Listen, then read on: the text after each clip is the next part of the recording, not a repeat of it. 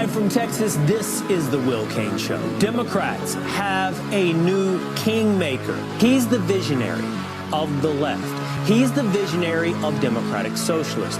And it's his party, Piker's party. And that party has an invite list. And he has a vision, not just as who should be elected to office, but as to the future of the Democratic Socialist of America. When asked a very interesting question about what he would add to the platform, here's what he said about the future of the DSA. Arrest and prosecute and bring about corruption charges for every prominent member of this administration that is engaged in corruption. Prosecute and arrest ICE agents that have also done crimes as well on the job. Bring out the secret police. What's going on, Live from everybody? Texas, this is the Will Cain. I hope everyone's having a fantastic evening, afternoon, pre-noon, no matter where you are in the world. I'm Hasan Piker, and this is the HasanAbi broadcast coming to you live with a new intro from sunny Michigan. Folks, we're live and alive, and I hope all the boys, girls, and MBs are having a fantastic one. Oops, I did the wrong thing here. Oh, that's the wrong thing. Hold on. Oh, coming to you live from Detroit, Michigan. Folks, we're live and alive, and I hope all the boys, girls, and MBs are having a fantastic one, because today's a beautiful day. Today's a wonderful day. Today is election day. That's right, folks. Today is election day. What's the Dr. Pepper taste like over in Michigan? I don't know. Once again, we are all over the country, all up and down, and it's been a year, and it's a beautiful day today. A beautiful day for an election. It is, let's take a look, 2:18 here, 82 degrees and it's sunny. Beautiful day to go out and get out to vote and vote for the change you believe in. It is August 4th, 2026, and the primaries are upon us. Ladies and gentlemen, many of you have already played a role in this primary. Many of you have already played a formative role in this primary, as a matter of fact. And I'm very excited and very honored to be a part of it with all of you.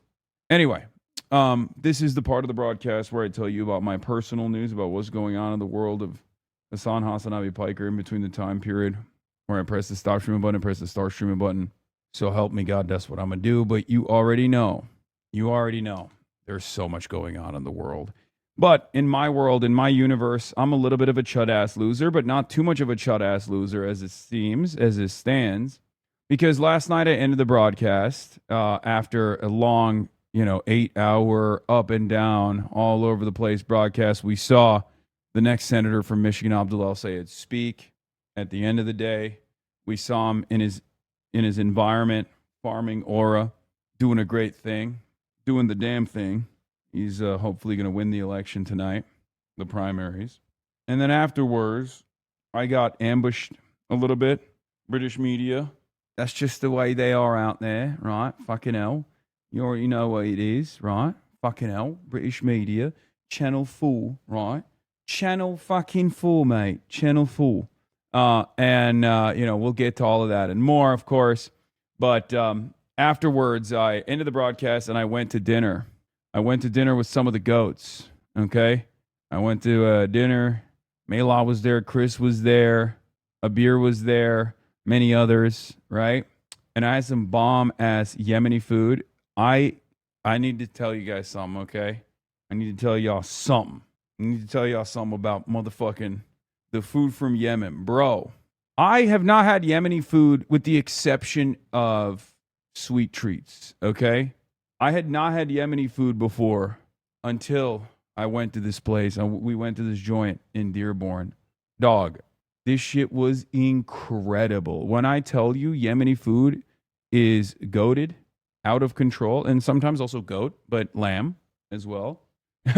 I said bomb-ass food from Yemen, and I guess the next president of the United States is in the chat, and he understood bomb Yemen, question mark. No, dog, I didn't say bomb Yemen. I said there's bomb-ass food from Yemen, okay? We are not American presidents in training, okay? Anyway, it was incredible. It was delicious. It was a decadent dining experience. I loved it. Yes, I did go to Sheba. Yep, that place is amazing. Anyway, the lamb. Oh, the lamb was so perfect. It was falling off the bone. Fox News is preparing an attack segment at this moment. Yeah, they're going to be like, he's not bad, actually. He's not bad. He said bomb Yemen. He's good now. And you're like, HasanAbi Piker, is he actually the guy that Democrats should put in charge because he said bomb Yemen? But yeah, it was delicious. It was decadent. It was immaculate. It was everything and more. I worked out a little bit this morning and did a long interview with a reporter. Did you make eye contact with anyone or just the food? Just the food, baby. You already know what's up. And for those of you who want to see the tie, okay, here it is. Here it is, looking great. Oops, too late. Can't see it. Can't see it no more. Anyway, so I also ordered some coffee. I've been sleeping, but it's just not enough. I feel like I'm just like, even if I get a decent amount of sleep, it's still clearly not enough. Flawless and fierce. Thank you. You ready to meet Mallory McMorrow tonight? Yeah, I saw that. It's funny. I mean, hey, we'll see. Inshallah. Inshallah, I will meet Mallory McMorrow tonight. Inshallah. Pack up tie pick? No. Hold on one second. But yeah, what I was gonna say is, yeah, there it is. Brand new pack opening. What the fuck is that? How are you feeling about the other races? I'm feeling great. Anyway, I was telling you personal news, but that's pretty much it. Start rotating Sundays off, man? No, never. Anyway, folks, we got a lot going on in the world. You already know, and we're gonna get to it. Obviously, I'm a chud ass loser. Otherwise, this is my whole dedication. This is my whole life. There's nothing else going on in my world, at least. It's election day. Straight still closed. Trump backs down. CNN doc. Election party later. Get in now. This is where it's happening. Someone on Twitter suggested you do casual footage. Okay, do we have a blast off meme or not? On a side note, New Fear End is a banger. Thank you, as always. Here are some primary day blast offs. Bro, you made all these graphics, but none for Corey? Oh, you did. Okay, Corey and Hartzell. Okay, good. You did do that. All right, hell yeah. All right, let's go. Let's get it twisted. Let's blast it off. Your silence on streamer games is deafening. Dog. We're playing the game of life out here, okay? Apologies. I haven't kept up with the streamer games at all. What the fuck? Bro, what the fuck is going on? Bro, they called me from housekeeping because they didn't pick up when I called earlier to order cold brew. And then right as I pick up the phone to answer housekeeping, there's a dude outside. He's like coming into the room for room service. I'm like, or not housekeeping, sorry, for room service. They called me for room service because I ordered room service cold brew, and then housekeeping showed up at the same damn time, right as I'm going live. It's crazy. Anyway, folks, you already know what's up. Corey Bush, Hartzell Gray, get out to vote. Aisha Faruqi, Donovan McKinney, Dr. Abdullah Sayed, William Lawrence, Kyle Blumquist. Okay, we got so much going on. How you feeling about Corey Bush's chances? I mean, it's the tough one. It's the toughest one today. Her and Hartzell are in the toughest race. It's all going to come down to ground game, okay? I try to do my very best. I mean, I'm only one guy, unfortunately. I know you guys think I'm literally the kingmaker. I'm the fucking guy who makes these races happen, but that's not the case, you know? It takes a movement. It takes a goddamn movement. So we'll see. We'll see what's up. We'll see what happens. Hopefully, inshallah, good things. If there's any justice in the world, it will be. All right, so probably not a good thing for Haley Stevens' campaign that the pub that she actually did a campaign event at came out and was like, we're really sorry we hosted Haley Stevens. We do not fuck with her at all. When Pucks was approached for Book's event, we were told it would be a private women's dem event. Pucks was never advised that Haley Stevens would be connected with this event. We are heartbroken as we pride ourselves of being not only queer-friendly space, but also advocated and continue to call for a free Palestine. We do not endorse Haley Stevens. You want to hear something crazier than that? This fucking pub, Pucks Tap House Grill, is literally next door to like the Democratic Party headquarters or something, like their local headquarters, which makes it even more insane. So like this is literally the safest place for Haley Stevens to throw an event together in that locality, and yet they were like, we are so sorry. Like this is something that I would expect an area like a pub or something like that for me. Oh, Grand Rapids. Yeah. This is something that I would expect like a place to do when I do a campaign event. there. You know what I mean? They're like, oh, we didn't know this guy's a dangerous terrorist or whatever who's doing it. But it's crazy to me that the fucking, local DNC headquarter equivalent is next door to this pub, this grill. And it's wild that they were like, we're so sorry that we went with this corporate Democrat AIPAC shill. What a time to be alive, folks. I think people are not aware of what the fuck's going on. I listened to the New York Times Daily to, punish myself, as you guys know. I listen to the New York Times Daily to basically punish myself all the time. And this morning was no different. This time, they were talking about Haley Stevens versus Abdul El-Sayed. What does that say about the party? That's the primary that's taking place today if you were stuck under a rock. And one of the incredible revelations that took place was, all the excitement in Abdul's direction, all this stuff, right? They're talking about it. And then they finally get to Haley Stevens' door knockers, and they're like, electability, right? The Haley Stevens canvassers literally turned around and told the New York Times reporter that they don't like that she's getting so much AIPAC money. And the only reason why they're doing it is because they still believe that, they still believe in the electability argument. It's fucking over. It's so over. I couldn't believe it. I could not believe it. They literally were like, we're not excited about her. We're excited about Abdul. But it's clear that, she's the more electable candidate, I guess. So the boomers are still around. This mentality hasn't died out yet. There's still this mentality, and it's going to be a powerful force. But honestly, as soon as Abdul makes it out of the primary, it's over, because these guys obviously, first and foremost, fucking hate the Republicans. So the corporate Democrats that cannot capture any excitement from the base are still desperately leaning into the anti-Republican narratives, which means these guys are going to be lock-in votes for Abdul El-Sayed. Okay? Now, a lot of us will say on this side, well, don't you feel like the excitement on the ground is electability? Yes, but most people don't understand electability in that regard. They think electability is what MSNBC told them is electable, and that's it. They don't think about it. They don't realize that, the electability argument that is being presented to them is actually a fucking lie. The electability argument that is presented to them is actually a complete and utter lie that is designed to sell the dog shit product of the establishment Democrats to an audience that wants more. That's what it is. Abdul is electable. Francesca Hong is electable. As a matter of fact, they are more electable than the corporate moderate establishment Democrats. And tonight is going to be the first step in that direction. We'll cover all of that and more. Obviously, that's going to be the main story for today. Before we get to that, here's Vincent getting his flowers. This absolute diva. Christian says, feeling replaced. I doubt he can do a drop split or something. Yeah, he can probably outwoke me, but ha ha ha. It's just not and therefore.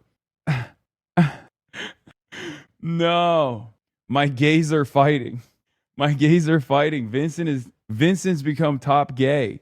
Christian feels replaced. He should. Okay. Hey, Christian, you should feel replaced. Okay. Guess what? There's a new twink in town. That's number one. Number two, you got to hit the books. Okay, Christian, you got to hit the books. You got to learn about polls. You got to learn about elections. You have to become a nerd about elections. Okay. Is he actually gay, or is this stolen valor? You're asking me if is Vincent actually gay, or is it stolen valor? This is Vincent. There's Rashida in the background right there, by the way. We're spreading gay HasanAbi orbit slander. Anyway, I know it's an Instagram link, but it's an announcement from Double Down News about Israel and ADL plot against Zohar Mamdani. Okay, we're not doing that right now. Did you see this yet? Yes, I started the broadcast with this. Live. Fox News gave me the greatest aura edit, dude. It's awesome. I love when they do that. It's so sick. Here, you know what? Fuck it. Let's run it again. Live from Texas, this is the Will Cain Show. Democrats have a new kingmaker. He's the visionary of the left. He's the visionary of Democratic Socialists. And it's his party, Piker's party. And that party has an invite list. And he has a vision. not just as who should be elected to office, but as to the future of the Democratic Socialist of America. When asked a very interesting question about what he would add to the platform, here's what he said about the future of the DSA. Arrest and prosecute and bring about corruption charges for every prominent member of this administration that is engaged in corruption. Prosecute and arrest ICE agents that have also done crimes as well on the job. Bring out the secret police. I love that they're just, I'm serious.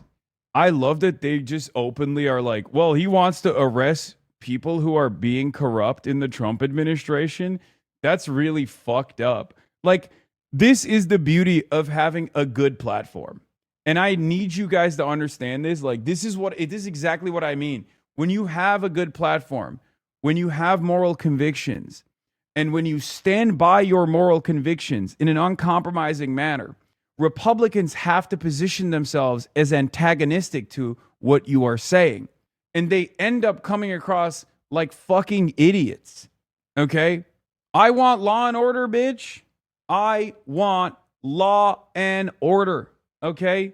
What kind of country are we living in if all of our corrupt elites can steal from us every damn day with no punishments, with no penalties? I don't want to live in a country like that. We're going to make those changes. We're going to make sure that we live in a country that believes in law and order. Okay? It's that simple, folks. In any case, so yesterday, we'll start off here. Yesterday, I got ambush journalismed by Channel 4. We're going to start our story and our journey with that moment. This is right after the Abdul Al-Sayed press scrum, okay? Shots fired by Representative Haley Stevens, who just called out Abdul Al-Sayed for campaigning with the Hassan Piker. I do think some of this stuff makes people uncomfortable. Frankly, it makes me uncomfortable. Okay. I mean, what can I say to that, man? I just like, I like that their closing message is literally, no, this is, I'm going to be honest with you, this is exactly what happened with Zohran Mamdani, okay? This is exactly what happened with Zohran Mamdani. They're trying to tank it for the general. And if they can't tank Abdul for the general, they're just trying to take out, like, you know, a surrogate, like a media person, right? This is the AIPAC dive bomb, as I like to call it. Where, if you guys recall, when Andrew Cuomo first tested this out and it failed spectacularly for him, I had two different mindsets on this, where my initial assessment was, why? Why me? I'm a random dude. Nobody knows who I am, you fucking idiot. The people who know me are already voting for Zohran, and the people that don't know me don't care that you're bringing me up as like a prescient point. And the people that know me and don't like me are never voting for Zohran anyway. So what's really interesting about this is that was a failure. And then it was tried again in this exact race, as a matter of fact. It was tried by Mallory McMorrow. And when she did it, her campaign fell apart. This was a turning point for this race. It was a sleepy, although still a very nationally significant race, it was a sleepy race initially, until the national media came down hard on the race after everybody consolidated around the Fuck Hassan and Fuck Abdul campaign. The media started making these attack ads. All of a sudden, it turned into a whole ordeal. And in the aftermath of that, Abdul went from third place to first place pretty much overnight. Diana DeGette attempted to do this every single race that we have been a part of. They've tried to do it over and over again. But what was really interesting, I want to go back to the Abdul, not the Abdul story necessarily, but the Zohran story. When they did that initially, I was wondering, like, is this the byproduct of a super online campaign? Or are they just attacking me because they know they're going to lose? So we might as well take out, like, a valuable media guy in the process, like a valuable for the left, right? I genuinely think at this point, I don't know if it's an act of desperation, it's a final act of desperation, or if it's just what AIPAC is paying for.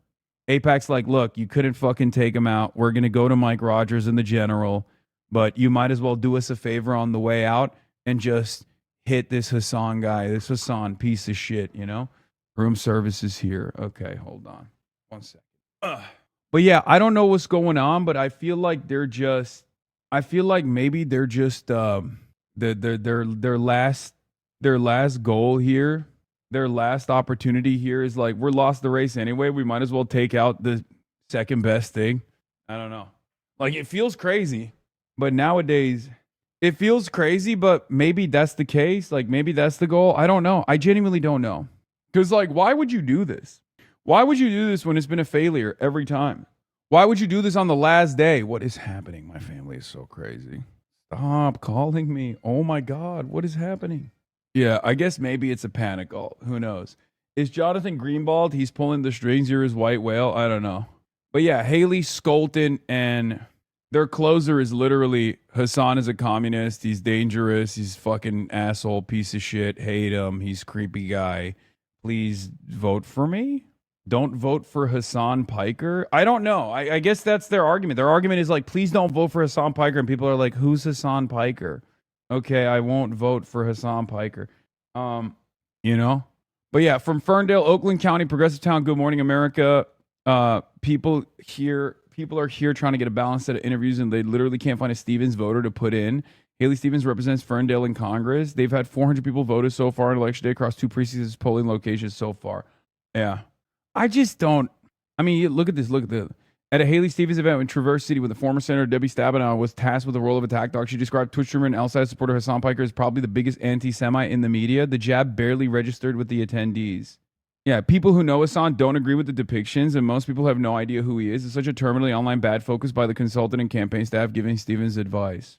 It's actually so strange. Is the entire consultant staff, are they all like are they all weirdo Twitter heads that came from like the Lib and Learn podcast or something? Like, because these aren't necessarily big communities, right? These aren't necessarily like large audiences, but I guess like the only people that watch them, like all 35, work for every campaign so far. Is that what it is?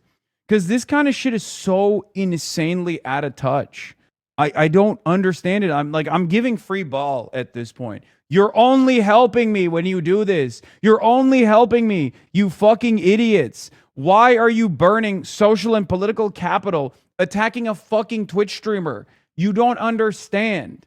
In this day and age, when a person in a position of power lowers themselves to the realm of Twitch streamers, the average person doesn't respond positively to that. It would be the equivalent of like yelling about clavicular.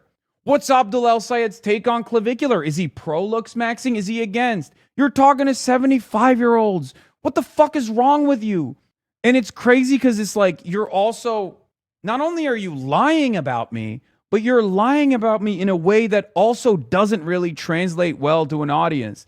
Unless you are not even in all synagogues, right? But like a very ultra Zionist synagogue. You're not going to get the whole like Hasan is an anti-Semite. He's the biggest anti-Semite thing to actually bang. At least in my experience, most people don't know who the fuck I am. And the people that know who the fuck I am are either like Fox News watchers or people who get like freaked out from articles that they read at the Jewish Telegraphic Agency, Jewish Insider, and like they word of mouth that they hear from people about the dangers of growing anti-Israel sentiment directed by this guy. But there aren't that many people at your demographic, at your age group that you're trying to target that know who the fuck I am. And the ones that know who the fuck I am that don't like me are already voting for you. They're already voting for you because they are getting it from Hasbara papers. Like, they're not getting this information from anything else. So I just don't understand why, like, we went from the mayoral race to now numerous congressional district races where I became like a big fucking flashpoint. And now officially we're at motherfucking Senate. We're at the Senate race. And let's be real, in 2028, like, I'll just say it, it's going to be a fucking issue in 2028 in the presidential. I'm just getting you guys ready for it already. Like, one example I will give you is like Roger Stone, right? Roger Stone is a hatchet man. He's been around since the Nixon days. He got Nixon tattooed on his back, right? He works directly with campaigns. He gets paid by campaigns to work with campaigns, right? He's a much more notorious figure. And if you thought a way to attack Donald Trump would be to say like, oh, Donald Trump is hanging out with Roger Stone. This is fucking crazy. How dare you? That would be a stupid line of attack. That would be a stupid line of attack against Trump. There's a million things you can yell about with Trump, right? Like, think, I'm using boomer terminology that your stupid fucking campaigns can maybe comprehend. I'm using shit that boomers care about, like Richard Nixon and Roger Stone. I'm trying to analogize this more adequately for your stupid fucking boomer brain to comprehend. Putting me at the forefront of your attack ads is not going to work. You are a fucking idiot. You are paying fucking idiots. You look extremely out of touch. You look extremely online. I can't believe a 35-year-old Twitch streamer has to literally tell you this, but you are stupid for doing this. I'm not saying this out of self-preservation. As a matter of fact, keep it coming because it's literally good for me. Okay? This has direct downstream positive consequences for me because your politics are repulsive. People hate what you represent. So when, as a toxic establishment Democrat figure, you come down and say, this guy, this young guy, relatively young, 35, I'm getting up there, but this relatively young guy who's dynamic, who's very clearly activating the youth, who's driving youth turnout, who's getting people excited to go out and door knock in a fucking Senate primary of all things during the midterms, right? Not even the general election, not even the presidential election. We're talking about a Senate primary, okay? That is unheard of for so many people. So when you look at a person like that and you say, this guy's my fucking op, you aren't going to win any favors, okay? No one is going to understand what you're trying to do. No one is going to look at that and go, wow, like this guy's a real fucking danger, man. This guy's real crazy. No one knows who I am. I'm irrelevant. And if you just like frame this as like this that I'm this unbelievably negative character, I guess in the long run, my disapprovals will go up. Obviously, on the Republican side, they are maxed out pretty much at this fucking point. On the Democrat side, there will be a significant chunk of disapproval as well. And I guess that's the point.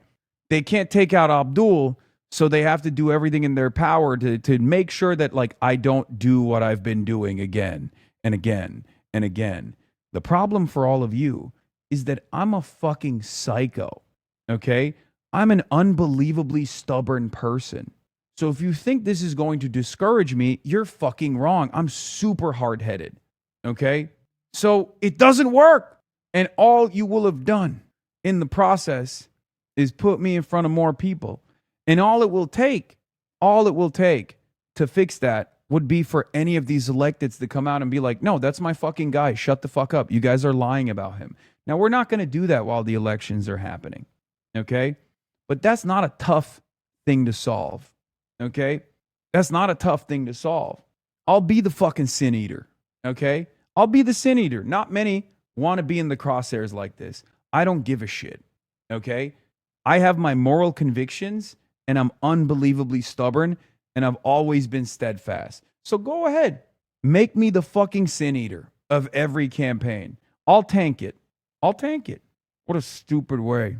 What a stupid fucking way to run elections. I can't believe it, dude. I have some progressive Bernie crap family members who are really triggered by your suit and stuff, but they still support the campaigns you support. All these negative coverage is probably having an effect on your personal brand, but somehow not the campaigns. Maybe they think you are a necessary evil. Wait, that's all over the place. So the Bernie crats don't like me now because I wear a suit? What the fuck are you talking about? What? They're Bernie crats, and now they don't like me anymore because of the suit? What a strange thing.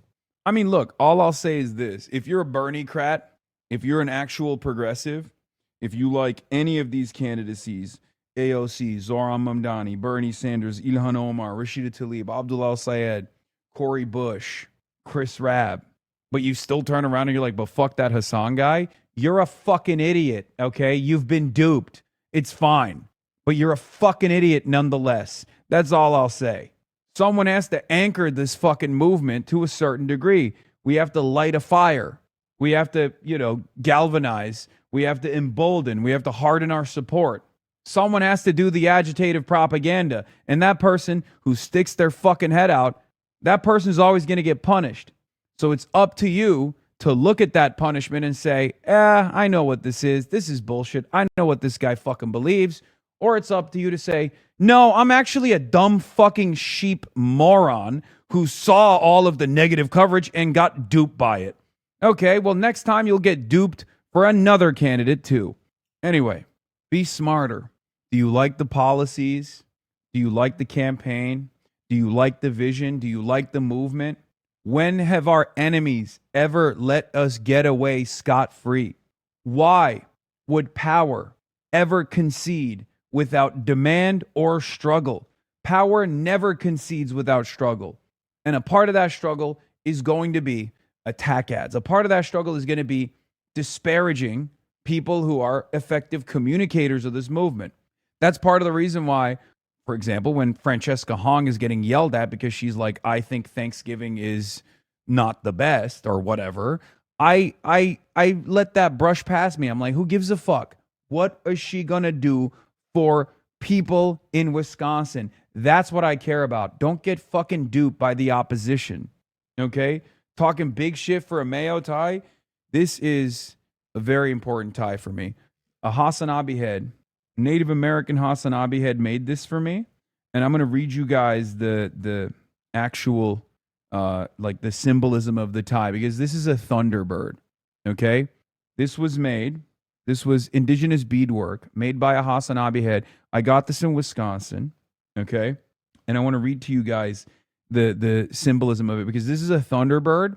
Thunderbirds are supposed to be protective, and it's in Palestine colors, obviously, because of the dual struggle and the similarities between Native Americans and also Palestinians, who obviously are currently experiencing genocide. And there were some more details I wanted to read, but let me see. And the feather is also very important. Hold on. Let me pull this up real quick. One second. Nope, that's not the right one. Okay, so just wanted to give a little information about the significance of the design on the tie that I didn't get to fully explain in person in case Hasan wanted to know or if someone asked about it. I forgot to thank him for everything he does and everything I've learned from him. The bird is a thunderbird, which in Ojibwe culture are powerful spirits of the sky realm that are seen as protectors of our people and bringers of thunderstorms. They are depicted as giant birds whose wings make the sound of thunder and eyes make the flashes of lightning. I wanted to combine a part of my culture in solidarity with Palestine, as I can see the similarity in our struggles and our story.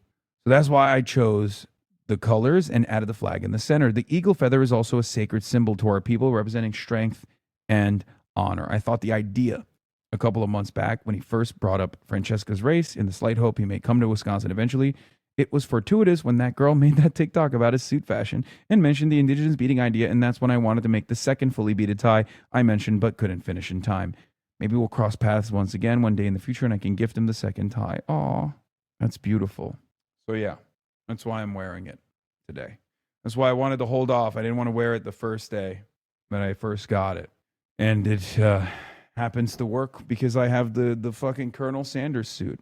I don't want to generalize. I still don't understand them. Maybe it goes to show why we need a political org like DSA to do political education. I think people do not understand socialism, communism, the revolutionary leaders, etc. But I still understand you're on their side. I think this may be a bigger issue down the line. Okay.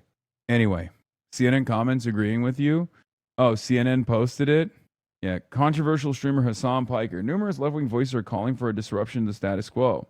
Why should we listen to a man who said America deserved 9/11? He gets all the privilege, blah, blah, blah. There is genuinely an alarming anti-Semitism rising. Oh, God. Hasan actually does an effective job of shepherding young, disaffected men from that pipeline, which will scapegoat Jewish people. Oh, shit. Never mind. Cooked. The establishment of the party needs to understand that status quo is not the way to go anymore. Progressives need to understand that the base of the party doesn't just consist of them. The base is very much minorities, yes. Moderate suburban voters as it is. Progressive voters, if you can't pick up a strong amount of those three types of voters, you will lose. Okay, that's not wrong. Lots of liberal tears in here, assuming that anti-Zionism is anti-Semitism, playing directly into the narrative the big Yahoo and Likud are spreading, tying the idea that criticizing Israel is criticizing and demonizing Jews. Haley Stevens' final message to her staff. When are you going to wear your Jeb Bush tie? Soon. But we got to win it. We got to wear a winner's tie today and not a fucking loser's tie. You're so popular, you're becoming a meme on Insta. Oh, yeah, I saw this. James Carville and John Fetterman have confirmed they will leave the Democratic Party if Hassan Piker continues to help progressives candidates win. Oh, no, steak too juicy, lobster too buttery. Anyway, so this was crazy from yesterday. This crazy fan followed me to Michigan for the Abdul El Sayed race. Oh, damn, I didn't realize this was like a big deal to people not in Michigan. I'm voting in person tomorrow. I hope our state doesn't mess this up. Oh, my God, you're in my state. Hot girls voted early. Why won't you wear the jabussi? Because I don't want to. The Jabussi tie is a loser tie because he lost. And I don't want to wear the loser aura on me. I don't want to have that loser aura on me anywhere. Dude, I'm a very logical person. But I don't know if you guys know this. I'm a very logical person, but I also have like a little bit of, what is it called? Like suspicion? Like not suspicion. What's the term for it? I'm forgetting it right now. I can't even think. Superstition. I'm a superstitious person. I'm a little bit superstitious. I don't know. Like, I don't let it get to like a OCD level, but I like to, wear the same rings and, do the same things that I do in order to like bring about the same like fortuitous results. Maybe I'm not superstitious. Maybe I'm a little stitious. It's not super, but I am stitious. I'm a little stitious. Anyway. A little bit stitious. It's called autism, brother. Not everything is autism just because I'm autistic, which I'm not. I am very, very neurotypical. I am the beacon of neurotypicality. I'm at the tip of I put the tip in neurotypical. Okay? It's crazy. Oh. Crazy people are out here saying you're neuroatypical. It's wrong. Okay. But yeah, I'm a hardcore materialist, a dialectical materialist. I don't know where the superstition feeds into that equation, but it's there. It's a little there. Is this brigaded or CNN Facebook liberals actually Nazis? You know what's crazy? Fox News comments, whenever I get blasted on Fox News, are like, Republicans being like, I love this guy. He's a commie, but he hates Israel like I do. I think I might vote for the Democrats. And then the Democratic Party boomer comments are like, we should kill this dude.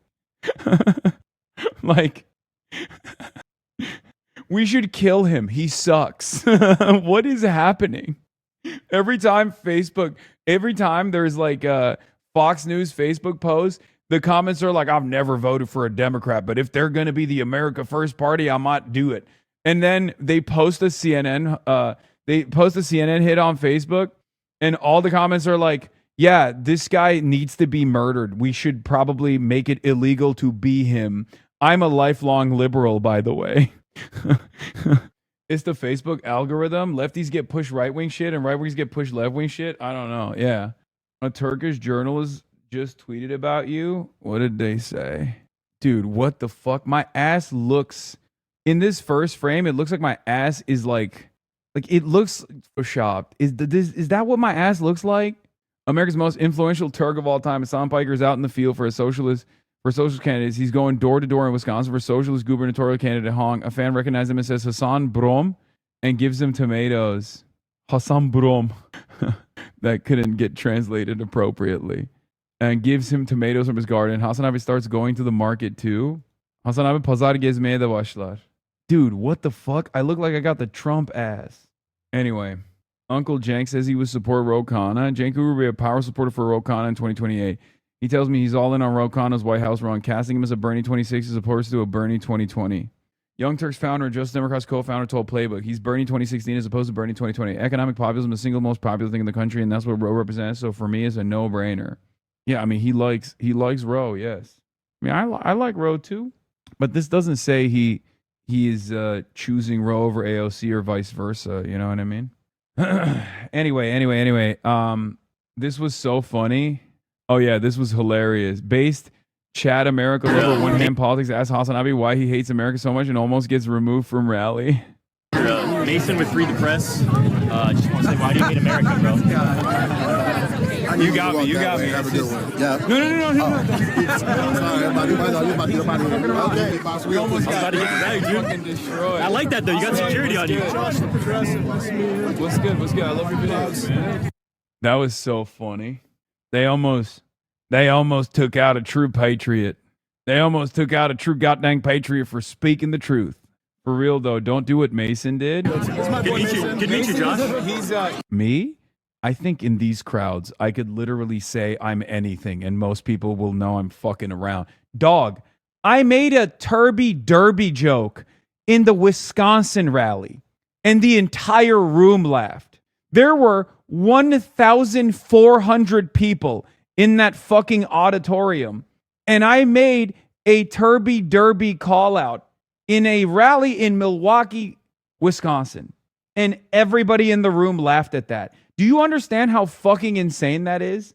Not you, Hasan. They were talking to chat. Oh, yeah, don't do that. Yes, don't do that in the real world to me, chat. That might not work out well for you because I obviously know Mason. Mao's at the pool party. They got Mao's at the pool party. Know what they were doing last night at this pool party that was going on. Some of this stuff makes people uncomfortable. Frankly, it makes me uncomfortable. Wait, what? The pool party makes me uncomfortable. Why were they around a pool? Why were they around a pool? What gives? And why is the pool not in Tel Aviv? Last time I went swimming, it was in Tel Aviv. Beautiful waters in Israel. Israel comes to me in my dreams. I love it. We don't need these demagogues or people citing allegiance to Mao coming into Michigan. Mao. People citing allegiance to Mao. Yeah, dude, by the way, I am noticing that on the last day, these are some of the least relevant messages. Okay? The message that you put out on the last day is a message that you're bringing into the general. If you noticed, Abdul's not really attacking Haley Stevens. Abdul has moved on to attacking Mike Rogers. Haley Stevens, on the other hand, instead of doing a graceful exit, hopefully to consolidate support behind Abdul, has decided to attack me, attack Abdul to the best of her ability. This is not smart. If you care about defeating Republicans instead of becoming a hurdle in the Senate majority for the Democrats, because the Senate majority for the Democrats runs through Michigan, okay? If you care about defeating Republicans, you shouldn't do stuff like this, okay? Knowing that you've lost and then managing a graceful exit would be the appropriate thing. Or if you're still I'm going to win this, I have a shot, you should probably focus on Mike Rogers and why you're the better candidate.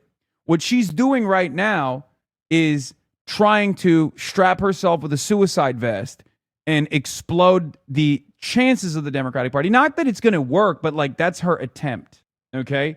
Which is not smart. It's not the smart thing to do. It's not a good thing to do because clearly you haven't read the room correctly. The environment is shifting. Vincent saw what you said about Christian. Live Vincent reaction to the Hasan the Hun Vincent clip. Classic Hasan the Hun has never beaten the faux allegations. Hey, Christian, you should feel replaced. Guess what? There's a new twink in town. That's number one. Number two, you got to hit the books. You got to learn about polls. You got to learn about elections. You have to. Yeah, he's my top gay now. Austin was never top gay. Austin was top gay for a day. You know what I mean? And then Christian very quickly took over the role, took over the responsibility of top gay. And now it's Vincent. Anyway. Wait, what's the other bag? Oh, okay. I was worried. I thought you accidentally brought someone else's shit. Wait, give me the... Yeah. Thank you. You can put the rest over there somewhere. Sure. Put both of them. Why not? Austin is third place gay? Not even, dude. Yesterday, somebody called you and Vincent Clark Kent and Jimmy Olsen, and I can't unsee it. This is not very good. Actually, no. Let me get one of them. Let me get the nitro one. Yeah, this sucks. It's a cappuccino, but it's just not very good. Hey, go ahead. If you like it, you can have it. What was that reaction, bro? Yeah. Vincent is my top gay. Christian number 2. Will is number 3. Will's my number 3 gay. The amount of work that Vincent has put in on these campaigns, I mean, he's doing the Lord's work. Yeah, it's not very good either. Whatever.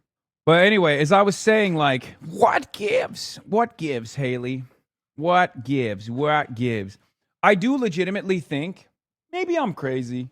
Maybe my brain has been fundamentally rewired because no normal human being is ever the recipient of this steady a line of attack.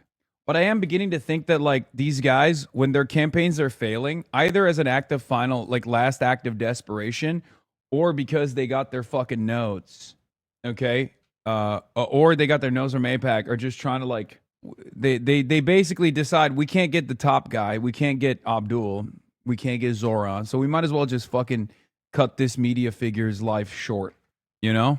Like, what is this? Mao? What are you talking about? Why are you on Fox News doing Fox News talking points? Like, I'm not a fucking Maoist, dumbass. The fuck's wrong with you? Anyway, it's fine. Sam Piker regularly argues that accusations of anti-Semitism against him are baseless. No one can point to specific examples. Well, here's the latest example. On a stream over the weekend, Sam Piker claimed that Israel was responsible for a recent migration crisis in Ceuta, Spain, spreading a conspiracy theory that has gone viral online in recent days. But then he went further and claimed that Israel was looking at the protocols of the Elder Zion to make the conspiracy theories come true. The protocols of fabricated anti-Semitic text that was fueled persecution of Jews over a century. Yeah, I'm saying that as a fucking joke, dumbass. I'm not saying that that's real, okay? I'm saying that Israel leans into anti-Semitic conspiracy theories and like literally fucking makes people believe them, as in the implication is that they're fucking fake and dangerous. Whatever, who gives a fuck? Yeah, sure, dude. Yeah, I'm a firm and committed believer in this now. Fucking assholes. Show us the replies, please. No, they always shut off the replies. Anyway, it was a Richie Torres alum that started the pool party attack. Nothing says I'm in it for the people of Michigan, like spending your last days. You know what's really funny about this stuff? I mean, first of all, this guy's the VP of SKDK, which literally, I'm pretty sure does contract work for Israel now. Right? Didn't they get hired? Am I crazy? SKDK is the one that hired all of the Biden administration genocidaires, right? SKDK is the PR firm that hired all of the press pool from the Pentagon that were prominent genocidaires in the Biden administration. Okay, chatters who are literally rushing to make the same joke. VP of suck dick? Okay, dude. Yes, you got it. You're funny. Yes, SKDK, it's suck dick. I'm asking a fucking serious question. Can we be serious? Jesus fucking Christ. SKDK! It means suck dick, dude. Yeah, very funny, dude. Oh my God. No one had ever thought about that. Oh, they were. Yeah, okay, I was right. Breaking: SKDK ends Israeli government contract via Politico. They did. So SKDK went and hired all of the former Biden era PR people, publicists, and they were literally doing a fucking contract for Israel, which they dropped, I guess. You raised this like this, big bro? No, I didn't. Take some fucking accountability. Take some goddamn accountability for once in your fucking lives. Okay, legalize comedy. Oh, because the letters could also stand for suck dick, lemefeao. I've worked with people from SKDK and never thought of that joke, Lamau. Oh my God. Guys, fucking lock in. Please. It's primary day. It's election day. The cussy guy telling us to be serious? Yes, we do both. We do both around these parts. I'm trying to have a serious conversation. We're talking about genocide errors. Is Michigan venue apologize for hosting a Stevens event? Yes, I know. I am aware. Fox News urgent news. Mao influencer HasanAbi declares fund illegal and vows to eliminate it in radical leftist policy. Real and true. Real news alert. Real and true news alert. Is there a free USB-C? Because I need to charge my phone. Is all of it? Oh, that's at 57? Damn. Wait, don't pull any of it. No, fuck it. It's fine. We will wait for it. What about the audio one? Yeah, is that? Okay, here, just hand that over here. What's that tied to? Is that tied to a box or no? Oh, is that tied to the... Okay, that's not going to work. The light on you is too blue and the back is too warm. Need something in between. That's why it's blue, because the back is too warm. That's why I turned it blue. No. I got it, David. You don't touch it. He immediately came back in after I'm the one who made that blue on purpose, because I look too fuzzy and too orange with the normal warm light. Haas cooking you today? What do you mean? Why? What is he doing? What is Haas doing? He's on Jubilee all the time. He's a HasanAbi head. I saw you at Oh, is he hitting the scuba? I don't see it. This motherfucker. Haas, stop fucking around, please. the Japanese place, bro. That place was fire. Yeah. Good to see you, man. Way to be out here. Appreciate it. Of course. That was awkward. Anyway, Yeah, Dave Weigel has a couple different takes on this stuff. Karl Rove came out last night with another 9/11, like, fucking murder capitals, whatever the fuck he was saying. I don't know. It's Karl Rove, who is, actually responsible for the murder of hundreds of thousands, if not millions, ironically enough, going on Fox News and being like, who's really bad? Hasan Piker. Anyway, Dave Weigel reports, this is more of a Taylor Lorenz expertise, but I think the Hasan 9/11 joke has never hurt like Dems wanted to, because everyone under 35 is irony poison and has been laughing at 9/11 jokes for years. But how did he close his campaign? It's a very insightful. He spent the day campaigning with Hasan Piker, who said America deserved 9/11. If you're worried about Medicare fraud, you ought to kill Senator Rick Scott, a former health care executive. He said the Hamas attack on Israel and October 7th attack was Israel's fault, and the use of rape by Hamas didn't change the dynamic for him. And he then he has mocked Republican congressman. Yeah, former. Okay, here's what's really interesting about this. Okay, one, all of the Israel things that he's saying, or even like the Rick Scott thing and the Dan Crenshaw thing, might actually backfire on Karl Rove. Okay, not that they listen to me, so I'm basically giving them advice that they're never going to take, but Republicans in the base, especially Trumpist Republicans, do not fuck with Rick Scott. When they identify why that quote that is misconstrued was made to begin with, they will really not identify with Rick Scott. And last but not least, they fucking hate Dan Crenshaw. So it's ironic that he's like going directly to the audience with the worst possible message. Now, of course, Karl Rove, also an establishment Republican, and is maybe a little out of step with his own base and their desires, because I don't think many Republicans give a shit. Like, perhaps a far better message on Fox News in this situation would be to say, oh, Hasan Piker actually says like they want to arrest the, Trump administration. He wants to arrest ICE agents. Like, that probably would be a better message for the Fox audience.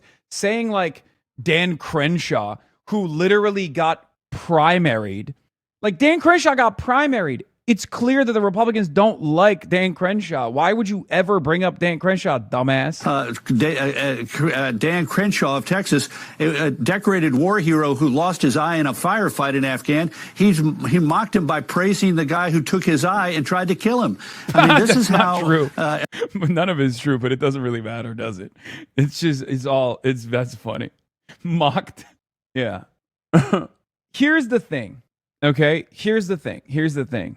If our fighters were establishment Democrats, if our fighters were centrist, moderate establishment Democrats, and they had nothing to offer, this kind of shit would tank their campaigns. Why?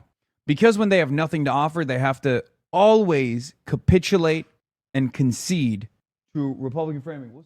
Okay. They always have to concede. They always have to capitulate to Republican framing. And that's what they would do. This would be a Sister Soldier moment for like Bill Clinton or any other moderate Democrat, right? But for someone like Abdul or for someone like Francesca Hong, for all of these other people, they have real policies. So if they are offering something to the voters and they're talking about healthcare, they're talking about poverty in this country, and the Republican opposition's only line of attack is, oh, you're hanging out with a Twitch streamer who's like really fucked up, you're gonna look silly. You're gonna look stupid. Okay? You're gonna look silly, you're gonna look stupid, and you're not gonna be able to fucking effectively campaign. And that's it. That's the beauty of it all. Now, one might say, is this an acceptable risk? Right? Please do not plug something out that is connected to the soundboard or something.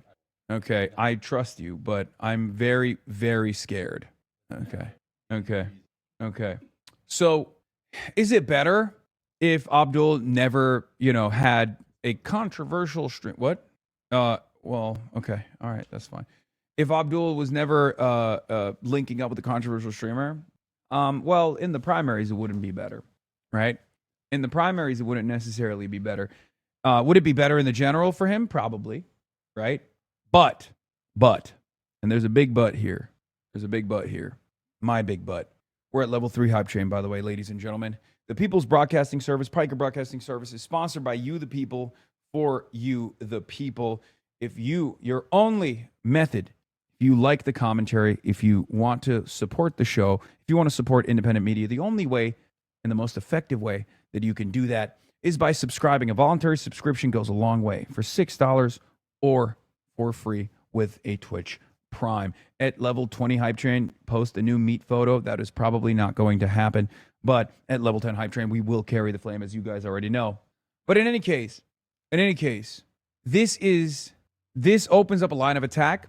But here is the positive. You can present me as a villain all day, every day. But at the end of the day, I'm not associated with the campaign. Okay? I'm a random Twitch streamer. So when you consistently turn around and say, oh, dude, this guy's a radical, this guy is bad, all you're doing is making me look bad to your fucking geriatric audience and maybe to the liberals who also are tuning into this frequency because they think it's an appropriate line of attack against left insurgent candidates, whatever, right? Every moment that you waste time attacking me is a moment that you're not attacking Abdul. So in that regard, it's actually somewhat good for Abdul because I'll be the punching bag, okay? For the voters, it's very difficult.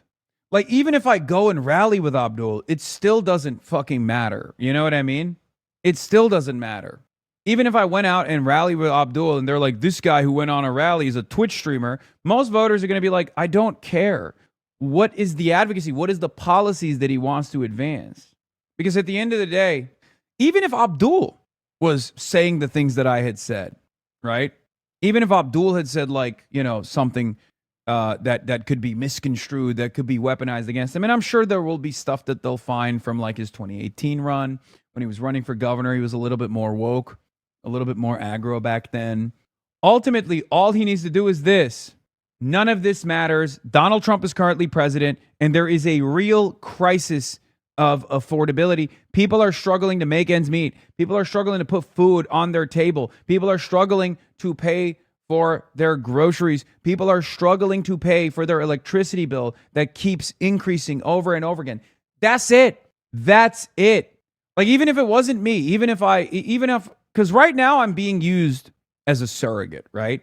I'm being used as a surrogate in the same way that I was used as a surrogate with Zoran, in the same way that I was used as a surrogate with Melat, with all these other campaigns where they attack me to attack the candidacies, okay? But even if I didn't exist and they had something that they could like hit him on directly or these candidates on directly, all they need to do is turn around and say, this is silly. Who cares?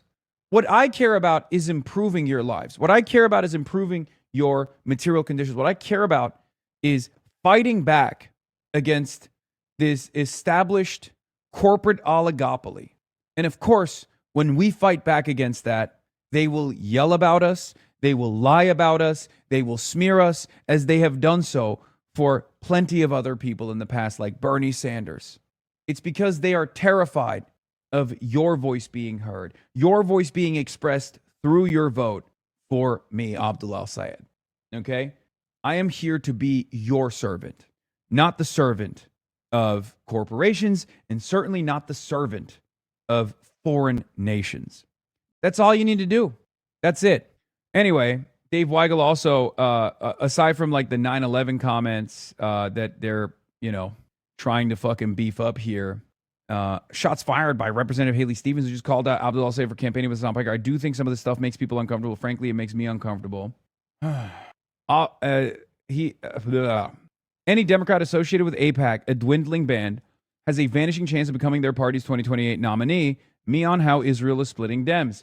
This is Edward Luce, associate editor of at the Financial Times. Okay, Dave Weigel says, "Embrace Hassan thought." It's true. Maoist pool party. That's got to be a new username after what gives. Stick it to him. Yeah. If the America Deserve 9/11 guy campaigning with Zoran didn't work in New York City, that shit ain't going to work anywhere. Yeah, of course not. But this is my favorite type of thing that these people do. His approval rating is shit, lol. Why do you keep giving these people free, unearned good coverage, Dave? He's not a politician. The politicians he embraces are very popular, though. Every candidate he endorsed in the last set of California elections laws, literally wrong. Just wrong. Only Shoykot lost. Yes, I know Elizabeth Warren attacked James Carville at my behest. It was kind of cool. I wasn't expecting that. But I guess the likes of Abdul El Sayed has brought all of us together. Level 6 hype train. It ended at level 6. Oh wait. Oh shit. Michael Fusco Art, you couldn't save it. I think you sent 100 gifted right as it ended. Unfortunately, my mom's boyfriend was in the towers on that day, and he's a no king's lib who thinks you do good work. Yeah. No, there's so many people like that. Dog, we got a 9/11 first responder elected into Congress, and not only did that not stop people from saying I'm a terrorist, they call him a terrorist. Adam Hamawi is a combat surgeon in the Army. He saved the lives of countless people. He rushed into the fucking burning towers on 9/11, and they call him a terrorist. At some point, we got to realize, like, this 9/11 stuff is just only being weaponized as a way to make Muslims and Muslim candidates look bad. Like, it's a permission structure for Islamophobia. It's fucking ridiculous, dude. It's so ridiculous. It's so racist. The pic that they showed Haley that made Haley uncomfortable. Okay, stop. Anyway. What is this? Lol at this photo of Barry Weiss in Sun Valley with Sheryl Sandberg, who's toting a copy of John Fetterman's book, Lean In. Oh, that's awesome. Unfettered. Why the fuck does she have a lab coat on? Did you see the CBS TikTok interview they did with Haley Stevens where she talked about how her AIPAC money was from Democrats? No, I didn't see that. But that's a really dumb argument. She's doing gain of function research. Anyway, now let's get to this clinic. Many people are saying this is one of my best media appearances. So this happened right after Channel 4 saw that I was at the Abdul rally, and immediately they locked in because they're like, this guy is he got banned from the UK. This is a great opportunity to get a fucking quick interview. I kept saying no, and they just kept bothering me. So I was like, all right, fuck it. Why not? Can we just ask you about the Home Office revoking your visa? We're from Channel 4 News in England. Yeah, it's a sad state of affairs that the Labour government did such an undemocratic thing. But I guess that's the state of the world now. That's the state of liberal democracy now. I didn't have a problem going into the country under Tory leadership, which, clearly I'm at bigger odds with. They've said that your presence in the UK wouldn't be conducive to the public good. Do you think that could harm Abdul al-Sayed's campaign being associated with you? No, I don't think so. Will it put off some voters? No, I don't think so. That's such a funny question. Why the fuck would... Dude, hello, I'm a voter from Kalamazoo. I am going to go out and vote for my favorite senator. Let's see. Will it be for Abdul al-Sayed or will it be for Haley Stevens? Hold on. Let me look through the list of possible surrogates for each campaign and then figure out if one of them has been banned from the UK. Like, what kind of insane line of questioning is this? To which I responded with, no. Why would that be top of mind? American voters are like, do I vote for the Israel Comes to Me in My Dreams candidate or do I vote for the Medicare for All candidate? Wait, hold on. I was going to vote for the Medicare for All candidate over the Israel Comes to Me in My Dreams candidate. But after I found out that the Medicare for All candidate actually campaigned with a guy who got banned from the United Kingdom, I really got to reconsider my positions. Yeah, you lost Abdul, the British geezer voter base. Yeah. Guy who's like, day in the life of a Brexit geezer. Wake up in the morning, have a jelly deal, have a go, look at my two favorite Senate candidacies in the Democratic Party. Hopefully neither of them have campaigned with someone who's been banned from the homeland. Yeah, fucking hell, he has. I was going to vote for this bloke who likes Medicare for All. And now I'm reconsidering. I think so. The overwhelming majority of the Western world, I think, recognizes that what Israel is doing is a genocide. I think the media is now playing catch-up at this point, but for the most part, the people are pretty united on this issue. And no matter how hard governments move in the direction of repression, you can't really hide from the truth, and you can't really hide from the shame either. So you know, it's a setback, it's a hurdle, it's a real shame as well, especially considering that, I mean, I personally thought the UK was a bastion of liberal democracy, that these values like freedom of expression were values that especially the Labour government would be committed to. Hopefully there will be some attitude shifts happening with Burnham. The government says it is committed to those values, but it says that your presence, you threaten those values. You're not conducive to the public good because of some of your rhetoric. Yeah, of course the government is going to say that. They're not going to be like, yeah, we hate free speech now, but were they really committed to it with the pensioners that they arrested for the Palestine action protests that were taking place? I don't think so. I think that was a significant mode of repression from a government that recognizes that they are out of step with the needs of their voters, with the needs of the masses that recognize that Israel is committing a genocide, and the masses that demand a change from their government. That is the fundamental of liberal democracy, something that I believe in, something that I'm fighting for here in the United States of America, as the Trump administration is putting democracy in the crosshairs. And it is a real shame. By the way, that was deliberate. I brought it back to Trump because everybody in the UK hates Trump, except for like some of the sweatiest fucking losers, with the exception of like Nigel Farage. Everybody in the UK hates Trump, right? So I'm saying like the Labour government is behaving like Trump. That's on purpose. Okay? I hit that line to be like, look, I'm fighting against Trump out here. I'm fighting against Trump's like anti-liberal, illiberal attitudes, and you're over there like, you know, repeating it. It's completely unacceptable. See that exact same mechanism of repression get repeated in a country like the United Kingdom. It's something the country will deny, obviously, the United Kingdom's government. Of course it's going to deny it. Will you apply to go again now that Andy Burnham is in? I said that didn't get picked up that well in the mic, but I was like, of course they're going to deny it. They're not going to say they're fascist. They're not going to be like, yeah, we're doing it for fascism, yeah? Fucking hell. We having baked beans? Yes, of course. And there's, you know, we're in works. There were a bunch of different conferences that I was supposed to take part in that I had to take part in digitally. Now, in the age of the internet, it is also additionally silly to try to restrict movement in this regard.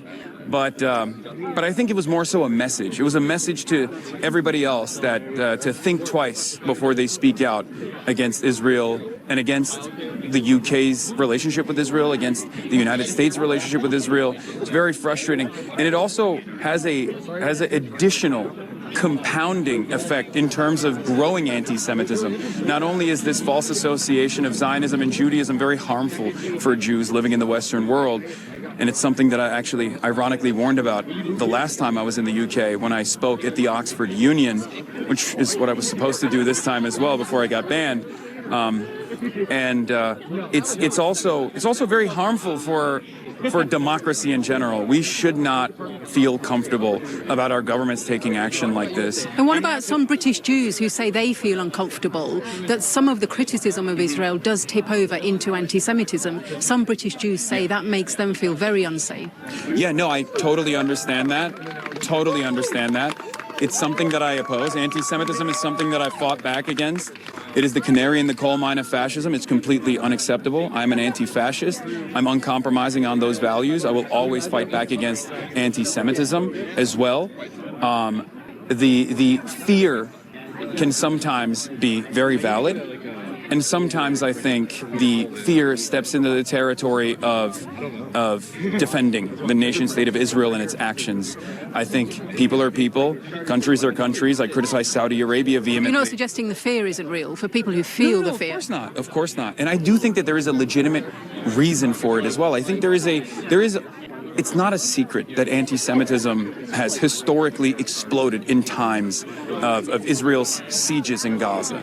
And this time being the most consequential one, the most violent one, has also led to an increase in anti-Semitism. We believe that is partially born out of this false association between Judaism and Zionism, a false association between the nation state of Israel and Jews living in the Western world, Jews all around the world. We oppose that, and we will continue fighting back against that. no matter what people say. Are some in the Democratic Party, in the establishment, out of touch with how many younger voters especially are feeling about issues like Israel and what's going on in Gaza? Absolutely. I mean, it's not a secret. I think this race, as well as many other races that I've played somewhat of a role in, I had the honor to work alongside some of these wonderful candidates. This insurgent movement that's growing in this country has proven time and time again that... You give way too much grace to these bad faith genocide propagandists. Dude, here's why. They don't deserve my grace. They don't deserve my charity, but it doesn't fucking matter because I'm not revealing a perspective that is unique to me here. I'm not conceding on anything. These are things that I believe. So who gives a shit? It doesn't matter. Okay? I'm just, once again, as always, repeating my framework for those who are hearing from me for the first time ever. Okay? That's it. And I'm also matching their energy. It's not like the reporter is just like being that silly. If they were to be like, well, don't you feel like you're fomenting anti-Semitism, stuff like that? You know, it's just, it's situational. If it was like a super reactionary reporter and they were like aggressively coming after me, then yeah, I would flip it back on them. It's not just about Israel, but a litany of different issues as well. It's about corporatism. For some, it's about capitalism. But for many, it's about corruption and a lack of interest from our politicians to address some of these. Also, yeah, you guys missed it. I fucking cooked right here. Has proven time and time again that it's not just about Israel, but a litany of different issues as well. It's about corporatism. For some, it's about capitalism. But for many, it's about corruption and a lack of interest from our politicians to address some of these economic pains that people are experiencing. I mean, after all, this is exactly what Donald Trump ran on as well. He said he was going to fix the prices, and yet prices remain quite high. There's a real affordability crisis in this country. He said he was going to run on a peace ticket, that he was going to be the peace president, and yet he has started countless wars and only continues to leave the world in a state of disarray. A lot of people are very frustrated by that. It's not just the Democrats either. There are a lot of independents who are frustrated by this too. And there are a lot of Republicans who are frustrated by this too. And I think it's fine for DC to be bubbled in and to be completely out of step with the needs of the masses, at least for the time being, because this is a real opportunity for campaigns such as this one, such as Abdul's, such as Maylak Kiros, Chris Rabb, many people who are here right now, Donovan McKinney, who's running tomorrow as well in the primary, to really shine, to show that there is an alternative perspective out there, one that centers the needs of the working class rather than corporate interests, because for far too long that's been the only game in town. But we're coming. Are there parallels with how the working classes are feeling in Britain, but they're turning to the populist right and not the left? Why do you think that is? That is an exact parallel that I warned about when Keir Starmer won his race. That was my biggest warning to the British fans that I have, that if Keir Starmer does not overturn years and years of Tory-backed austerity measures, that the populist right was going to continue growing and become a force that the left, the institutional left, could not even fight back against. And I'm afraid that's exactly where we're at. However, at least with the Green Party, there is a little bit of excitement where the base can turn to a functional party that will represent their needs, that will represent a significant significant pushback against the growth of fascism in the UK, whether it be reform or even restore Britain. Including restore Britain and its unholy allegiance with the likes of Elon Musk. Thank you for that. Of course, no problem. That was a clinic, okay? That was like, I'll take it. That was like Zoran level, okay? That was Big Z level. Very clear, very concise. Boom, boom, boom, boom, boom. Another social interaction nailed. Blocked entry in the UK because of Israel's political lobby. Let's say it like it is. Have to remember the UK government now decides who can enter the country based on if Israel likes them or not. Would voters in Michigan thinking about Abdul be put off because Hassan was banned from the UK? What kind of question is that? A Shermer getting blocked from entering the UK, but war criminals are welcome with open arms. Amazing analysis. He's miles ahead of the media and calling out power and demanding political reform. Israel and what's going on in Gaza is such a flagrant cowardice and misinformation that will happily push the dishonest anti-Semitic, but call what's happening in Gaza a situation. Oopsie doodle. Just a little situation over there. Reporter blown away from the... away by the most coherent and reasonable political interviewee she has ever encountered. What a change from the dissembling, mealy-mouthed, bought and paid for politicians and political pundits she meets in Britain. You conceded a little too much on anti-Zionism makes Jews feel less scared though. Dude, dude, that's not the primary concern. The primary concern is the genocide. It's very clear that I'm not saying that like that makes it appropriate to stop arguing against genocide. Are you fucking stupid? My argument there is it's understandable that there's a reasonable amount of fear that British Jews have. Sometimes that fear is reasonable, and in other times it actually sidestepped the conversation into stopping criticism of Israel. That's what I said. Are you fucking stupid? Do you have shit in your ear? What is this? You were interviewed by the Rolling Stone? Who's afraid? Oh shit. I'm on the cover of this month's Rolling Stone. I did get interviewed by the Rolling Stone. What a way to find out. Zohran Mamdani, the Rolling Stone interview, creator special, the 25 most influential, Who's Afraid of Hasan Piker, at home with America's most controversial streamer. Damn. What a way to fucking find out that I'm, this is the, yeah, you can't see here. Zohran Mamdani, and then creator special, 25 most influential, Who's Afraid of Hasan Piker, at home with America's most controversial streamer. You look a little bit different here. Yeah, I look a lot better than I normally do, if you noticed. Wow, they made you look so different. Lol. You look like Gracie Abrams. Good one, chatters. Also, huge points for actually elaborating that this capitulation to Israel's demands actually reinforces anti-Semitic rhetorics and agitation by cynical and bigoted people. Exactly. I need you guys to understand something. A lot of people fundamentally misunderstand my position because I do talk about like Jewish exceptionalism, right? I do talk about it, and a lot of people to my left flank in the anti-Zionist movement will oftentimes be like, why are you even bringing up anti-Semitism at all? Who cares? Like, even if their argument sometimes is literally, who cares? Even if people are anti-Semitic, genocide is still worse. And I understand that argument. But the reason why I bring up anti-Semitism is not because I'm like paying the piper so that people don't yell at me or whatever the fuck you think is going on. I bring it up because I do care about it. Okay? I care about it. I don't give a fuck if you don't. I do. Okay? That's it. That's it. When it comes down to opposing all forms of bigotry, including anti-Semitism, I will always do it. When it comes down to combating the cynical weaponization of anti-Semitism in an effort to silence anti-genocide voices, I will call it out. Okay? That's it. That's it. So I don't give a shit about your position on this. This is my position. Perhaps you have a different one. It's fine. You have your own platform. You can keep chirping from your own platform. It's not like I'm allowing criticisms of anti-Semitism to get in the way of anti-Israel commentary. I'm never doing that. Okay?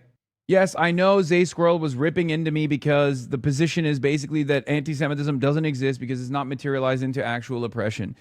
It doesn't matter. Okay? It does not fucking matter. It does not matter. There is still an element of historical repression that does not exist for anti-white bigotry. That's the reason why I can always fucking joke around about, cracker or whatever the fuck. Okay? Like, there's a difference. Because the argument from the anti-Zionists who bring this up is like, Jews are white, or in Norm Finkelstein's words, white plus, and therefore being like anti-Semitic is basically the same as being, anti-white, like demonstrating anti-white rhetoric. There's a level of truth as far as like systematic oppression goes, right? Because yes, Jews are not victim to systemic forms of discrimination by virtue of being Jewish, but that doesn't mean that there hasn't been historic discrimination. And on top of that, contemporary instances of hatred and bigotry. Okay? It's true. It does exist. And not only that, but also it is a main organizing principle for fascists on the internet. So I'm sorry, I will make that distinction every single time. That has always been a major organizing principle for the fascists. Nowadays, it's still somewhat of an organizing principle for the fascists, and it's also to be pro-Israel as well. It's ironic because both anti-Semitism and pro-Israel thought are two major through lines, major organizational principles of the international fascist movement. Don't ask me how that's the case, but it's still the case. Okay? And the people that oppose Israel and then say anti-Semitic shit are oftentimes then using that as an opportunity to demonstrate white nativist talking points, to say Jews are doing great replacement. Jews are doing great replacement in the Western world. I'm sorry. I am always going to oppose that narrative. It doesn't matter if you don't want to fucking parse through it, but it's fucking stupid. Okay? I'm not going to play by those rules. You might have a disagreement with me, but the difference here is, do you disagree with my broader points, or do you just disagree with one element of it where I even give credence to the argument of anti-Semitism in an effort to immediately chop it down and then bring in a broader point about how this shouldn't be cynically weaponized against the broader anti-Zionist fucking movement? So I do not care what people who oppose me to my left flank have to say about my commentary. If they are comfortable with a different school of thought or a different way of doing it, then, let them do it. The other reason why I don't do it is because the whole, this is a Jewish state, this is Jewish endeavors, we're doing this for the international Jewry shit, is not only channeled by fucking neo-Nazis, but it's also channeled by the Zionist neo-Nazis, okay? It's always a handshake between Nick Fuentes and Jonathan Greenblatt. It's a handshake between Nick Fuentes and the entire Israeli movement in this country. They also say this is for the Jews. Why are we fucking giving in to this idiotic framing when that's not the reality? That's it. And then it turns into, oh, Hasan is pro-IDF. He's pro-IDF. He's pro-war crimes. Why? Because in a clip, I was talking about rehabilitation and redemption, that there was a former Israeli occupying forces member, former IDF soldier who was a HasanAbi head, who is now a committed anti-Zionist. If you do not believe that even someone who has participated in the IDF could become an anti-Zionist, I'm sorry, you're out of your fucking mind. Yes, they can. For me, my theory of change has always been this, okay? This is a foundational thing I believe in, okay? This is what I've always believed in. And if I didn't believe in this, I wouldn't be as successful as I am in terms of converting so many former reactionaries into loyal servants of the people, okay? Loyal soldiers of the cause. So you might operate on the perspective of vengeance. Unfortunately, there are plenty that feel that way, okay? Plenty of people feel that way. It sucks. I always urge you to reconsider. Those guys yelled at me for defending an IDF veteran when he was standing with us at the UCLA encampment, encouraging UAW to go on strike for divestment. Yeah, there's always people like this that just go, oh, it doesn't matter. Oh, you were in the IDF in the past, so fuck you. You're done. What do you want them to do? Kill themselves? Do you think that would be more worthy?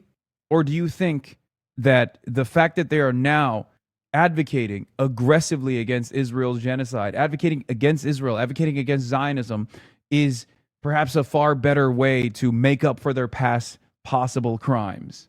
Obviously, there are differences, but to me, Jewish Americans and East Americans occupy similar roles. Neither face structural discrimination from business or the government, but both face significant discrimination from the individuals to a degree that results in violence and hate crimes.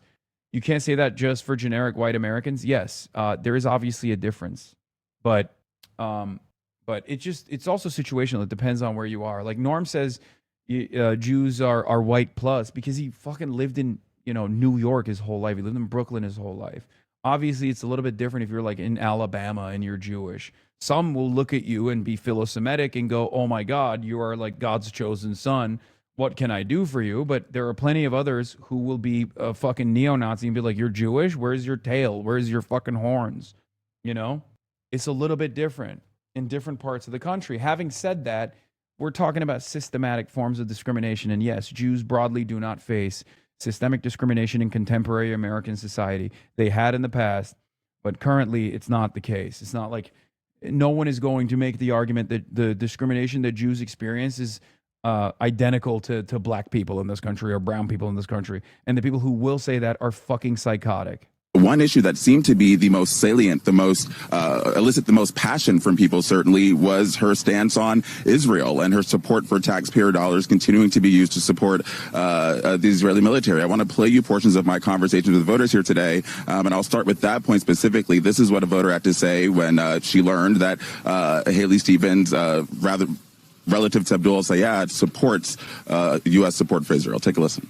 I just wouldn't want a single of our family's tax-paying dollars to go towards something like that. It's like giving money to violence.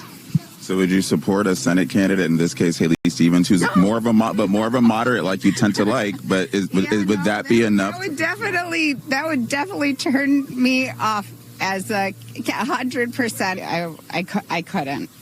I would vote for a communist first.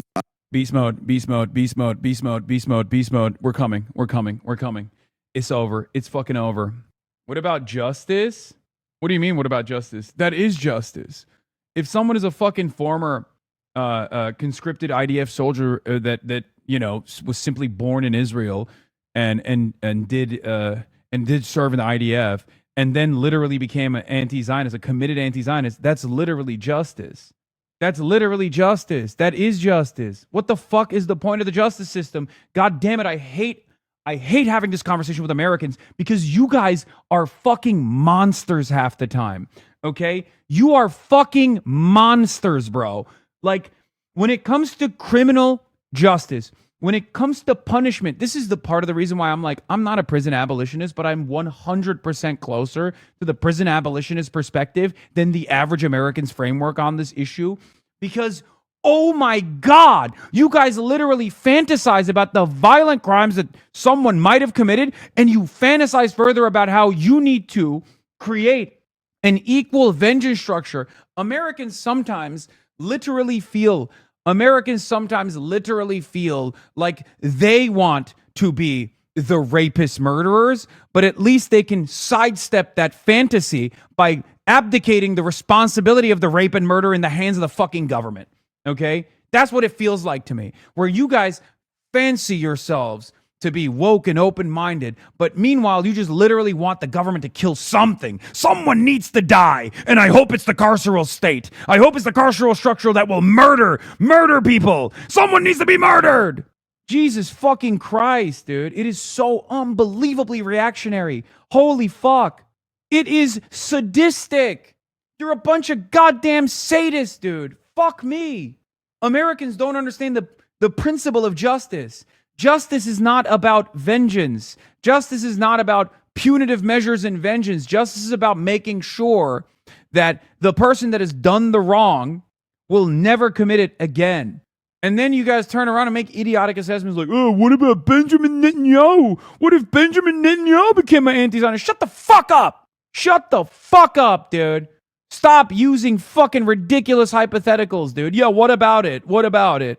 Is it possible? No. So shut the fuck up. You just want a stupid fucking clip so you can post it and then continue with this idiotic narrative like, oh, look at how stupid Hasan is. Man, I'm not entertaining your dumbass fucking hypothetical. How about you suck my fucking nuts?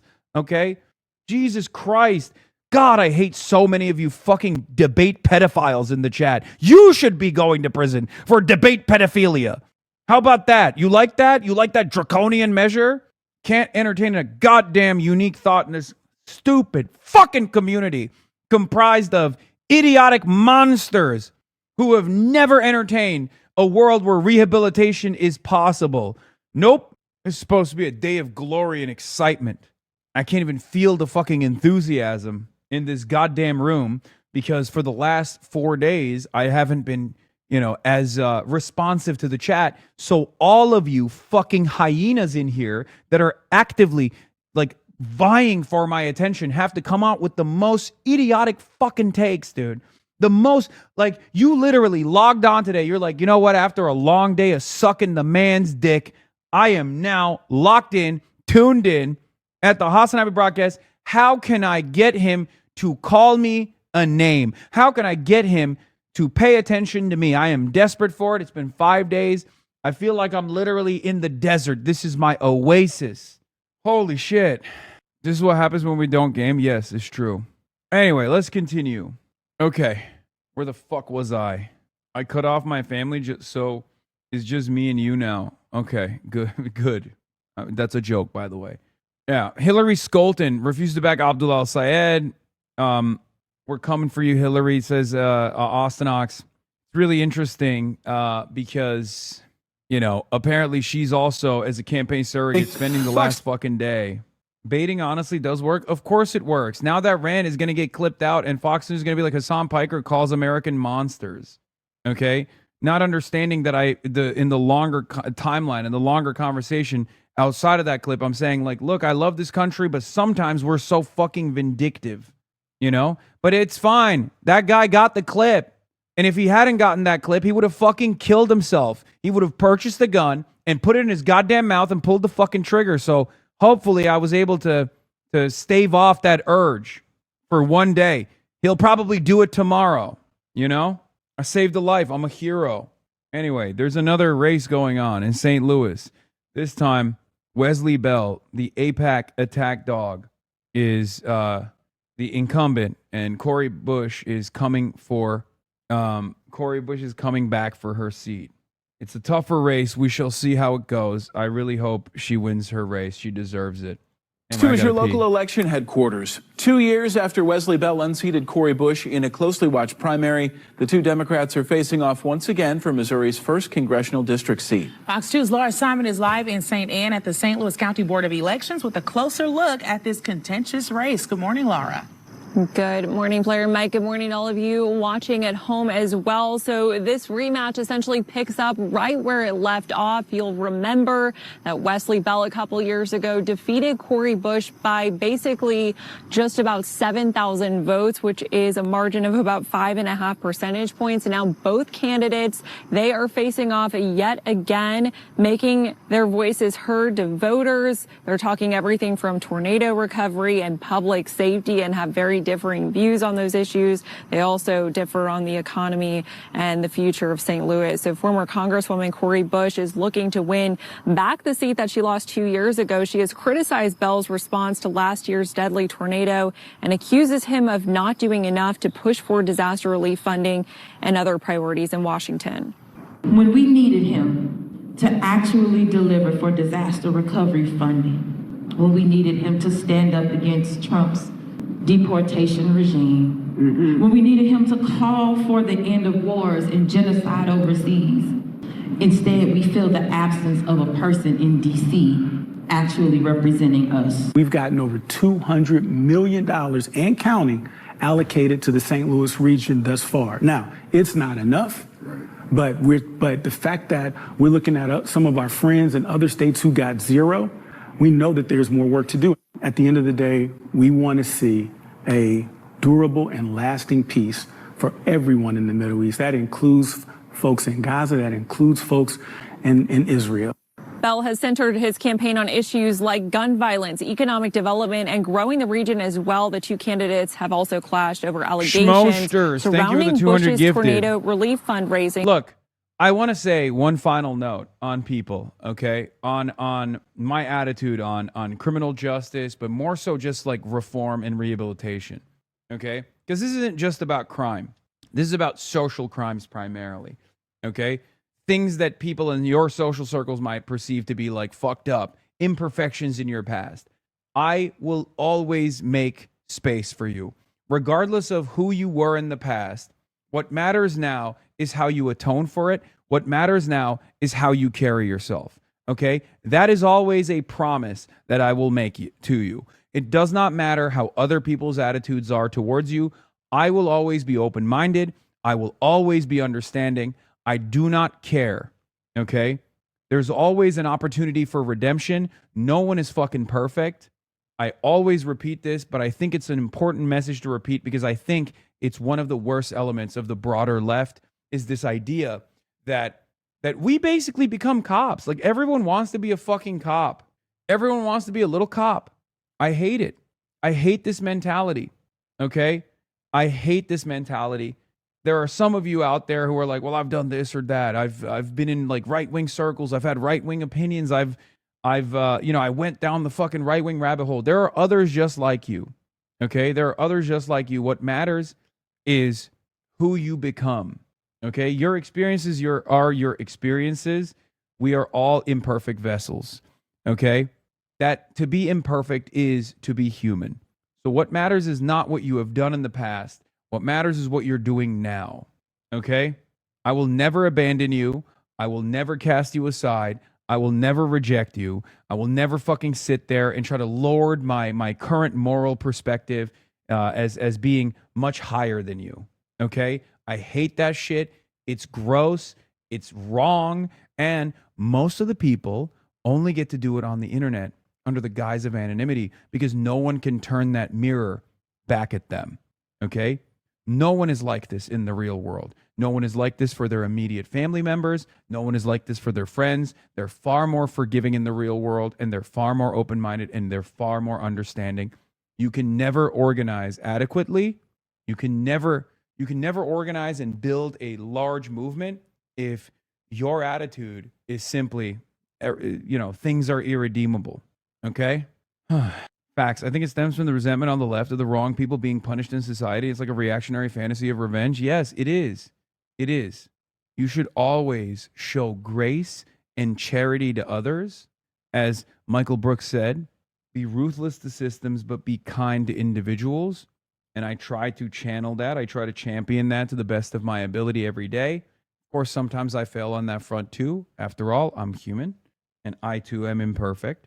Having said that, this is one of the aspects that we must be unbelievably disciplined on. Okay? We have to be more gracious to others. We have to be more kind to others, and we have to, everyone needs room to grow. Everyone needs room and space and charity. Everyone needs someone to fucking lend a helping hand at some point in their lives. Okay? What is this? Blue Sky HasanAbi heads aren't happy with Hasan. Too bad Hasan refuses to stop showing support for the Nazi platform Twitch and will never see any of this. Well, the author that had that take has made their post visible only to people who are signed in on Blue Sky. So I will never see it. Also, you're going to get timed out for 30 seconds for trying to fucking start drama with the ultra woke. Right after I got done being like, you should show grace, you should show charity. You were like, here's a Blue Sky link saying that you're imperfect because you're on the Nazi platform Twitch. Yes, you're right. What I should do is actually live stream to a platform just for that Blue Sky user. I should just live stream on the platform Blue Sky to people who only agree with me. This would probably dull my impact quite significantly, but it doesn't matter because we'll be the perfect little 5-person reading group. This is woke 1.0 nonsense. We've moved past it. Stop doing it. Which she denies. And I did speak with a St. Louis County voter about this contentious race, and here's where he stands between these two candidates. I'm gonna give Corey a second chance. Yes. She probably made a mistake her first time, but you can't let a person down just because they make the first mistake. You always do a second chance. Goated. Another voter I spoke with did not want to go on camera, but she does tell me Wesley Bell has her vote. You can read more about these candidates and other. Didn't want to go on camera, huh? Interesting. I watched this speech. Bro. She's like, all the voters for Wesley Bell are right here with me. They're smiling, just away from the camera. What is this? A majority of the most annoying folks on Blue Sky are white folk who've never been told no and think slurs are mostly wrong. ... Mostly. I mean, slurs are mostly wrong. I do agree with that. Yeah, this voter goes to another school. Oh, the Jam Boys, they were talking about Corey as well. And you were like, APAC, I'm coming for your kingdom, like just straight up. And when I saw it, I think it was just such a crazy moment because I wanted to ask you two questions, like having so much money like in that pot, just buying off elections like APAC does, and kind of just being like the underdog in that situation. And what gave you the hope to like run again, considering like APAC is literally buying off elections? What is something too we can give hope to like new voters on upcoming elections to like still vote, considering they're like breaking records 30-0 and they just keep going up and up and up? How do we keep saying to be charitable, then say everyone who's too woke can fuck off, practice what you preach? Crazy squirrel. You're not even charitable to your chatters. Yes, I expect more from my community members. That's 100% the case. Yes, I expect far more because we are a unit. Okay, we are a collective. We are a unit. So your expressions matter a lot more. I mean, you're not a community member. You've probably been banned already. This is probably your 18th sock account. Let's be real. That's why you created same day, following same day. You've probably been banned in the past for being fucking annoying, an annoying nuisance. This is not a demand to make this community more equitable. This is narcissism. Okay, a lot of people don't realize that they're actually behaving in narcissistic ways that masquerade as social justice. It's a real problem on the left, Okay? There's a real problem on the left. Many people fall for it too. Many people fall for it because as long as someone is using the correct terminology or the correct framework of social justice, they can kind of get away with being a fucking narcissistic asshole. Okay? You brought this up not because you genuinely have a significant problem with a 30-second ban. 30 seconds, by the way. Far more time that I have spent responding to you than the other chatter was banned for. Okay? But I'm doing it right now because I need you to understand this is an important exercise in humility. Okay? You just wanted to be a nuisance. That's it. This is unironically one of the things that the reactionary right actually clocked, even though they fucking deploy it falsely towards anyone that is like moderately to the left of Donald Trump. It's virtue signaling. That's what it is. You're signaling a virtuous position that you do not abide by, that you do not actually maintain, that you're simply doing it because you know this community will give you the time of day, that I will give you the time of day. It's narcissistic. You just want it to be the center of attention. People engaged with it. Well, so for me, first, it was just the idea, did you complete the mission? You went there for a purpose. Did you complete it? And if the answer is no, then you're not done. But also the community was reeling after a tornado ripped through the inner city in St. Louis. We don't think that a tornado will hit an inner city, but it did. And it hit one of the most historically excluded, under-resourced communities that we have in our district. And people were living in tents next to the bricks that were their homes. A year later, still are. The hope was, I know we can do something. I know that if I go back into this seat, I'm not going alone. I'm taking our local groups. I'm working with our national groups. I'm taking the people that usually don't get a chance to get to a table, and I'm taking them and I'm bringing them along so that their voices can be heard. But also, I'm putting them in a position to lead because I'm there to hold the door open so that other people can walk through. That's what I'm there for. So that is the hope. The hope is that we get to go to Congress, not Cori Bush. We go to Congress because I prioritize you. I see you. I know what it's like to be hungry like you. I know what it's like to not have health care like you. I know what it's like to lose a loved one to gun violence or whatever like you. I know what it's like. So because of that, I have the responsibility to put you first. And so the hope is that not only will we defeat AIPAC and these other groups and be able to get back to Congress, we will send a message that you can hold true to your values, that you can stand up for all humanity, that you can push back on the billionaires that are trying to poison our communities and extract from us. We can push back and still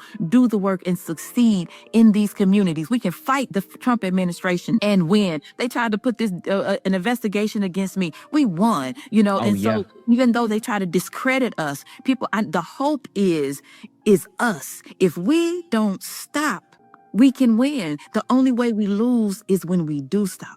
This morning, a massive political test unfolding nationwide, with primary voters headed to the polls in 5 different states that could help determine the future direction of the Democrats. By the way, it's 1:26 California time, 4:26 p.m. here in Michigan. Okay, 4:30 in Michigan, which means that in approximately 4 hours and 34 minutes, the polls will close. And I suspect shortly thereafter, we will know who the projected winner is.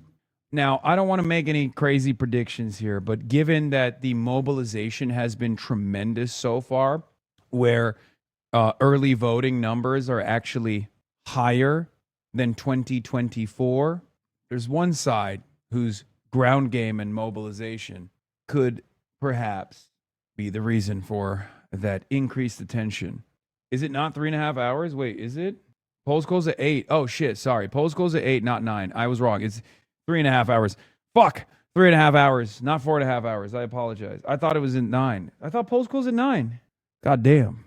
I've been canvassing nonstop. I should not give you the wrong information right now. That's crazy. That's crazy. I got the wrong info out. I'm delivering. I'm giving fake news out, dude. Dishing out fake news. Democratic Party. One of the most closely watched contests here in Michigan, with 4-term Congresswoman Haley Stevens taking on progressive Abdul El Sayed in what's become the Dems' most expensive Senate primary race ever. More than $63 million spent on TV ads supporting Stevens, with about half of those ads coming from a super PAC aligned with the pro-Israel group AIPAC.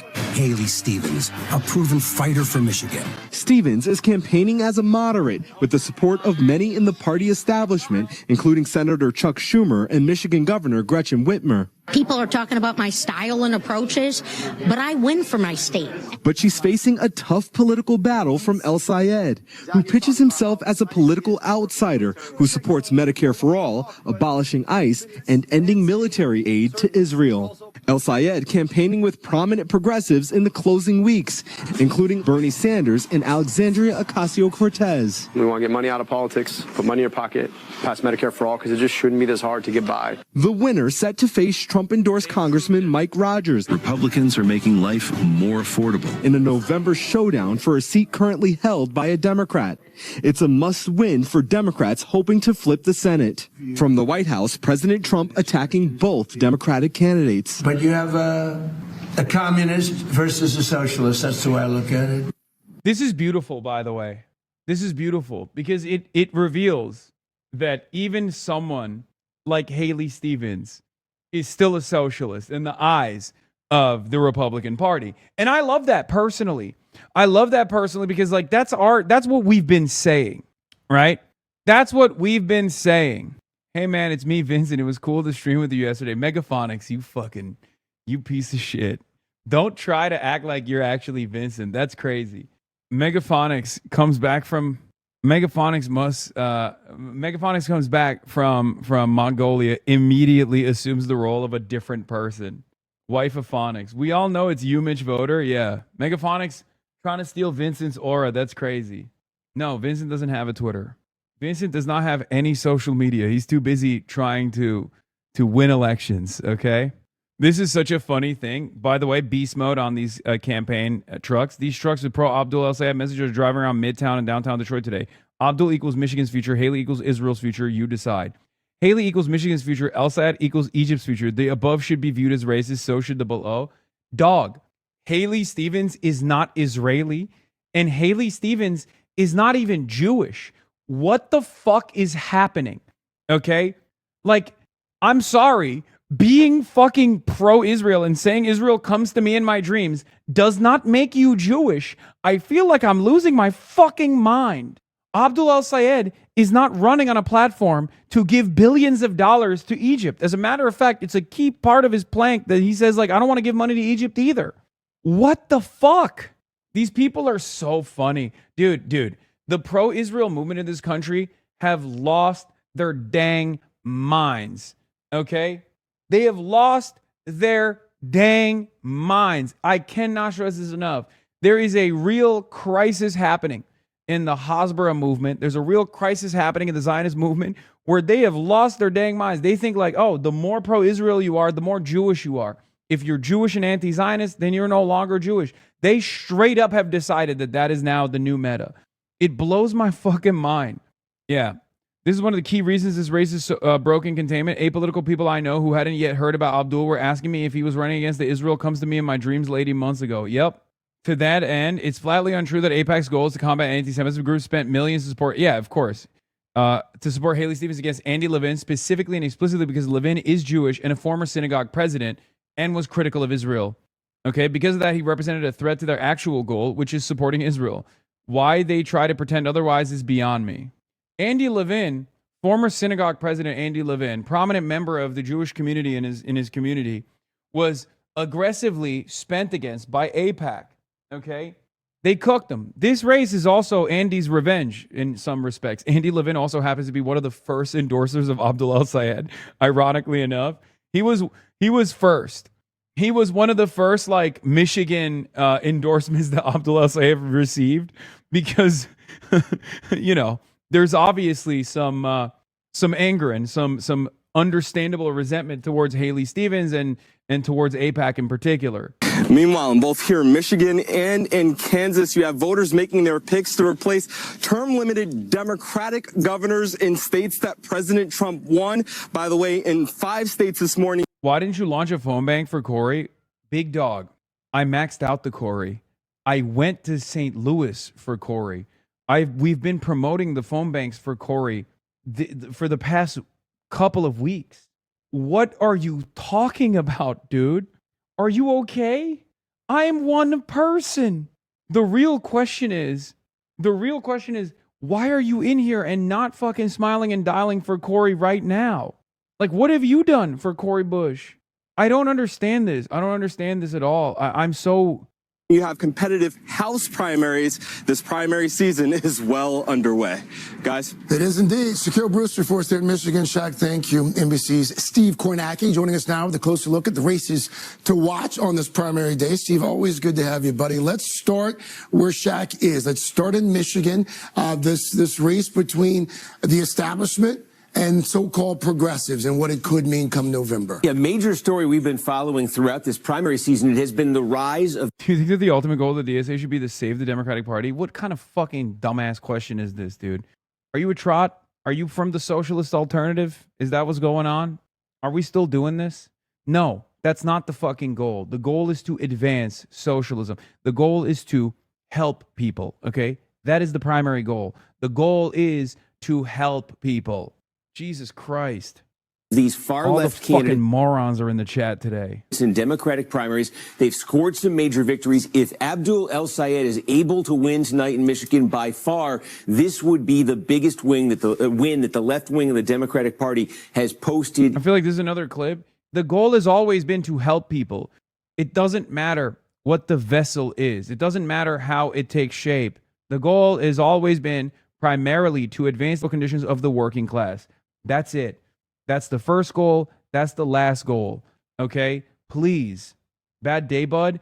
It's actually a good day, but I'm having somewhat of a bad time because I think like I said, when I don't pay close attention to chat for a couple days, they get unfucking bearable as a collective. Many of you are good. I just anyway. In these primaries, just as a reminder here, these are some of the other names that have won here. Mela Kiros, this is a race for Congress. She ousted a 30-year incumbent in Denver, a 10-year incumbent ousted in New York by Chevalier, a self-described socialist, Chris Rabb, Philadelphia. The significance in Michigan, though, these are all blue districts, blue cities, places where they're going to win in November. Michigan's a swing state. President Trump carried it 2 out of 3 times. Can somebody from the far left of the Democratic Party, backed by many of the folks who back these candidates, can a candidate like that, if he wins this primary, win a general election in a Trump state? Steve, what do Democrats have? I'm pretty confident there's an astroturfing effort on here on social media, etc. There's so Discord on our side. I've seen a noticeable uptick in the last couple of days. So for the longest time, our problem was we couldn't unite people into taking action and win power, no matter how tiny it may seem. Nowadays, we have become victim to our own success. Now that there is actually some motion, some institutional motion, some mobilization efforts that have actually yielded tremendous fruits, and now that mobilization is growing, and we're taking the victories that we have claimed to create more victories in the rest of the country. Now you have people that feel, I think, like a level of resentment, a level of entitlement, a level of jealousy, that feel as though they are not a part of the movement firmly. Maybe they made their commitments elsewhere, and they're coming in to disparage. They're coming in to say, oh, look, I know that you guys are moving the needle, but you're not doing it in my way, so we're just going to prick at it. We're going to prick at it as to the best of our ability. Oh, Abdul says he's a capitalist. Like, how dare you? How dare you endorse a guy like that? Why would you do that? All this stuff. And I think it's just, I can't tell if it's like deliberate. I don't know what it is. I would assume that it's more of a base feeling of resentment, not born out of any sort of like disciplined method of change that we don't abide by, but instead a base resentment of envy. That's what I think. Crabs in a bucket mentality. When Abdul wins, wait for the centrists to fund Rogers so they can present their centrism as electability case. I do worry about that, but we shall see.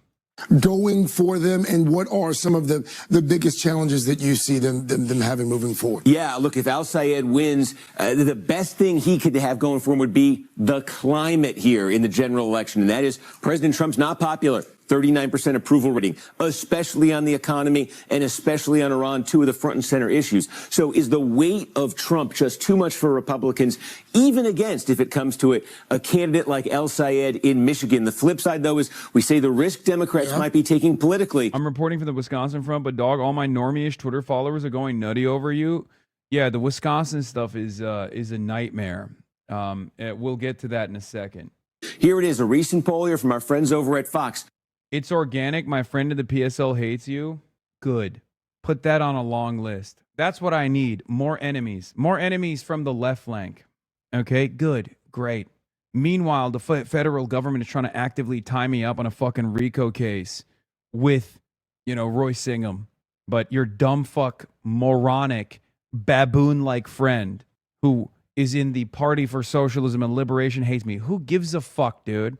It's a long-ass line. If they want to stand on that line with Zionists, pedophiles, monstrous corporatists, monstrous forms of parasitic capital, Trumpists, then go ahead. Make my fucking day.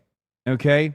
Who gives a fuck about what your stupid fucking friend in PSL has to say? The overwhelming majority of the members that comprise of the Party of Socialism and Liberation are fans and friends, those who are locked in, those who understand the importance of solidarity. Who fucking cares if your dumb fuck friend hasn't been able to figure it out? Fuck your friend. Socialism, views of socialism inside the Democratic Party, it's more popular socialism than not. Take a step outside the Democratic Party, totally different story. 1777 among independents. So if you nominate a candidate who is back, he says he's not a socialist, but he's backed by many who are. Sure. Is that a risk you're taking? Let's talk about what it all means come November, Steve. Let's take a look at the balance of power in Washington. Yeah, I gave you a sneak peek a second ago. Balance in the Senate right now. Look, this means that Democrats, if this November they're going to get the majority, they need to gain 4 seats. They need to get to 51.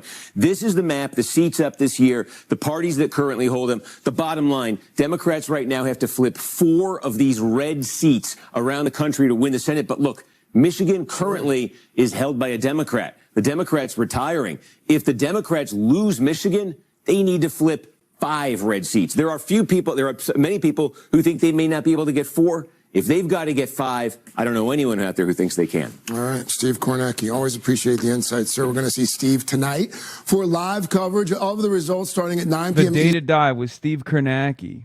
It's the election that could herald the future of... So refreshing that you don't grovel at the feet of your opposition like liberals do, to be honest. I will never do that. Again, for most, their criticisms mean nothing because I've seen what they champion, okay? Their boos mean nothing, for I have seen what makes them cheer. It does not mean anything to me, okay? I have to deal with the institutional Democratic Party. I have to deal with DC consultants. I have to deal with the full weight of the MAGA movement with its apparatus of propaganda on Fox News every fucking day. You think some sweaty fucking loser who read too much theory and misunderstood it is gonna fucking bother me? What are you, crazy? One of perhaps the most irrelevant forces in American politics. Who gives a shit? Lock in. It is important for them to change their minds and recognize the moment. Not important for me. They do not understand what is at stake, okay? How can we create solidarity with true revolutionary socialists then? Okay, we're done. We're done with this conversation. We're done. The Democrat. True revolutionary socialism is not your book club, okay? It's just not. Sorry. Just keep organizing and build the vanguard. I will be there for you when you do, okay? Democratic Party. It has now become an election of national significance. Today's Senate primary in Michigan pits progressive Abdul El Sayed against moderate Congresswoman Haley Stevens. El Sayed is running on a platform that includes Medicare for all and abolishing ICE. He's been endorsed by Bernie Sanders and Alexandria Ocasio-Cortez. ICE cannot be reformed. ICE cannot be retrained. Hey, this is from our rally. ICE needs to be abolished. El Sayed has been the target of attacks, not just from Republicans, but from establishment Democrats, too. If you're Chuck Schumer... La Chinoise was prophetic. Oh, that's so... what a fucking pull. Holy shit. What a pull, dude. God damn. And want to keep doling out corporate money, select people who are going to do your bidding. I am so damn dangerous. That establishment, including Senate Minority Leader Chuck Schumer and Michigan Governor Gretchen Whitmer, is lining up behind Chinois? Stevens. Is that how you say a it? pro-Israel group and its affiliates have Le also Chinois. spent nearly $30 million backing Stevens. Israel has divided the candidates. El Sayed has called the war in Gaza a genocide and accuses Stevens of being a reliable pro-Israel vote. But as So people are asking, and by that I mean Little Bear, does anyone know when we can start to see the results, aka when the polls close? Please present me with an hour estimate. I do not understand Yank time zones. So polls close at 8 p.m. Michigan time, which is going to be in approximately it's about to be 5, so 3 hours from now. Okay. However, we don't know how fast the vote tabulations will come in, how fast the calculation will be, but I will say this. Depending on the projections, if Abdul is a blowout from the start, if it's an early blowout, we will know by 9 p.m. So like 1 hour after polls close. But it's entirely dependent on what the turnout looks like, what the exit polls look like to make a determined prediction, a determined projection. We will most likely be able to project a winner fairly early on if Abdul's turnout is crazy. Okay? Pretty sure race can't be called until the 4 Central Time counties in the UP close. Here is Zachary Domini, okay, the poll nerds over at Vote Hub. El Sayed versus Stevens, election night expectations. Polls close at 8 p.m. Eastern, but Michigan is a marathon. In 2024, only 15% of ballots were counted by 10 p.m., 50% by midnight, and 75% by 2 a.m. It may be faster tonight, but no promises. A close race could remain uncalled well into the morning, but if Al Sayed is headed for a comfortable victory, a call could come in the 9 to 10 p.m. Eastern hour. My turnout projection is 1.5 million votes, 90,000 early votes, 800,000 mail ballots, and 635,000 election day votes. Michigan's reporting process adds another layer of uncertainty as counties can release vote methods in different orders. Absentee ballots are broadly expected to be released before election day votes with newer pre-processing rules, but some jurisdictions, such as Ann Arbor City and Midland County, have historically reported E-Day votes before absentee ballots. Election day voting should be substantially stronger for El Sayed, while the absentee electorate is much older and should be better for Stevens. His relatively strong polling compared to other progressives among older white voters is a major reason he remains the heavy favorite, but absentee-heavy initial returns could still make the race look competitive. If El Sayed is on track to win the absentee vote statewide, the race is over. If Stevens wins absentee voters, however, it may take until around 11 p.m. for the expected election day shift to manifest enough for a call. So there will be a red mirage potentially. I don't expect there to be a red mirage potentially. That's why I said it's important about turnout, because as vote, thank you, that was very detailed and very understandable for us non-Yanks. Yes, as Zachary Donini has also, red mirage, as in like Haley being the red, Haley being the Republican adjacent, the conservative in this race. So there could be a Stevens mirage early on, depending on turnout, where it's coming from. If it's from Wayne County, Detroit, early voters, that's going to favor older black voters. There is a higher likelihood that those votes will go to Haley Stevens, adjusted to the rest of the counties where there are a lot of older white voters. So we shall see. But like I said, given the polling has been so consistently in favor of Abdul El Sayed for a very long time, the likelihood of a mirage is also still low. For instance, Detroit City's absentee vote and Oakland County's absentee vote could be among the first major returns tonight. In a tied race, our targets for Stevens in these drops are roughly 40-point win in Detroit and 35-point win in Oakland absentee ballots. Okay? Do you understand? In order for this to be even in a tied race, Haley Stevens has to put up 40 points over Abdul in the Detroit absentee ballots and 35 points on Abdul in Oakland absentee ballots. So even a 20-point lead in both would be something we would expect to see in a comfortable win for Abdul El Sayed. Remember, if the absentee ballots come out from Detroit and Oakland early on, and Haley Stevens is only leading by 20 points, That's a comfortable victory for Abdul. Okay? This is part of the reason why I think the call will perhaps come fairly early on in the night. That's the expectation, at least. Yeah, in Lansing, Michigan, a pollster said it was the most amount of young folks she's seen vote in person in this precinct. I want you to remember that. You're showing up big. Many of you who are either watching or have watched in the past, you're showing up big today. And it's fucking important. We're delivering a goddamn message, okay? And it's not just a national message. This is a message that will have reverberations internationally, okay? Remember that. Meanwhile, I'm out here like a fucking dumbass arguing with like the 8 remaining trots and the 1 PSL guy that someone fucking knows. What's wrong with me? Sometimes I have to remember where I'm at in my career, where we are at in this fucking movement. Meanwhile, I'm literally listening to people who are chirping, as this community is a part of making history. This community will have played a role in making history, and I'm over here fucking listening to goddamn chirpers who want to fucking fire off clips that might make its way to Fox News. The fuck is wrong with me?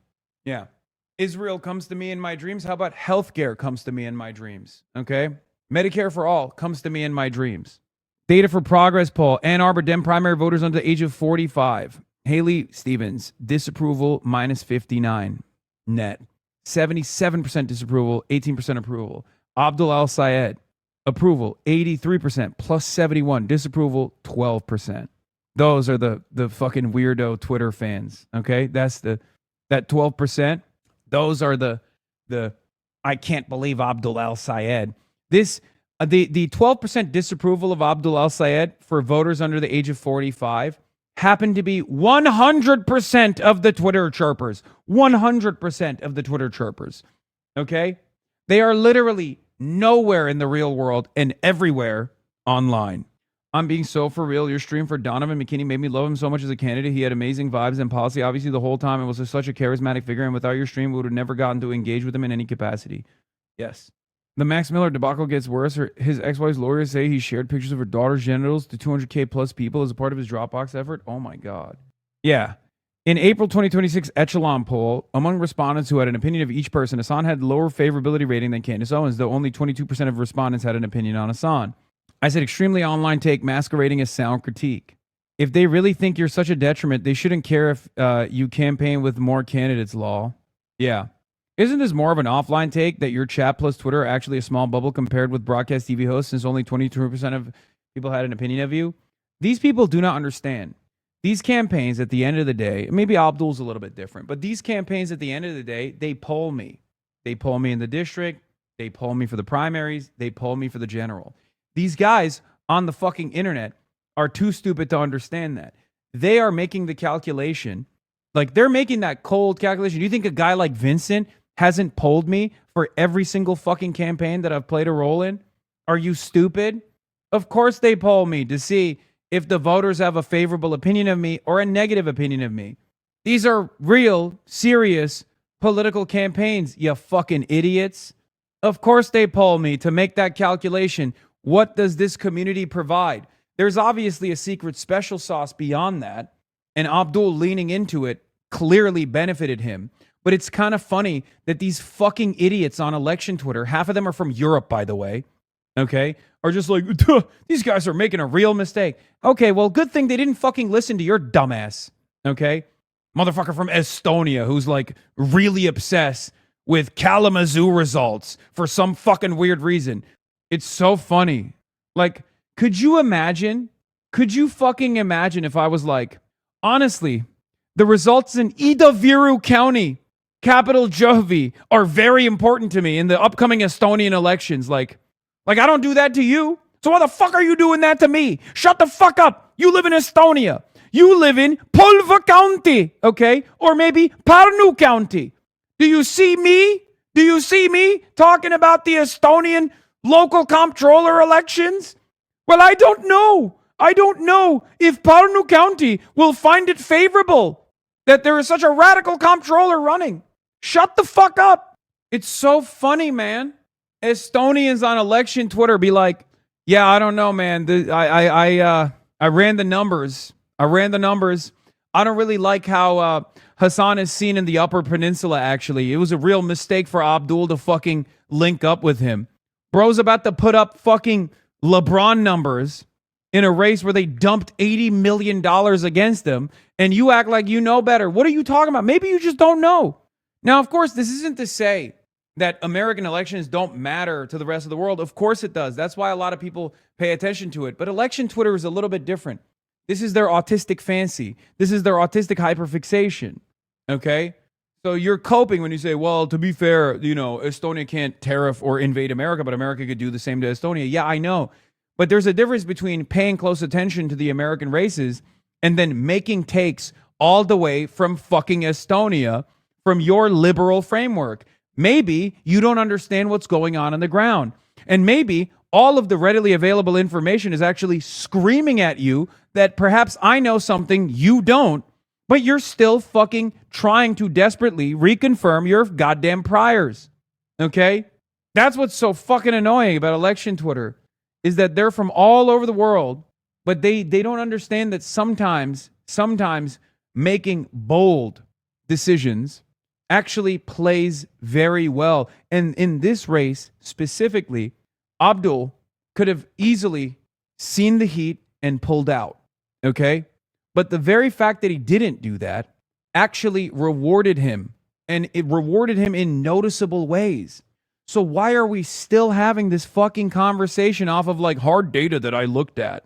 Sometimes there is things beyond the polls. Okay? I think they're just interested in politics generally. I think they're harmless since nobody outside of election Twitter is aware of them. I know. I'm the only one who gets annoyed by them. I'm the only one who gets bothered by them. We've won some of them over, thank God, like you, Michigan voter. But again, ultimately harmless, ultimately irrelevant. But like, what's frustrating to me is when someone is wrong. What's frustrating to me is when someone is wrong, but they just keep behaving in this hard-headed manner. Okay, this hard-headed manner where they're like, no, I am going to desperately reconfirm my priors. How can you look at unpredictable outcomes that data is not bearing out, as far as like unbelievable, unprecedented youth turnout, for example, and even like noticeable peaks in the polling that came after Abdul just looked more like a fighter for the causes he cares about, and then still commit to being so stubborn and so wrong? Yeah, to a lesser extent, we saw the same delusion when the Channel 4 reporter asked if your UK ban might affect Abdul's campaign. Yeah. I need you guys to understand something. Sometimes we have a tendency to be trapped in our own bubble. Sometimes there's an argument that is crafted so perfectly that it piques your interest, and you can't see the world outside of it. One example that I want to move away from the Abdul El Sayed race is Francesca Hong. On Twitter, you would think that Francesca Hong's chances are done. She's dusted. It's over. That she's not the clear and present frontrunner in this Wisconsin gubernatorial primary. Because on Twitter, everyone's got the knives out for her. She's too woke. She tweets so much. And I get why people who tweet all the fucking time would care and place a lot of emphasis on tweets. Okay? In the real world, when we were door knocking, when we were canvassing for Francesca Hong, I didn't hear a single damn person be like, well, I was going to vote for her. But honestly, I don't know if she's electable. Why? Because she tweets. She tweeted woke things. Okay? She tweeted woke things in 2018 and 2020. Okay? No one makes this calculation, and yet, for some weird reason, everyone on Twitter is obsessed. And then Twitter is always the editor-in-chief of every newsroom in this goddamn country in all of these fucking mainstream outlets. So then that Twitter discourse turns into mainstream discourse. And then all we talk about is like Francesca Hong's fucking tweets. Okay? I think people need to pull their heads out of their fucking asses and lock in on what is far more important to the voters. Okay? I don't think people care as much about old tweets. Okay? And I know Cloud District Enjoyer is one of those guys. We have tried to reform him over and over again. you got to kill that tendency in your brain that says, I saw this. This is a big deal. I worry about her chances in the general. Okay?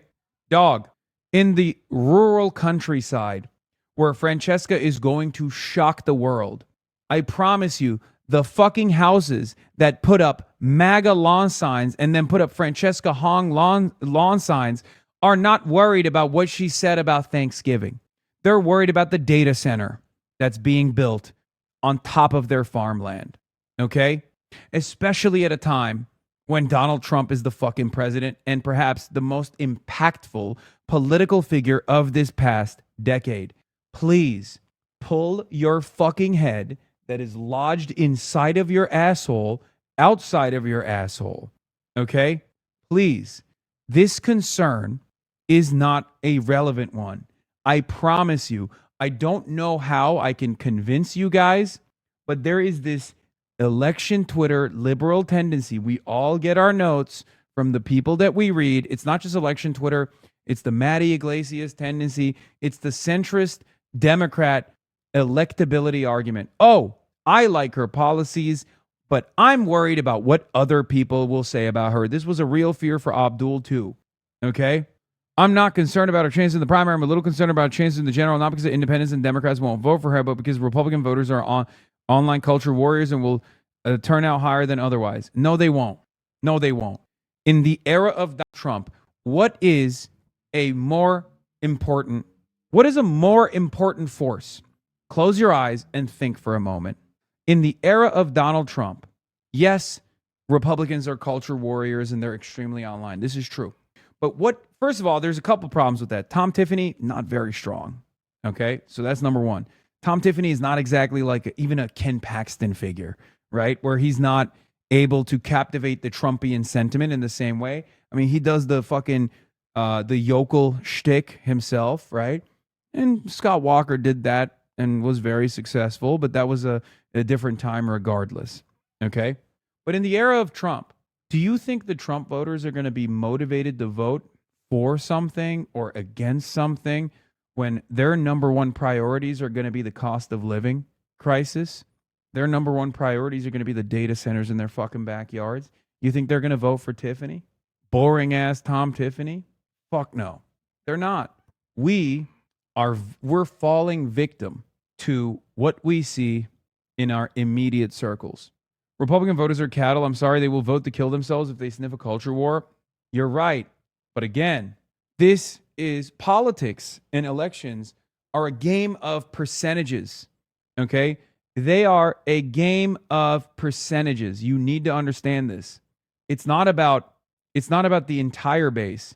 Trump's not on the ticket, and Trump is also unfathomably unpopular. It's a +7 national race for the Democrats currently. So all of that is already in the fucking equation. Yeah. Everyone on the site makes too much of shit like this because it's easy to referee as bad. Sure, it's bad, but I'm pretty sure it doesn't matter. Who are the people voting on how she answers the Thanksgiving question really? Half of the site's political commentary are just dudes playing American Idol judge on interview clips. It's fun, but come on, bros. Let's have a little humility and admit we're just kind of going off vibes. Also, can we just be honest and say we don't like the answer? Yeah, that's it. That's the argument. You don't personally like the answer. You think there's a better way to answer it. I don't even necessarily disagree with you, but in the long run, this is not going to be a problem, okay? It's not. It's a little too Madison. I understand that. It's a little too Madison, but we are greatly overemphasizing how this is going to read, how this is going to be a major attack ad. Oh, old tweets this, old tweets that. There is a very effective counter to that, okay? As long as the messaging from Francesca is a little bit more airtight and she uses the additional attention that her campaign is going to get, and it's already started, to reframe the issues around affordability over and over again and say, like, this is exactly why the media class is despised by the overwhelming majority of folks. She's good, okay? So I said, you will see anti-Hong statements coming in hot after tonight's results from Republicans and Democrats. They will focus on our electability. Remember that it's all bullshit, just like with Zoran and the rest of the insurgent left. They do not fear our failure, but our success. Actually, I fear her failure because I think letting an election denier be the helm of a crucial swing state in 2028 is a very bad idea. I don't disagree with you. You're arguing against the position that I do not hold, okay? You're just reframing the electability message in a different format. This is the electability message. You're being duped by people who have the fear of Francesca Hong's success. Okay? One like 88 views. No, this just came down. This person is probably in the fucking chat and heard me go on a long tangent about how annoyed I am with like election Twitter fucking dipshits who have never understood what it means to have moral conviction and actually run on a principled position, even if you don't fully fucking agree with this. Okay? Republicans and establishment Democrats want you to fear that Francesca Hong has no shot because her primary is not happening right now. Her primary is going to fucking happen next week. This is why being dumb as a rock is OP. Republicans convince them that they are dumb as a rock to the progressives, and then the progressives get paranoid about electability and everything they say to not offend the Republicans is not that important. Yes. I said the same thing, by the way. I wasn't the biggest fan of her message on this one. You know, it's not great. It's not. Like I said, it's too Madison.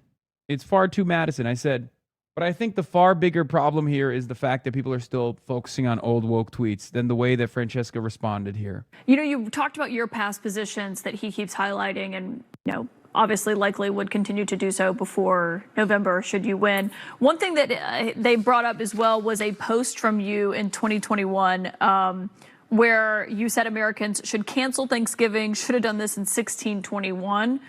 The post has been deleted. Republicans have been highlighting it. Do you still believe that Thanksgiving should be canceled? I'm a chef, and one of the first meals that I made that was for the community when I was 16 was a Thanksgiving meal. You know? By the way, another thing that people need to understand is that she is so affable. She is so goddamn personable. That's the other problem for like the autistic Twitter hyperfixators is that like this in Wisconsin is literally fucking Biscoff cookie butter. Okay? I'm not even joking when I say this. Brother, I have seen her work the rooms and state fairs. Okay? Even the most annoying fucking psychotic Republican, when faced with Francesca Hong's personality, melts. Okay? This shit, for the cold, hard, calculated Pete Buttigieg lovers, okay, is the worst possible answer. For the cold, hard, calculated Pete Buttigieg lovers, who are, you know, a dime a dozen on fucking Twitter, this is the opposite. This is the reverse, right? You're like, what?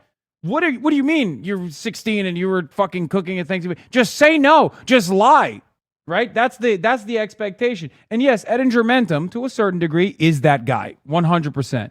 Okay, I love Edinger Mentum, but he is Mr. John Ossoff, strongest soldier, and it is exactly the take. Okay, even if there's some truth to the sentiment that this is a very Madison, Wisconsin take.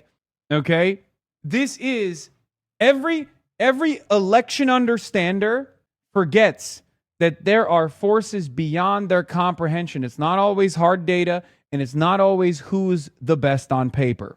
Okay. I'll give you an example of this to a certain degree. The people who really love John Ossoff but don't like Pete Buttigieg. The only reason why they don't like Pete Buttigieg is because Pete Buttigieg has shown in those, you know, election polls that he cannot win over black folk. And if you can't win black voters, if you're 0% with black voters, you're not going to ever be the candidate. So that's the only reason why they don't like Pete Buttigieg. They're at least smart enough not to like him, but they still like John Ossoff. Why? Because John Ossoff is popular in Georgia, popular among black voters in Georgia as well. I like John Ossoff too, make no mistake. He is, you know, I don't like his policies. I like the concept of John Ossoff more than I like the policies. That's why I've always said, like, it's entirely dependent on how he carries himself going forward. If Zaid hears you, this will start a civil war on Twitter. I know. Zaid is John Ossoff's strongest warrior. He's got a little man crush on him. It's fine. I'm going to make a fucking bold take and tell you something. If there's a Democratic senator from Georgia that I would prefer, his name is Raphael Warnock. Raphael Warnock from 2018. Give me liberty or give me death. Give me Raphael Warnock from 2018 or give me nothing. Radical, liberal Raphael Warnock. That's the real truth nuke. That's the real fucking truth that you guys are not ready for. Okay? But anyway, these are all silly conversations that we're having. Central Committee is going to Brian Kilmeade. I think Central Committee would agree with this. Michael from Pennsylvania would agree with the thing that I said. If we're getting a senator from Georgia, I'd rather it be 2018 Raphael Warnock. Why would he disagree with that? 2018 Raphael Warnock was beast mode. Anyway, all of this stuff is stupid anyway. It's too far out. I always think my hospitality background in owning a restaurant for 7-8 years, that bringing folks around the table to share conversation and build community is always a good thing. But Thanksgiving is also a time that's incredibly painful for many people in our communities. And so you want to know what Francesca Hong's problem is? She's too not like a real politician and too much like an organizer. That's it. She's an organizer. That's the problem. And people want a politician. Zoran was able to dance between the two so well and actually really boost the politician in him because he had that edge. But Zoran's running in New York City. Wisconsin's a different story. And a lot of people, I think, want Francesca Hong to be this like cold, calculated killer like Zoran. There's a reason why all these fucking libtards love Zoran now, okay? It's because he's catnip for the libtards. He's able to carry himself in this like cold and calculated manner that they fucking love. Wisconsin is not New York City. Now, you'll say, exactly, that's our point. Wisconsin is filled to the brim with reactionary monsters. It's a swing state after all. I say, with Francesca's ground game, you won't know. You said this in your speech. In deep blue districts, you can only win in Denver because it's deep blue, it's young. You can't win in swing states. Well, I say we are going to prove them wrong. We're going to take that victory to the general election to make sure that the Republican... Abdul Al-Sayed shows me his whoop recovery score and said he wanted to make sure I noted his weightlifting. Dude, that's so funny. We just remember we just had this conversation. That's crazy, by the way. He still gets fucking 6 hours of sleep is wild to me. That is wild. He has better... Bro, I've been losing more sleep on this fucking campaign than he has. What the hell? I think the thing about this clip is that it's not really woke 2.0. It's more like woke 1.0. I think it's almost anyone who wants this type of fighter. Han could totally be fine if she laughed it off and said, I think Wisconsinites celebrate Thanksgiving for a variety of reasons. It's time for families to get together. Yeah, my argument... Like, if I'm in her shoes and I tweeted something like, oh, fucking, you should go to prison if you celebrate Thanksgiving or whatever, right? You know, in my peak woke era, okay? You know what I would respond to it right now if I'm running? If I'm Francesca, okay? They ask me this question, I just laugh and I say, yeah, you know the real problem with Thanksgiving now is how much Trump has made life unfucking bearable, okay? Thanksgiving is not getting canceled because of my fucking tweets from 2018. It's getting canceled because Trump has made it impossible to exist. He's made the cost of living crisis far worse. And to add to that, this is at the heart of why people get frustrated with mainstream media, because you bring up my tweets from 2018 when the president is currently tweeting that he's going to do a genocide in Iran and actually follows through on that death and destruction campaign that makes Thanksgiving impossible to pay for. That's what I'm fighting against. To make Thanksgiving affordable. To make sure that people can put food on their tables. That's exactly what Tom Tiffany is advancing. Okay? Just don't fucking play defense. Just flip it. Flip it. Bring it back to affordability and move on. That's it. That's it. So I think I wanted to make sure that people understood that there are multiple views, but views can evolve. And the position that I'm running for right now, and I think my background as a chef, will actually help me become a better governor that's able to bring more people to the table. Francesca Hong, thank you for joining us. We hope to... Yeah, she's too nice. That's it. That's the problem. And it's not just Minnesota nice, it's Wisconsin nice too. And I don't think this plays as poorly as people think it does. It plays poorly to the fucking bicoastal elites who literally are just like, no, you don't understand. I know the hogs. I know the hogs in Wisconsin. They're going to hear this and they're going to want to kill her. Okay? My only notes on this is don't be so nice and reframe the question back to an issue that you can hit Tom Tiffany on. Always reframe back to your policies. Identify what your policies are and always hit those notes. That's the only lesson to learn from Zoran. Not everything else, not the aesthetics. Have you back?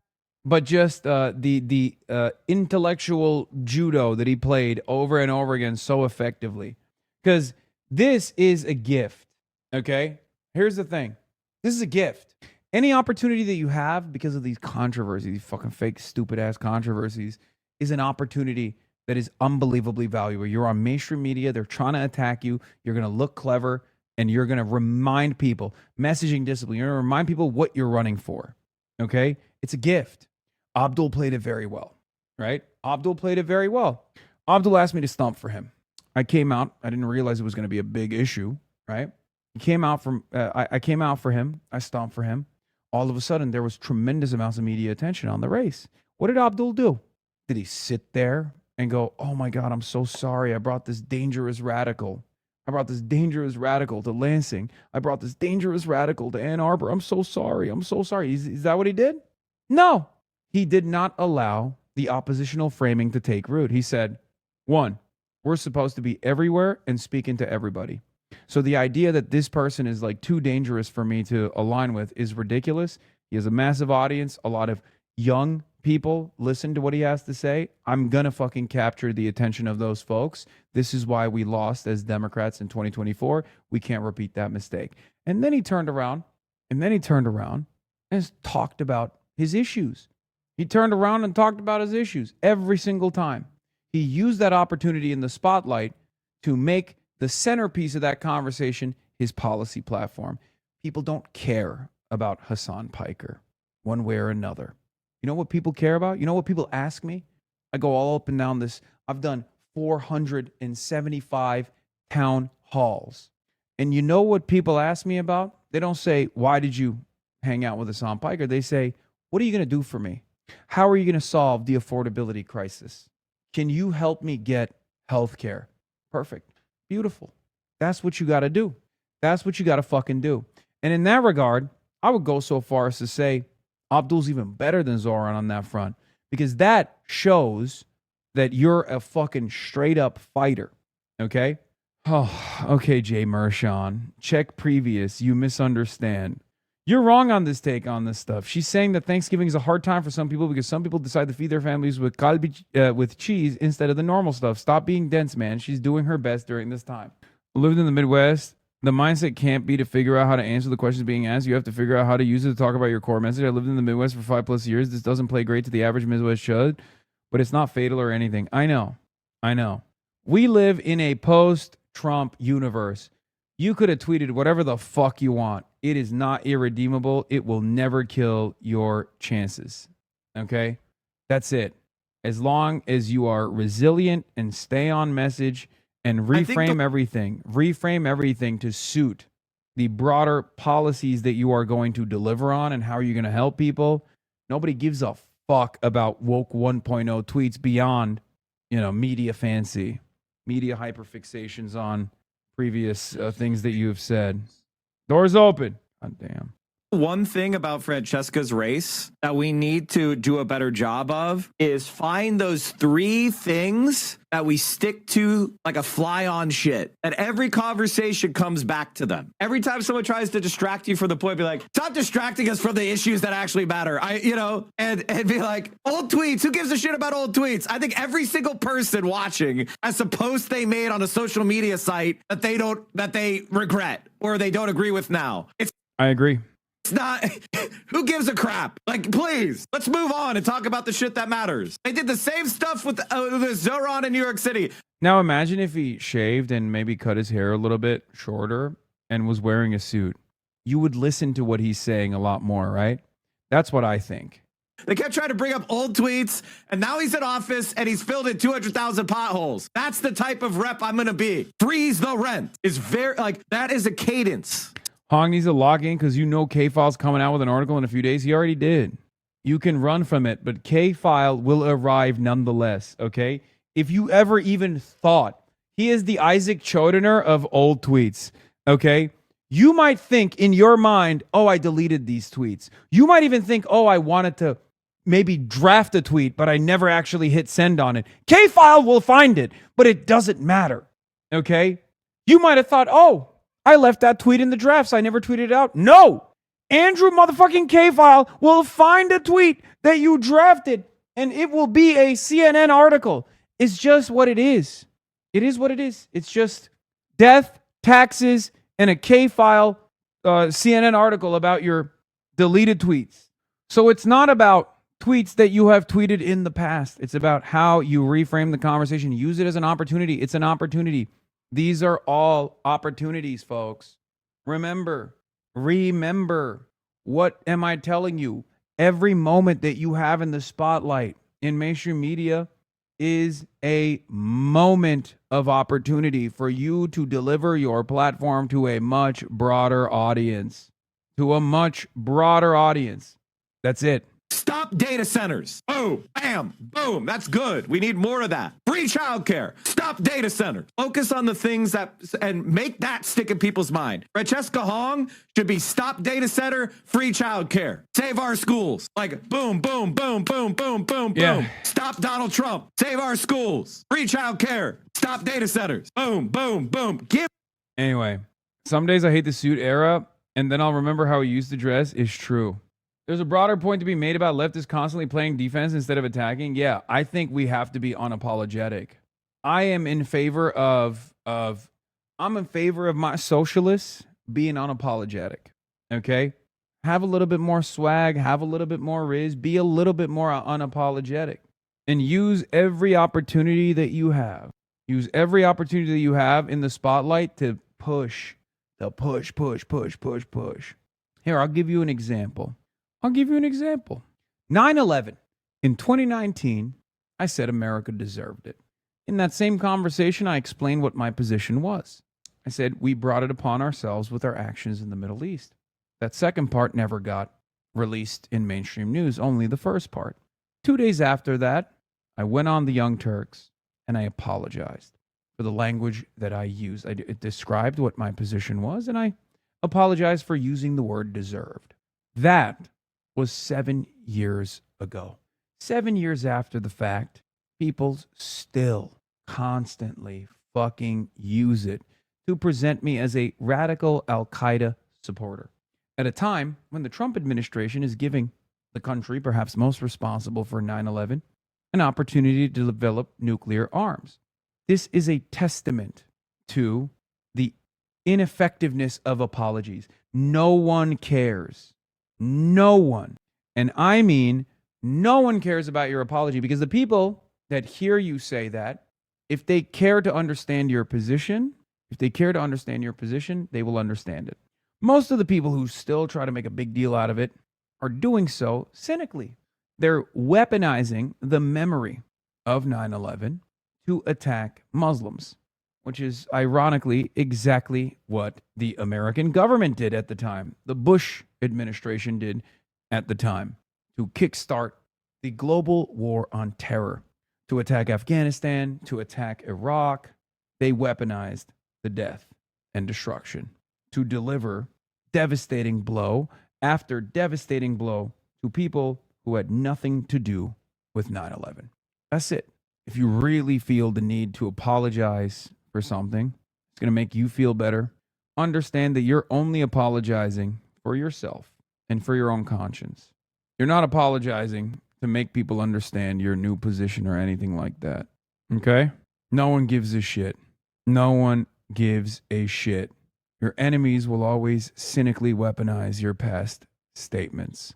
So stop apologizing and start campaigning on your policies.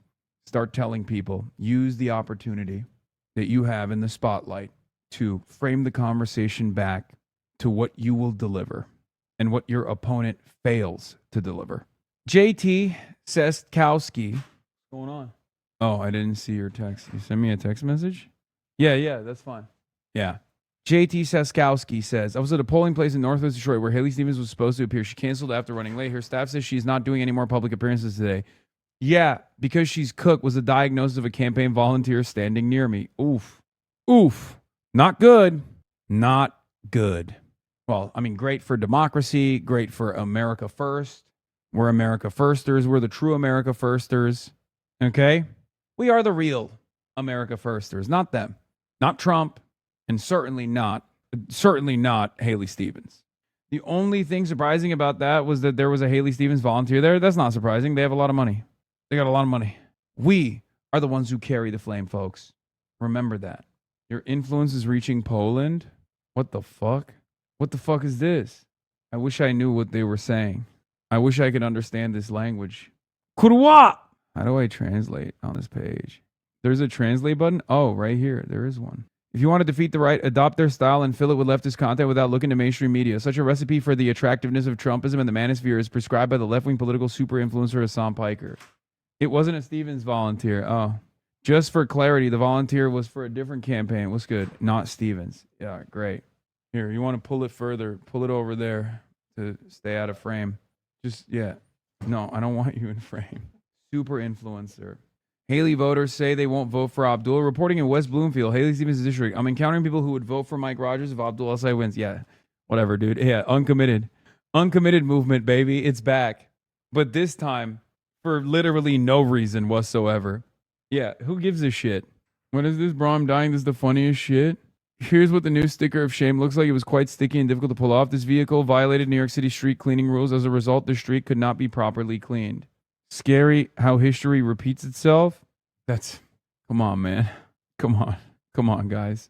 The motherfucking ADL's after me, and you're over here showing joking or sincere comparisons to the to the yellow armband. Why are you dressing like a tortilla today? What? Jesus Christ. Geeks only. What is this? Hasan Piker says he's looking forward to... Dude, Austin Ox. Come on, man. I did not say that. Please delete this fucking tweet. This is such a dumbass tweet. I shouldn't have even looked at it. God damn it. Dude, don't post shit like that, please. Come on. Please lock in. Jesus fucking Christ. Oh my God. Please, brother, please. This is like a campaign with international attention. This has been your message for months? My opponent thinks better things are possible. Ha! Yeah, good luck winning the primary with that message. Yeah, good luck winning the general with that message. Yeah, good luck winning the presidency with... We just can't simply afford to give everyone free everything.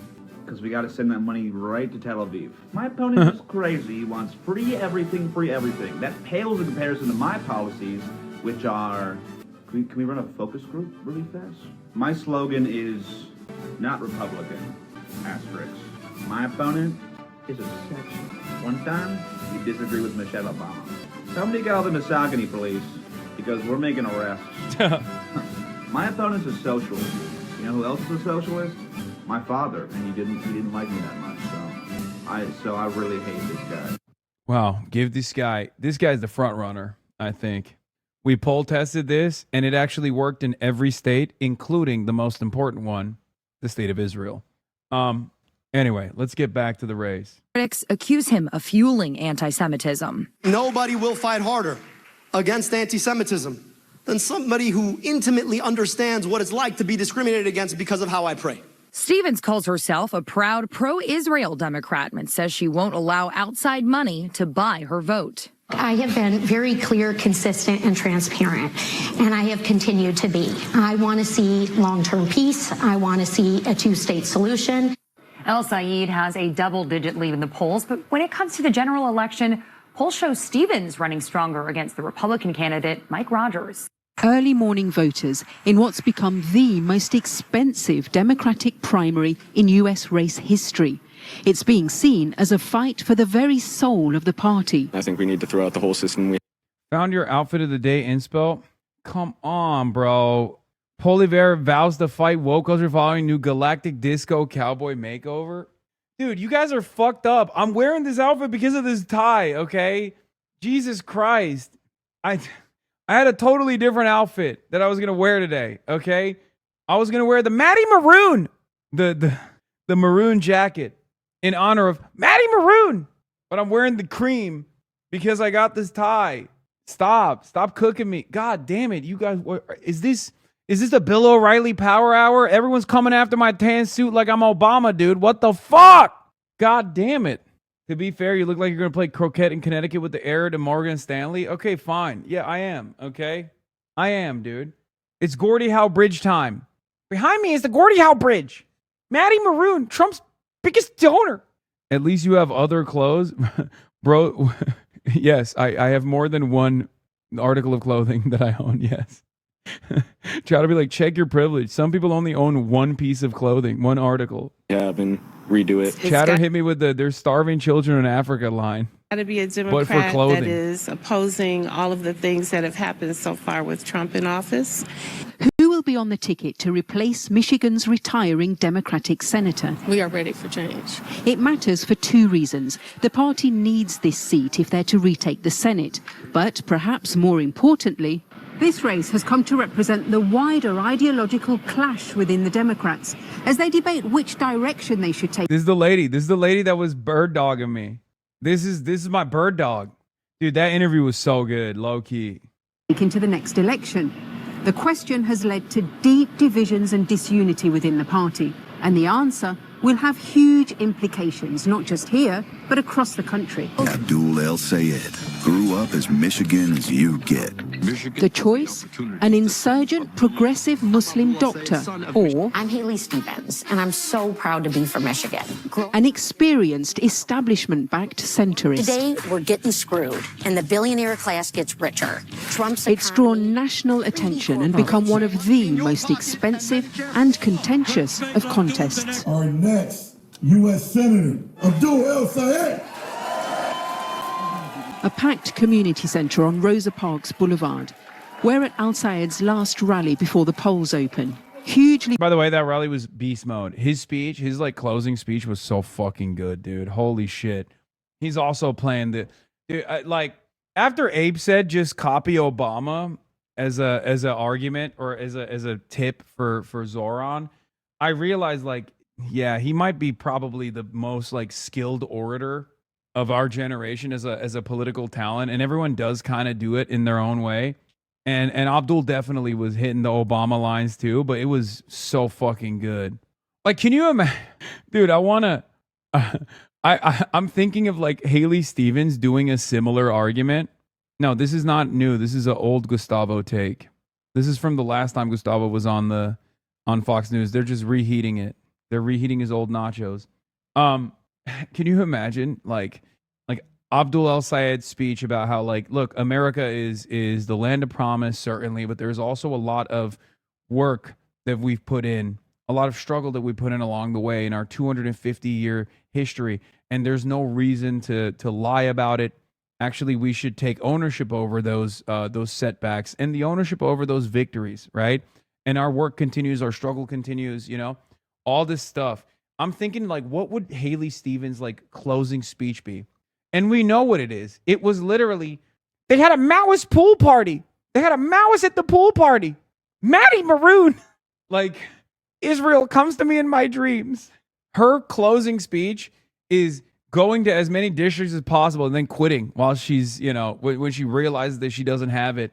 And basically telling all the people that are walking up to the polls, hey, now that I have your attention, did you know Abdul was hanging out at a pool party with Mao's biggest donor, Hassan Piker, Maddie Maroon? Like, dude, even if I was like, yeah, I was going to vote for you, but I heard that and now I'm voting for whoever is in opposition to whatever the fuck you're saying. Like, what a horrifyingly bad closing message, dude. And it is so funny because, like, centrist Democrats, establishment Democrats for years and years told us, centrist Democrats told us that we were extremely online, that our policies do not work in the real world. It's just like only in academic circles. Only in academic circles do our policies work, right? Like that was the argument. Only in Twitter do our policies work. It's too pie in the sky, these idealistic concepts like better things are possible, right? Meanwhile, the closing message of Maddie Maroon, Trump's biggest donor, is literally, well, my opponent had a Maoist pool party with Hassan Piker. That is literally the most online message you can end a fucking campaign on, especially when your goal is to captivate the 65-plus-year-olds. They do not know who the fuck I am. It's crazy. Network connection loss. Please check reload your browser window. They took it down because it was embarrassing. Haley Stevens urges rival to distance himself from Hasan Piker. Yo, when you're slated to lose by 20, you probably shouldn't be giving any advice, let alone that advice. Especially when the other person in the race literally leaned into that exact same message and had to literally drop out a couple weeks ago. This you, bro? Stop with the slander. Mark Levin is writing about you like a bad ex. The Hasan Puker Democrats. Will the Democrats be wearing Mao uniforms at rallies like their mouthpiece, Hasan Puker? Will the Democrats be celebrating 9/11 on the 25th anniversary, which Puker said America deserved? Will the Democrats announce, like Puker, they would support Hamas over Israel every time? Why do the media cover for the Puker Democrats? What can I fucking say about that, dude? I'm just retweeting it. That's it. That's all I'm retweeting it. Not even a quote retweet. He's goated. Mark Levin, he still got it, dude. Life, Liberty, Levin. Life, Liberty, Levin, that is the great one. It's not just Sean Hannity that calls him the great one. I call him that too. I was joking a couple months ago. Hasan Piker always looks like he's constipated, including in his mouse suit. What's that all about? Wait, what? Dude, listen. Yeah, we are Levin La Vida Loca, okay? Listen, a couple months ago, I jokingly said, it kind of feels like the Republican midterm strategy is just going to be Hasan Piker sucks and everyone needs to know it. I was joking. I'm not joking anymore. I think they literally think they have nothing. This primary needs to end. Oh my God, that's gross. Okay. I'm not joking. I think they're so desperate for anything they possibly can that they unironically are making this their midterm messaging. They're so fucked. They're so cooked. Especially if, like, for our folks, right? For the insurgent left, like, what is the primary, what is the what is the way that the insurgent left is known by? It's the policies, right? It's the motherfucking policies.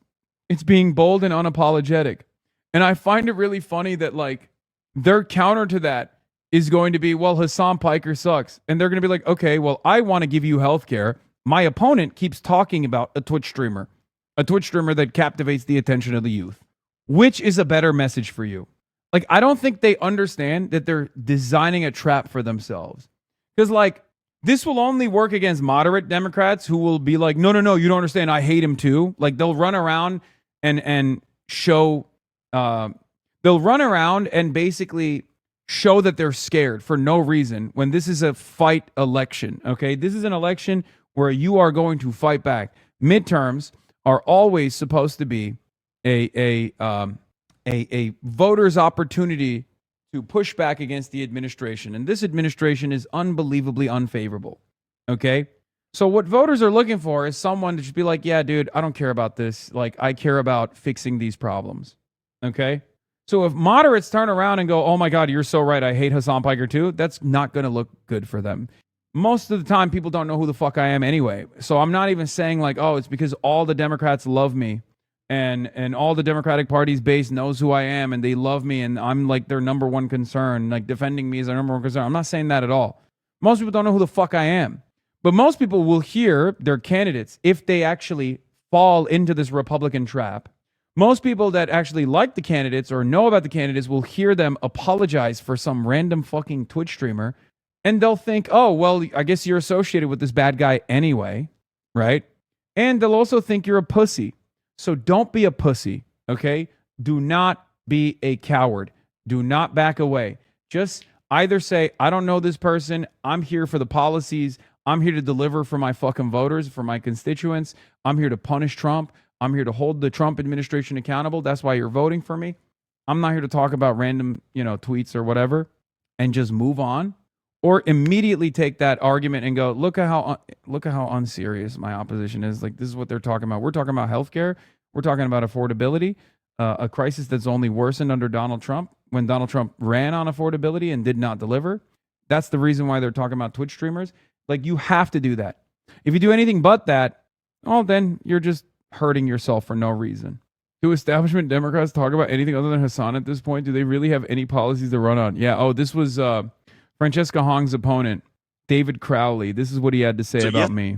Yesterday in Milwaukee County, Hong held a rally with Congresswoman Ilhan Omar and Hassan Piker.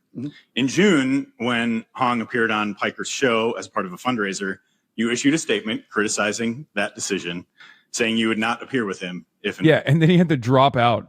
Just saying. Like, he issued that statement, and then I think like a couple weeks after he issued that statement, he had to drop out because he was at like 5% viable, like no non-viable candidacy. So where do you draw the line? How do you draw the line? And what is your thought process in determining where that line is drawn? Well, I draw the line where we are making statements just for clickbait, where we're making statements that divide us. I don't think that, I think that everybody has the right to say whatever they want. I believe in the First Amendment. But I do believe that when you're a community leader, when you're an elected leader, who you lend credibility to matters. And so we can build the broadest coalition without necessarily leading credibility to people who, in my personal opinion, is not doing any good or moving our party forward, is only focusing on dividing us, even within the Democratic Party. Really? I'm dividing the Democratic Party, with my divisive take on Israel, which literally the entire base of the party agrees with. Okay. And so for me, I draw the line on folks who speak destruction into reality. I draw the line on those who want to continue to divide our entire country and who don't see the big picture. Now, I don't know Hassan.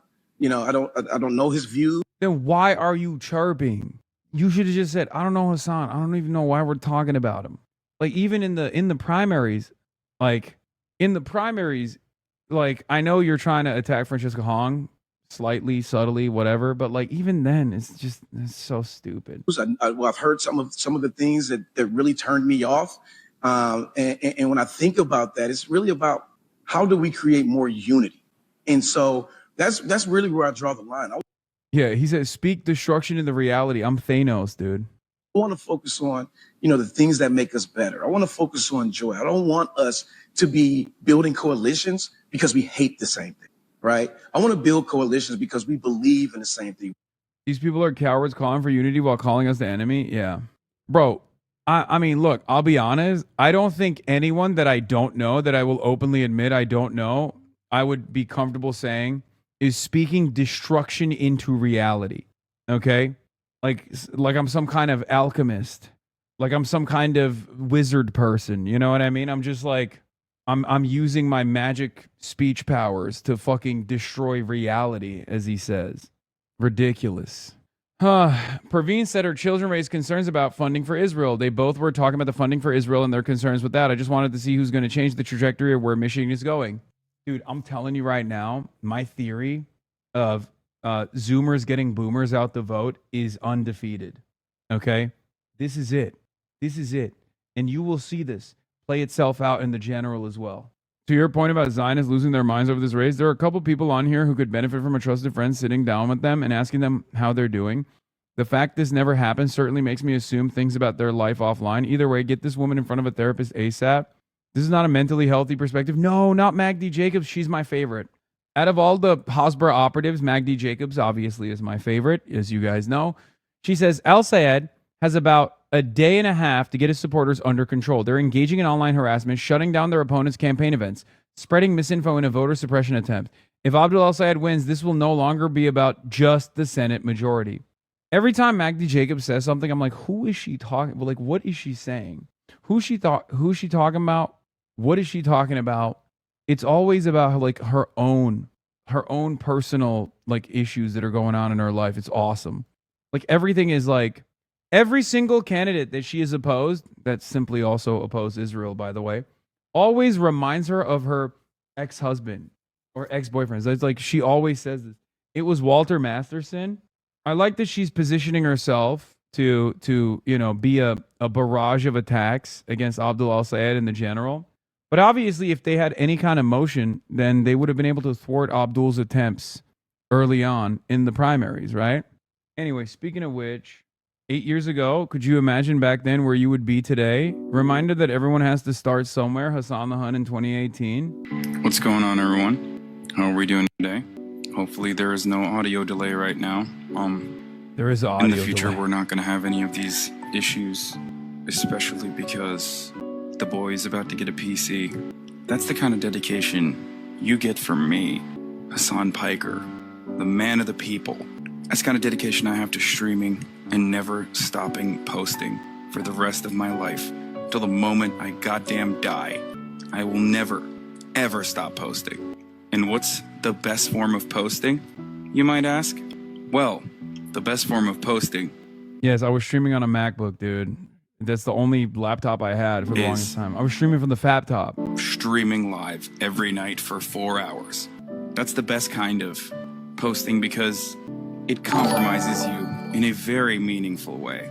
You know, you're ultimately you're naked in front of 200 people every night as you kind of decide, what topic should I talk about today? I don't know. Let's just reach out to the people and talk to them. That's basically it goes. But in any case, In any case, motherfucker, that is literally almost a decade ago, and my speech patterns haven't even Hi, I'm changed. Jory, and I'm here with Abdul Al-Sayed, running for U.S. Senate. You've been described as similar to Mamdani in terms of your politics, but I have a few different questions for you. Haley Stevens said, Israel comes to me in my dreams. What comes to you in yours? The hope that Michiganders have health care, the hope that we can all breathe clean air, drink clean water. And I got to be honest with you, I'm haunted by a lot of the things that our tax dollars have paid for in that part of the world. So those are the things in my dreams. My last question for you is, I've seen numbers floating around about how much you're able to bench. Some people saying that you can bench more than Hasan Piker. Can you settle the Yes, score? he can. It's true. He can. He chess mogs me every day of the week. It's kind of messed up. That's crazy. Look at him smiling. That's fucked up. Why are you laughing, bro? Why are you I thought we were supposed to be home. You're supposed to be like, oh, no. Look at him smiling. Look at him cheesing. And let us know how much you can bench. 355 on a good day, but definitely more than Hasan. He's Thank just you got so real much. long arms. You know what I mean? Like a Oh, no. He's right. He's right. Oh, my God. I got ops everywhere, bro. Zero Sonic is one of your best chatters. Wait, why? Not the hanky? 2024? What is this? What the fuck? Laughing at you, Unc. I mean, he should. It's right. He has every right to, because he does. Yeah, I got to get my titty game up. That's who followed you on the clip? Oh, damn. Been there since I had like 2 hundo. there is a delay. Oh, of course there's a delay. Lurker, no drama. Anyway, Fox News. El Sayed pals around with far-left Twitch streamer Hasan Piker the day before crucial Michigan election. Michigan Democratic Senate candidate Abdul El Sayed have spent the night before Election Day at a pool party with far-left streamer Hasan Piker, sparking pushback from both his primary opponent and his Republican opposition. The event was hosted by a content creator in Detroit, Michigan, also attended by Progressive House candidates Maylai Quiros and Chris Rabb, both members of the Democratic Socialists of America. Michigan Democratic State Rep Donovan McKinney was also reportedly in attendance. Piker, who has roughly 10 million followers, I love that they always say that. Anyway, they got not one, not two, not three, but four different reporters on this article on the Maoist pool party beat at Fox News. Okay? What the fuck is happening? Bro, they got too much money. Maybe we have to defund journalism. I'm just kidding. I'm just joking. Yeah. Brother, 4 reporters. Anyway, between two last month, Piker drew backlash after resisting a group of college students while wearing an outfit resembling that of former communist dictator Mao Zedong. I never will criticize Mao Zedong, Piker said earlier this year in a clip that recently resurfaced on social media. Piker has also said in the past that America deserved 9/11 and has made controversial comments about Hamas and the killing of United Healthcare CEO Brian Thompson. They don't even put the controversial comments anymore. They just say it. They literally don't even mention what it is. It's just established fact. Doesn't even need a hyperlink. Okay, that's crazy. While El Sayed has said he doesn't agree with all of Piker's positions, he's faced backlash for not distancing himself from the controversial streamer. No, he hasn't. Democratic Rep Haley Stevens, running against El Sayed on Tuesday night's Senate primary, was asked about the relationship between El Sayed and Piker in a press gaggle hours before polls closed. I don't believe Mr. Piker lives here in our state. I do think his rhetoric should be denounced. I do think that my opponent should distance himself from him. I don't know what they were doing last night at this pool party that was going on. Why is she making it seem like we were up to no good at the pool party? What the fuck? At this pool party that was going on, but I was with Congresswoman Hillary Skolton and Debbie Stabenow. Oh my God. Every time she has to bring up someone who endorsed her. Every time. Every motherfucking damn time, bro. That is wild to me. Anyway, referring to Piker, Stevens said some of this stuff just makes people uncomfortable. Frankly, it makes me uncomfortable. You know, we don't need these demagogues or people citing allegiance to Mao coming into Michigan, which is crazy. He's like, the borders of Michigan are closed to people whose political opinion I misunderstand and don't like. Is awesome. And pointing to El Sayed, Stevens added, maybe instead of being with Mr. Piker, you know, if he ends up winning the nomination, maybe he'll come with me and hear from some of the small businesses who don't want these extreme politics coming into our state. Instead of spending his final hours campaigning with Michiganders, Abdul El-Sayed spent it poolside with an anti-Semite and terrorist sympathizer who believes America deserved 9/11. NRSC Regional Press Secretary Samantha Cantrell told Fox News Digital in a statement. The campaign of the presumptive GOP nominee Mike Rogers also weighed in as voters head to the polls. We're getting ready to prosecute the case against Abdul, but it looks like he's already giving us a head start. This is giving fraud, not serious. And Michiganders are battling serious issues they need a senator to deal with, not someone who dances around LA and New York City influencers who thinks America deserved 9/11. Hours before the pool party, Piker was at a campaign event with El Sayed where a reporter asked him if he plans to campaign with the progressive Senate candidate after Tuesday night's primary. Are you crazy? Piker responded, of course. Fox News Digital has reached out to El Sayed's campaign and Piker's team for comment. El Sayed is set to square off against Stevens. By the way, I didn't even know that was a CBS reporter. I thought it was a random fan with a phone camera out. And they were like, "Oh, are you gonna come back in the general?" I was like, "Yeah, are you kidding me? Of course." I like that they're positioning this as like, "Oh, in the general, Abdul is gonna distance himself," which he might. I don't know. I mean, who knows? Who knows where the environment takes us? Okay, but the reality of the matter is, I'm a servant of this movement. Okay, I don't give a shit. Campaigns sometimes might make decisions that I'm at odds with. Okay, but ultimately, I want them to win, and I don't only want them to win. I want them to win and deliver for the people. Okay. This is what a lot of people don't realize. Tell the moms if Abdul wins, you're coming back with a tank top on. Yes. I think they're going to force him to distance himself if he wants establishment support. They're terrified. Yeah, I think the biggest problem here is like not necessarily like the frustration that I create amongst the Michiganders, like the voting population, but more so the audiences that I deliver are great. Like the excitement that I deliver for the base is great, especially in the primary. But obviously you need DSCC support, right? And I can totally see the DSCC being like, we will not back you if you're with that scary anti-Semite. Because like at this point, and it has nothing to do with the electability arguments, but at this point it's very clear that I have unfortunately developed far too much animosity and resentment, not from the voters. The voters don't give a shit overall, but I've developed far too much animosity from the party bosses who see me as a weapon that the insurgent left wields that threatens their center of power. And they will do everything to defang this movement. And of course, one of the aspects of this movement is obviously its propaganda apparatus. And I happen to be at the forefront of the propaganda apparatus. They won't do the same thing for like Majority Report or Breaking Points or Drop Site or Zateo, but they will consistently try to like take out one of the modes of communication because they have this weird belief that like I gain more legitimacy amongst the masses when I appear next to candidates, not realizing that my position on this has been clear from the start. I don't really gain much. Like I straight up do not. As a matter of fact, I would go so far as to say this. The only thing that has happened to me since Zoran has been all of these fucking campaigns, or not all these fucking campaigns, sorry. All of these media outlets that used to write these puff pieces, they used to talk about how like, I was I was the bro guy that was the Joe Rogan of the left. Every single one of them have turned on me. And it wasn't just Zoran. I think the Zoran victory initially was a wake-up call for some, but it eventually turned into hit piece after hit piece. CNN, CBS, even New York Times to a certain degree, they're not as aggressive, I've noticed. But like all of these other mainstream outlets, since I started taking a more hands-on approach with these campaigns, have totally changed their outlook, like their style guides on how they refer to me. Back in the day, it was just, Twitch streamer, podcaster Hasan Piker. Now it's turned into controversial streamer Hasan Piker. And that's the favorable coverage usually. If it's not controversial streamer Hasan Piker, it's usually anti-Semitic podcaster or streamer Hasan Piker. It's not an accident. So the only thing that me campaigning with candidates have brought to me personally is just a shit ton of enmity, a shit ton of animosity, a shit ton of attacks, especially at a time when, like, obviously I need to gain support from liberals in general, and like liberal outlets need to, stand in opposition to the Trump administration's actions.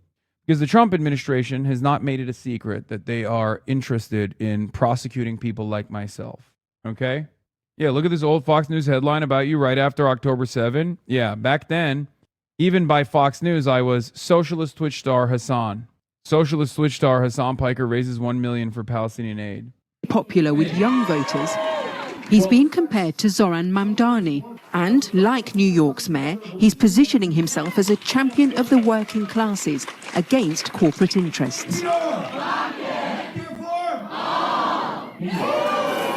For many, this son of Egyptian immigrants represents the change that's needed for a party that's hit its lowest approval rating in decades. There are some people who see this primary as a battle for the soul of the Democratic Party. Can you appeal to the wider electorate? Or is it some people within your own party who are out of touch with how younger people in particular are feeling about politics? If we're interested in a way forward, it would be worth paying attention to what we're learning here in Michigan. What is it about this movement that we're building that inspired this many folks to come and be a part of it? But that movement has been criticised by some for including the likes of this man. Hasan Piker, the left-wing activist currently banned from the UK. He says because of comments on Gaza. The Home Office says because his presence isn't conducive to the public good. We should not feel comfortable about our governments taking action like this. And what about some British Jews who say they feel uncomfortable that some of the criticism of Israel does tip over into anti-Semitism? Yeah, no, I totally understand that. Totally understand that. It's something that I oppose. Anti-Semitism is something that I fought back against. Do you think that could harm Abdullah Okay, dude, that edit is fucking ridiculous. Assad's campaign being associated with you? No, I don't think so. Will it put off some voters? No, I don't think so. I don't think so. Al-Sayed says he doesn't support all of Piker's controversial views. But he says the Democrats need to ask why those views are so popular. To find out, we're at Weavers, Park Boxing Gym Park Community Centre, in the heart of Dearborn. Yeah, well, they posted the full interview already, and in the full interview, they have all my comments. This only has like 2,000 views an hour ago. The full interview actually might go viral, I think, because it was really good. The first city in America. I'm glad that they fucking put a lot of like, shirtless boxing edits in this instead of my comments about like British politics. With a majority Arab population. 1 2 1 2. It's owned by former professional fighter Manib Salmani, born and raised locally to Iraqi parents. He described himself as a swing voter. I'm not even a Democrat at all, to be honest with you, and most of my political beliefs are conservative. But he's been inspired by Al-Sayed, in particular by his messaging on taxes being spent on foreign wars. That's a big problem because you're starting wars on all fronts. Lebanon, Palestine, Iraq, Iran. There's so much problems. There are some people who say that why are you letting foreign issues influence how you vote locally? I understand, but the problem is our money's made here in America and then given away. That's what we don't like. Who comes across better on socials? Oh, Al-Sayed, 100%. Carlton Borg is 19 and will be voting for the first time. His family owns a construction company, and he says many of their customers are struggling. So, even groceries, gas, stamps, everything is just gone. Abdullah Al-Sayed's message about the cost of living, that's something that is really important to you. Absolutely. And on top of that, he doesn't take any corporate PAC money. So that's my biggest thing with, Haley Stevens. He's taken over $40 million from APAC. And that issue of outside funding has become one of the defining of the Michigan primary, which has become a proxy fight over big money in politics and the influence of pro-Israel groups. I am deeply proud to represent one of the largest Jewish populations in a congressional congressional district in the country. El Sayed's opponent, Haley Stevens, Are we winning this election? has pitched herself the more experienced moderate, having previously been elected to Congress. Led me to a career in manufacturing. Her campaign is centred on manufacturing and the auto industry. Love you! Stevens has received more than $30 million from APAC, the American Israel Public Affairs Committee. And I'm a volunteer for Haley Stevens. It's led to a fierce debate at a time when support for Israel's actions is declining amongst Democrats. I mean, dude, it was a wrap for me when I saw the New York Times Daily article that trailed a Haley Stevens canvasser who openly admitted to the New York Times that she literally did not like that Haley Stevens was getting so much money from AIPAC and that she hated AIPAC. It's over. What can you fucking say? What can you say at that point? You're just duping old boomers who still want to believe in the electability narratives. That's it. There is no more decline for Israel support in the base of the Democratic Party. It's gone. When you have people who feel shame while they're like stumping for a fucking campaign, while they're canvassing for a campaign, that their candidate is, you know, they have this belief, there's the suspicion that their candidate might be the most electable, but there's nothing else there for them. It's over. Car door open, but no one in there. But it's a debate that is making some activists feel uncomfortable. I'm Jewish. It matters to me, but that everything is coming down to that. That's the culprit for everything that ails our country. It just is absurd to me. Has it been quite a bitter campaign? Absolutely. Whichever candidate wins here may influence the future direction of this party and perhaps this country. The Democrats are confident they can keep this seat blue. What may be much harder is healing the splits within their own party. In another case, another political battle, tomorrow voters will have their say in Michigan's Senate Democratic primary. Moderate Democratic Congresswoman Haley Stevens is facing off against former public health official Progressive. Fake tappers talking shit about you on CNN right now. We will. Okay, guys, calm down. Like, what do you want from me? Fake tapper talking about you? Okay, everyone, chill. It's fine. Yeah, bro. At this point, it's not really... Not just meal kits, and it's not just groceries, it's both. Fuck. I can't even... Jesus Christ, is so hard to... Oh, here it is. Oh, with Hillary Skolton. Millions of Americans are going to lose their health care as a result and will be paying more for their health insurance now that the Affordable Care Act subsidies have gone away. And, let me be clear. I'm just simply not willing to, this is so gross. Start writing the obituary on these campaigns. This is no longer for... This is no longer for the primary. They're setting this up for the general. Because the primary's a wrap from this point on. Serious concerns, which I stand by, and whoever emerges from this primary is going to have to disavow Hasan answer Piker for those concerns. And those are... Do you feel like this is normal? Numerous. But in fact, Abdul is doubling down on some of the concerns that I've raised in the closing days of this primary. There have been a lot of people in the Jewish community who have criticized Dr. El Sayed for campaigning with Hasan Piker, for constantly talking about AIPAC. I just want to get your sense of something, because during a recent roundtable on anti-Semitism, your fellow Democrat, the Attorney General of Michigan, Dana Nessel, fucking Dana Nessel, oh my God. Progressive, she said she's going to skip the Michigan Democratic Party's nominating convention. She said, quote, "I don't feel safe going. I feel like my presence isn't going to be welcome. I don't want to get chased around. I don't want to get harassed. I don't want to get yelled and screamed at. I don't want to get booed off the stage, irrespective of what I'm saying. And I believe that if I go, this is what will happen, because it's been happening to me."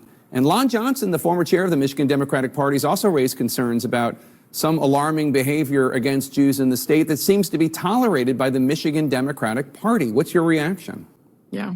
I see those concerns. I share those concerns. We've seen it break out on college campuses across Michigan. And that's why I have also raised a lot of concerns about the fact that, Abdul has brought in Hasan Piker to these college campuses, a place Dude, that has what the already been fuck? rife with this conflict where, we have heard, Jewish students, but not just Jewish students, other students feel unsafe because of this really violent rhetoric. And here you have, a candidate for one of the highest offices in the United States of America, bringing in this very controversial individual to campaign for him. Not only did he bring him in earlier in the campaign, Jake, he brought him in as his closer here in Michigan. You think about this, right? Elections are about choices. What is the message that you want to send to your voters, right? And Abdul Al-Sayed chose to bring in Hasan Piker. What? Not a Michigander, an outside podcast influencer who once said America deserved September 11. Just last week, he added a framed picture of the September 12th This New is York literally Times a New front York page Post with article. the Like, World this is Trade Towers fucking burning psychotic. in the back. Like, what do you think? What do you think I was doing there? Do you think I'm like celebrating 9/11? Like, it's such a fucking insane take. Like, it is truly like this.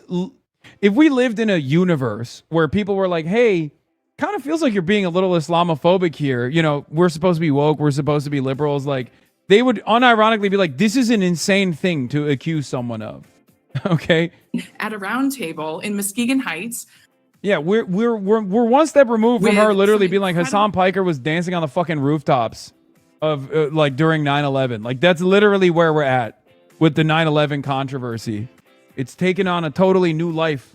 Branch is now one step closer to being confirmed as U.S. Attorney General. Can President Trump's former... Yeah, this is fucking nuts, dude.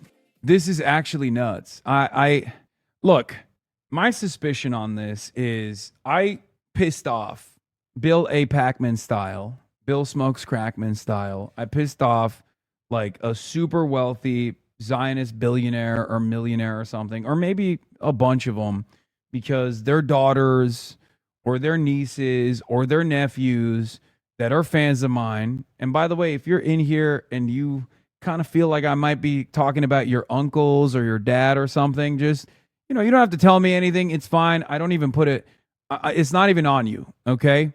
But I assume that like a bunch of either like media executives or something have like now anti-Zionist relatives because of me. And they are fucking so aggro about this, where they think like from their perspective, it's not even just about like the insurgent left movement as much as it is about like taking my ass out.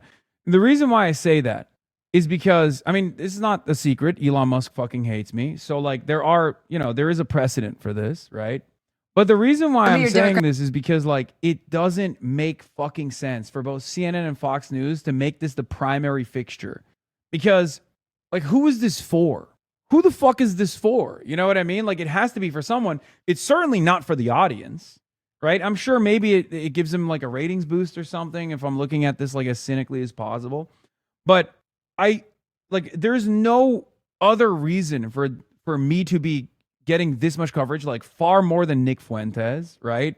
Like actual anti-Semites. And there's a dime a dozen. There's a lot of actual anti-Semites out there. For them to lean in this much in a way that is hysterical, like objectively hysterical, there's got to be a different reason, right? And I assume like this is because I won't reveal who I talk to, but I talked to a bunch of politicians when the Mike Lawler, Josh Gottheimer dual condemnation bill came out, right? And one of the things I kept hearing from every single one of the people I talked to in Congress was, yeah, this is a messaging bill, right? Like this is a messaging bill. They're trying to like, they're doing this for the donors, right? Like they're trying to satiate the appetite of like either one donor or a handful of donors that like want them to come out with like a pressure bill, because that bill's never going to pass, right? It's never going to pass. No one's ever going to pass it, mostly because of Candace Owens, ironically enough, not because of the Democrats. Democrats would love to fucking throw me under the bus. But most of the attacks are coming because it's like, this is a way to say to the donors, like, who are asking for it, that, you're doing your bidding, you're doing their bidding, you're taking it seriously, knowing full well that it's not going to pass anyway, right? So I think I think there's just a bunch of people who just keep going to politicians and demanding their condemnation of me for some fucking unbelievably strange reason. Because I don't think I'm that popular. I don't like. I know my limitations. Like I know the attention or the influence that I command over specific subsects of American society, but ultimately the amount of enmity, the amount of antagonism that they are fomenting in my direction does not match my output, at least by my estimation. Like Debbie Stabenow said, I was the biggest anti-Semite in the media. Okay? The jab barely registered with the attendees.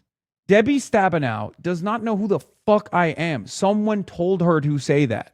I'm sorry. There's 0% chance that Debbie fucking Stabenow knows who I am, knows my commentary, and has developed this developed this perspective on what I represent in media.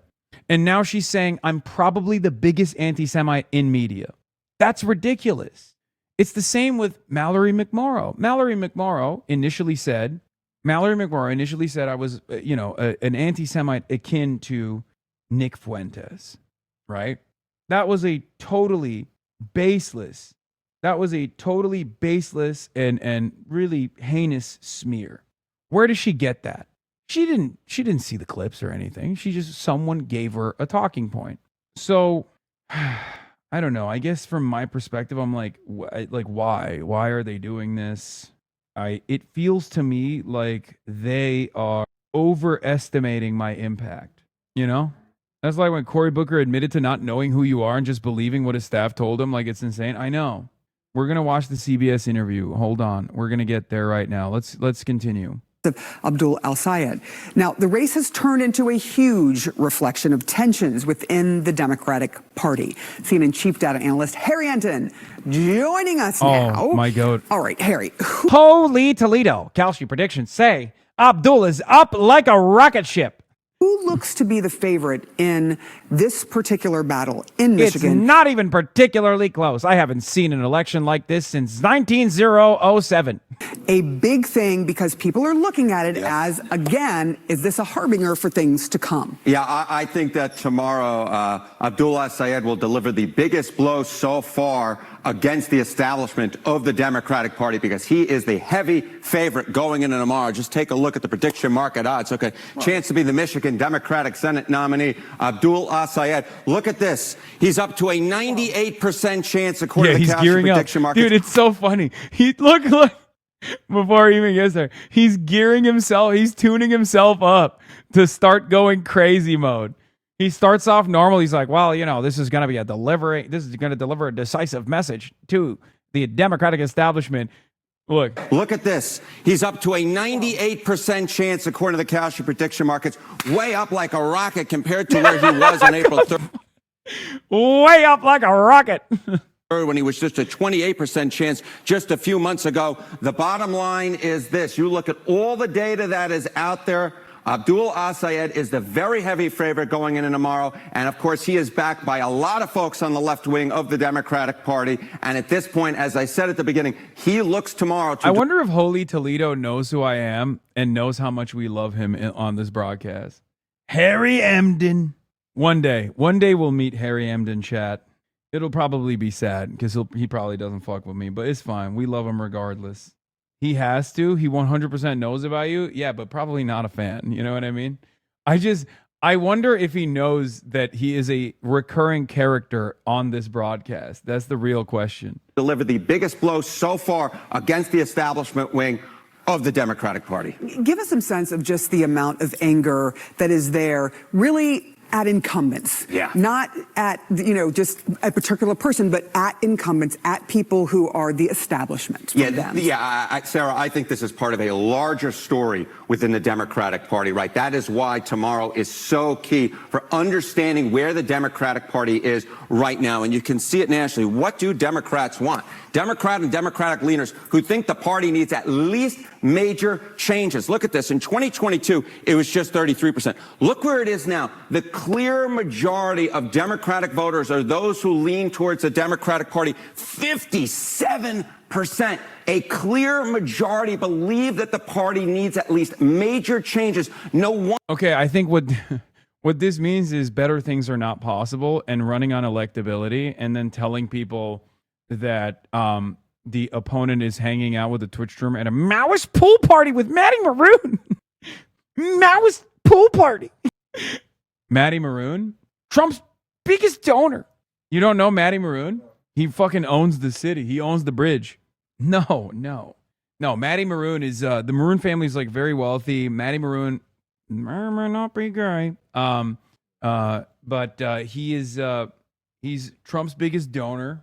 Yeah, no, like he's one of Trump's biggest donors, and he owns the Gordie Howe Bridge, right? Like, or not the Ambassador Bridge. There's two bridges that connect Michigan to Canada, and one of them is privately owned by Maddie Maroon, and then the other one is paid for by the taxpayers. And they built the taxpayer one, but they never opened it on purpose because Maddie Maroon was like, "You can't open this. This will put me under, this will put me underwater." So, as it's the Ambassador Bridge. Yeah, he owns the Ambassador Bridge, not the Gordie Howe Bridge. The Gordie Howe Bridge never opened because Trump literally delayed it. So that what? Yeah, he doesn't just privately own the bridge. He owns all the duty-free shops around the bridge. He owns the tolls. He owns everything in the privately owned bridge. He's like, correction, the bridge was paid for by the Canadian taxpayers, not U.S. funds. Oh, shit, I didn't even realize. Yeah. Uncle Sam talking about you? We did not add this music. Live from Texas, this is the Will Cain Show. Do they think Fox News put that music up? Kingmaker. He's the visionary. That's so funny. Sam is such a boomer for Democratic this. Socialist, and it's his party, Piker's party, and that party has an invite list, and he has a vision, not just as who should be elected to office, but as to the future of the Democratic Socialist of America. When asked a very interesting question about what he would add to the platform, here's what he said about the future of the DSA. Arrest and prosecute and bring about corruption charges for every prominent member of this administration that is engaged in corruption. Prosecute and arrest ICE agents that have also done crimes as well on the job. Bring out the secret police. This is a fan made. This is clearly the HasanAbi Productions edit, but kudos. Did they do this? Yes. You can tell. Okay. Sam This is not such how he started Sam the is show. so unk. He thought Fox News made an aura But that edit was for me. Hasan like a few days Saying ago. if somebody did fraud, they should face legal consequences. What a radical. I mean- secret police. And this idiot, he's doing it in secret, but he announced it on the microphone. I mean, the honorable thing to do would be to charge Olympians for cutting up the reflecting pool. That's the one. That's what the federal government should be focused on. Janine Pirro totally let that one go. Yeah, I can't believe Will Cain, who is the greatest advocate for Maoism in the country, unironically, like he is the DSA's strongest warrior. Like a lot of people will say, "Oh, Hasan, like you do a lot for the Democratic Socialists of America. You're like the chief of propaganda for the socialist movement." It's Will Cain. People don't understand. He always interviews DSA members. He always talks about the DSA, and he's so bad at like trying to position the Democratic Socialists of America as like this nefarious force that it always comes across like it's a promotional video. So I can never hold a candle to Will Cain and the Membranes' heroic efforts, Herculean efforts to lift up the working class movement and the Democratic Socialists of America. Wonder what we've seen so far is incumbents go down and defeat the House of Representatives. No wonder what we've seen so far this Democratic primary season is the establishment losing and losing and losing again in key races. And no wonder that Abdul Assayed is favored tomorrow, because the Democratic Party's voters at this point are so upset with the establishment. They're saying anything else, please. And Abdul Assayed, who just 8 years ago during Trump's first term got blown out running for Michigan governor against Gretchen Whitmer. Chill, dude. Chill.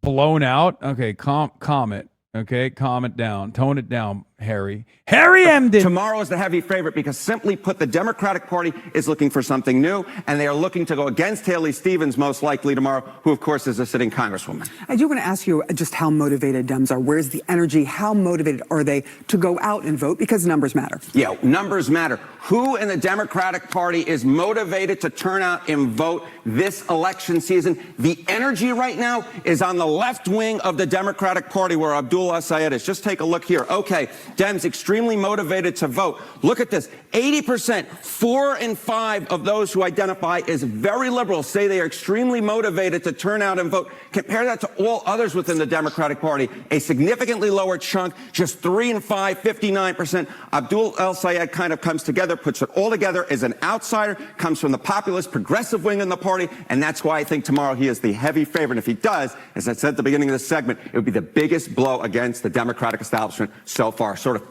culmination of all the factors we've seen this primary season. This is certainly bubbling up, and then you, of course, have the general, and that's a whole different thing. We will discuss that. We'll discuss that later. We'll discuss that later. Let's set the primary first.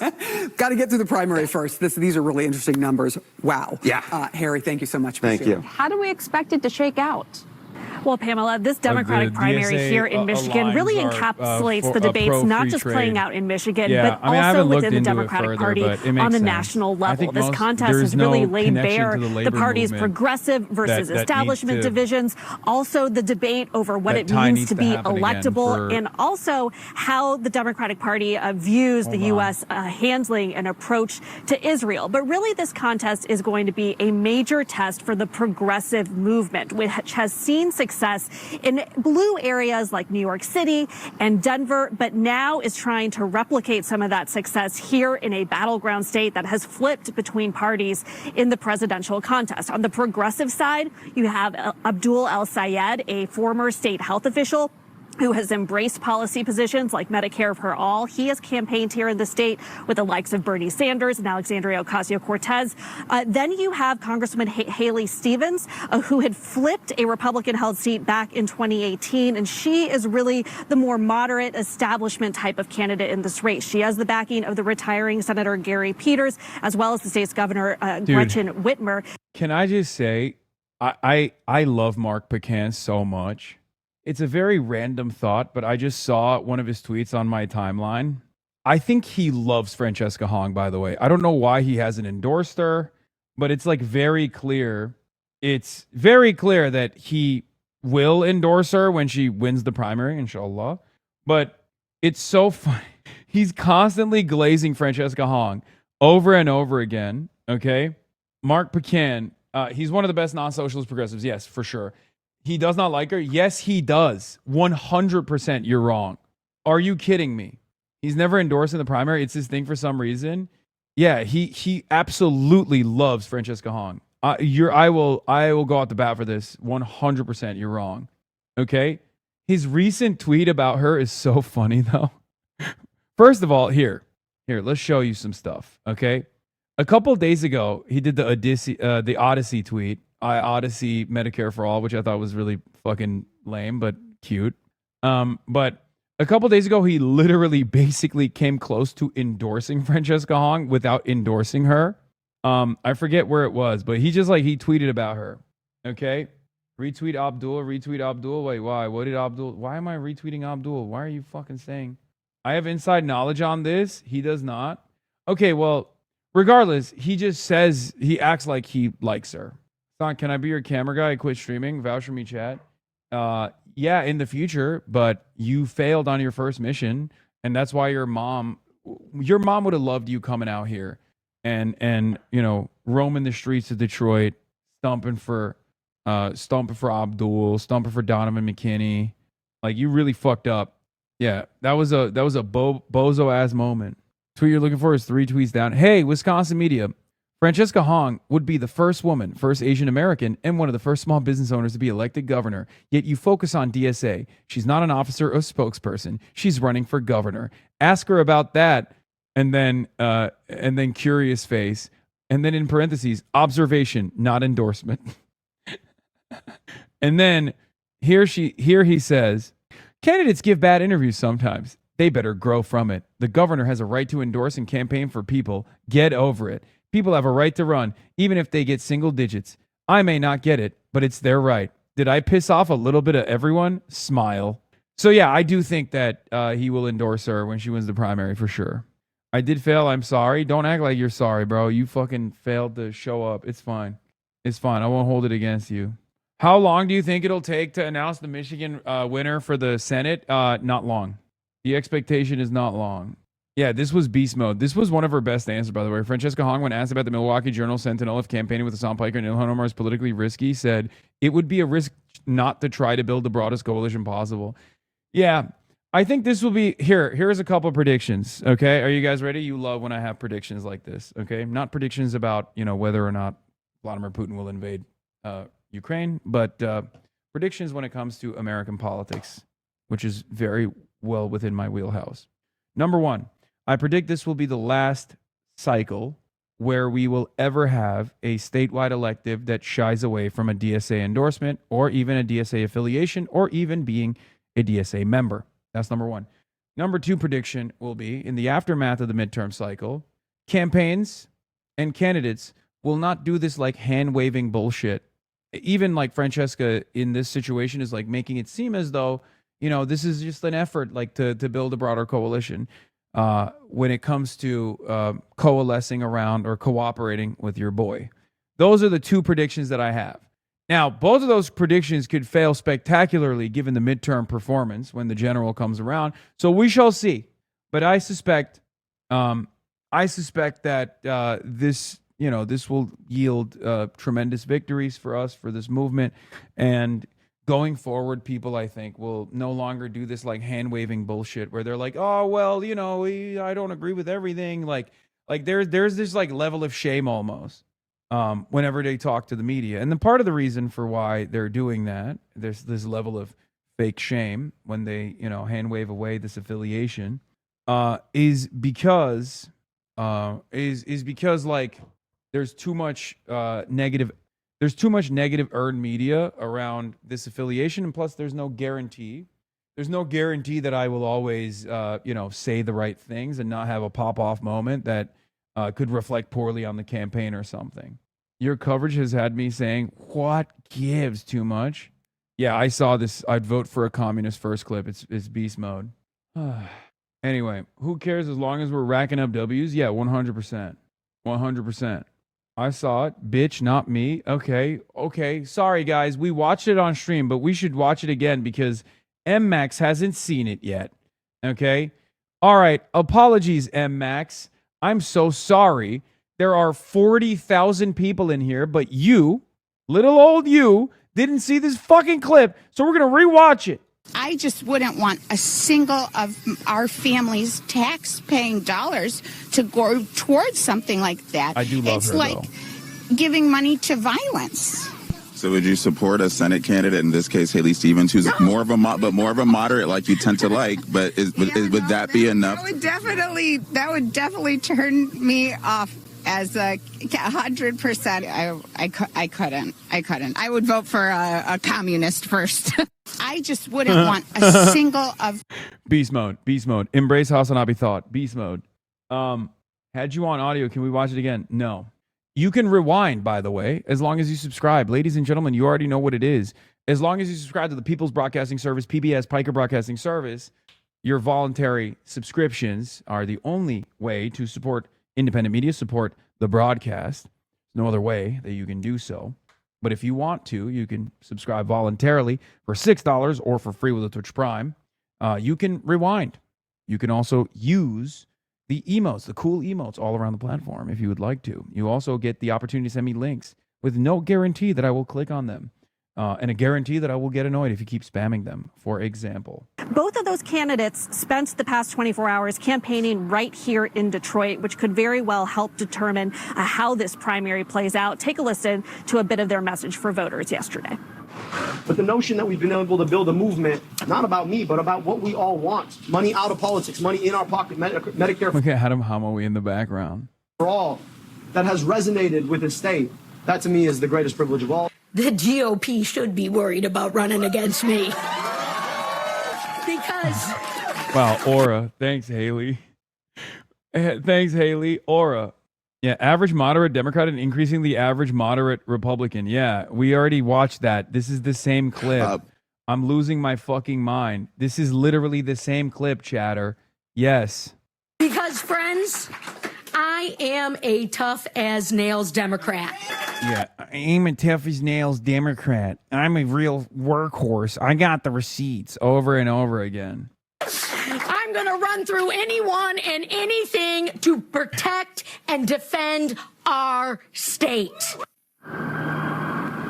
Now, the road to the next Senate majority very well could go through here in Michigan. Democrats would need to hold on to Michigan and flip 4 Republican-held seats. And this primary will provide a window in who the Democratic Party feels should be their nominee to take on what's expected to be the Republican candidate, Mike Rogers, in November.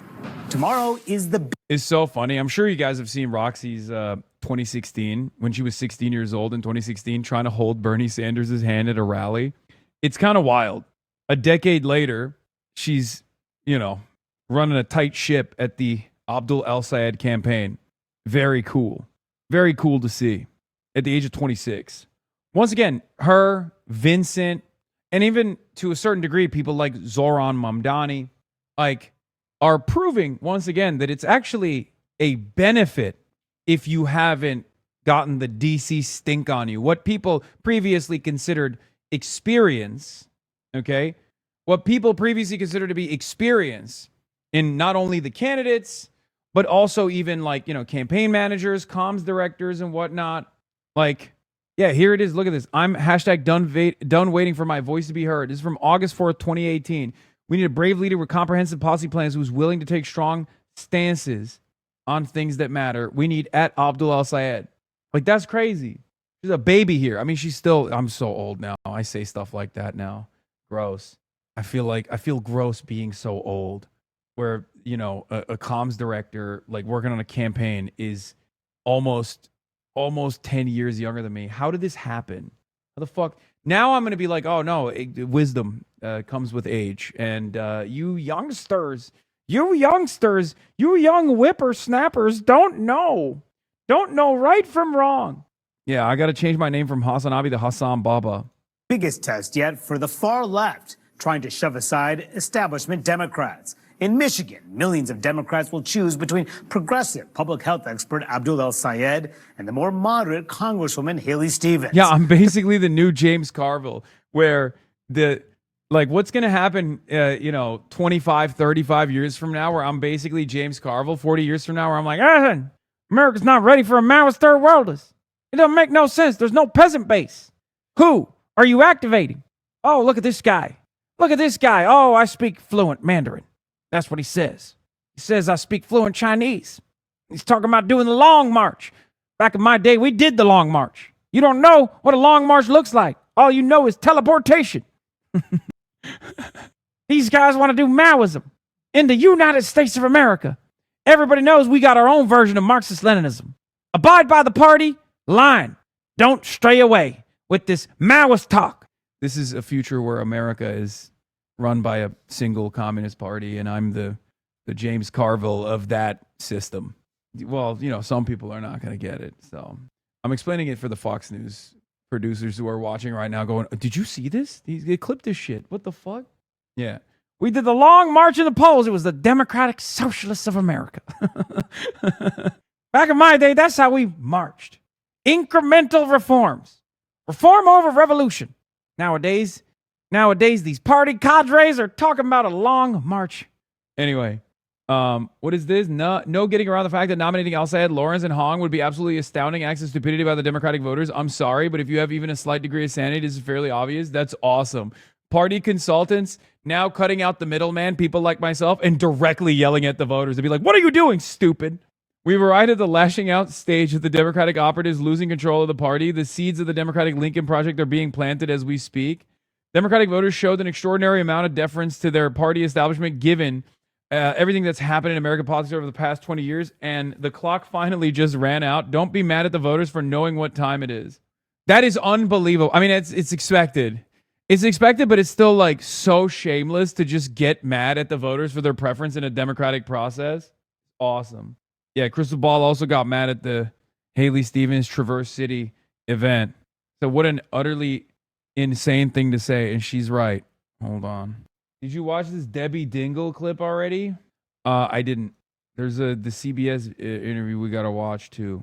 Paraphrase Joe Biden, it's a battle for the soul of the Democratic Party. Jeff Zeleny is in Michigan. So Jeff, with just a few hours left, the El Sayed camp seems to be feeling pretty good about their chances. Manu, there's no doubt that they feel some energy. Close in an hour, go vote. Dog, I already illegally voted like 100,000 times. What are you talking about? What do you mean? Why do you think I'm in Michigan, bro? It's the mules. I activated the fucking mules. 10,000 of them. I have been voting illegally all morning, like right before the stream. Like basically up until the moment that I clicked start streaming, I was voting illegally. Yeah. What were you thinking?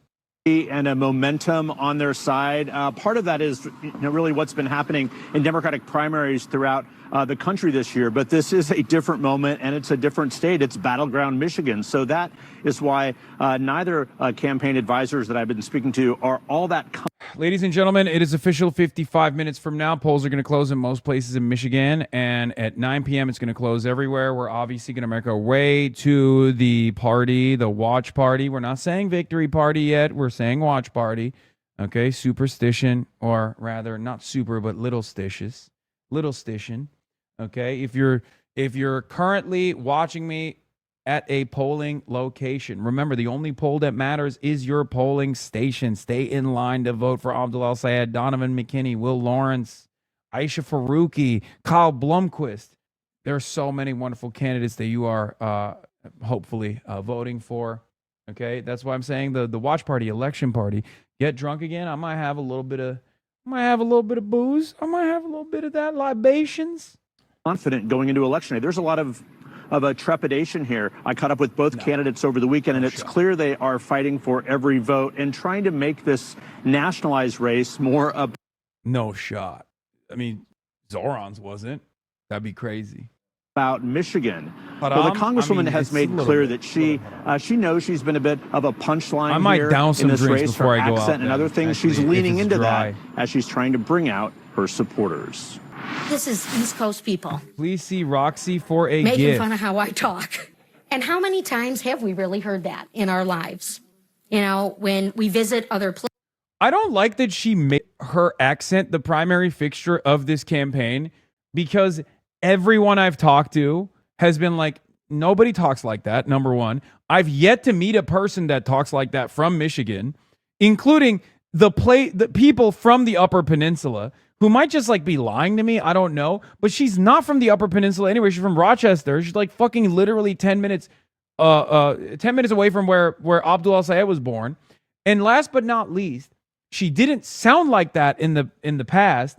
And it's very clear that she hams it up to do this like, oh, I'm just a silly yokel, don't you know? Oh, I'm just a real working class gal who has, earmarked $74 million in outside expenditures, who got $50,000 from DTE. Like you're not like a regular working class person. Like it's so ridiculous. It's the same principle that I despise when she does this thing where she does this thing where she's like, oh, all of these outsiders, they spend a good deal of time in Washington, D.C. It's like, you're a representative. That's you. You're talking about it. You spend all your time in Washington, D.C. What the fuck is going on? Places, they comment on our accent. Where are you from? Whether they're making fun of me or they're just making fun of Michigan, they don't get to think they're better than us. Because what I know is I am your voice, and I'm eager to be your voice. The jokes, they just make me want to fight harder. Okay, listen. Abdul's closing statement literally had nothing to do. Like, he briefly does the classic, like, someone like my name, he does his Obama thing, right? Like, oh, someone like my name is not supposed to be president, whatever. That's what America's all about. Or someone like my name is not supposed to be senator, not president. That's what America's all about, right? But, like, outside of that, it was mostly about like progress, the struggle to achieve progress, the work that it takes, the pain that you experience, and how sweet that victory feels at the end of that finish line. It was all about not me, us. He channeled that so perfectly. Okay? Her entire speech is like, I'm a real fighter. I'm a real fighter. My accent's strange. Everyone says it, but it's okay. It makes me want to represent you even more with this voice. So Stevens clearly is making the case that she is pure Michigan, that she has represented the state since 2018. Of course, she flipped a Republican-held House seat back in the first midterm election of the first Trump administration. But this is certainly a different time for the Democratic Party. There's no doubt about it. Some of that energy that is behind Abdul El-Sayed's campaign also was clear, even as questions of electability really are hanging over this. We asked him about that as well. It is that electability is about whether or not you can inspire a movement of people to want to elect you. I mean, frankly, if you have to bring $70 million of outside spending into your race, you are foundationally unelectable on your own terms. So, to me, the vision I have for electability is one where you can inspire a movement of people around a set of ideals that allows you then to go out and legislate around those goals, right? That's what electability means to me. So he also goes on to say that he thinks that some of this electability argument here that Haley Stevens and the Democratic establishment behind her is pushing pretty aggressively. He thinks it's a bit of a loaded question here. He believes that Michiganders will elect him. And he said, an elected official always says that electability is on their side, but he, of course, is running from the outside. But he also talks specifically about his own upbringing and his own background, of course, even going back to when he was a high school student at the time of 9/11 and how he was embraced. So if he would be elected, he would be the first Muslim elected to the U.S. Senate here. So for all of the outside currents going on in this race here, the progressive versus the insurgent, talking about funding for Israel, it is also about Michigan issues. It's about affordability.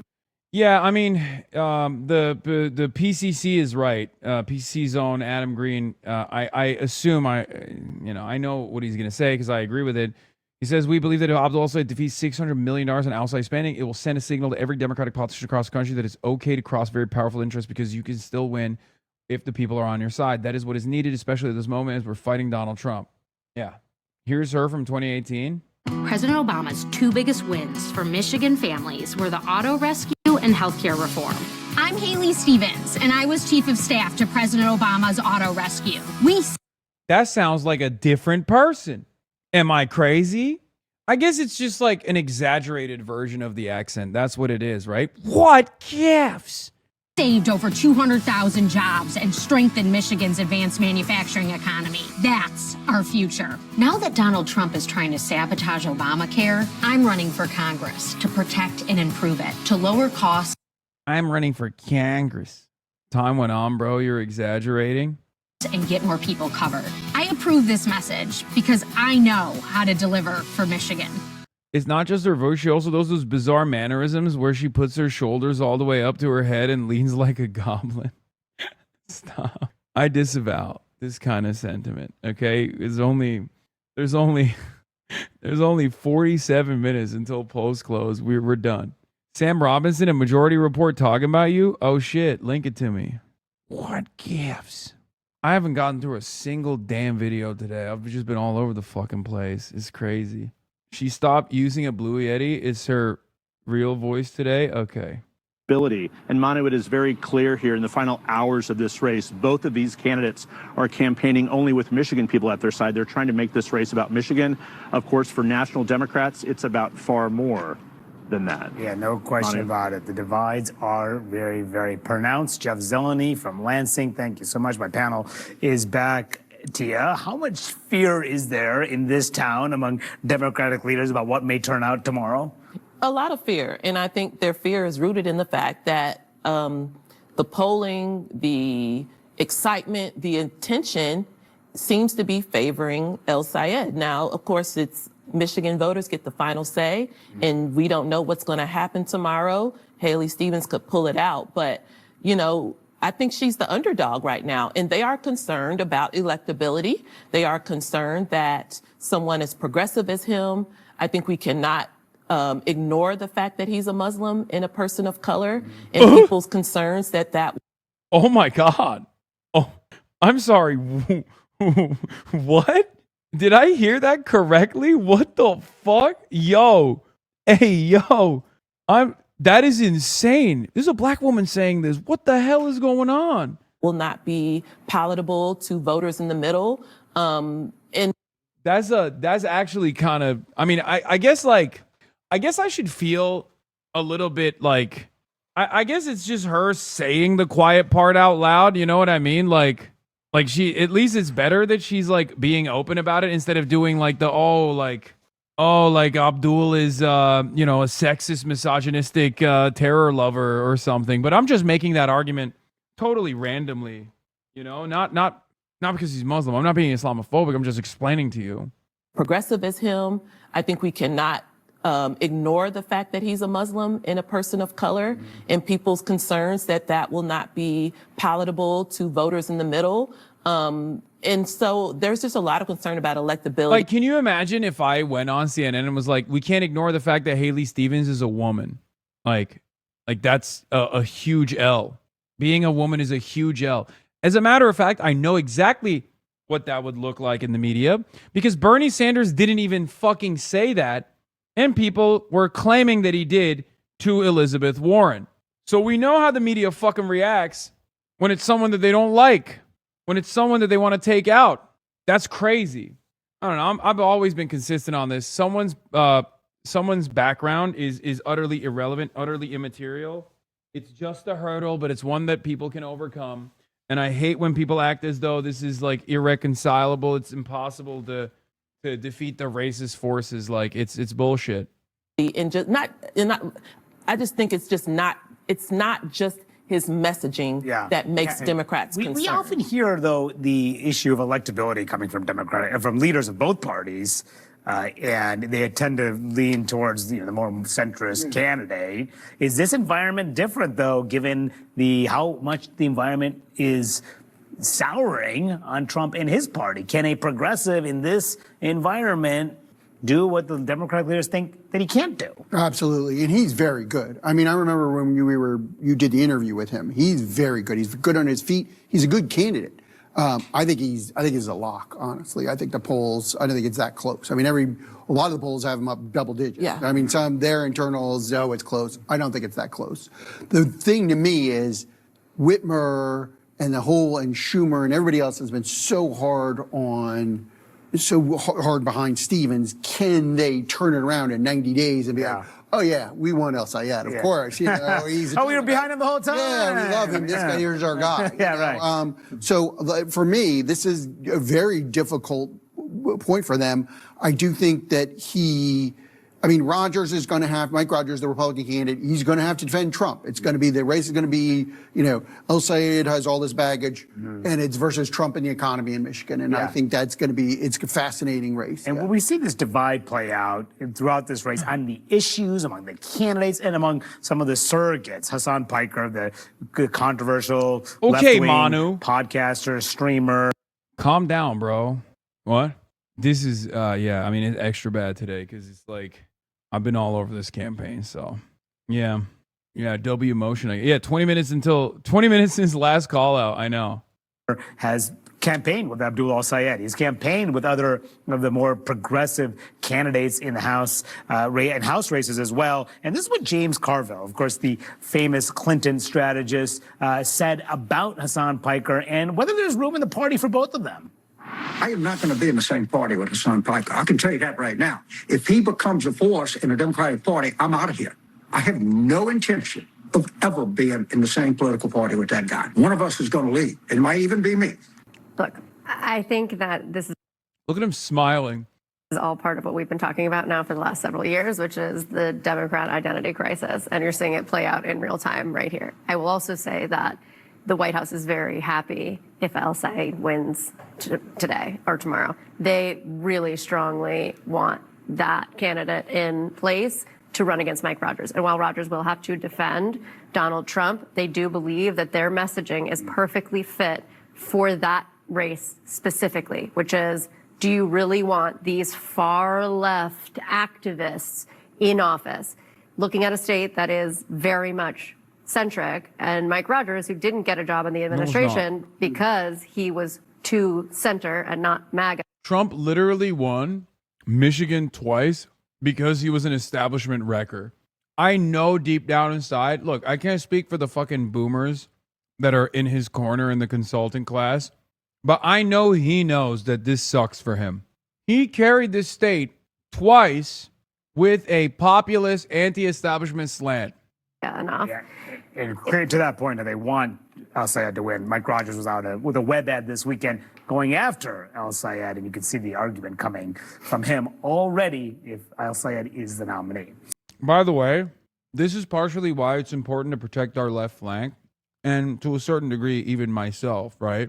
Because they will attack anyone and everyone, and if the faucet breaks on any point, then they'll pounce on it, and they'll use that association to go after every single person.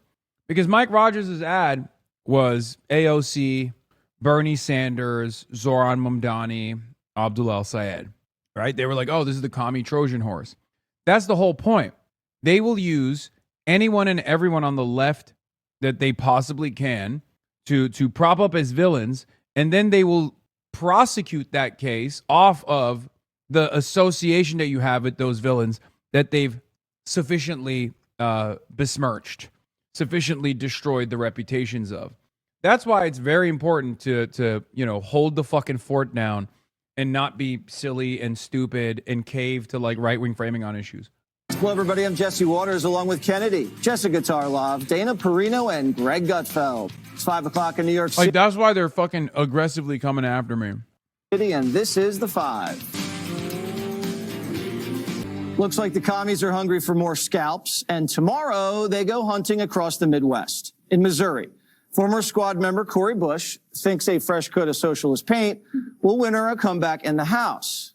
In Michigan, DSA challenger Donovan McKinney is trying to send Congressman Shree's career to the puppy mill. And in the state's U.S. Senate primary, phony physician Abdul El-Sayed is writing a prescription for the moderate wing's extinction. Listen. We finally want to get money out of politics. We finally want to take our democracy back. We finally want to tax billionaires their wealth so we can provide for schools. Are we here against data centers? Yes. Are we here for Medicare for all? Yes. Are we here for free tuition for public colleges? Yes. We are fighting for permanent affordability. Because that word shouldn't just be thrown around like a slogan, but we need to enshrine it as a practice. Now about that last socialista you just saw, Francesca Hong. She's on the ballot next week to be the Democrats' pick for Wisconsin governor. And she's getting absolutely cooked over an old, now deleted tweet where she casually called for Thanksgiving to be canceled. Hong was just stumping with their commie commander, Hasan. Oh, come on, dude. Also, God, I wish. Bro, here's the thing. Everyone cooks me for shit that I've said in the past, like, America Deserve, whatever. But, like, have you guys noticed I have no fucking peak woke tweets? Like, none whatsoever. You will never catch me on a peak woke tweet. All of the arguments revolve around my current existing positions on American foreign policy and my past positions on American foreign policy, sometimes maybe getting a little heated. But even then, it's from like 2019, the Americans Deserve 9/11 thing. I have no peak woke tweets. I just want people to remember that I did not fucking lean in to peak woke at all. I did not. And I was fucking right back then when I kept telling you guys to just nip that shit in the goddamn bud. Okay? The only thing they could cook me on is the I met God and she's black shirt. Okay? That's it. Don't laugh, bro. That's crazy. Also, that's not from peak woke. That's before peak woke. You guys are so dumb. That's from 2014. Peak woke is 2020 when all of these fucking newcomers, oh, thank you, all these Johnny-come-latelys were like, oh my God, defund the police, all this shit. I was the originator of peak woke before peak woke. All that shit, the woke-based stuff, all that shit's from 2013, 2014. And also, that wasn't even peak woke. That was cringe woke. Oh my God, Hasan is old. I mean, I'm the same age as half of these people that are running for office. So I think I had maybe a little bit more of a well-established position on a lot of things at that point. I don't know. Dari is cooler. Rama is cooler. Francesca is cooler. Facts are facts. I mean, it's true. It's true. I don't know about this one. Stop. This is not your opportunity to send me fucking cringe tweets that I made. We're talking about my political perspectives, okay? Dumbass is not like what I tweeted about Rick and Morty. Hiker, a.k.a. the guy who said America deserved 9/11, which explains why the Democrat old guard is heading for the exit. I am not going to be in the same party with Hassan Piker. I can tell you that right now. If he becomes a force in the Democratic Party, so I'm much out of play here. off this But if comment, the Democratic bitch, Party you keeps old going bitch. in the direction of the DSA, my vote was in play. And all I heard all vacation was, oh my God, you're a Republican now. No, that's not what I said. I said in play. Dana, you want to make any predictions for tomorrow? Well, I think El Sayed, did you call him the phony physician? Probably has a very good chance of winning. Oh, okay. For a while, it looked like Haley Stevens might actually do very well. One thing that happens in Michigan, is you can have same-day registration, which means that if you're college kids and you're suddenly motivated on that morning, you can show up, sign up to vote, register, and cast your ballot. Also, the other thing that happens in Michigan, which might give Haley Stevens... I love the disdain she has for democracy. Like, it just oozes from every orifice where she's like, oh, one thing about Michigan is if you just felt the need to go fucking vote like a dirty college kid, you could do same-day registration. Disgusting. Wow, this is fire. This is Yemeni food again. Fool, I think that's what it's called. I don't know. Actually, I don't know what Stevens this a is. little bit of hope is that Republicans and Democrats can cross over. So you don't have to just stay on your side and vote within your party. You can cross over and vote on the other side. It's a strange system, but a lot of states have it. So there's a report this weekend of Good a food in friend. Michigan, the best food, bro. I've been having so much fucking Yemeni food, Egyptian food, just Arab food in general has been fire. And who was out door knocking for Republicans and ran into two other Republicans who said, I'm actually going to cross over and vote for Haley Stevens because El Sayed scares me. Why does he scare people? I think that when you are a revolutionary leading a movement at a time when the establishment is basically sitting on their hands, and you have Democrats saying, uh-oh, it's a day late and a dollar short. And they're so short of dollars at the DNC. And all the money is going to where the energy is. And he is where the energy is. I do think that Mike Rogers, the Republican, who will, he was basically running unopposed, and he will be the nominee for the GOP, has a great chance. Yeah, no, he doesn't. A lot of people don't realize that, like, Mike Rogers has gotten 0 fucking attack ads so far in an unbelievably contested primary on the Democratic Party side. Mike Rogers already maxed out on name recognition. It's a fucking wrap once we get to the general. Like, I can say this confidently now. I think Haley Stevens was definitely going to have a much harder time against Mike Rogers, but even then she was most likely going to win, let's be real. But like, Abdul is going to do insane numbers. Abdul's going to do insane numbers. It's not even a question. The only thing that could be a problem for Abdul is how hard the establishment tries to rat fuck him, which I don't think they will because they still want to maintain like the Senate majority. And obviously they have to win Michigan for that. But the reason why I say that is because, Mike Rogers lost in 2024. He's maxed out on name recognition. He has had no attacks during the primary. So like, that's the reason why the polls look fine for him. Like, they look competitive for him right now, as opposed to Abdul, or even as opposed to, Haley Stevens. But these guys are fucking delusional if they think that is going to hold. Mike Rogers is a carpetbagger, lives in Florida, unbelievably weak. It's not even a question. Like, he is so fucked. He is so fucked. It kind of doesn't matter who's doing the fucking. I just obviously want to make sure that the person doing the fucking is, you know, our boy, and someone who will actually be a part of a broader, much more resilient movement in general. But it's a wrap. That's why Matt Iglesias and all those other fucking copers have started talking about, like, they've already precogged their cope. Like, they moved the goalposts already, and they're like, well, you know, it's a +7 national campaign. So if Abdul defeats Mike Rogers by like +5, that means he's underperforming, and we can really figure out, you know, that the left is actually not as electable. It's like, bitch, you said he would lose, and now you're preloading your cope. You moved the goalpost all of a sudden. You said he was gonna fucking lose. You said he's crazy. And even then, it's not going to happen. So it doesn't fucking matter, but whatever. It's just annoying that these guys are already shifting the goalposts as like time goes on. So I'm telling you ahead of time exactly what's going to happen. Of winning statewide, he almost won last time. It was he lost by 19,000 votes. And the other thing is, this isn't like El Sayed or even Hong. They're not running in deep blue states. They're running in the purple states. And President Trump. Yes, they are. No, this argument, whatever. We'll wait till fucking November. I hate that we have to wait till November for this argument. Oh, shit. Thought I ordered another chicken, but I guess not. These states are only swing states because Democrats have left them behind. You will see. I hate thinking about, like, I hate waiting for November to prove this point, but it's going to happen, and you'll see. Won those states twice. So if you have to win statewide and it's a close election, then you would say, well, the GOP might have an edge. But here's another issue is that Trump's not on the ballot this time around. He might campaign. He might throw some money behind. He might even go out there.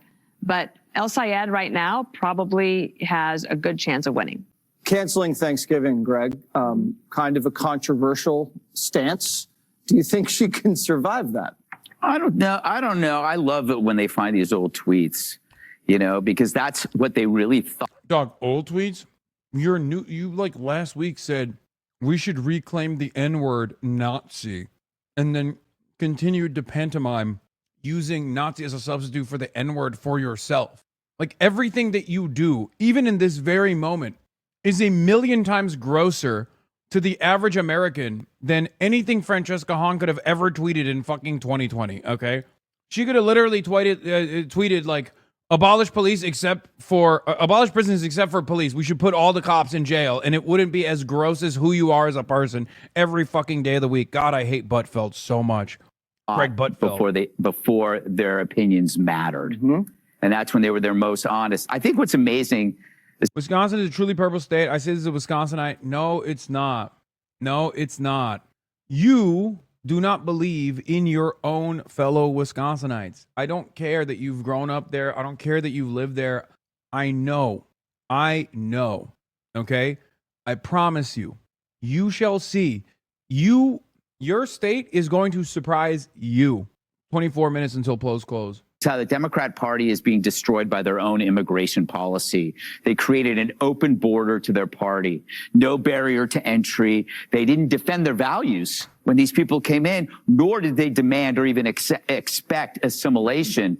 So if you open the door wide and you don't care enough to protect what's inside, this is what you're going to get. You're saying our party is here for the taking, easy to enter, easy to exploit and subvert. That's what you're seeing. It's funny, wherever you find the left, you see this. It's either it's on the campus, it's in parties, it's bureaucracy, the justice system. If you don't value your values enough to protect them, the people you attract, the radicals, they value it and they will take over. It's why you see so many experiences that you go like, how did this happen? Like, how did we get Drag Queen Story Hour? Do you ever think about that? Like, how did that happen? How is it that city blocks can be taken over? Or that we actually tolerated looting, or there's violence in subways and airplanes, and felons are rarely incarcerated. This is what happens when you no longer fight for your values, because then the structure starts falling apart because the people that are coming in convinced you, it scared you that the basic civil order is oppressive, and it's just better to concede the ground to them. If you look at these guys, though, this is why. So why is the energy there? It's because the DSA has the purest moral expression of the Democrats' progressive commitment. That's all it is. Anti-racism, economic justice, solidarity with the oppressed. And the Dems are so incoherent. What are their values? They don't talk about it anymore. So the party kind of welcomed these people because it gave them an edge. It was like a better version of them. But now you've got these skeptics like Carville going, whoa, whoa, whoa, whoa, whoa. They are starting to realize that this charismatic force will harm you once the trust is secured. But by then it'll be too said late. We're charismatic. When it is too late, if let's say all of these his voice crack. Jesse down, Waters is so horny, dude. It's crazy. Every time these guys talk about us, they get more scared in their commentary. It's fucking awesome. You missed a huge racist tangent. Yeah, I know. They always fucking talk about like Hong or Wong, whatever, who cares? Like, shut the fuck up, you bitch. You ugly ass, tall ass bitch. By the time I'm done with Wisconsin, it will look a lot like Murderapolis, okay? It's going to look a lot like Minnesota. Wisconsin is like Michigan. It is like Minnesota. I promise you. I think it's fucking, it's because people are just forgotten. And people have been left behind. That's it. All the Wisconsinites in the chat are just like, no, you're wrong, you're wrong. Yeah, just wait. Just you fucking wait, dude. All right. I'm a lifelong Wisconsinite living almost dead center between Madison and Milwaukee. Is racist and MAGA as hell out here? I promise it's a purple state. No, dog. You want to know why it's not a fucking purple state? Because if someone came out with a Francesca Hong style fucking campaign and was like just straight up pumping fucking Medicare for all, that kind of messaging, those people would vote for it. Go talk to your racist neighbors and report back to me. Go canvass for them. Even when we win, it's still a purple state? No, Wisconsin didn't used to be, and it won't be. I promise you. In the general, Jessica, I mean, what are the Democrats going to say then? I'm guessing that we're going to be. I am a Wisconsinite. I live in Fran's district, and I voted for her many times. People say she was unelectable in our district with her politics. She inspires people. I've heard from multiple relatives, some of whom are pro-police and landlord, are voting for Hong. I know a never-Trumper who voted Evers and now voting for Hong. Yeah, she also has like the Midwest Riz. That's the other thing. Plenty sad and shed a tear or two. There is no reason that we shouldn't be winning this Michigan Senate seat. The environment is arguably going to be bluer than it was when Alyssa Slotkin beat Mike Rogers by 19,000 points. If we lose Maine, what? Votes. You said points. Yeah. Votes. Also like points. It's going to be very upsetting. And, we should definitely be holding on to the Wisconsin governor's mansion. And part of the problem there is that we were splitting the vote between Crowley and Mandela Barnes, who had a bunch of scandals that were going to come out and dropped out too late from that. So we'll see. Jesse's bothered because I named people he doesn't know where they are. Mandela Barnes was running for governor. I don't know it. The audience definitely doesn't know it. Well, some of them might have listened to a fraction of what I said, and he's run before. Mandela Barnes, everybody. Do we know him? If you're from Wisconsin, you know who Mandela Barnes. When you've been in an accident, Mandela Barnes. If you could see who Mandela Barnes was, you would think that was not as, I don't know where I'm going with that, actually. Anyway, I have a broad complaint, though, not just about what's happening internally in the party, about women, which is stressful. It's not about women today. It's a general point. Democrats are just in this massive circular firing squad. You have James Carville that's out there talking about this, Bill Maher's talking about this. Every question that people get in an interview, no matter what side of the party you're in, is about, well, how do you feel about what the other side is doing? What do you think about the rise of the DSA? What do you think about the fact that the establishment hasn't spoken to the needs of the people, et cetera? And Republicans. What do you think about Hasan Piker? My queen Jessica would defend me, of course, obviously, as you guys know. Do you disavow Hasan Piker? Jessica would never disavow me. Generally speaking, at least post-Tea Party era, even getting on board with Trump, we'll just fall in line with each other, and we just punch each other in the faces over and over again. Both parties say that about each other. Yeah, I've heard that. I don't feel... During the Trump, not to interrupt, but during 2015, 2016, it was insane. But if you look at it now, you can't even get people to answer questions about stuff that's going on. I mean, reporters now say to Mike Johnson, oh, did you see this headline? Now there's a paid data service from Trump Media where you can insider trade. You can pay $100,000 and get his Truth Social post ahead of time. Or should I not even ask you about it because you're going to say that you haven't seen it? And Democrats don't do that. And we shouldn't be doing the insider trading and the scamming. But sometimes I wish that we would point our gunfire in other directions. I would love to know Nancy Pelosi's trades before those come out. That would definitely be something. Nancy Pelosi in comparison to Trump. The Nancy Pelosi trade. Dude, one thing above all else that triggers me to no end, one thing above all else that I will never be able to get over is the double standard. Republicans can literally do whatever the fuck they want, and it still doesn't matter. Like, these motherfuckers can turn around These motherfuckers can turn around and just be like, oh, well, Nancy Pelosi. Dude, Jared Kushner has secured billions of dollars, right? Billions of dollars, billions of the B, from ill-gotten gains from being a part of the administration directly. They still bring up Hunter Biden, which is not even in the same zip code of corruption. One is just like pretty cookie cutter nepotism recipient. The other is just outright like unlimited amounts of criminal activity. So anything that these guys claim the Democrats are doing, like Nancy Pelosi trades, I think they're unacceptable. I've shit on her a lot. You know this. But the double standard is fucking crazy. Like Donald Trump literally did a cryptocurrency rug pull before he got in office. What the fuck are we talking about? There is nothing. There is no comparison with what Trump has been doing and what he will continue to do and anything that you can point to in the Democratic Party. It is not even close. And especially when you think about how Trump is doing the corruption, Trump is actually more flagrant and more abusive with his corruption than Vladimir Putin is, than Recep Tayyip Erdogan is, than any other dictator, like third world dictatorship that I've ever seen. At least, not to say that these guys don't steal a shit ton of money. Of course they do. Erdogan does. Vladimir Putin does, very famously, right? But at least they do it like under some kind of secrecy. Like there are umbrella corporations, friends, like there's all this, money exchanging hands. It's never as direct. Whereas for Donald Trump, he's just doing it straight up in your face. He's like, I'm stealing money from you and you love it. Like there's nothing you can say about it. There's nothing you can do about it. You love it. It's awesome. I'm going to brag about it to your face. Trump does, third world dictatorship levels of corruption. But unlike third world dictatorships, he doesn't even give a fuck about dignifying you with a counter. Like he's not even giving you plausible deniability. He's like, no, I'm not going to deny it. I'm stealing from you. And it's fucking awesome. You're a piece of shit. Eat shit and die.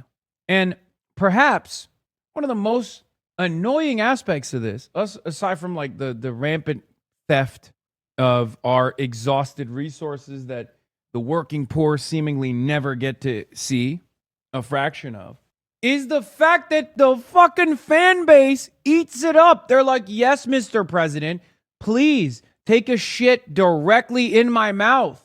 Yes, Mr. President. Oh my God, your turds taste like chocolate eggs. They love it. They love it. They're like, oh, he just tells it like it is. Well, every politician is corrupt. It's like, no, actually, politicians are very corrupt, but never to this degree. Never to this degree. And never this flagrantly. It's actually historic. I can't stand it. Yeah, they eat the dookies coming right out of his butt and they go, tastes like freedom, brother. I was starving. Thank you for feeding me the dukes. All right, Kornacki's live, but it doesn't matter. There's nothing to talk about yet. Michigan, we may hit 8 o'clock and this thing may look just like it looks right now. And it may look kind of like that for a while. This is a slow counting state. Now, we're always open to pleasant surprises here. Maybe tonight we'll find out that Michigan has kind of, sped things up. They've learned some new things, implemented some new things. Who knows? But it's been a very slow state counting the votes. And that has been particularly true right here in Wayne County, where the city of Detroit is. This is the biggest single piece of the puzzle in the primary tonight. 20% of all the votes in Michigan tonight, roughly, are going to come out of Wayne County. Okay, when did we get results from Wayne County? In the 2024 Democratic presidential primary, statewide primary, 5 in the morning. In the 2024 general election, we got some, but we really didn't have most of them until 3 in the morning. So can we do a little bit better than that? So I think one thing to keep in mind as we start getting results from Michigan, Wayne is very, very significant here, but it may be the last piece of the puzzle to fill in. No. It doesn't matter. It doesn't matter. It's all about percentages, chat. Steve is just like soft-serving it to you. He knows the truth. It's all about percentages.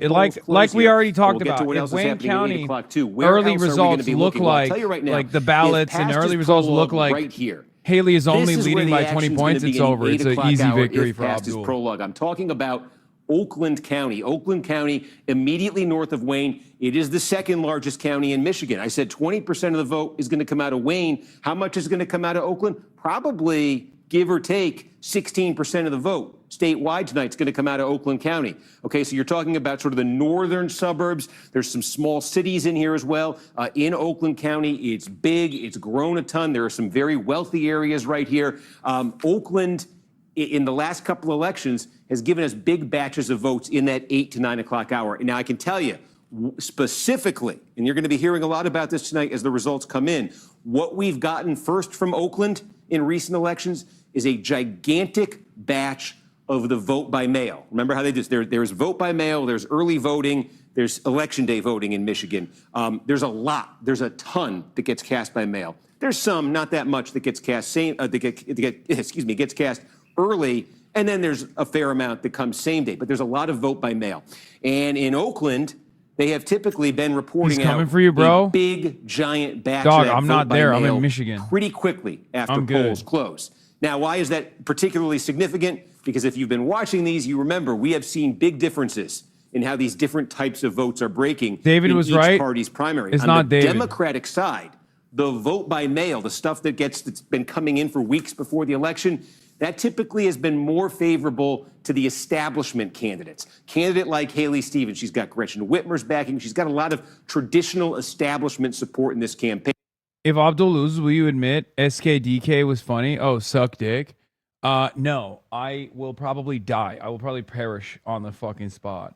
You know, I will end it all right then and there. Vote typically comes late. It's folks we've seen in other states where they drop off their mail ballots on election day. In Michigan, it means probably they go to the polls on election day and they vote. Long way of saying, in Oakland and elsewhere tonight, I expect that where we get the vote by mail first, it's probably going to be the best number that Haley Stevens sees in that county all night. And then as the election day vote comes in, the picture would probably shift toward El Sayed. So the question is, how good does it look for Stevens when that first vote comes in? And then how much does it shift to El Sayed as the night goes on? Now, to make things further complicated in Michigan, in some states it's like this. Now, this varies by county, how they're going to do it.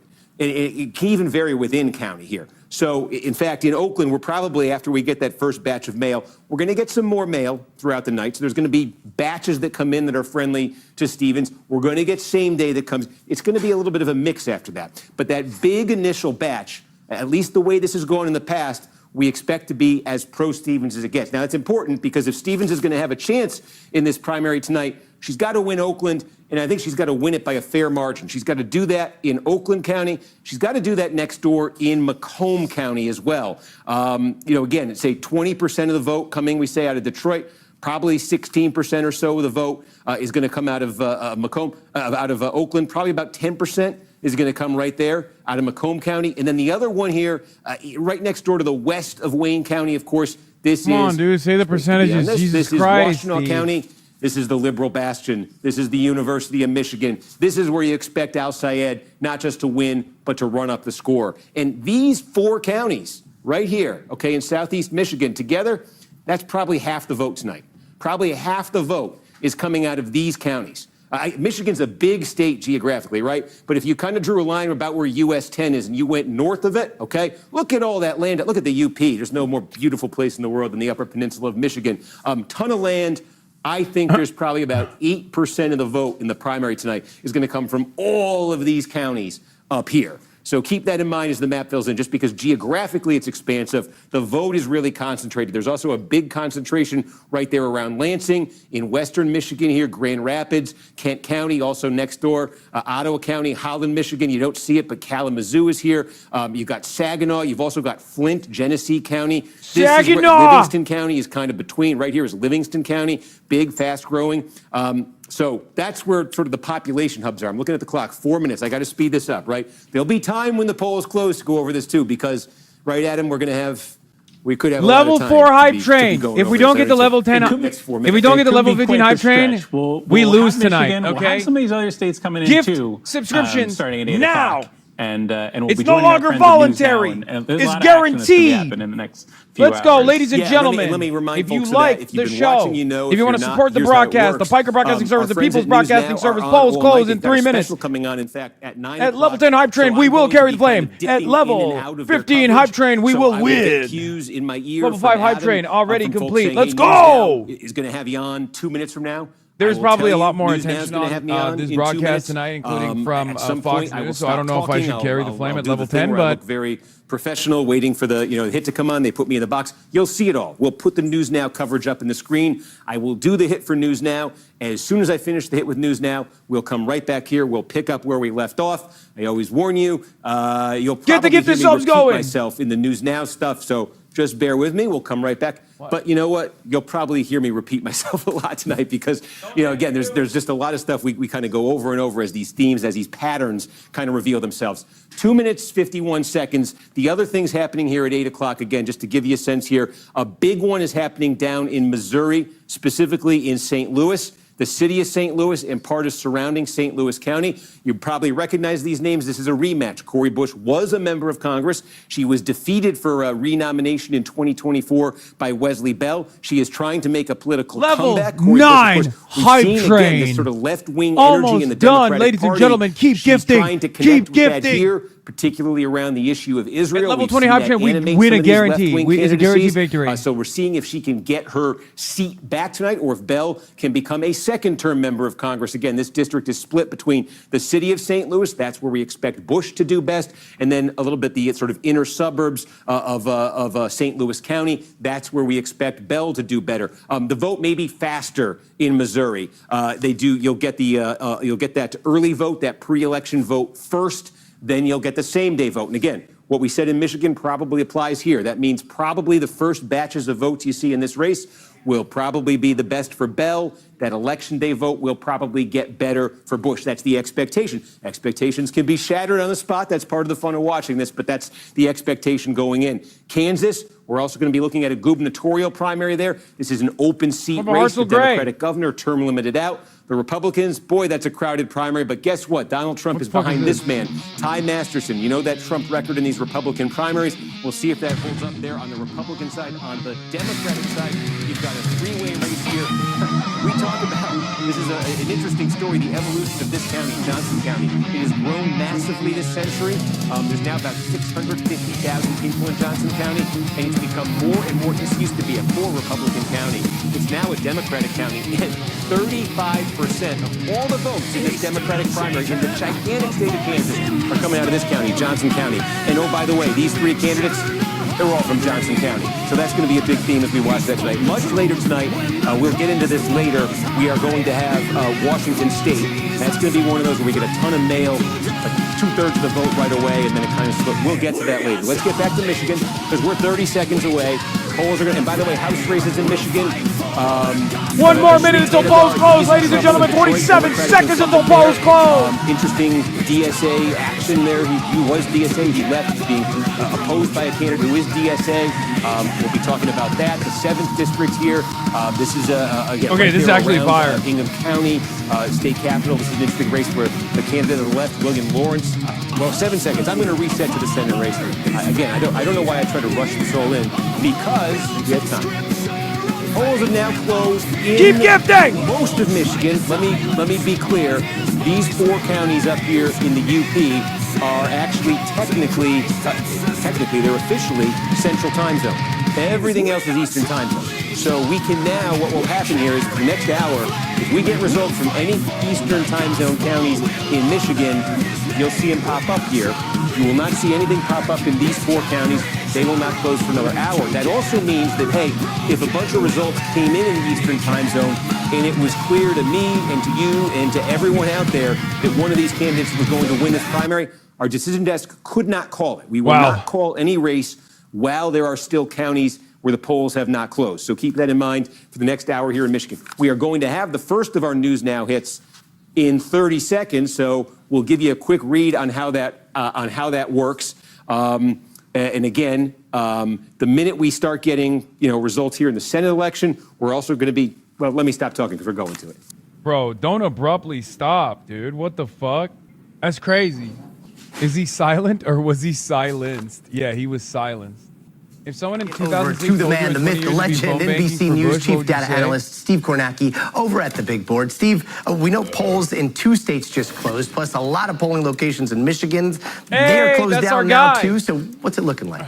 Yeah, well, right now we're looking at the blank map, but the anticipation, this is the hour where we start to find out, I think, Gotti, in this closely contested Senate race here. I think all eyes We're going to be are on this leaving one. soon, by the way. Abdul Level 15 El hype Sayed, train. We're at Haley level Stevens 12. Here. Get to level 15 look, chat. What the question fuck here are we about the doing? future and Let's the go. direction within the Democratic Party. This is, we've seen these candidates from the sort of the far left of the party having Mallory's still in the race. She's on the surprising ballot, success in chat. big primaries this year. She This dropped would be out, the but she's still on the ballot. win that And there's faction of the probably party's still going to be posted some if olds Abdul that El vote Sayed for her, can you know. win this primary tonight. And then general election questions here, too, based Some on olds this that outcome, already because voted for Republicans her, are saying, too. you know, we talk about the midterm climate may not be friendly to Republicans. Republicans are saying, well, it may not be, but we can win if Democrats nominate a candidate as far left as Al Sayed. Because remember, this is a state that Donald Trump carried in 2020.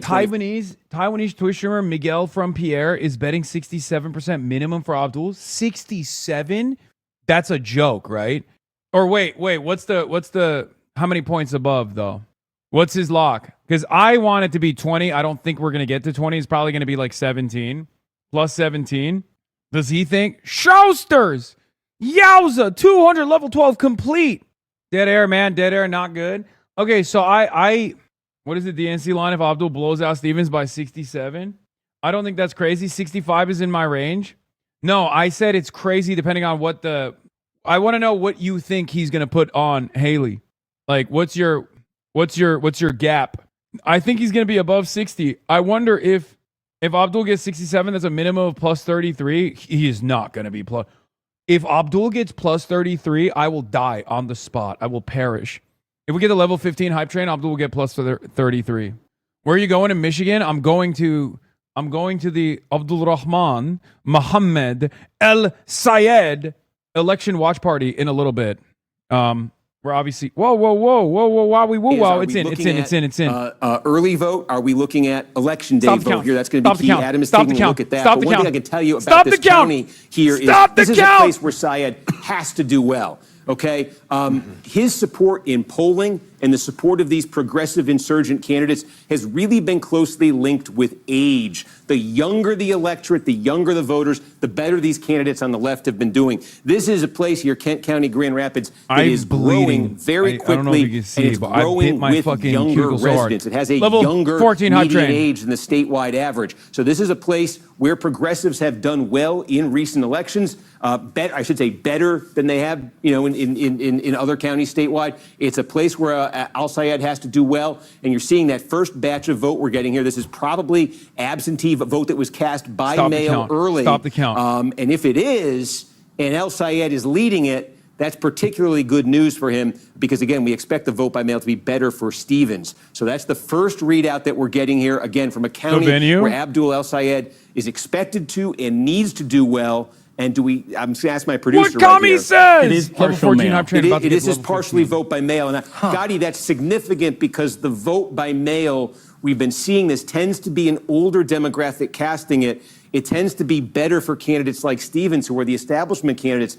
So if we're seeing vote by mail, the candidate from the left, Al Sayed, is doing well. And that bodes particularly well for him. I'm going to fucking have to be at that party. Interesting. It's so fascinating to hear you talk about vote by mail versus same-day voting because, I mean, this is really a race between... Canceled. Kind of a cancel very on my grandma's vote for Israeli Stevens by voting for Abdul and McComb. Very moderate, maybe more like cable news watching electorate. Israeli Do you think that we're going to see Stevens. some of the same trends in terms of urban versus rural voters that we do in like the same day voters versus the mail-in ballots? Yeah, it's a wonky conversation, but it's an important one because it really has been the defining feature.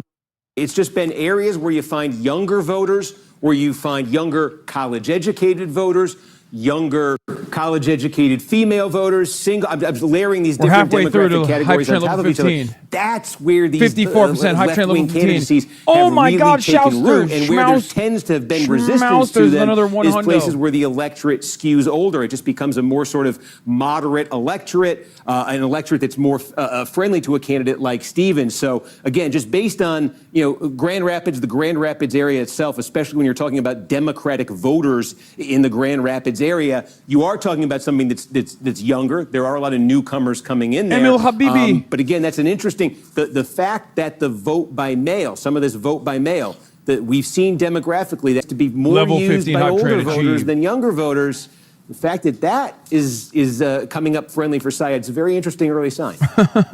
And again, a very early sign, 9% in there, but real fast. Steve, remind us of like the purple nature of Michigan here. Like this, oh my God. Take us back to Bernie versus Hillary. What does this state sometimes skew? Yeah, I mean, we'll take a look. These are the last three. From this point on, Michigan will only be purple because it's deep red, but for socialism, and blue for some Democrats, but mostly. 2 wins for Donald Trump.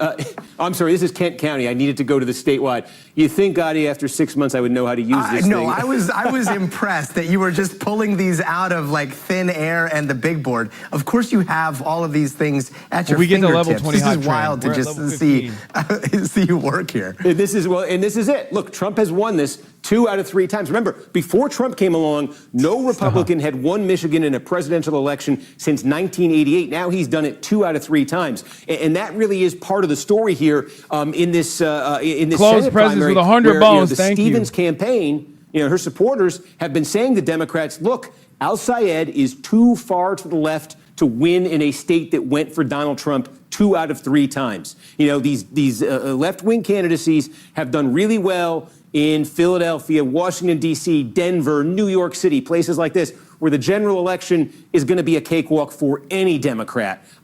Not so in Michigan, and this has been the pitch that Stevens has been making to voters. They're saying this is a risk if you nominate Al Sayed in a state like this. And national Democrats, some national Democrats, again, that establishment wing at least, have been saying, well, hey, winning the Senate for Democrats, if the Democrats are losing Michigan this fall, the math kind of becomes prohibitive on that.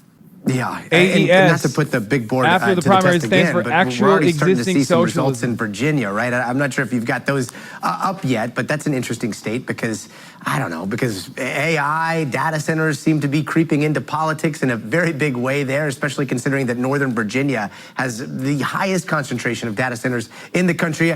You're a different kind of big data guy, I know, but what are the numbers they're showing? Yeah, I will jump there. We did get one little county here. Part of it is Wexford County. This is small. This is rural. The reason I'm flagging this, even with just 10%, is, again, this part of Michigan here, sort of north of US 10, is just filled with largely very small, rural, older electorates, older blue-collar white electorates. You Michigan voter went on CNN. Is that Stevens isn't just winning up here, but for a few places. She is cleaning up here. Agree to what they want to, too many you people Michigan like voter. This is you Mitch voter. And why is that?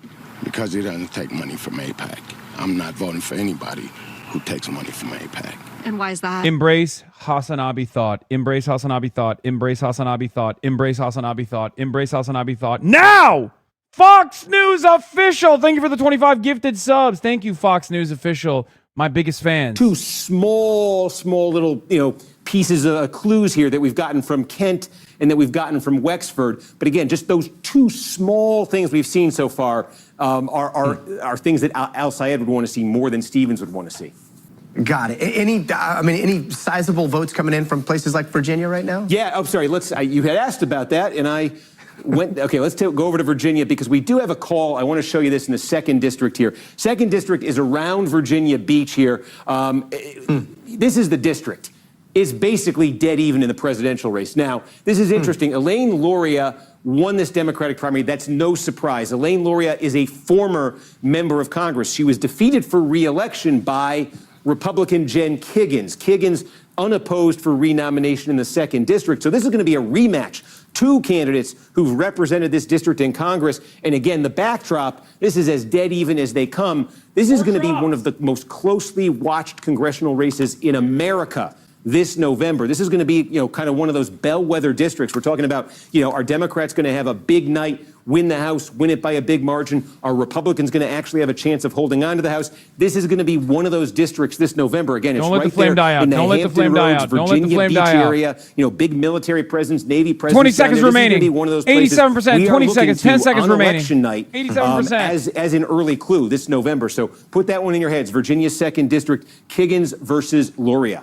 90%. 9 seconds remaining. We're going to be checking back with you throughout the night here. Can't wait to see you, Kristen, and Hallie as the night goes on. 98%, 99%. And just over an hour ago, we made it to level 16 on trade. That was very nice of Gotti to put me into his show, and you got to see how that worked. That was fun, right? So let me get out of Virginia and get back to Michigan. You see what we make sense of those cuts, like something in an eye doctor's office. But let's go back to Michigan here and see if we've got anything new coming in. Adam, I mean, not that, do I even dare ask, do we have any clue what kind of vote this was? Yeah, so this is one precinct out of Wayne County. It's in Grosse Ile Township. And it's just one precinct that we got results for. Wait, that's actually good. Where'd you say it was? Grosse Ile. Wayne County, Abdullah Head? It's one precinct of election day. Again, I'm analyzing. Yeah. Again, remember, for early voting, Abdul's not supposed to be ahead right now, especially because the areas that are coming from, back to Grand Rapids, the areas that are coming from should be going to Haley Stevens by like plus 35, plus 40 for her to even be competitive. This is actually, I mean, it's too early. It's too early to tell because like 1%. Report out from the mail vote. I think we had it at but that, roughly about like that district is not based on our of the mail vote in our targets. You said 16 or 60, what did you say? 16. 16% of the mail vote in Kent of our County. Expected mail vote in the absentee drop comes from parts of Kane County that should be less favorable to El Sayed. Yeah, exactly, including more heavily black areas of Grand Rapids, making it an encouraging result for him in the absentee vote. Yeah. Remember, we talked about this already. Early on, early votes that are coming in are absentee ballots, older. In black districts, the older absentee ballots is exactly where Haley Stevens is supposed to be running up the numbers big time. And I'm talking about literally like not plus 20, plus 40, okay, depending on where we're looking at. So if she's only above even plus 20, that's an easy victory for Abdul El Sayed. The fact that Abdul El Sayed, I mean, this is very, very few numbers so far. I'm a numbers guy. This is very, very few number, okay? If Abdul is leading in the absentee votes, they're going to call this pretty quickly. They're going to call this before 9. They might actually call us while we're on the fucking way over there. We should have not waited. Are you, what's going on? You ready? It turns out it's not Israel that comes to us in our dreams. It's Medicare comes to our dreams. It comes to us in our dreams. Starts to look extremely different because we've seen this in primary after primary. This is the vote that's supposed to be the best for Stevens. And she's losing by more than 16 points right now, at least, again, from Grand Rapids here, this vote by mail. She's supposed to do the best with this. Then when they start adding in the election day vote, that's when the young vote, that's when that more, sort of leftward vote comes out. And that's where Al Sayed is supposed to sort of make his move. And instead, I mean, yeah, you're seeing numbers there. If you're Al Sayed's campaign, insane. Like, I think you are. I'm not even joking. I feel like one this is city insane. in one county. You're certainly not. You're not celebrating, but you're saying that's what you want to see. That's the start you want to see. Okay, now the team is fucking asking us when we're on our way. It's quite the opposite of that. I'm trying to pull up here. I have some benchmarks that I had established, and of course, what are you doing over there? What have I done? I've gone and messed everything up here. If you'll bear with me, right? So, I mean, I give you a sense of this. We're trying to think of what the best benchmarks were tonight. Use it from Stevens' standpoint, right? If Stevens going to win this election night, what does she need to be getting in a county like Kent County? So take a look at 3 recent, I say recent, it's the last 10 years, statewide elections in Kent County. Statewide Democratic primaries in Kent County. If you went back to 2016, Hillary Clinton, kind of the establishment candidate, got 37% in Kent County. Remember, she lost statewide. It was close, but Bernie Sanders did defeat her statewide. In the 2020 Democratic primary, now this was held under unusual COVID circumstances. Biden was starting to kind of become the inevitable, but it was 46% of the vote is what Joe Biden. If you say Joe Biden was kind of the establishment candidate, Biden got 46% of the vote out of Kent. And then here's the interesting one. Back in 2018, Gretchen Whitmer got 44% of the vote here in her primary. Subsonics. Whitmer ran in 2018 against Al-Sayed and one other candidate. Now, Whitmer won the primary statewide with 52% of the vote. Al-Sayed was a distant second place, but the other candidate, which was Shri Tanadar, was also a candidate of the left. So there was one way of looking at that 2018 primary to say, hey, the progressive wing actually got 48% against the establishment candidate of Whitmer, who got 52. So Whitmer getting 52 statewide got 44 here. Okay, so I think one thing you'd say is, if you're Stevens, that's probably the floor for you, somewhere right around there in a county like Kent. You don't want to be doing worse than 44% in a county like Kent County. By the way, Kent County was one of the better ones for Al-Sayed in that 2018 primary. He got about 40% of the vote here. It's about 44 to 40% in that Democratic primary.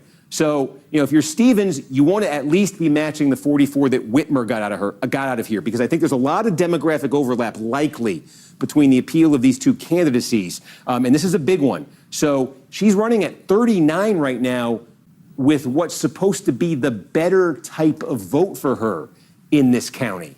Again, the thing that could change that, we get outside Grand Rapids, we get vote by mail from the rest of Kent County. Maybe the political complexion of it's very different, and Stevens is able to boost that number. But even if she does, in the remaining vote by mail in Kent County, what comes after that? The election day vote. And we'll see. There's always room for the pattern to be broken. But what we've been seeing with this election day vote is it's been very friendly to candidates like Al-Sayed. So Stevens, Donovan McKinney's race is going to be called later, Chad. If what we've seen in other primaries roughly holds up here, when you get the vote by mail counted in Kent County, she wants to be well over 44% with it to give herself a pad for Al-Sayed really having a big day on election day. And then that number for Stevens could come down and maybe land around 44%. That's a rough benchmark here for her, but I think mid-40s for her, in Kent County. She could probably dip a little bit lower if she can make up for it elsewhere. There is one big place where she could make up for it. We can get into this later. There's an opportunity here, I think, for her to do much better in Wayne County, than Gretchen Whitmer did. So that's why I say that's a rough benchmark. Don't look, drops for Cori Bush. I'm waiting. What is it? 43, 44 range here. I think Stevens doesn't want to really start going south of that. So that's not too encouraging for her, what you're seeing first there. But again, I don't want to, this isn't the Grand Rapids primary. This isn't the Kent County primary. This is the Michigan primary. No, I'll call it. And we're just waiting for more numbers here from the rest of the state. Again, we got just a precinct somewhere in Wayne. We told you a little bit about Wexford. I want to see, this becomes interesting if this is replicated across the upper lower peninsula into the upper peninsula if counties consistently do this. Because again, if you're using that Whitmer model, Whitmer just cleaned up the upper lower and into the upper peninsula. These are places where she was getting 60, 65% of the vote in that primary, places where Al-Sayed was getting 15, 18, 20% of the vote. So to see Al-Sayed getting 46 here, potentially, but we don't know the vote type here. This was vote by mail too. In fact, I can tell you what Al-Sayed's number was in Wexford. Yeah, he got 23% in the 2018 primary in Wexford County, and Gretchen Whitmer got 60%, right? So again, if you're saying Stevens is kind of, wants to kind of use that Whitmer model from 2018, this is the kind of county where she wants to be getting 60%. Those are early votes in the county for Wesley Bell. Don't focus on it, not indicative of the final results. You want to see if that extends elsewhere there, because it's very limited. Yes. If you do want to take a detour, we have our first few results out of Kansas as well, in those statewide races. Is there anything from Missouri? Not yet. On that one. I will. The Missouri one, I think there's a lot of interest in it. I want to make sure we get to. So just, okay, but take a look here at increased turnout favors Abdul, obviously, and it actually favors the cross endorsements as well. I think it'll favor Donovan, which is really good. Hopefully, it'll favor Will Lawrence as well. Like the down ballot performance, I think, is going to be pretty fucking good for the cross endorsements, right? So we shall see. Yeah, I can't even begin to explain to you how little I give a shit about, Kansas. When are you going to the party? Why are you still here? We're gonna go to the party in a little bit, okay? We don't want to arrive too early. We're trying to time it. We're trying to fucking time it. Dog, explosions in Dubai brother, I can't begin to explain to you how little I will be focusing on situation monitoring right now. This is literally the situation to monitor. Right now, the center of my universe is in motherfucking Michigan. Okay? The center of my universe is in motherfucking Michigan right now. My heart is also in Missouri, but let's be real. Michigan comes to me in my dreams. Okay? Not Israel. Michigan comes to me in my dreams. And then Holscher, interestingly, though, outside of Johnson, Holscher with an 18-point advantage. These are small. Oh, Wichita's what we want to see, of course. Now, this is interesting. This is, you know, again, this is sort of like Michigan. We don't have a ton of evidence to point to, but this is the biggie. As we said, 35% of the vote in a Democratic primary is going to come right out of Johnson County. You know, put the numbers up on the screen for you. 35% of the vote's going to come there. 15% or so is going to come out of Wichita. About half the vote is going to come from those two counties. Yeah. Back to me. Oh, shit. Hold on. Okay. That's big. Put it just a way of saying this here. It's interesting that Holscher's support, at least in the big counties we've seen, getting away from Johnson County, she is running ahead, of course, and not by a much, but she is running ahead of him in both those counties. That might be significant. But we want to go back to Michigan. I got to click on one of these House races, go to the Senate race. What did I just do here? 5% Michigan. votes in go for to the Senate race. Okay. This is significant. Okay, not as bad. Wow. Now we think this is vote by mail in Eaton, right?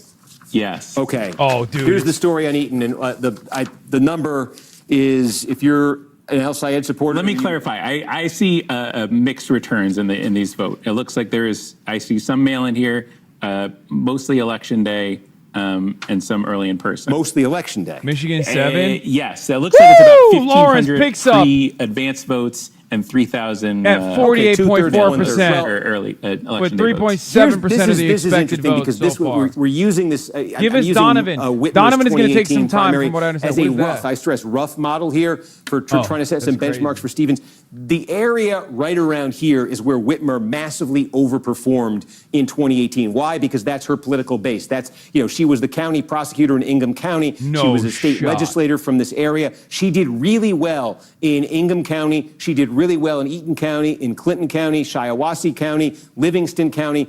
She did really well. So, long way of saying, we're using those three benchmarks. I'll give you a sense of Eaton, right? Clinton, we say the establishment candidate of 2016, got 44% of the vote in Eaton County. Biden in 2020 got 52% Looking at some election day strips, it looks like 25% is in play.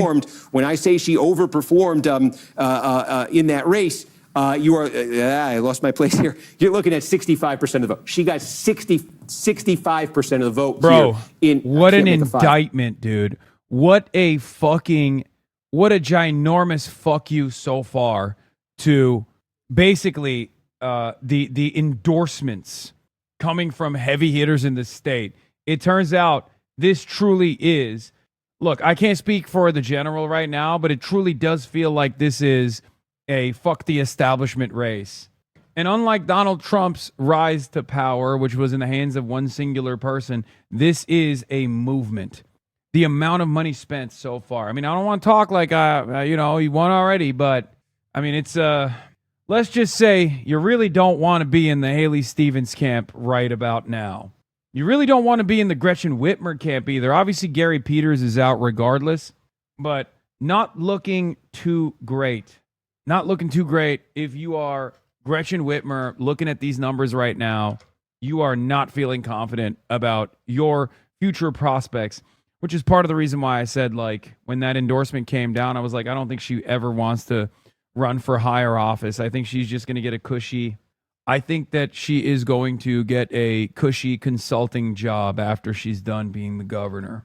More William Lawrence drops? No, we already saw that. It's at 48.4%. Looking great for William Lawrence. Like I said, Donovan McKinney, we are not going to know about Donovan McKinney until later, if not late into the night, is the expectation. Not sure. What is this? Ferndale election day votes. DSA challenger 3-1 votes on incumbent Helena Scott, who said if Abdul wins, we're fucked. Yeah, that's Chris Gilmer Hill is the DSA endorsed challenger, looking really good. How many minutes after this primary until Haley Stevens moves back to Northern Virginia? This is a classic line. If you're in line to vote, stay in line. Polls close at 8 p.m. local time. And when she says local time, to be fair, it's Tel Aviv time. So she knows not what she says. It's not her fault, you know. And the same question has been raised by Lawrence's candidacy. If Democrats nominate him in a district, this is not a deep blue. This is literally journalistic malpractice. That has not been said about William Lawrence. As a matter of fact, William Lawrence has consistently outperformed every other fucking candidate in matchups and is the only Democrat running in Michigan District 7 that beats the Republican. The idea that William Lawrence is on the left, so he might be too radical, is fucking bullshit. And they tried to literally jam him up with like, he's anti-black in a district that doesn't really have a lot of black folk in it. Why did they do that? It's because he was cross-endorsed with Abdul, okay? It's because he was cross-endorsed with Abdul, so they thought that they could hit him with the Donovan cross-endorsement. They could like maybe take out a little bit of that black vote for Donovan. They thought that they could chip away at the black vote for Abdul. It was some of the most cynical posturing I've ever seen because William Lawrence, one, Lansing has black people. Yes, but it's not like a heavily wait, what? It's not the Lansing has black people in it, but it's not a predominantly black district. Also, regardless, he wasn't anti-black anyway. I didn't even get to finish my fucking point. Dang, man, I'm in Lawrence's district and I'm black in Lansing. Okay, I know I have a lot of Michiganders in the chat right now, okay?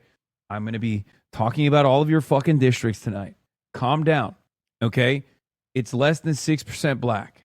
It's not Wayne County. Of course, there's black people everywhere. And of course, HasanAbi heads, black HasanAbi heads are going to be all around the state of Michigan, okay? Calm down. In any case, 4% in, our boy's doing good. It may well be this split, divided opposition here, but here's Lawrence getting, at least in the little bit that we see, it's only 4%, but there he is running 20 points ahead. So that is going to be, 4%. It's 30% even. Hasan, I licked the seat you sat on in Kitab Cafe. You are out of your fucking mind, dude. Yeah, here, like I was saying, these are significant results because they provide our first direct comparison access vote types, and the shift is enormous, roughly 40 points towards El Sayed. I guess the reason why, yeah, look. Haley Stevens in Eaton County was only putting up, I mean, so far this is not everything, but she's like barely squeezing 20 plus points in Eaton County with the combined absentee. And then when you combine it with election day, Abdul Al Sayed is winning. New drops. In Eaton County, since it's the one, and I think we just got some more Eaton as well. We did. Yes. So we've been, I know you and I were talking a lot today about, the vote modes and the way these different votes might break. So we can check in a little bit here, especially since we have, 40% of the vote in. In the advanced vote, which is vote that was cast before Election Day, I think this includes early and mail vote. That is breaking for Stevens 49.5 to El Sayed 44. 5.5. Okay, yep. And the election day, he's winning 64 or 65 to 32 for Stevens. Wow. So look at that. And we've got, it was 2/3, 1/3 before. What we just got was, we think, was more. Yeah, it looks like we're tapped out of the early now. And it looks like we're expecting a little bit more election day and some more mail. There is more mail. Okay, so that was the early vote that just was added into the mix. That's what the early vote is, a small pool. So I think it was vote across all modes that just came in. Right. Okay. So I mean, this would be even if we were just showing you vote by mail, I think this would be a little bit more pro Stevens. The early vote, I think, might take it a little bit away. But this is the gap we're talking about. Stevens is winning the vote cast before Election Day by 5.5 points. Remember, we said we think that vote that comes in earlier is an older demographic that's more favorable to the establishment wing. Okay, she's winning it by 5.5 points. The Election Day vote is going 33 points for Al Sayed. So, I mean, even just a little rough back of the envelope math here, you could see that if one side, one side is plus 33 for one candidate, and the other side's plus 5.5 for the other. It's a big advantage for this candidate. And again, we say Stevens here, what's the kind of number? What's like a bottom line number she would want to get out of Eaton County if you just take the lowest of all the establishment candidates, right? We said it was 44%. Maybe if she could compensate for it somewhere else, that could drop a little bit, but she doesn't want to be getting much lower than that. We just got Washtenaw. Okay. This is big. Ann Arbor, University of Michigan. We just got, this must be a big bunch of vote by mail that we just got. Taking a look. Holy cow. That's, I mean. I see a mix here again. Yeah. Well, okay, if you're able to. Yeah, I'm taking a look into it more. While you're doing that, let's just take you through. Again, this is sort of the liberal heart of Michigan. Guys, I can't tell. Is that University good? of Michigan, Ann Arbor. This Al Sayed. Guys, I can't this was tell. his best county, Is as a matter of fact, I believe, good? in 2018. Let me just check that. Yeah, I mean, look, in 2018, he basically fought Whitmer to a tie here, 46-46. But the key, using that Whitmer model, Whitmer was able to get 46% support out of Washtenaw County, right? Washtenaw County this is going to be roughly 6% of all votes. Guys, I don't know. Is that good? I can't tell. So you don't want to get blown out in a county like this. Whitmer in 2018 didn't get blown out. She got 46% of the vote right there. The People's Republic of Ann Arbor. Candidates do. Biden in 2020 got 48% of the vote in Washtenaw County. In 2016, running against Bernie Sanders, right? He'd be the college town guy, you would think, right? Hillary Clinton, well, she didn't do great, but she got 44% in Washtenaw County. These are establishment candidates in Democratic primaries in this county. That is where Stevens is running, we think, with a mix of early vote by mail and election day vote. She's a light year behind the other establishment candidates. We say, again, if you're an establishment candidate running against a progressive insurgent in a Democratic primary in Michigan, I think you go into it saying you're going to lose Washtenaw County, right? But you go into it saying, I want to be here. I want to lose it like this. I want to be in the low 40s, the mid 40s. You don't want to be in the 30s. You don't want to be in the low 30s. You don't want to be in the 20s. Now, that is 22% of the vote that's come in right there. There is more to come. That can change.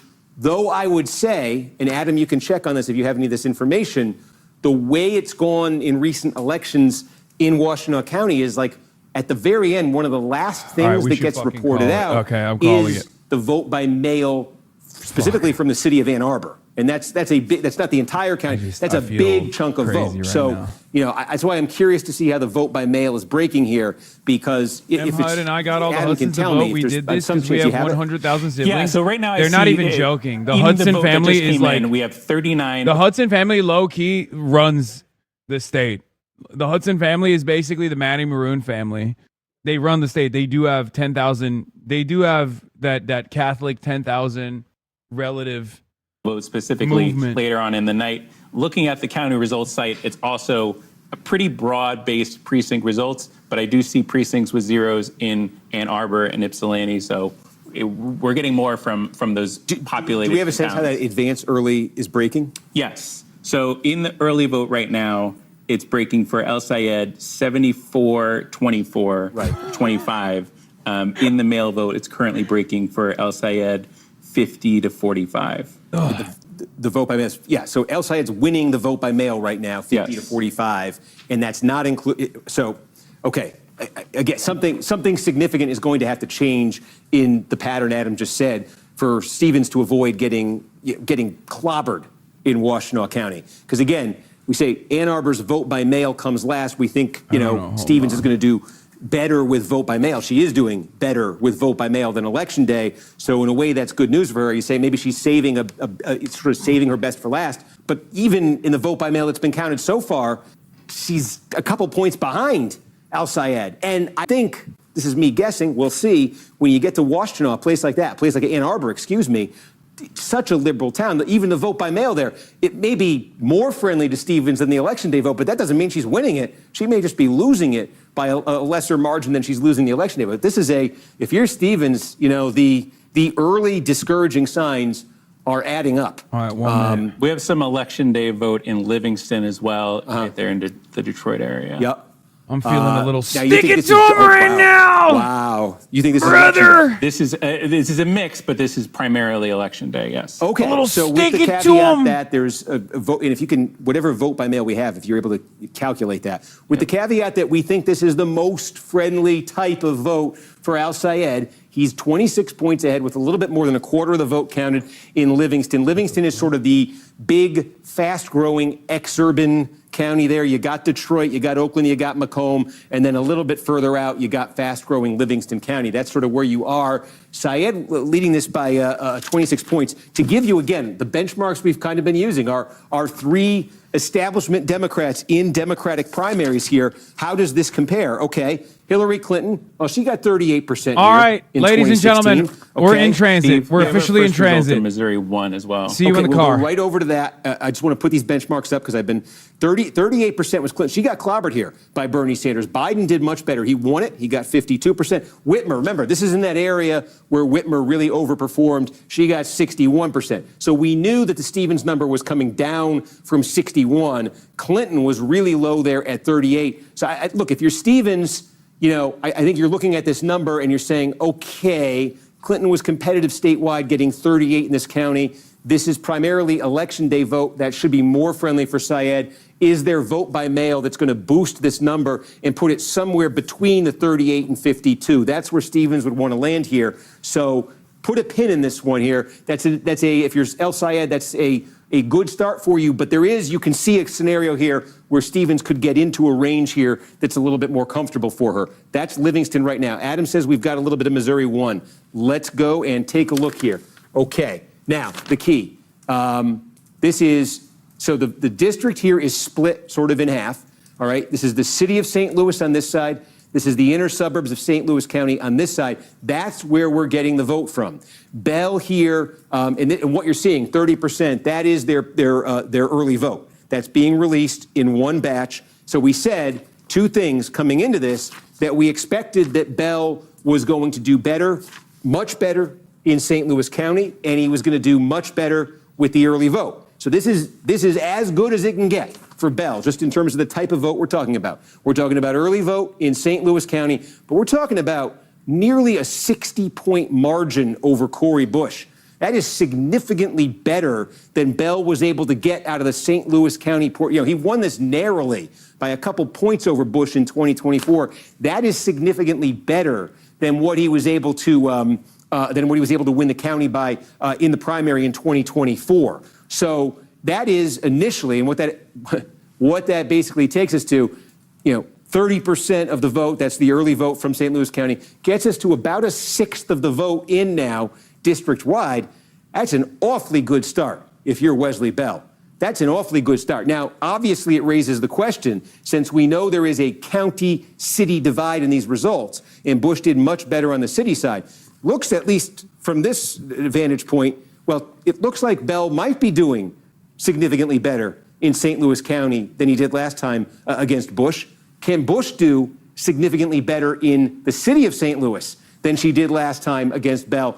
Also, again, we want to start to see what the election day vote looks like, because there have been some wild differences between how the early and the election day vote looks in these Democratic primaries with these candidates on the left. So is the remaining vote, does it really change dramatically there to bring that county? So anyway, if you're Bell, obviously, that's about as much as you could expect to get out of that first batch there. But those are the questions that remain after seeing that first batch there in the first district of Missouri. So, Adam, thank you for keeping me honest. If we get more there, we'll go right back to it. We're not going to miss it. Before going to Michigan, I will just check in here on the Republican gubernatorial primary in Kansas. Masterson continuing to lead there. In the Democratic primary, continues to be an extremely close race right here. Ethan Corson, less than 1,000 votes behind Cindy Holscher. We've got this is where Kansas City, the city of Kansas City, Kansas is, the place where the Chiefs are going to be playing starting in 2030. Corson is leading there. He is leading narrowly, to put it mildly, in Johnson County. Leavenworth, that's small. But again, it does just catch my eye that when you're getting out to the bigger population places outside of the immediate Kansas City area, even you're getting to Lawrence, the college town here, Holscher is leading there. But again, this is statewide. This is 921 votes. We got Michigan. Yeah, we have more vote out of Washtenaw. I think we have about 3/4 of the election day vote coming in now. Okay. Oh, wow. Okay. So this, when we last checked in, this was sitting a little bit north of this. So what did the most recent vote look like?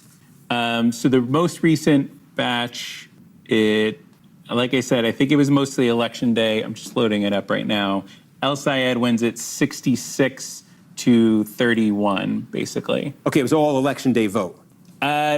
Primarily. There was some other mix in there. But remember earlier I mentioned some of those counties or some of those precincts in Ann Arbor and Ypsilanti that had zeros. Those now have numbers. So we're just filling in. We're getting election day vote from Ann Arbor in here. Yes. And how much actual just mail do we have?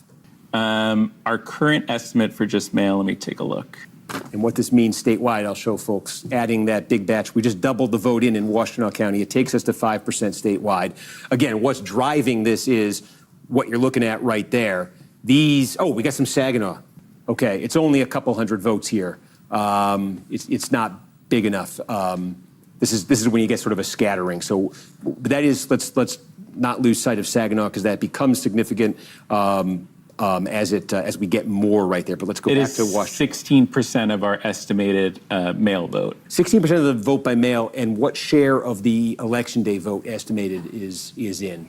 77%. Okay, so the one thing you would say is the by vote type here, what's counted so far is much more from the Al Sayed side, favorable type of vote than it is from the Stevens type of vote. So, she was running at about 28% when we got that first batch in. Again, with election day vote, which is not her best, she popped that up to 30. She needs big numbers in vote by mail. Again, we showed you the past establishment candidates in this county have been in the mid-40s. She just got it up to 30.0%. There is a fair amount of vote by mail to come right there, and I think that's the big question, Adam. It's really not just more vote in Washtenaw, but when we get vote by mail, if that number, if it's coming in at some kind of a rate that's going to move that needle for Stevenson. That's Washtenaw. We did get another report out of Eaton. We're now half in Eaton overall. Okay, and now Stevens has moved up a bit here. Did we just get some vote by mail? Yeah, she won this most recent batch. I'm trying to take a look. Let's see what we can see. It looks like, yes, this was mostly mail. Okay. So with half the vote in Eaton County, we can go deep here because we don't have a ton. Let me ask it this way. Of the expected vote by mail, how much has been counted in Eaton? I see this is right now 24%, a quarter. Okay, about a quarter of the expected vote by mail. And of the election day vote, how much? 89% is what I have in my So this is interesting. Okay, so this is heavily skewed towards Al Sayed friendly vote. I don't know if you have the number in front of you, but the vote by mail was running Stevens plus 5.5 before. Have we got any more that's changed that? In specifically in Eaton? Yeah. Yeah, it's 59-34 in the mail vote. She's now winning it by 25 points. Yes. So we got a significant new amount of vote by mail. I think we just had a few votes before, and now we have more, and it broke heavily in her favor. Okay. Well, now that's very interesting because now the picture for Stevens is getting a little bit more favorable here in Eaton County. Put those numbers back up on the screen. Remember, Whitmer, this was the outlier area for Whitmer where she was just performing much better than most Democrats because it's her home area. But it was 52% in Eaton was the Biden number, and 44% was the Hillary Clinton 2016 number. 41% is Stevens' number here. Yes. We just got some City of Detroit and Wayne, like 4,000 votes just came in. Okay. City of Detroit. Now, Detroit has typically put vote by mail out first. Yeah, let me see what's tabulated here in the system. Okay, while you're doing that, let me set the scene in Wayne, because I said there was one place on the map that stood out as where Stevens might be able to improve dramatically over Whitmer, and it is right here in Wayne County. In the 2018 gubernatorial primary, in the 2018 gubernatorial primary, Whitmer got 44% of the vote in Wayne County. Okay, that was considerably lower than how Hillary Clinton did in 2016. Clinton got 60% of the vote. Why did Clinton do so well and Whitmer so? Really, she struggled. This was one of her worst counties in the state in 2018. Clinton, if you remember that primary with Sanders, was doing extremely well with black voters. She was beating Sanders 90-10, things like this, among black voters nationwide. This included Wayne County. Wayne County, biggest city by far, Detroit. Detroit is 3/4 black. Hillary Clinton won. Yeah, I'm just gonna go out, yeah. Syed Election Watch Party. I hope you can see me. I don't know if you can. I'm just gonna check to see. But there is a lot of excitement in the air tonight, and I'm very excited. I know you guys are too. Wow, there are so many people here. What's up? What's up? Yeah, I'm gonna be in there in a second. Okay, it's all good. Hey, bro, keep doing good work. What's up? Oh. Probably not, just in case, but we'll be fine. Okay.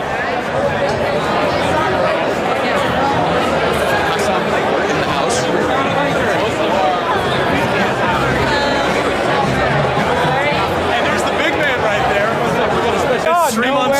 Do you want a quick AirPod? No, it's fine. Oh, it's fine. Hi. Hey, say what's up, nephew? How you doing? Oh, I'm having a fantastic night tonight. You know who's not having a fantastic night? AIPAC, Benjamin Netanyahu, Haley Stevens so far. Oh my God, I forgot about it because she stopped tweeting. So I don't know what's wrong. I don't know. Most of his day with Hillary Skolton, after he interviewed Max Miller, he had Hillary Skolton on to yell about me. Crazy stuff. These are the crowd pops. One second. Yeah. Sorry to cut you off. No, go ahead. But these are the crowd pops we continue to hear every time. Did you get in here, bro? I don't know. I snuck in. What's up? What's up?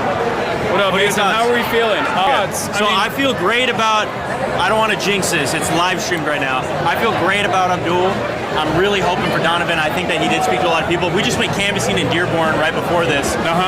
Heard a lot of great things from people, so I'm excited. So I think the unbelievable turnout numbers so far is making me feel as though the cross endorsement is going to have some really good, really positive down ballot consequences. You like my professional tone? When I do these sorts of live events, I lock you into like it? You got the posture up? Yeah. No, dude, I think the slate method is what's needed in every fucking state across the country. The slate method and the momentum building off of Chris Rabb, Milan Quiros, all of the other victories leading into. Dude, that's what they say about DSA. They say it's a fluke. They say it just happens every once in a while. You see every DSA member across national coming to Michigan because they know how important this is for the movement. That is fucking incredible. And that's what we're going to continue to see. Some of the early Cory Bush results, it wasn't looking great. Did you? No, but it's a county one, so. Gotcha. So who knows? I'm excited, man. I'll keep up with you at the end of the night. Don't touch me with the Zen, but I appreciate it. Have a good night. All right. I'm going to throw this out real quick. No, I got it. Oh, wow. Thank you. All right. What you're doing? Throw my Zen out real quick.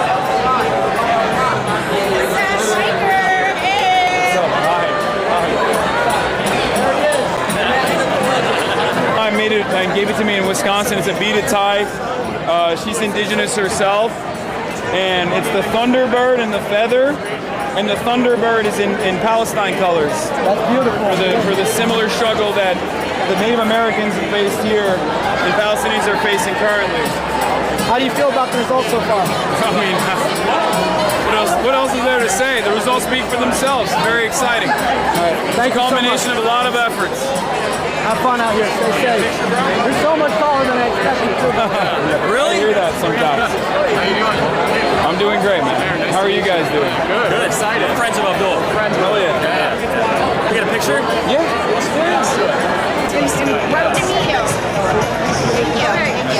Of course. Thank you for being here. Sure.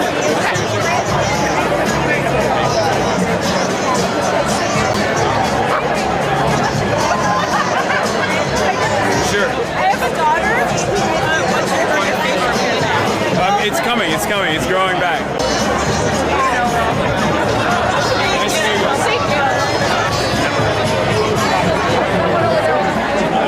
He's at 66%. Too early.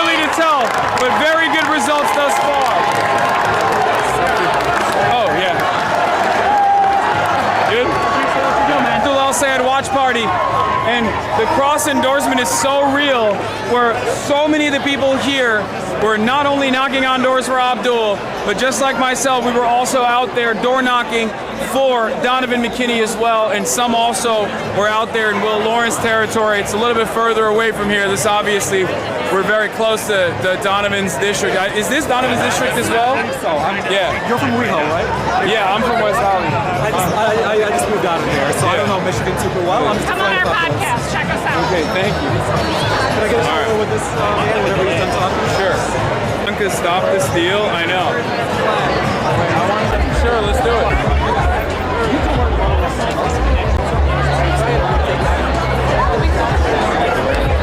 Appreciate all that you do.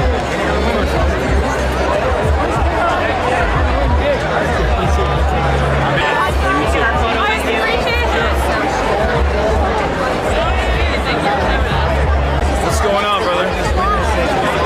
Yeah. It's a very exciting time. Let me ask you one question.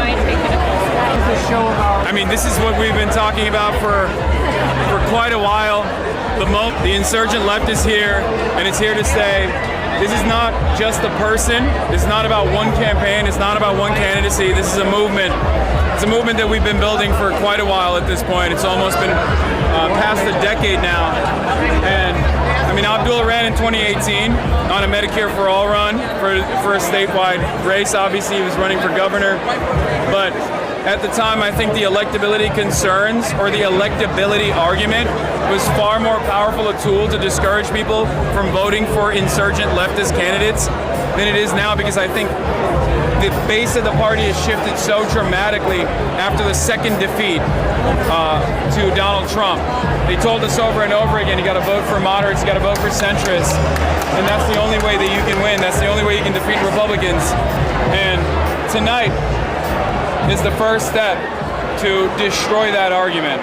What you're seeing here now, does it change your view of what you expect in November and beyond? No, absolutely not. I was unbelievably confident about Abdul absolutely destroying Mike Rogers and basically ending his political career for good. But I'm still confident after seeing the excitement in this room tonight. What? Nice to meet you. Hell yeah. Yeah, stop the count. It's done. We're good. No. Keep counting. We're going to keep running up those numbers as the night moves on. All right, do it. For this evening. Are we ready? Prediction of how many points you're going to win by? I'm hoping for 20. I'm hoping for 20. 20 points. Let's stop like a 20 points. Director of the United Auto Workers, Art Reyes.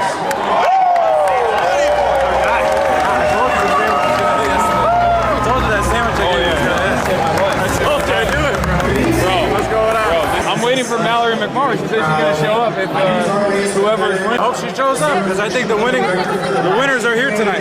Yeah, that's what it feels like. 1,000 active and retired members here and Thank you. I'm fourth generation Michigander. This room is as Michigan as it gets. Doing good. Is a history of the many versus the money. Well, I'm going to just share a few moments of this. Dude, look at the press. The video she put out yesterday. Get really excited that Haley Stevens was saying that I'm a Maoist. Well, you did wear a suit. Yeah, of course.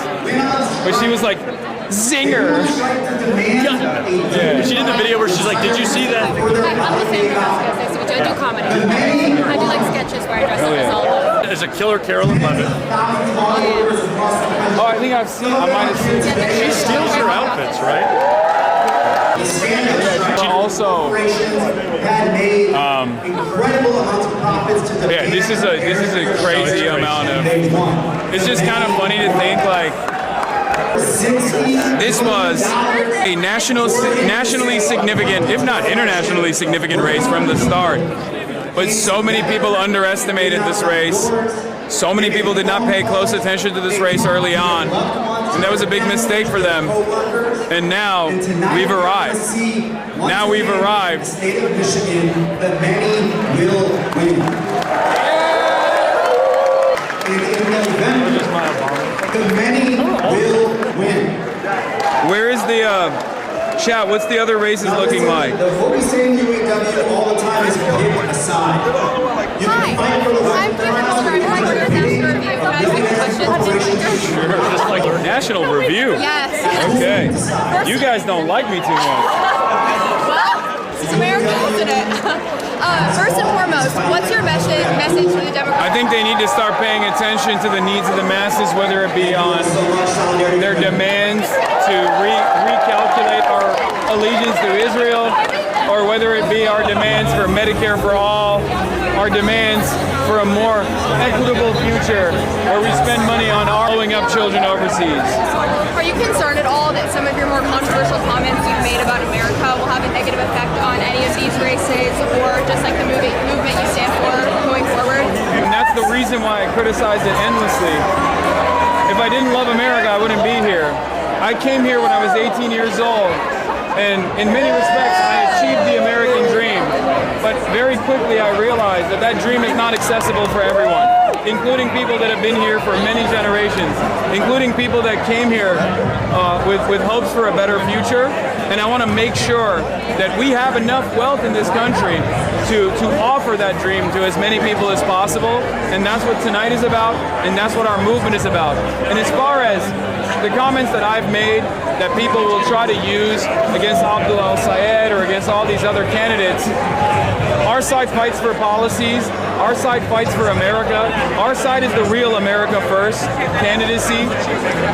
If the other side, if the opposing side, no matter who they may be, whether they be establishment Democrats or Republicans in the general, if they want to talk about Twitch streamers or clips out of context, well, there was another guy who was clipped out of context quite a bit, and he was able to tap into the populist rage. And that man has redefined American politics for the last decade. His name is Donald Trump. What's out of context, though, about saying that America deserves 9/11? Of course, it's a comment that I made that I apologize for the language that I used all the way back in 2019. I'm capable of showing humility. I'm capable of recognizing when I misspeak or speak out of turn. But the concept that I was referencing was also championed by Robert Kagan as recently as a couple of months ago, which is the concept of blowback, in which there's plenty of academic consensus on, that our meddling in the affairs of countries far away inevitably cause too much distress, and it has the capacity to blow back on us. And I find 9/11 to be, of course, a horrible tragedy. I've spoken about it extensively. And yet, even to this day, almost a decade after I apologized for the language that I used, people still try to cynically foment Islamophobia by weaponizing 9/11. And we're now living in a time where Donald Trump is about to offer nukes to Saudi Arabia, the country perhaps most responsible for 9/11. So I see that hypocrisy. I understand how the game is played, but I think it's important to stick to the issues. And I know that Americans are far smarter than this game. They were sick and tired of business as usual politics when they voted for Donald Trump, but Donald Trump unfortunately didn't offer an alternative. And now the cost of living crisis worsened. So hopefully we're going to solve that for all Americans once and for all. Final question really quick. If Stevens happens to win tonight, what does that mean to you? That means that $70 million of outside expenditures was capable to subvert American democracy once again. We'll just go back to go back to organizing, and eventually we will organize money. However, I'm not very concerned about that as it stands currently. I appreciate your time tonight. Thank you so much. Great meeting problem. you. Nice to meet you. Moderately hostile National Review interview. Glad we got it on camera. Of course. Let's shake your hand. Hi. I love you, man. He's like, who the hell's this kid? Take a picture. You do my thing on the podcast. Yeah. Thank you. I'll share. Just take mine outside. Thank you. I'll share. No, I'm good. I'll share. Thank you. Remember, we met you at the UMich event. Oh, your mom or your grandma? Her grandmother. Your grandmother, yes. Youngest HasanAbi head. Yeah. Of course, I remember. We have some unfortunate news. Last week, Grandma passed away. No. Hospital. I'm so sorry to hear that. She was a huge fan of you. Wow, that's crazy. I'm so glad I got to meet her. Yeah, she talked about meeting you for days and days. Oh my God. I'm so sorry for your loss. Okay, well, you guys want to take a photo? Yeah. That's crazy. Well, we got to meet you. Yeah. Really did. I'm really happy as well.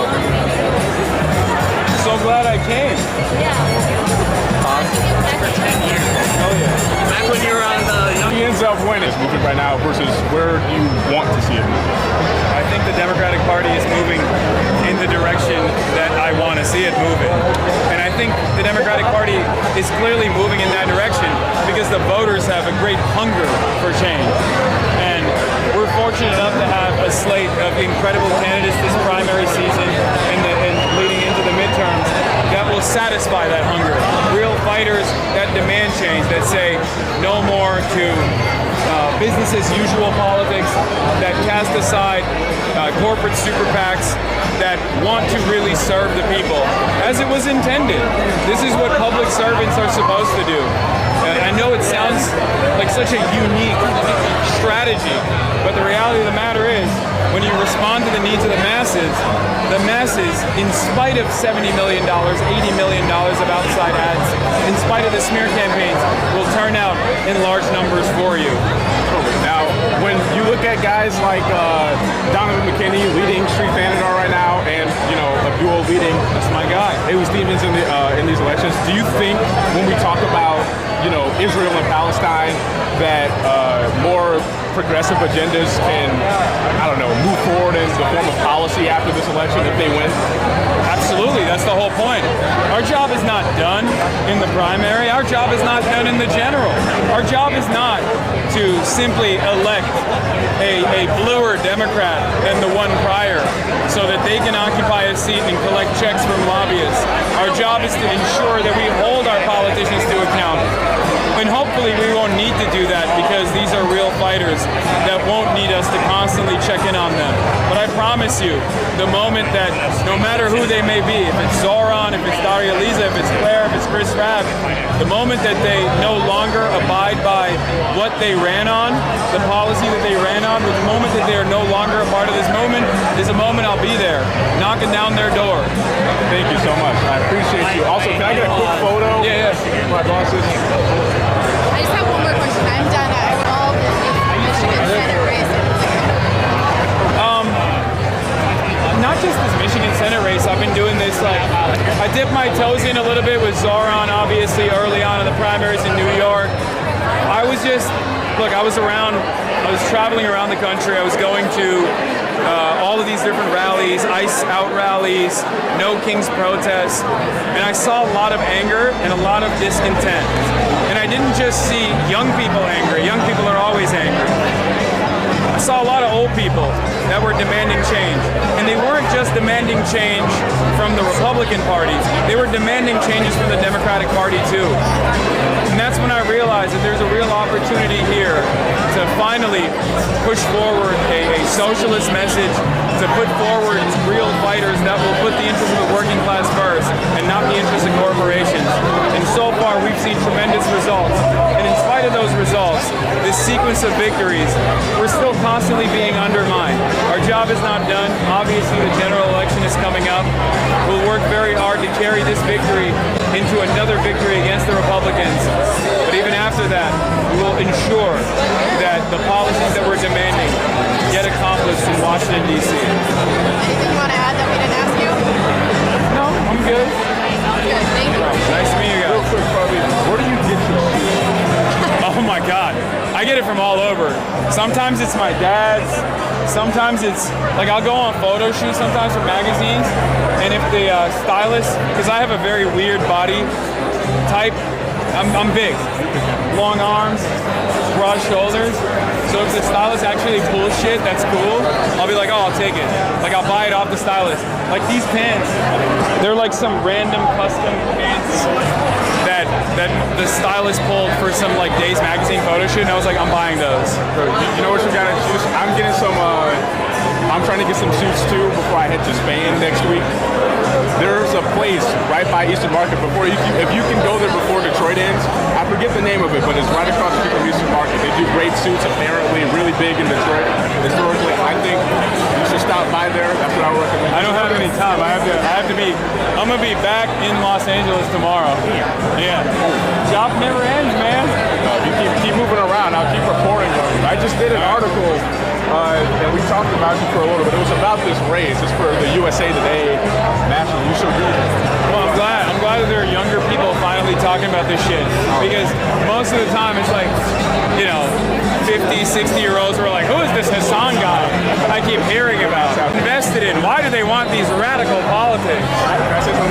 Wait, but it's on your line, so just make sure.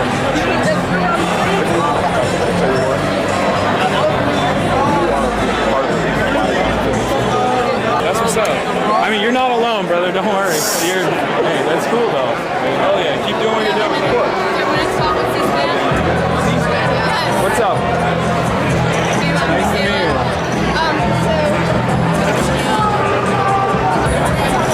I'm here today to continue the revolutionary track. Fortunately, in 2026 is almost like a dying art. So we're carrying that flame, and we're hoping that we can continue carrying that flame into the general election. How do you think Abdul is carrying that flame? I think Abdul centered the needs of the working class so perfectly in his policies, but in many respects, his run didn't start yesterday. His run didn't start 6 months ago. His run started in 2018 when he ran on a Medicare for All ticket in the gubernatorial race. And I guess the people were not ready for it now, ready for it back then, but they're certainly ready for it now, it seems. This race means for the Democratic Party, regardless of the result. I think what this race means for the Democratic Party is changes are coming, and I'm glad that they weren't ready for it. And today, in a press conference, Haley Stevens said she condemned your rhetoric and doesn't know why Abdul is having you at his event. What do you have to say to that? Yeah, I think it's very sad that her closing message ended up focusing on a Twitch streamer. That was an extremely online thing that she did. And perhaps that's the reason why these expected results might have been unexpected for her. She thought that centering these sorts of issues in the heart of her campaign would potentially help her seize victory. But Abdul never ran on these sorts of drama-focused issues. He ran on kitchen table issues. He ran on improving people's lives. And it turns out that's exactly what people of Michigan were looking for. And we're going to prove that once again in the general. And you've been in Michigan, Wisconsin, other places. Have you been seeing more younger people out at the polls? And how much of a difference? Absolutely. There is so much more youth involvement in these races. It was actually Debbie Dingell who called it out when she visited our University of Michigan Ann Arbor campaign rally that we did many, many months ago, all the way back in, I believe, April. She attended that and she told the Associated Press, I've never seen this many young people this excited for a candidate this far out from a Senate primary race. And honestly, there's a good reason for that. I can't take credit for that. Of course, I'm only a messenger. I'm only a megaphone for the anger and the resentment that a lot of people feel. I think it was Abdul's policies, it was Abdul's campaign that brought them out first and foremost. But luckily, he was the right guy for the right time. Anything else I like to say? Being pro-Israel is bad policy and bad politics, and we're proving that tonight once again. For all the naysayers. Of course. Nice to meet you. Great meeting you. Oh, hey. What's going on? You've been there from the start. I know. I don't want to interrupt you. Say hi, this is Hasan. This is Hasan from Hasan Hasan's story once again. Thank you so much. No problem. Good to see you again. Did you get the set? Sure. Do you think you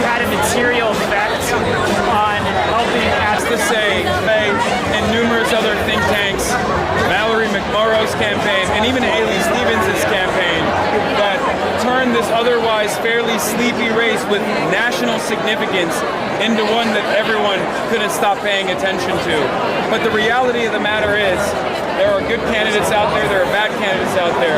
Abdul Al-Sayed is a phenomenal communicator, and most importantly, he ran an issue-first campaign from the start all the way to the finish of his primaries, and that is precisely the reason why, when people started paying attention, they realized that there was something different here, and I think we are seeing the results of that right now tonight. Michigan responded in exactly the way that I thought they would. If Abdul wins tonight, do you see yourself as a power broker the same way he sees himself as a power broker in 2028? I wouldn't say I'm a power broker. Some people, this entire thing started when people started saying I'm the Joe Rogan of the left. I said I'm not the Joe Rogan of the left.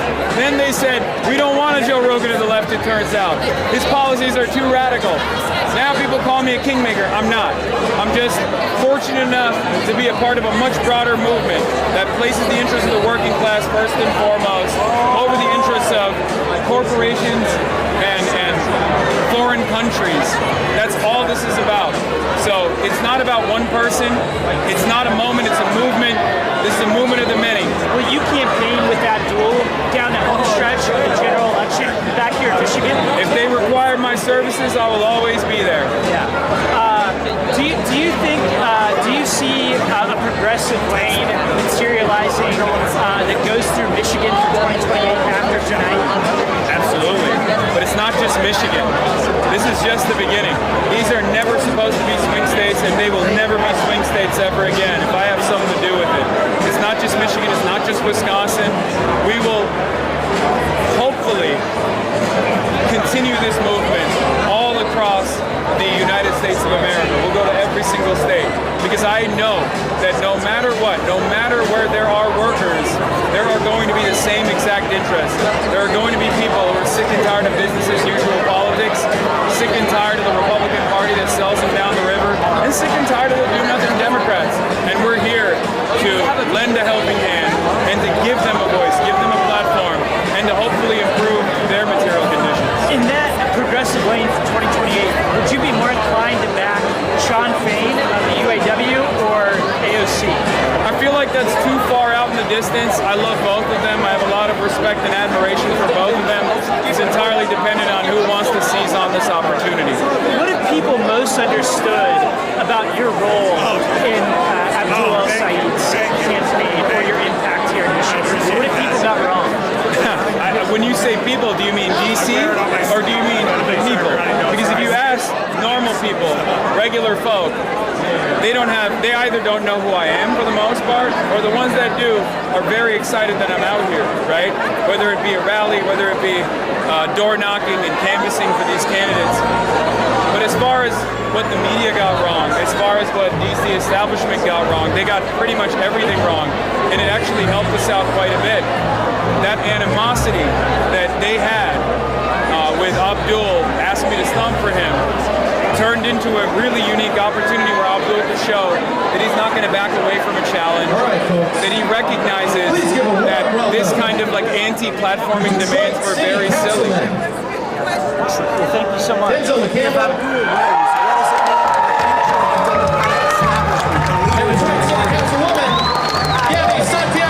it's a big tent. I'm just a guy who happens to be outside of said big tent. I'm a random Twitch streamer at the end of the day. But what I hope is that Democrats recognize that there is real hunger, real appetite for change, and they try to change their policy platform to better suit the needs of the masses. Do you think it puts the leaders of the party on notice in a way? I think the leaders of the party have probably been on notice for the past couple of months, at least from where I'm standing. The way that they have been freaking out, the way that they've been attacking, the way that they've been endorsing against these left-wing insurgencies shows that they recognize that there's a real movement here that is building, a movement that centers the needs of the working class over the needs of corporations. For the state of Michigan. No, right? It's money out of politics. Too far left. I just saw you use that phrase. Right? Too radical. Stewart socialism is municipal socialism. It was initially actually considered a pejorative. In the first time it was used in a socialist party convention. But the reality of the matter is socialism is about improving the material conditions of all people, specifically working class people. And sewer socialism cuts away at all the noise. It means filling up potholes. It means addressing. It means building a better sewer system if necessary. And it means focusing on the immediate needs of the working class. No matter how inconsequential it might seem. So I just wanted to come on this stage and say thank you all so much for all the work that's gone on. We will have more work to do, right? We have more work to do, more people to reach. But I just want to say thank you. We're going to enjoy tonight. I'm still as bold as ever. Thank you all. I've always been careful. It's just impossible not to get clipped out of context, especially when you're talking about politics for over 21,000 hours as I have in the last 13 years, or even longer than 21,000 hours, but just on Twitter. We have been with people it is true, I am yelled at quite a lot. Have you decided whether or not we are sick and tired of people in office who are not serving us? We want to elect people that we can hold accountable, who will answer the phone when we call them, and who will make sure that we have a government. Anything else you can do? The opportunity, of course, for someone like myself is that I have a competitive platform with mainstream outlets. So if people are actually curious about what I truly stand for, there's 21,000 hours that they can browse through and figure out for themselves. Obviously, anti-Semitism is something that I find to be morally repugnant. It's something that I've fought back against my whole life. That we are investing in our community. It's very sad that people stoop to such levels to talk about things like this. They can't oppose the message, so they try to shoot down the message. And this is just the beginning, y'all. So thank you so much for your work. I hope you're ready for the next win. I believe Haley Stevens earlier today said that I did a Maoist pool party, which was very funny. I don't know. I think some Democrats think I'm not a Maoist, but some Democrats think that because I have a tailored suit that I got when I was visiting China that I really like and admire. For the record, you're not a Maoist. No, I'm not. I am not a Maoist. It was a pool party. I can't speak on whether or not it was a Maoist one, but it was a pool party for sure. All right, we'll let you get on. Thanks so much. Of course, no problem. Signed with CNN. Nice to meet you. How are you doing? We're going to record something real fast this week. Cool. What kind of message do you think LCIS campaign is going to send? They might have the money, but we have the people. And as long as people are organized, they are virtually impossible to defeat. I think that's the primary takeaway of tonight. There was a lot of outside spending that came into this race.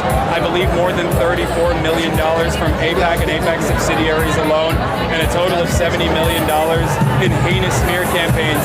But it turns out, even though people were inundated with these attack ads that featured heinous smears against Abdul al-Sayed, people were able to look past all of that because Abdul was running on an issue-first campaign on policies that people were demanding. And hopefully Democrats can learn from that lesson because we're not here just to fight against Democrats. We want to make sure that we have a resilient working-class centered movement that will ensure that no Republican ever touches a seat of power ever again. But what do you say to those Democrats who say he may be able to win a primary, but he won't be able to win in a general election in a very purple state? Michigan is not a purple state. It's only considered a purple state because the establishment Democrats dropped the ball twice.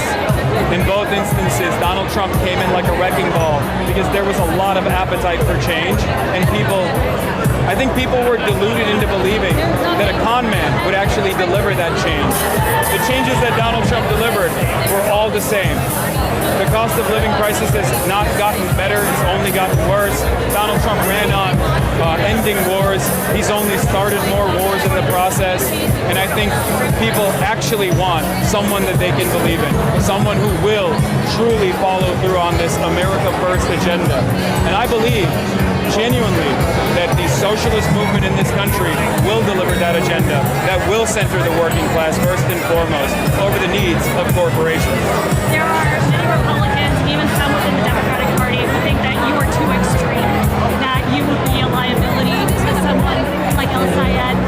Are you at all concerned that that poses a liability to him, having someone like you campaigning?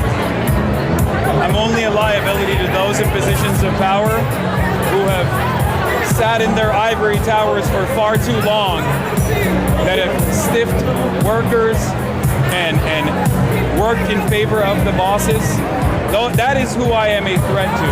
And that is precisely the reason why they do everything they can to oppose someone as, I would say, inconsequential as myself. Because after all, I'm just a Twitch streamer at the end of the day. And yet, people seem to see me as a real, ever-present danger. As far as the general election goes, no, I do not think that I would be a liability in the general election. Although it does seem like the Republican Party's midterm strategy is going to be a Hasan Piker-focused campaign strategy, and that is precisely the type of politics that people are sick and tired of. This rat race, the constant smears, the endless focus on inconsequential things. People want to know if they're going to be able to pay for their groceries next month. They want to know if they're going to be able to pay rent next month. That's what people actually care about. So as long as Democrats, or as long as whoever it is that's running, focuses on that instead of all this other background noise, they will win, regardless of what the media tries to drum up as a manufactured point of controversy. You said you're just a Twitch streamer, but yes. You do have many followers. It's a medium that thrives on constant interaction, and I think that's part of the reason why I've been able to, I guess, in some ways recreate conservative AM radio, that same exact format, but on the internet, in a way that is unbelievably accessible. And that's what's so appealing for a lot of people.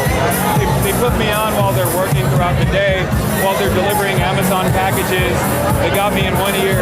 It's like a long, never-ending 8-hour-long podcast. It's not exactly reinventing the wheel, if I'm being honest.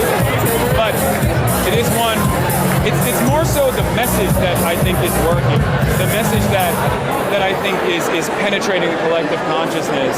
It's something that, at least in my experience, people find to be so refreshing, something that they haven't heard before, even though these are the exact same feelings that many of them have felt for many, many years. I'm just a megaphone for Ladies and gentlemen, please welcome to the stage, President of the Michigan Nurses Association, Aaron McCormick.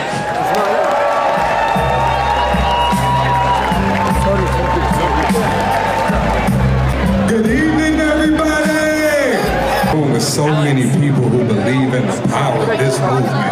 Our Democratic nominees, but the Michigan president of the Michigan Nurses Association, Michigan are taking a major step aside. This Senate race is more than just about one seat. It's about deciding who our government answers to. And then continue to allow billionaire class to run our government. A lot of the Jewish boomers who are like wondering why their younger relatives are so billionaire corporations. There's reasonable concern about the growth of anti-Semitism in this country. I totally understand it. There are a lot of people who are taking advantage of the enmity in the direction of and that blame back onto trouble. I disagree with that. I oppose that, and I will continue to oppose that, regardless of how the Apartheid Defense League tried to make it seem as though one cannot ever oppose Israel that has always been bigger from than a one perspective person. that isn't. This is a movement, and tonight the people of Michigan will prove just how powerful this movement really is. In this room can take care of this our kind of family. bigotry is some constant organization. You personally, is something that I'm going to communicate over again.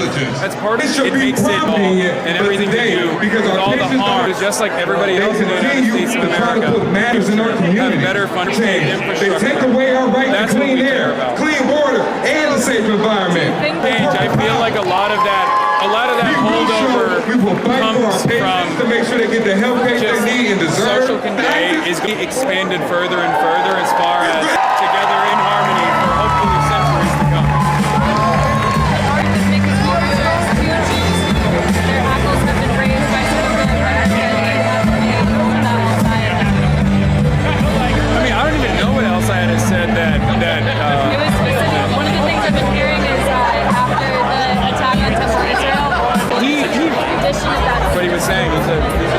person, but I would suspect that that comes from the endless cycle of violence that continues to grow no matter what. We have to find a peaceable solution to this. We have to find a just and equitable outcome to this, and I sincerely believe that we can. But a part of that also comes from America allowing Israel to engage in this violent behavior with impunity. I think it's not just a problem born out of the Netanyahu government, of course, as some might foresee it. I mean, look, I interviewed Ofer Kassev, I believe a week after October 7, and I've kept in contact with him. I've kept in contact with a lot of anti-Zionist Israelis as well, some conscientious objectors, and from what I understand, it's almost a dual struggle. America also is a settler colonial country at the end of the day. So there is always these unanswered problems that we choose to turn a blind eye to, and those problems always rear their ugly head, and it almost always manifests into fascism. And I think Israeli society, especially in the last 30 to 40 years, under the direction of the Netanyahu government especially, as it's impossible to do that for some reason, has turned into an increasingly more violent country, violent from the perspective of the Palestinian victims, and even violence internally as well. We saw a piece of the same exact colonial tactics applied in the West Bank, applied to the Jewish Israeli population in the Supreme Court protests that were taking place. The same exact skunk water cannons that were deployed on Palestinians in the West Bank were deployed in Tel Aviv against the Israelis. I understand this as an American. I understand this as a Turkish person as well. I understand what ultranationalism looks like, and I'm terrified of it, and I will always fight back against it, no matter what shape it takes. No problem. Nice to meet you. Hopefully we'll get those quotes up there. I don't know if it's gonna. We would love to do a second interview. All right. That's good. Long term, you ever gonna run for office? No. And I appreciate all the work you do. It's very impactful. And then we're going to do an interview. Okay, take a photo. Wait 1 second. I'll be 7 hours today on the broadcast. Past like few days, as far as I'm aware. Tell me how It's been pretty good. There's a lot of excitement on the ground. I think people are just excited to finally vote for something rather than take a defensive posture in their voting. We oppose harm reduction voting. Although it does work in theory, it doesn't work in practice. And we've seen that in Michigan, perhaps, with the Donald Trump victory. Now, hope that mistake, and we're never going to repeat it ever again. Many of them are here tonight as a general election. I suspect that good chance. And Trump is they hate Mike Rogers. Mike Rogers is a perfect from Florida. In many respects, is a perfect matchup against Abdul El-Sayed. And I think he's going to defeat him. Why do you like the dog? Thank you. Yeah. Nice talk. Get it? LSAT tomorrow. Hi, good luck on your LSAT tomorrow. I appreciate it. All right, no problem. Okay, I'm dying. Oh my God. Okay, hold on. I'm gonna ask if there's like a. Hey. What's up, man? What you doing? I already know, bro. You wanna? We could do something real quick if you want. Yeah. Status update, bro. Good. I'm already knowing. Actually, we can talk. That's good. That's good. You wanna do? We can do like back to back. Hi. I'm in West Michigan. Oh, wow.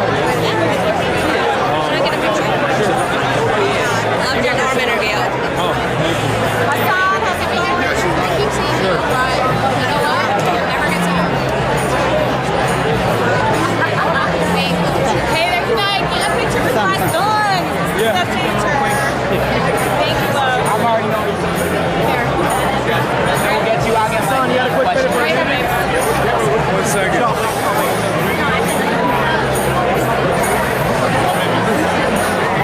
Thank you for being here. This is awesome. I'll do like 1 second. Cool. Just to tell you, my son is a big fan, and he knocked on 1,000 doors, but he didn't get a red wristband to get in here. So can I just take a picture to show him because he won't Sure. see you? He's gonna kill me, but thank you. Okay. Pretty good so far. I mean, I want this night to finally come on it. Where are we at right now? It's 51%. Me and my brother got in like yesterday. Not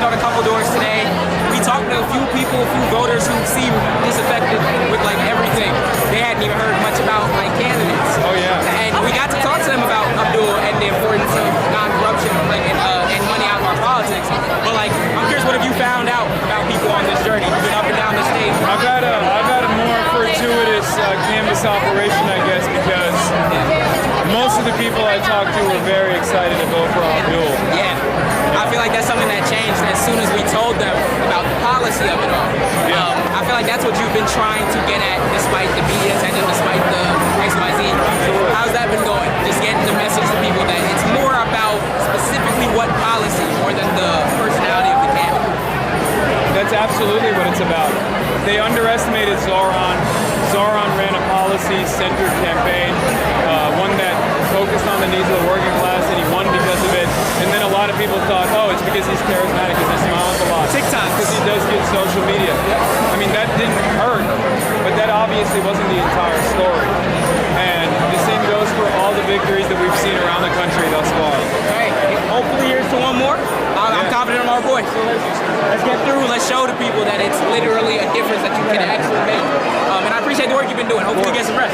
See you. Appreciate you. Thank you. It's an indigenous beadwork. Yeah, no, that's fire. That's really fire. What's up, sure? Spencer Lees, Michigan Advance. You know, Catch up with you. Abdul's ahead. And, you know, this is going to be a tight race, and we all knew it was, but if he wins tonight, which I know that you're confident that he will, what does that mean for your movement, for this movement, to blow the door open in a place like Michigan that is such a purpley swing state that kind of blows in the wind? What does that say about his chances, his movement's chances, moving forward to November? Look, the reality of the matter is there was a tremendous amount of outside spending in this race, and the fact that it's been so good so far for Abdul shows that when you have an issue-centered candidacy, an issue-centered campaign, people respond very positively to it, even when they're getting inundated with attack ads, oftentimes from APAC, as a matter of fact, so to the tune of $34 million. So I hope that people understand the right lesson, that we have to start focusing on the needs of the many rather than the needs of corporations. Yeah, and I think there was a lot of people who, underestimated Abdul. Either, but it didn't matter because the Trump endorsement carried a lot of weight, and the tens of millions of dollars that APAC spent in that race obviously played a great role in defeating Thomas Massey. So I think at the end of the day, just excitement alone is not always going to be enough. I'm not worried is that they actually didn't underestimate Abdul. Not have spent attacking him nonstop, endless mailers for everyone to see, basically. What does he have to do to bring everyone together? I mean, he's going to have some challenges with Stevens voters who are saying that they will vote for Mike Rogers over Stevens because they thought Haley Stevens would be the more electable candidate to defeat Mike Rogers. So at the end of the day, they will focus up to make sure that a Republican doesn't get elected. And in the odd chance that there's a couple percentage points that end up voting for Mike Rogers in an era of unprecedented corruption born out of Donald Trump, the instability, the volatility that we're experiencing all around. I would say that we'll probably make up for it with the youth turnout and the enthusiasm and the turnout all across the state. Yeah, and for you guys all, are you going to be back here for him in the general election? I know this is a priority for you in the primary. Will you campaign with them in the general? If I'm needed, I'll be here. Thanks, man. Appreciate you. Nice to meet you. As if this is in the future and as if he already won. Okay, but what if he doesn't win? No, I'm kidding. Win, right? Yeah, I think we defeat MAGA in 2028 because they're going to focus on silliness. It kind of seems like they're going to center me in their midterm strategy. At least that's what they're tailoring their audience to get mad about. That's what they're gearing up to get mad about. It's like they're obsessed with you or something. Yeah, but they can focus on Twitch streamers while we'll focus on the work. We'll focus on the policies that improve people's lives, and that's how we'll win. All right, well, thank you for doing it, Hasan. Of course. You said you need water. You wanted to get you one? Oh, you got one? Oh, thank you. Well, no, I'll get it myself. It's fine. What's up? Yeah. Hey, I'm trying to get a little interview about this pool party. Okay, yeah. Nice to meet you. Oh,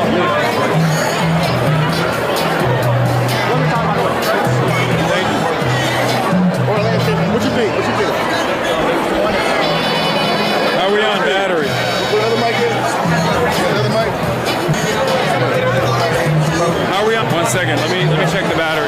Oh, shit.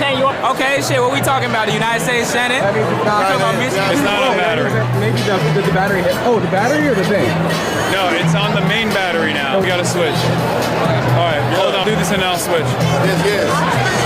So I had the opportunity to see you yesterday at the pool party. I know, you curbed I didn't see your message, bro. No, I see I have a bad relationship with my DMs, man. You know what I'm saying? But I want to have a conversation with you, though, man. Me on. It's crazy. He left me on. And then all of a sudden he hits me back the morning that I happened to be in the physical presence I didn't know you were here, though. I swear to God, it wasn't set up. It wasn't set up. He set it up. He was like, oh. Nah, let's carry this. Affairs. I was like, man. Let's carry this conversation 8 months after. Hey, what y'all see? Nothing nefarious. We cool. I just want to know, though, how did you feel about you being at a pool party and making the Fox News? I mean, it seems like everything I do makes it to Fox News nowadays, but yeah, I went to the pool party. They call it Haley Stevens called it the Maoist pool party. Hey, I thought it was I'm gonna play the clip in here. When I saw the clip, I thought it was AI. I had to confirm it was real. It's real. It's real. Yeah. It's real. It is. They ran with it. Hey, the last thing I'll say though is this. Me and Hasan gonna have a conversation about the intersections of blackness and leftness. And I swear to God, y'all gonna love it. Y'all gonna love it. You're gonna love it. It's gonna be a nice one. Man, I'm down. For sure. Appreciate you for that. Oh, thank you. This is STRAIT chat. We are swapping batteries. Hey, it says 25%. Thank you. Can I take a selfie? Don't worry about it. Nice to meet you, man. Big fan of your work. Bullshit. It's been a very contentious primary for both Abdul and Haley Stevens, really. And of course, Mike Rogers is obviously uncontested. So he's already maxed out on name recognition, name ID. Once there's a real contest against them, obviously people are going to learn more about him once again, and he's going to be defeated. Do you think they're going to bring you up in the general? I mean, yes. Haley didn't really bring you up that much in the primary. She brought me up in the last day, and I think they're going to continue to do that, but it's stick to the issues, and that's what matters. All right, thank you. No problem. Yeah. Also, Claudio. Also. Yeah, it's great. It's beautiful. I love it. You're very welcome. All right, what are these numbers looking like?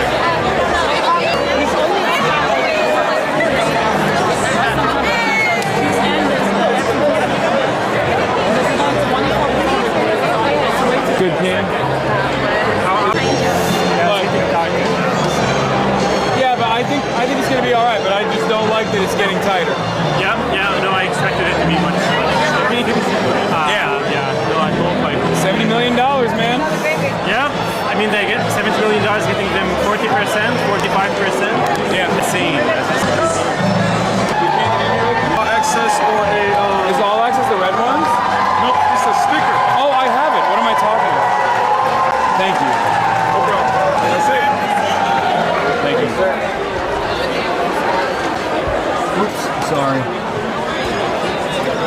Is there a more quiet area we can get back here? I don't want to. Probably just outside. Probably outside. We can go outside. Yeah. Oh, we're live, so I don't want to show it. What do you guys?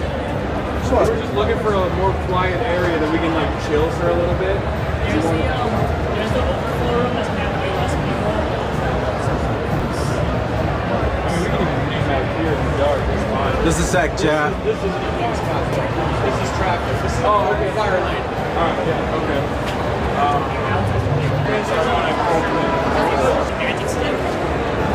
There's a patio right next door. Yeah. Where is it?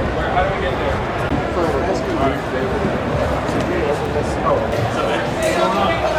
Thanks for what you do. Hey, can you shout out my friend Ferris? Sure. Good.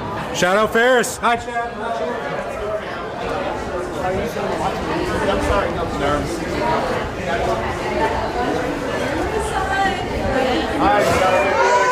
We need to get ammo. It's not bowling. I know what I'm talking about, ma'am. You must go that way. Or you go up there, Hey, it's like, I can Sure. Nice to meet you. Nice to meet you.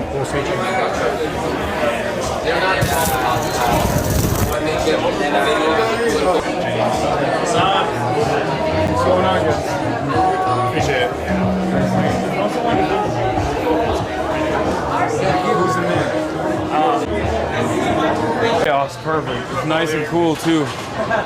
We'll just stay. If you guys want to bowl, We're not trying to bowl. It's fine. All right, I need to lock in, and I need to look at. if you guys want to bowl, No, we do not want to bowl. I promise. Thank you. Yeah. We have the all backstage pass and everything, and I think this is fine, right? that lets you guys go. Yeah. Okay. All right. So let's look at what's going on. Let's analyze the situation. That was quite a marathon, bro. I know. What's up?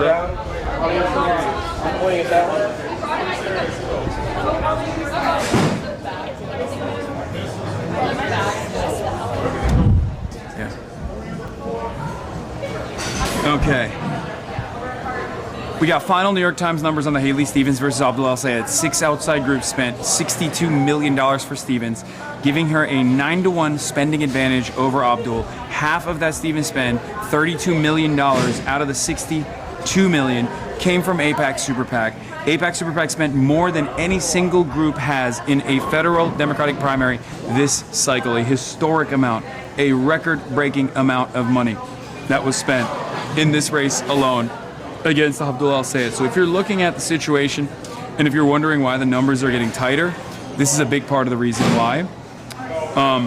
I think overall it's still fairly, it's still looking pretty good. Okay, what's going on? I know. There's so much. I just needed to get away from everything that was going on because it was so crazy. You were bombarded. I know. I mean, that's expected. I mean, that's how it was always. That's how it was at the Zoran party as well. That was wild. Yeah. It's way more intense in person, obviously. I don't think chat understands how intense that is. $62 million, man. Heart Soul Gray results coming in. Oh my God, the internet is so dog shit in here. Heart Soul Gray is in a close second with 12,900 votes against Jordan Herrera, who's in the lead at 30.5%. That's looking pretty good. It seems at 66%. Not sure what that race is going to end up looking like at the end, but still very exciting. I have 5 bars if you want to get this. CNN is talking about you again. Hartzell had a great dump earlier. Yeah. This is a dry event. Mentioned on CNN. Bernie just defended you on CNN. Nice. Bernie is answering questions about you live on CNN. Bernie said Hasan does radio, Lamau. That's Unk. That's Unk. That's Unk. That's Grand Unk. That's Grand Unk. It is what it is. It is what it is. Bernie defended you. 12.6% of the precincts reporting Abdul still in the lead with 51%, 194,000 votes. We'll continue sending chat updates for my fellow Michiganders. Not even podcast radio. Basically called you a talking head, not wrong. That's okay, that's cool. Shit's getting too close. I know. I don't like it. It's too close to comfort. So, if you're wondering what this is Zachary Danino of Voter Hub. Why is the race not called yet? / what keeps Stevens alive? Stevens is doing much better in mail-in ballots, which have been lagging behind a bit in reporting. She's doing well enough in these small / mid-sized counties to where winning Detroit by a lot would pull her close. Stevens has started to hit her targets to win in a couple places. That's the reason. Yeah, we're not showing anything. Yeah, oh wait, are they gonna pass through here? Okay, yeah, we'll put the camera down. Here, I'll put it on a BRB screen. No, they're coming right now. I'll put it on a BRB screen. Yeah, point it that way. Get focused good. Okay, we're back. Okay. Let's see. I mean, the slips look pretty good for Abdul. Yeah? The ones that I'm getting. It looked decent for Donovan and pretty good for Abdul. But ultimately, God, I wish I was. I really can't monitor the situation as well as I would like to. As well as I would fucking like to. Yeah, Michigan 7 Democratic primary shaping up to be one of those two people's egos and campaign consultants cause a lefty candidate to win the primary situation and essentially must flip district for Democrats, says Adam Carlson. He's, of course, talking about William Lawrence, who's doing very well, at least in the last polls that I saw. Hold on, let's see. Yeah, Haley Stevens is putting together a stronger than expected showing across rural and small town Michigan. The race remains too close to call, but those margins are worth watching, says Midas Touch. Of course, still, the situation. This is Abdul's race to lose at this point. You would much rather be in the El-Sayed camp right now, but Stevens, in the initial numbers that came out, Haley Stevens' chances looked disastrous, especially because of the mixed results that we were looking at. I think the confusion came from the fact that we thought those were early ballots. Abdul doing very well in the early ballots. Led everyone to get really excited early on. However, Stevens is actually caught up because of the way that they're calculating the mixed ballots, like both the mail-in ballots and the early vote with same-day voting. But Haley Stevens is actually outperforming expectations in rural areas, and that is the reason why, if she can run up the numbers in Wayne County, like we said earlier, if she can get like a super wide margin in Wayne County, which is, Detroit, Wayne County, like that's 20% of the vote overall, I think, or 22% of the vote overall, like the total vote overall. It would make Abdul's chances a lot worse. So once again, I say stop the count. But right now it's 51% at 210,748 votes for El-Sayed and 45% at 187,917 for Haley Stevens. Check Will Lawrence is getting close. Are mail-in ballots usually cast by younger voters? No. There are no rural voters in Wayne County. What? No, I'm not talking about Wayne County when I say rural. Bro, why are you so close to my face, David? What is happening? The microphone seemed, for some reason, was struggling. Oh, okay. Yeah, there's a bad result that came out of Midland, it seems. Ellis Bates. Wait, where the fuck is this? What?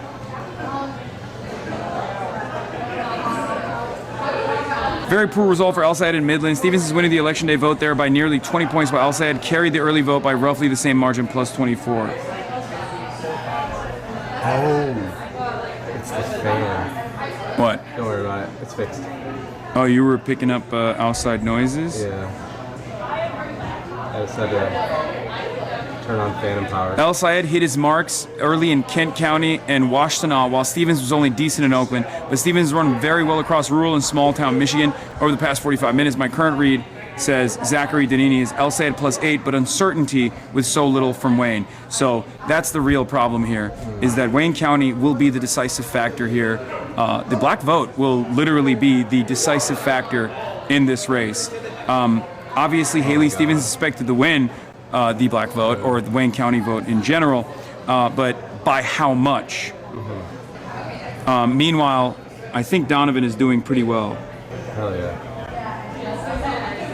Midlands were Doways. I'm not surprised by that.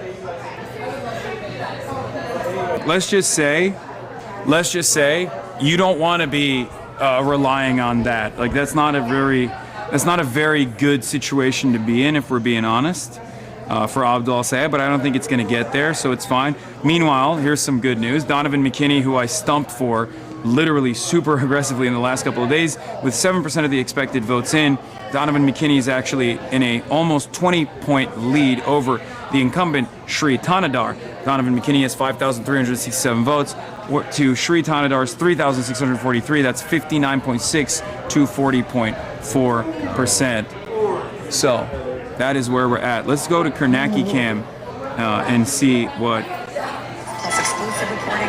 Karnacki is saying.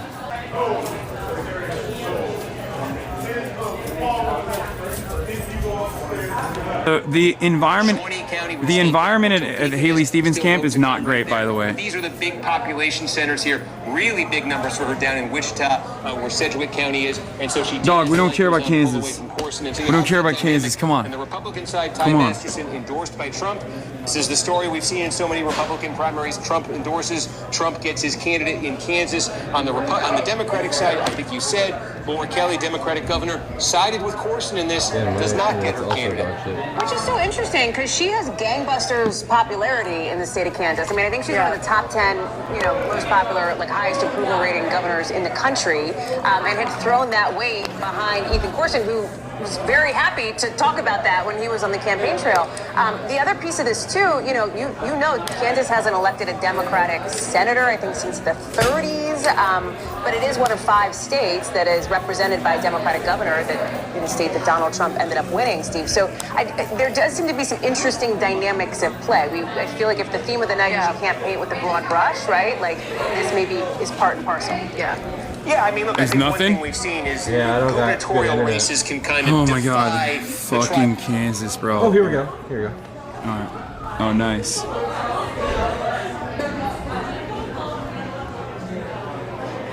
Phone stream. Why is this so close? I don't want to stress.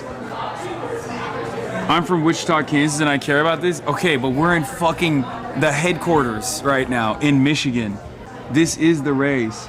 Sanders talking about you. Hold on, I'll pull it up on my own. Here, someone send me the link to Bernard talking about me. David, step back. That's what they're saying. Why are you so close? I'm sorry. What is happening? I got feedback to be closer. Wait, what do you mean? Because you can't hear or something? No, just in general, to be closer. But maybe I got one guy. Very controversial streamer Hasan Piker was at one of El Sayed's final events. The two did a stream together, a fairly lengthy stream. I know that you've spoken to Hasan Piker in the past, but are you comfortable with El Sayed having a close association with him, given some of his past statements? To give you an example, one of the more controversial ones is that Piker has said America deserved 9/11. Are you comfortable with that association? No, I am not. I think that's a dumb statement. On the other hand, he has a whole lot of followers and there's a lot of things that he's saying that are making sense to a lot of people. I think, we have to get above cancel culture. When you're doing radio, whatever they do, podcast, radio, you say dumb things. I suspect if you go back over your career, there may be 1 or 2 things that you said that you may have regretted.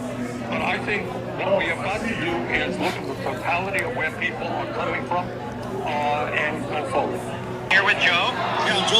That is fucking... That is so funny. That's hilarious. That is hilarious. That is... I don't know what to say about that. Oh my God. That's Burn Dog, man. Frozen. What? Frozen. Oh, Chaz Frozen is fine.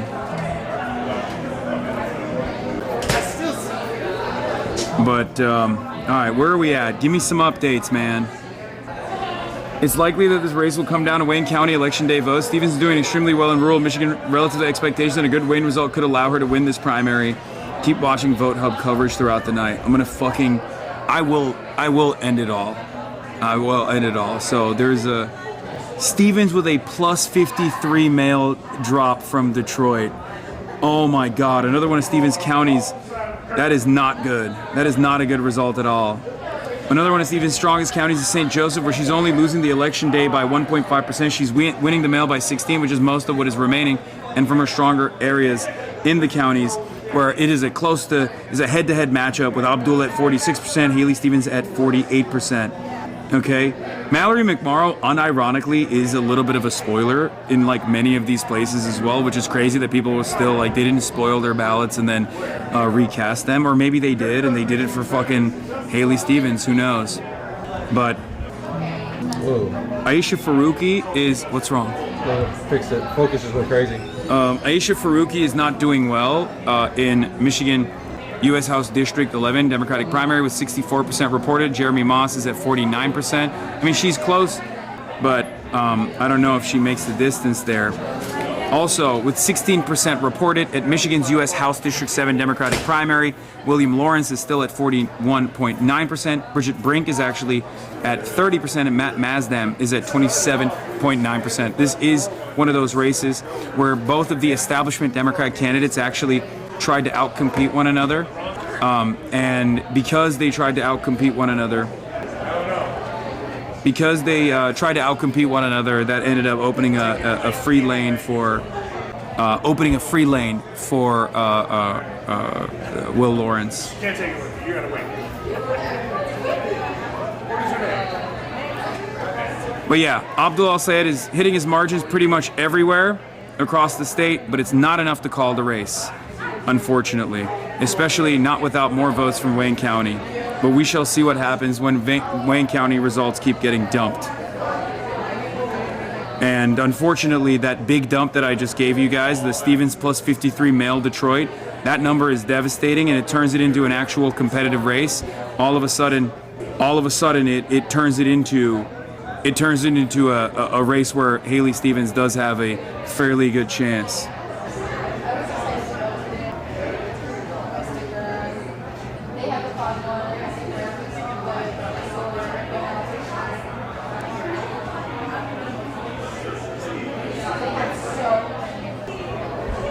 Yeah, Haley Stevens is outperforming the polls by significant margins right now in Michigan. In a lot of the rural districts, it's not looking too great. Stevens is at 66 to Abdul's 30 in Detroit, bruh. No, that's not that bad. That's not as bad as you think it is. Big dump for Abdul, let's go. Okay, it depends on where it's coming from. Like Abdul getting big pushes from different places is great, and it makes things exciting, but you have to look at, where Abdul is performing. Isn't he outperforming expectations? And it does look like it's going to be a very long night if this continues as it's. This is University of Michigan voters an hour ago had a 100% El Sayed precinct. It's so crazy. Because they were talking about how there's so much excitement at the Abdul Al-Sayed event and there's none at the Haley Stevens event, and it's kind of funny because it doesn't mean anything. As I was telling that other reporter as well, Thomas Massey had a lot of excitement around him, but it didn't fucking matter at the end of the day because the guy that didn't even campaign was able to coast into a victory with a Donald Trump endorsement and a fuck ton of money from Israel. I still think Abdul is obviously going to, I still have hope that Abdul is going to win this race. Having said that, it is a fuck ton, an unbelievable amount of life-changing amount of money overall. But, it's good to be calm in this moment.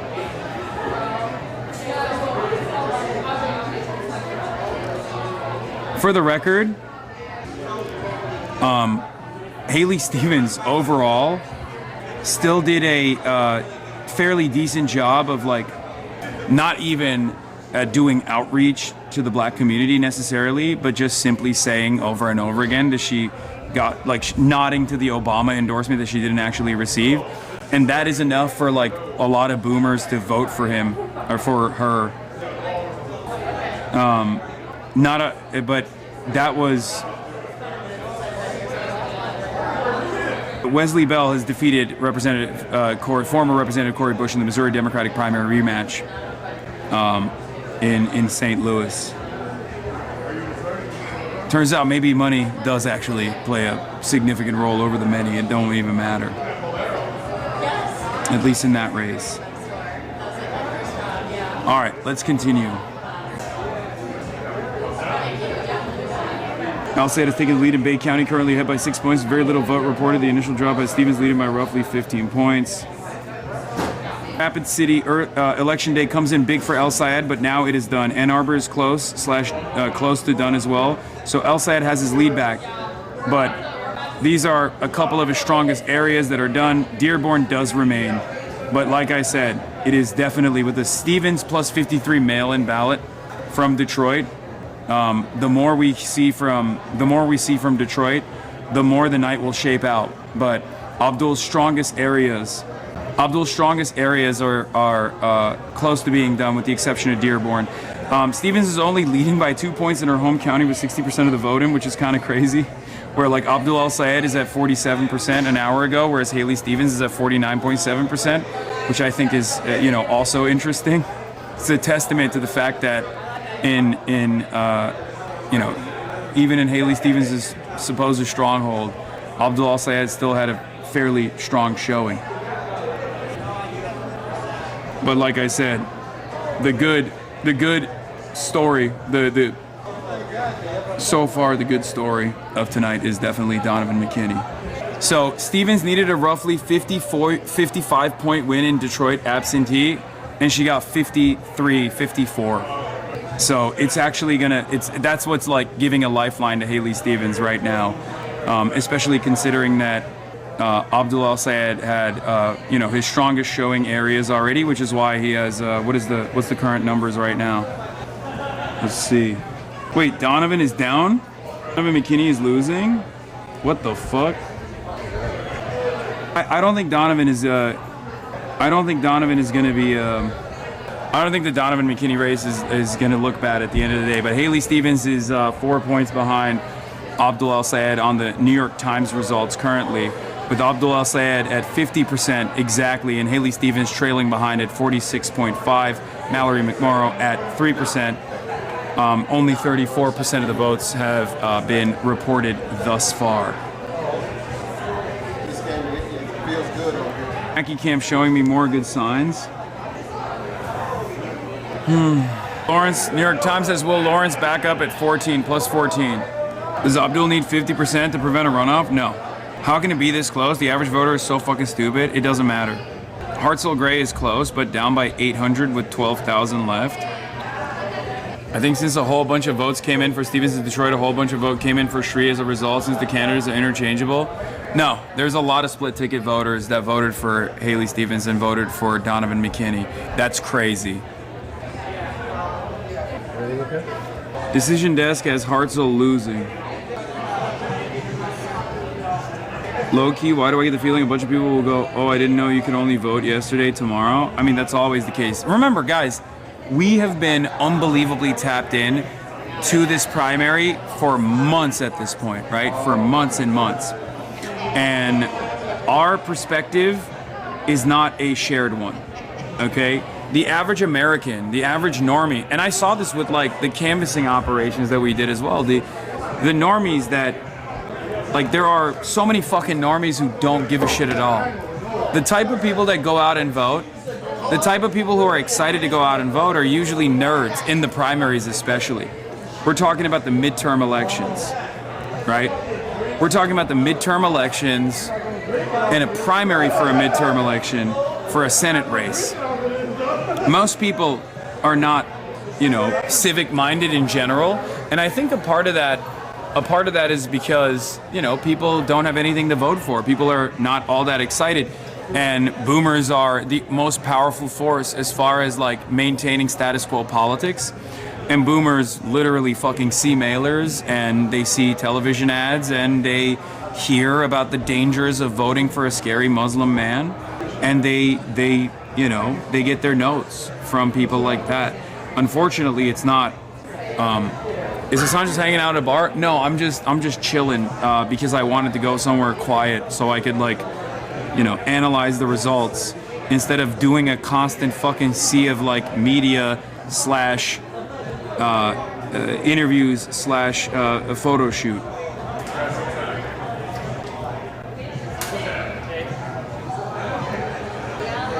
Steve Kornacki thinks it's going terribly for Stevens. I don't know what numbers he's looking at, but I'm not looking at numbers that look. Maybe Steve Kornacki might be thinking it's going terribly for Stevens because he probably thought it was a lock for Stevens, maybe, but I'm doubtful. Haley is up 69-27 in Detroit, E-Day pending. Abdul closes the gap, but Haley still wins the E-Day vote, at least with this 57,000 votes that are in. With E-Day pending, guys. You were too confident, Haas? Oh, no, for sure. For sure. Of course I was confident. I'm still confident. I'm worried that Jinsey might want to vote, but literally don't know how. Okay, that's crazy. Anyway. Hey, this is also part of the reason why when people were like, dude, why the fuck are you going to Michigan? It's a lock for Abdul. I was like, remember? I kept saying, it's a lot of money that they're spending and it's a very important race. This is why I was here.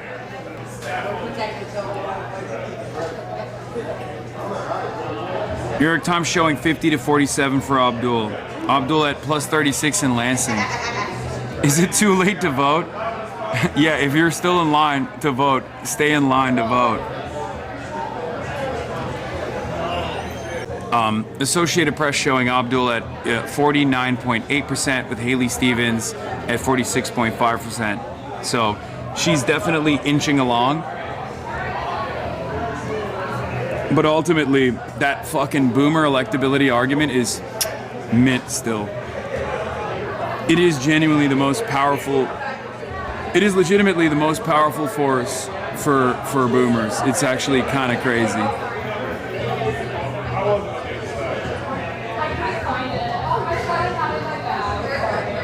Why does Stevens have such an advantage in Detroit anyway? Obama mailers. AIPAC dumped $30 million, $34 million into this race. And they just mass blasted mailers that suggested that Haley Stevens had gotten an Obama endorsement, and that was it. It was a wrap. That's why. Like literally, there's nothing else to show for like there's no, if you were to ask people like why the fuck they voted for Haley Stevens, they would literally, they kept repeatedly saying, oh, because Obama trusts her. That's it. Lying is OP. This is how they took out Thomas Massie. Why would they change? Because this is the Democratic Party's primary. Because it's the Democratic Party's primary. That's why it's different. And it has been different so far. I mean, look at the sequence of victories that we've achieved, where we've unseated incumbents. The problem here is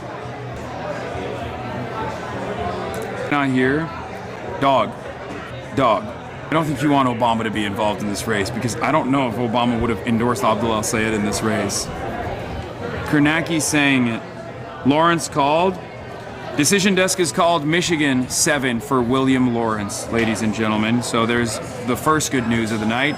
Out of the slate, the Donovan McKinney, William Lawrence, and Abdul al-Sayed slate. That's the first W of the night, according to Decision Desk. Dearborn remains. I really hope Abe was wrong. I'm worried about an underperformance coming out of Dearborn, chat. Yeah. I think a lot of people are overestimating Dearborn turnout. I hope I'm wrong. The only reason why I'm saying that is because of like what I've heard from, people I know. Look, I'm going through the results. The good for al-Sayed, he has a lead right now, says Zachary Danina of Vote Hub. The bad for him, his best vote in Kent has already been reported, Grand Rapids City. He should also go down vote share in Ingham and Washtenaw as counting continues and as more absentees come in. Al-Sayed's current 35-point lead in Kent looks strong, but Grand Rapids proper is mostly done reporting. Stevens could still gain ground in the suburban and rural areas of the county, the types of places where she has outperformed expectations across the state tonight.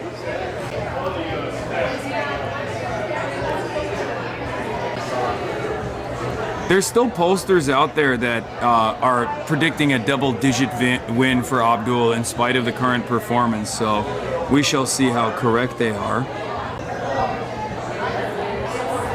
Also, Bernie Sanders, not comfortable with al-Sayed's ties to Hasan Piker, got misconstrued.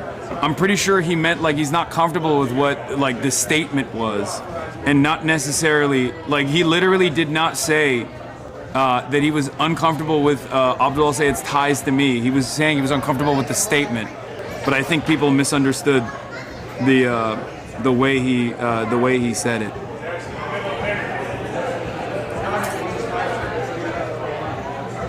I can't believe how fucking close it is.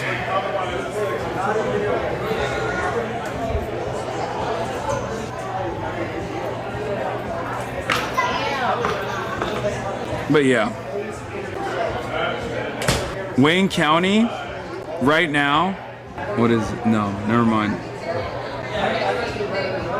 But yeah, some of the good signs so far is, like I said, Stevens' own county, where Abdul is actually performing fairly well, as opposed to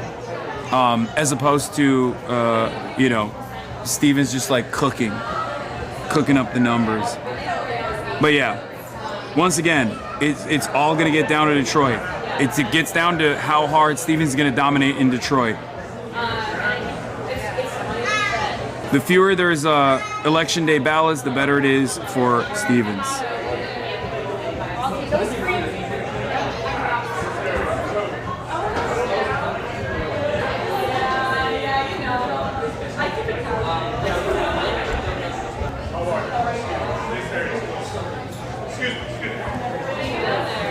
Deep. Well, hold on, wait here. Give us some updates on what you think is going on. All right. I would try to get my laptop in here. Give us the good and the bad. Well, so Nate's here. He's an expert on losing, and we're experts on winning. So yeah, that's cool. Okay. Yeah. Oh, sorry. Can I put it this way? Yeah, it's fine. Okay, so if you look right now, New York Times is from what their pre-projections was at versus where it's at now. El Sayed is up in rural. Yeah. It's hard to imagine. But I thought Haley Stevens was actually overperforming expectations in a lot of like these small towns across the fucking state. So she has overperformed right now in the early vote that's coming for Detroit. She's up 30 points right now for Detroit. Yeah, but she's supposed to be running up numbers in Detroit. That's expected. Yeah, in the early vote. Yeah. It was actually interesting. We were knocking doors today, and as we were knocking doors, we met several people who were Stevens, Donovan supporters. And you're actually seeing that kind of come out right now where, you know, Shuri's only up by 7 in Wayne County, and she's up 30 in Wayne County. Yeah. So there's a lot of that crossover. But you have to imagine there's, you know, Stevens, Donovan voters exist. Yeah, but well, do for Abdul, sure. Shuri, Theander voters exist? I don't think so. I don't even know what that person would be like. Yeah, they would be at this party theoretically, right? So we could ask around, did you vote for Shri? Yeah, did you vote for Shri Thanadar? So that seems optimistic. I should just go ask if there's any Indian folks out there about that. So that makes you have to believe that the last votes that come out that's going to be better for Abdul in Wayne County are also going to be much better for Donovan. Like, if he has that crossover about like 10, 15, 20% with Stevens in the first vote. That's what we were trying to do with our canvas, up and down for Donovan McKinney was like trying to peel voters off from Haley Stevens that were like Haley Stevens, the Donovan McKinney voters, black voters. So we were actually canvassing with a bunch of creators today. As we were canvassing, we just saw this woman on the side of the road. And we saw that she had a Donovan McKinney road. We were like, yeah, Abdul and Donovan. She's like, I'm not voting for Abdul. And we're like, why is that? And it was interesting is she kind of was almost parodying, in some ways, anti-Muslim talking points, which I thought was like, didn't see it coming. I mean, in the car was like a Jewish person, like a Hispanic person, a white person, and then me. And then she kept looking at me, and she's like, well, what are you all? I'm like, I'm Indian. She's like, oh, okay, that's cool. But it was interesting is like, she was like, you know, I feel that Arabs are given more attention with people than the black community is. And she was echoing his talking points you would almost see from like a Steve Bannon or a Tucker Carlson or a Candace Owens. So I do think there was something happening that she was diehard Donovan, but not at all for Abdul. And in fact, like very negative on Abdul. Yeah, I mean, there's a barrage of attack ads. So, but none of that is useful. Okay. What I want is data. What I hunger for, what I yearn for, is the number. Okay. The numbers that you should look for right now is that he's overperforming in rural areas based on what he should have been at, and he's okay in the smaller cities and the suburbs. If Haley wins, it's because she actually did better in the cities than expected. Like, if Abdul does as well as progressives do in cities, then he's fine. If not, then we have... So it comes down to... Well, then we have a problem, because ironically, the reason why people think Michigan is a swing state isn't because of the cities, right? People are like, oh, you can win in New York City, you can win in Denver, you can win. Yeah, my numbers guy is saying he's not really overperforming rurals, and the opposite is happening. But that's what I thought too. My assumption is actually Haley Stevens is overperforming in rules, like way above expectations. Well, I was going based on what the New York Times data was, so we can blame this man here for his colleagues, New York Times. He doesn't work for the New York Times. Oh, Post. No, not the New York Post. What are you? None of those. It's one of those New York. It's just New York something. Yeah. Who's gonna go through them all? Don't worry about it. It's one of them bi-coastal elites. I still. I don't understand. Like Okay. I feel like I'm far more nervous than Steve Kornacki is right now, and I don't understand why. What? Who's he rooting for? Well, I don't know who he's rooting for, but he keeps saying that like Stevens is getting destroyed, and I don't think Stevens is getting destroyed at all. I am looking at, I guess, a very different interpretation of the night's events, where like the early votes, or like the early the early results that they released, I thought were actually incredible for Abdul, not because Abdul was like leading, but because Abdul was leading in what we thought were actually the mail-in ballots, which is why I thought, oh, it's a wrap, it's over.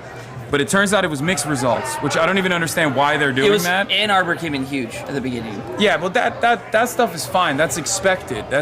I'm talking about like counties that Haley Stevens was supposed to be overperforming in. Abdul was actually leading in some instances, and I don't know if it was just because of the mixed results, weighing some non-mail-in ballot, like non-absentee ballots more. Well, here's one of the things. Look, Wayne County's reporting in more right now. So Wayne County, when they first hit that huge drop, Stevens was up plus 30. Now she's up plus 28.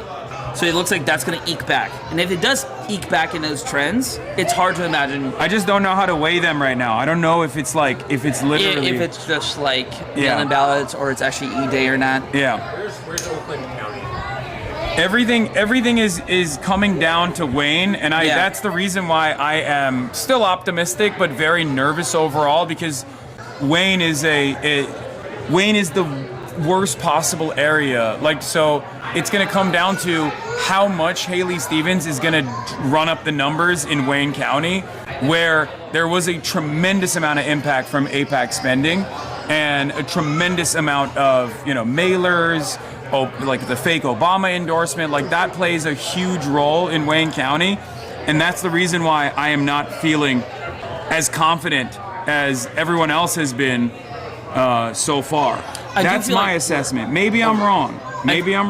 I do think we were overconfident. I mean, like, how many canvases did we go to this week where people were like, don't worry about Abdul, it's all about Donovan in the down ballot? Like, we would still carry Abdul lit, but the conversations we were having were for Donovan and Abraham. Ayaz. Actually, I didn't even check how his race. Do I want to check how he's doing? Did you meet Abraham? Yes, I love Abraham, but his chances were not looking too great from what I understand. Maybe I'm wrong. Maybe I'm. I don't know how he's doing the down ballot.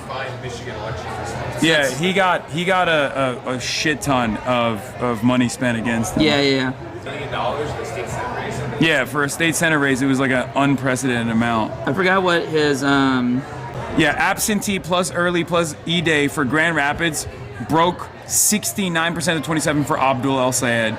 And that's it. Like, that's his. But those are his best performing. Those are going to be his best performing districts. Right now, Oakland County, that's home to Stevens's district. That has 76% reporting right now. She's up 2%. That's good. So there are areas where Abdul is definitely. So if she's carrying her home county by 2%, but right now Wayne County is just about 24% reporting, and she's up 30%. You could see the pendulum swing. That's going to be more like that. It would be. Here's the thing: if Haley Stevens wins, it's because she massively overperformed Detroit, which means we really have a problem. We got to figure out actually how to tackle money in politics in cities that we thought we already had figured out. But I think it's just Wayne County's slow right now. Well, in Colorado, we had all this called by 7:05. I know. That's why it's so fucking annoying, because I just I don't feel confident. I mean, I'm nervous for sure. I still feel like Abdul's going to win, but I don't like that it's going to come down to it's going to come down to Do you know? Yeah. Okay. Sure. He was part of the Yeah. Movement House. Yeah. District 1. Yeah. Oh yeah, Ayash is down, but it's 30% reporting too. But that'd be a big swing for him in order to. What's up, brother? What's up, man? I'm all right. How about yourself? Nice to meet you. Heard a lot Nice of to good meet you. things. Friend of Mohsen Mahdawi, Columbia University. Cool. Set up the Movement House. We're hoping you stop by, man. But we're gonna we did a nice little pilot run. Yeah. These gentlemen were also part of the Movement House. They didn't stay with us, but I've been up and down and flying around too. I was in Wisconsin the other day, so I How's didn't it going? have I hear it's going good in Wisconsin. Yeah, well, we'll see. It's going good, but sometimes things going good doesn't necessarily mean anything. The only poll that matters is on election day. That's true. That's why I never look at polls. We just all foot on the pedal. Just I think we need more disciplined organizing. There's been a culture of organizing and just it's just chill. Let's just chill, hang out. This is not about having a good time. There are lives on the line. People are dying every day. Yeah. Right? The future of our planet, the ecosystems are at risk. Literally to the brink of extinction almost. Right. So it's we gotta be taking this so seriously. I see people just chillaxing and chit-chatting. We gotta be out there campaigning like no tomorrow, and that's what frustrates me as an organizer. Movement discipline. I've been organizing 10 years since Bernie 2016. Was a delegate, and I've seen that some folks have come into the movement and they're just they're just taking it easy. I'm like, we can't take our foot off the gas. No way. Mm-hmm. You. Freddie G did. Oh, I was supposed to stroke my beard actually. That's what I was supposed to do. So you're gonna come back to the People's Forum at some point, right? We're gonna do something in Columbia next time. Yeah, for sure. We'll talk all about it. I called NYPD. We'll talk all about it at a totally different time if that's possible. Yeah, right absolutely. now is probably the worst possible time to talk about this stuff. I promise. Okay, I'm down. Yeah. No, definitely. Here's the upshot of the data, though. What? This is what I think. 76% reporting for Oakland County, home of Stevens District, the wealthy district, more conservative leaning. She's up 2%. Wayne County is only reporting 23%, and she was up 30, and now she's only up 28. As those new votes come in, Wayne County will trend a little bit more. He already has the upper hand, so he should be fine closing it out. Oakland County, so far 70,000 Dem absentee ballots returned. All of the ED is in. We were expecting around 120K, says Zachary Danini. So we were thinking Stephen has a 15K margin left out of Oakland since she's winning absentees by 30% right now, but it depends where they are from. We have 60K. So all of E-Day got counted first in Oakland. Yeah. So he's winning huge in Oakland for E-Day. The prediction market still have him at 85. The prediction markets I have never looked at because it's the most irrelevant point of data. I mean, it's fine for... It's a vibe check. It's fine for momentum if you want to fucking believe it, but I think it's a crock of shit. I'll tell you why it's a crock of shit. Every single time I've actually done something with a candidate, I will immediately see the prediction markers shoot up. And I don't have that kind of fucking motion. So there's clearly people who are like, oh, this is going to happen again. It's just, they have no disrespect to Harry Emden. Okay, Harry Emden, no disrespect. But I think it's his most bunk. You personally skew the prediction markets because you've gotten involved with racism. Yes, and I think that for me is literally an indication that there's no reason to look at fucking prediction markets. I think a lot of people have this tendency to assume that I overestimate or I think I'm responsible for candidates winning or whatever. I actually have the exact opposite opinion on myself, which is why when I see that kind of shit from Kalshi or Polymarket, I'm like, yeah, these guys don't know what the fuck is going on. There's no reason to look at this. It's not reliable at all. The thing that I like about the vibes market, which really is what it feels like, is oftentimes it's actually more generous towards progressives than mainstream media is. Even when Melon was clearly winning the ground game, clearly winning local support and winning the county assembly, every single consultant, every single media company was like, nope, she has no chance. Nope, she has no chance. But it was on Kalshi that she was up. The vibes market was there. So it does feel like, oh, look, there's some metric. I think that's not. That's the vibe market? That's definitely not reliable data. I'm not sure if it's reliable, but it's a data point out of 20 data points. Okay. I mean, if you... We're going to go research some more data. You want to know something? Zara Mamdani was losing to Andrew Cuomo on betting markets on the night of the election. Too. And so was Daria Lisa. So, it's very clear that... and they He's back up 50. They had far. Yeah, that doesn't mean anything right now. They had far better ground game. They had far better ground game. Both Daria Liza and Zoran had far better ground game than Andrew Cuomo did, but the betting markets were wrong. So I think it's it's a swing and a miss. I would never look at that. I agree. You know. Like, it's demographics and it's contacts. It's contact rate and it's the grit. It's like the culture that it's built. Like Zoran's team was like, everyone was so motivated, and so like people had grit, but people were like hustling. I feel like because the polls were the way they were, like people were not hustling the way that people could have been hustling. And as someone who always puts 110% forward. Wayne County spread is now sub 20%. Abdul gains big in Wayne County election day. Yeah, it just went from 30% to 20%. Abdul stems the bleeding in Oakland. He cuts into the Wayne Gap. He has Genesee County largely outstanding, UAW area. Kalamazoo County also outstanding by 85%. This is a position that I would prefer to have a 15,000 vote lead right now than attempting to come back. Mallory McMorrow also with 3.7%. Great, yeah, What I know. if that were the margin? I hear Mallory McMorrow is stable. Please God. Okay, but yeah, that's a good point. Look, Wayne County, the fact that it's gone from 30% to 28% to 20% as that vote comes in. Yeah. It is also, it's interesting that Michigan just counts ballots in a random order. They just stir them into a pot. Let me tell you, in Colorado, though, we count them in order. You know? First come, first serve. Will Lawrence winning... Will Lawrence calls. Will Lawrence getting called is good, but it doesn't even fucking matter. It literally, there is no ballot organizing for some weird goddamn reason in Michigan, it seems. I mean, with the Donovan McKinney race, you have like literal split ticket voters that voted for Haley Stevens and then Donovan McKinney, because like there's racial dynamics at play in that race. Obviously, it kind of makes sense, but like, I don't know. I don't fucking understand. Can we appreciate the moderates splitting the vote in Will Lawrence's district, though? Yeah, that was great. That was great. That is great. But you know, no moderate split in this one, and then also on top of that, $70 million the $70 million is making itself be known in very meaningful ways right now, for sure. Is it the most expensive Democratic primary of all time? I think so. Senate primary, probably. It's the most. It is.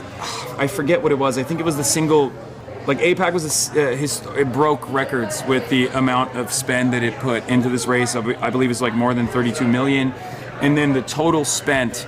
The final numbers were. I believe Abdul had 62 million spent against him just in the primary, with 32 or 34 million coming just from AIPAC.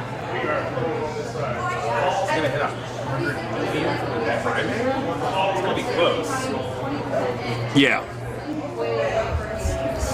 I'm not as worried about Mike Rogers at all. I'm telling you right now, I said this before and everyone fucking laughed at me. The primaries for left populist candidates is a harder race to fucking win. Yeah. Because the base is already excited. Once it's partisan, it's over. And left populist candidates have a tendency to pick up low propensity voters, even on like unlikely races.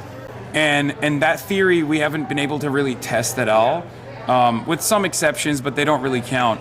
But that's the whole point. Like Bernie would have won. That's the Bernie would have won message. Yeah. Is exactly like it would have been a wrap in 2016 if Bernie won. Michigan would not have gone to Donald Trump. So like the whole point is, as long as we can unite the entire Democratic Party, the high propensity voters, and like the party partisans, like the old boomers that are going to fucking vote against Donald Trump, with young voters with an additional amount of youth turnout, youth excitement, low propensity voters overall, that only left populist candidates are capable of exciting, the Mike Rogers race is a wrap. But again, the Mike Rogers race probably would have been a wrap even with Haley Stevens as well. But I do think that Abdul El-Sayed, I told you not to laugh during the debate that it was possible with the endorsement from Whitmer, we're going to help her. I don't think these are Whitmer endorsements as much. No. I don't think this is, I mean, maybe I'm wrong, but I don't think these are Whitmer endorsements that are helping Haley Stevens as much. I could be totally off base here. I think it's literally just a barrage of ads. It looks like it's concentrated actually. Especially considering that it's like more rural areas that they were able to fucking beef up. Like Haley Stevens was able to outperform. I suspect that like, I guess the racialized animus. Where are you getting that? I'm seeing that based on the benchmark. My numbers guy. I have a numbers guy. There's a numbers guy. It's Vincent. It's Vincent. Vincent. Oh, okay. Well, where is Vincent? He's with Donovan. Oh, Vincent's like out there with the computer just crunching it. Yeah. Mila and Chris Rabb just left for Donovan's too. You're here for the long haul. I want to, like, if it were up to me, I already got here. But if it were up to me, I would fucking go back to my hotel and look at the data because do you want a Red Bull? This is my, no, I'm fine. No, I'm on crack cocaine right now. Like I'm not remotely sleepy at all. Yeah, I think he can. Yeah. Poll update 24.4. Poll update 24.4% precinct supporting. Abdul still in the lead at 50% with 318,098 votes. Will continue updates. Stay strong, Michiganders. There was definitely an overconfidence, though. I think everybody was saying that Abdul was gonna smoke it. What are we at for? And almost like it was almost a detriment because I think. No, I don't think that like stopped people from going out and voting because they were like, oh, it's a wrap.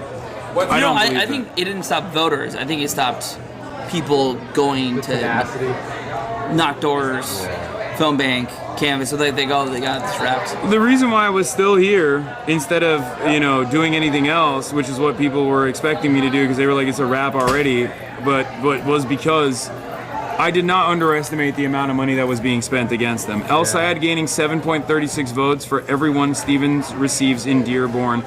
This is probably the bulk of his lead over Stevens statewide. Now we watch and see how close it gets. Up to 75% of Dearborn election day in, and it's a big margin for El Sayed.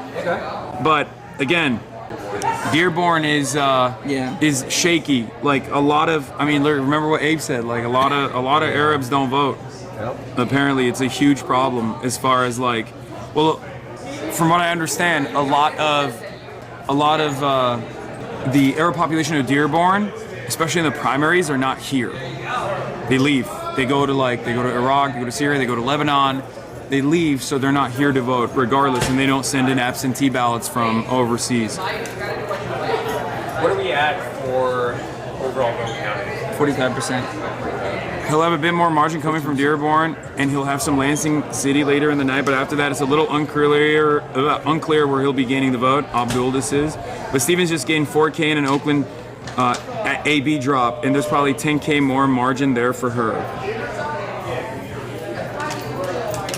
I just feel like Wayne County has to flip. Like Detroit itself. If Abdul loses Detroit, it's hard to imagine. I mean, I guess he could still win. But that's gonna have to clear. And that's still only 26% in. Historically, is it counted by midnight? Yeah, I just don't know how to interpret Michigan election results like I do for Utah. Yeah. I'm on easy mode. I'm on easy mode in Colorado. Get right. I'm following UMich voter. Shout out.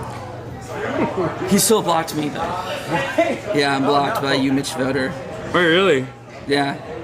Kyle Blomquist has officially lost the Michigan 1 primary, unfortunately, and it's not even close. I mean, Cali Barr put up 56.6% to his 33.8% in Michigan 1. That's funny. The UMich voter has blocked you. Hey, UMich, I apologize if you're a streamer or if you're a listener again. That would get to him.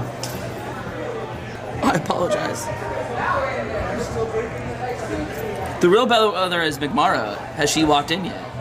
Because she said she was going to go to the victory party. Yeah, but she was probably on the way to the Abdul event, and then she saw the results and was like, "Wait a minute, fuck that! Turn the car around." Where's Haley's event? Just down the street. Yeah, I mean, by the way, the biggest L of the night will go to the pollsters in general because this is like a double-digit miss, and I don't even understand how. I mean, depending on how it turns out, because it looks like it's turning out to be a real barn burner, a far closer race than what the pollsters were predicting. The pollsters had like plus 17, plus 15 across the board. Small dump from Wayne County, a little bit more favorable for Abdul. Okay.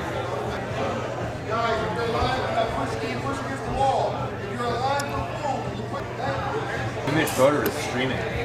Oh, I didn't even know that they streamed. They have a space on Twitter.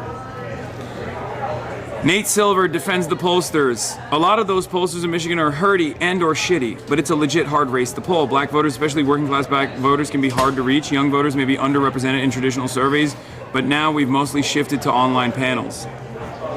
But yeah, you look at the polls and it's like, with the exception of Glenn Gariff at C, that's the other side of this. There's only one outlier poll and it's from Glenn Gariff, which is like kind of almost like an internal. It's from it was from the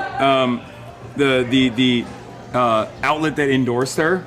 So that one was plus 7 for Haley Stevens, and then every other, like there's only one from Tavern Research that was plus 3 for Abdul El Sayed, and every other poll is like Abdul El Sayed plus 10, plus 11, plus 16, plus 14.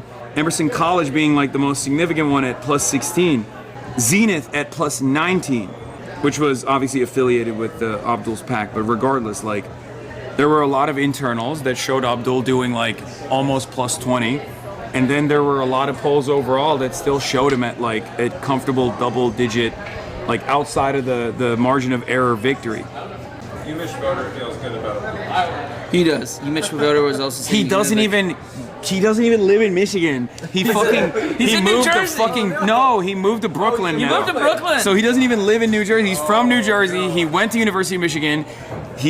I know his backstory. He fucking door knocked for Claire. He door knocked for Daria Lisa. Oh, that's dope. What the hell did he block me for? Yeah, because he was big. He was big in the pocket of Mallory McMorrow. He was a McMorrow warrior until it was Mick over, and then he very quickly became a Abdul El Sayed guy. Why would? Okay. But that's what happened with Mitch Voter. This is really Mitch Voter's day to shine, though. If there's any chance that anyone was looking at Michigan right now, it's right now for like a close race. Stevens doesn't really have the same. Oh, Mitch is saying I feel very good about Abdul. Stevens doesn't really have the same basket of heavy nuke votes left outside of Macomb. All right, let's see. Oh, I can't jump on his stream because I'm still blocked. I was trying to jump on. Listen on mine. You want to hear what a Mitch Voter has to say. Anyway. Senator Bernie Sanders predicts Abdul El Sayed can win a general election in Michigan and says he'd pick Sam Piker over James Carville for the Democratic Party if faced with the choice. My full interview. Bernie Sanders, why are they asking Grand Unk about this shit? They literally were like, well, don't you think Abdul's affiliation with Hasan is bad? Didn't he also say like I'm not even a part of the Democratic Party? Yeah, he did say that. Yeah. But it is very funny that they're like, it's just like everything. They're literally like, we got to get this Hasan guy out of here. And it's so funny. You and David Hogg can fight it out. No, I think David is, he's also not a big fan of AIPAC either, which is a big no-no, obviously, in these circles. But it is very funny that, like, he's the safer option in comparison to someone like myself. He's not like a socialist or anything. But ultimately, it still doesn't matter because he's also anti-Israel. So from their perspective, he's not any better. Like most people on this front are very single issue, and it's mostly just like Israel related. I'm trying to find out the next drop for Wayne County. They don't like list them. Zachary Danini says, prepare for a really late night. In 2024, Wayne County released big batches of ballots at 4 a.m. and 5 a.m. Eastern Time. Oh my God. These may prove to be decisive again at the rate we're going. I will die. I will. Maybe when this is called, I'll be on a flight to Denver. I'm gonna have to pay the $8 for Wi-Fi. Yeah. We'll have a bit more margin coming in from Dearborn, and he'll have some Lansing City later in the night, but after that it's a little unclear where he will be gaining the vote. But Stevens just gained 4K in Oakland AB drop, and there's probably 10K more margin there for her. So it's going to get ever closer. I love Audrey. She's the best. Less than ideal angle for a second shot. Do you want a Red Bull? Vincent will be here soon. Do you want a Red Bull? No, I'm chewing caffeine. What the fuck? Dude, that's not good. it's just one. It's my second one today. Is that better than a Zin? Right. How's Donovan looking right now? Is Donovan? No, it's the same. 27% reporting for his county too. I mean, they're saying it's like they're feeling pretty good about. That's the well, think about how much split vote came in, right? If Haley was up that massively, and then Donovan's right, so that again, you have to imagine what does an Abdul Shiri voter look like. Maybe we should start asking around. Like, okay. I'm down to my last end. Kornacki's doing the math on Wayne. You should watch. All right, let's tune into Mr. Khaki himself. In the absentee, the vote by mail, she is leading in the election day vote. So again, that speaks to the. I wish I had my laptop. Al Sayed does better with election day votes, but we said, Stevens does so well in the polling, and it looks like this is happening in the actual election itself with black voters, in Detroit, 3/4 of the population. So even though Al Sayed's doing better, even though the election day vote is sort of his bread and butter there, he's still losing it right now to her. He's just not losing it by as much as he's losing the absentee vote by. So the idea of a landslide for Stevens in Detroit that could net her something like 30,000, a plurality, of something like 30,000 votes, statewide, she's trailing by 25,000 right now. Okay? Yeah, And that's so why it comes down to Wayne County. A quarter of the vote that's in. There's still a ton of election day vote to come. What's counted so far? So what are we doing right now? What are we doing, Khaki? Well, ironically, Was there a call in Michigan 13? Okay, I just want to go to it. Okay. Oh, I see. Okay. Sorry. Okay. So, There's been an update in Genesee. Yeah. 13,000. And sorry, I'm going through that. What we said about this coming all around to Detroit and to, Stevens' ability to get a big number out of there, I think it's coming around to. And what I'm trying to get through in my head right now, and we're going to do a hit, and then we're going to, I think this is becoming the question, so we're going to go focus on how many votes do we think I would love a water. come out of Detroit? What share of the vote do we think Stevens is going to get? Yes, that's the whole point. Come on, Steve. You were talking good. You were talking a big game earlier. And what plurality is that going to translate into? Because, and then that just comes into play, all of these individual counties that we've been going through, there are places where she falls short of that Biden-Whitmer benchmark. There's some places where she goes a little bit ahead of it. There's some outstanding, we're trying to figure out where they're going to land in Grand Rapids. She's at 33% with 71% in right now. That she has, okay, when we use that Whitmer benchmark, is Wayne County. Okay, because look at Stevens is leading in Wayne County by 20. They're coming to me. We'll go through this. The wiggle room. What? Got like 4 producers in it. Not everyone can do live streaming. It's not easy. It's not. It's not easy. What we expect for the total vote out of Detroit. Yeah. Stop crumpling the paper, Steve. Right on the lab. We are back, keeping a close eye on that critical Michigan Senate primary on the Democratic side. You're looking at both campaign headquarters here for Abdul Sayed, Haley Stevens as well. There's a lot of action, except we can't see it because it's happening as the votes are being tallied, and we don't know what those results are yet. We are dying to know. We're going to be checking in with Steve Kornacki throughout the night. He is joining us now. Stop the steal, Wayne County. Stop the steal. Let's start with, where we are statewide in Michigan, I gotta find Walker is gonna be joining us in a second. If she's on empty seat, she's here. She's walking into the studio. I don't want you to think she left us. I just wanted to flag that. Steve, take it away. Yeah, I mean, look, statewide in the Democratic primary, we're at half the vote right now. In that margin, again, which is a little bit more just ticked in right there. 3.5 points for Al Sayed over Stevens. I'll tell you what we're trying to figure out right now is how many votes we expect out of the city of Detroit and what kind of plurality we think that Haley Stevens can get out of that. Because the numbers from Stevens out of Detroit so far for her have been really good. And I'm just looking at it right now. It's a frustrating thing. We can't show you in the board, unfortunately. We can show you the county, but not within the county. In Detroit right now, Stevens is getting 69% of the vote, and Al Sayed is getting 27% of the vote, okay? So that translates right now into a plurality of nearly 25,000 votes for Stevens, and there are a lot of votes still to come here, okay? Yeah. Now, a lot of that, the vote by mail is doing some heavy lifting in that Detroit number I'm giving you right there. Again, that vote by mail. The UNC vote. The election day vote, though, that has been counted so far, she's winning. Not by any kind of margin, that she's getting the vote by mail by, but she is winning it.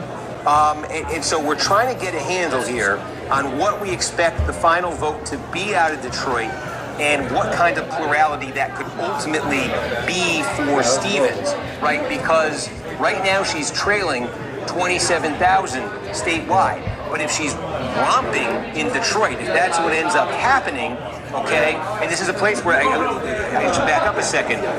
We keep talking about the election day vote powering Al Sayed. This is the one place where, it's not going to help Stevens like the election, like the early vote is, but she's doing, I think, so well with the black vote that she may be able to do good still with the election day vote there and really get a margin out of Detroit, okay? And could that margin, right, how much, could that margin eat into this when Al Sayed is leading, by statewide right now? Other things that we're looking at, other big sort of places that we're looking right now that loom as key, Genesee County, where Flint is. This is a pretty big piece of real estate. About 4% of the vote statewide is going to come out of here. This has, outside of Wayne, this has the second largest concentration of black voters in Michigan. So again, he's doing pretty well there.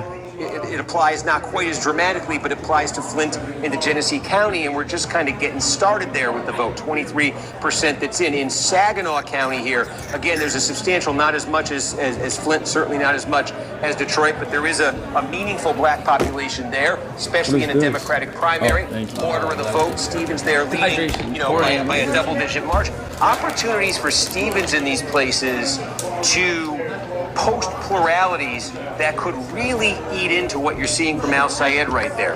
We're also trying to get a handle on what we've been showing you in a place like Grand Rapids, Kent County, where Al Sayed got huge numbers out of the city of Grand Rapids. That included the vote by mail in Grand Rapids, and where the rest of the county. Okay, that's fine. That's all right. All right. Do you think it bodes bad for Abdul's black movement if Haley wins Detroit? Yes.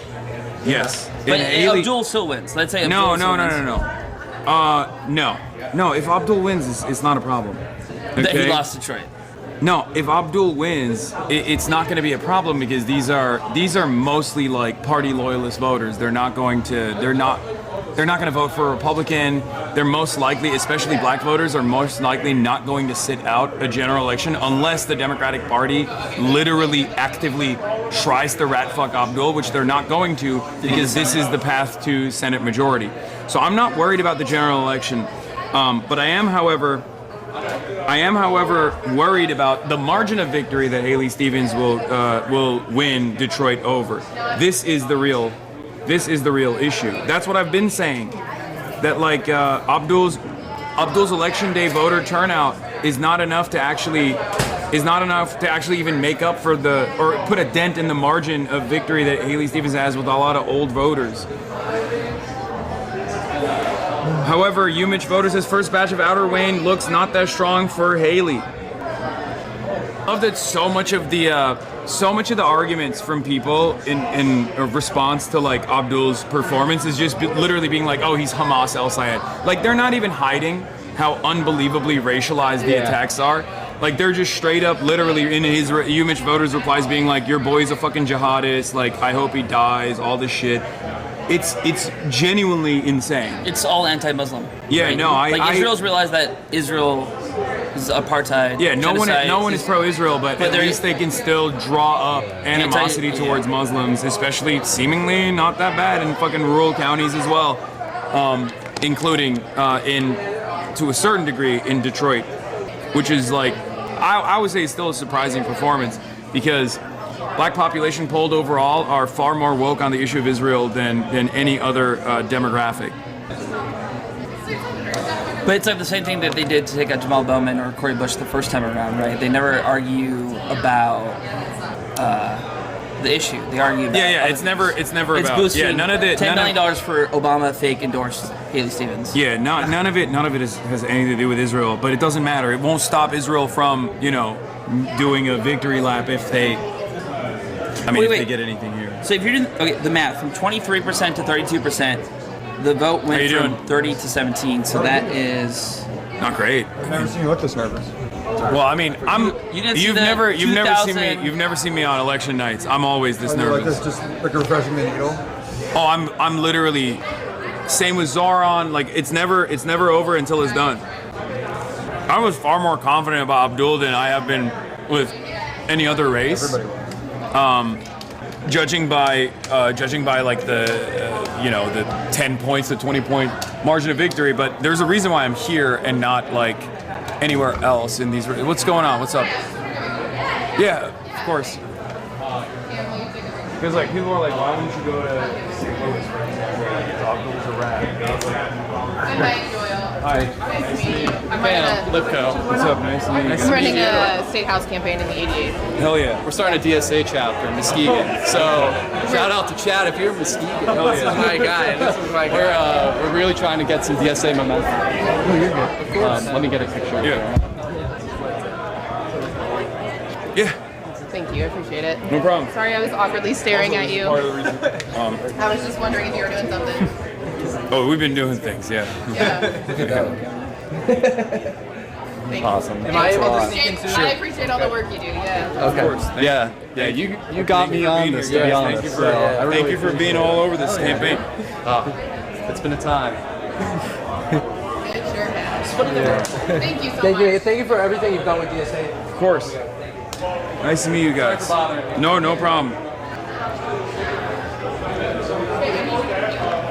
I don't like people's rosy perspective on it. I think on election night, I think most people, no matter how experienced they are in interpreting results, they literally just look at the overall percentage and they go, oh, 10%, Abdul's up 10 points, it's over.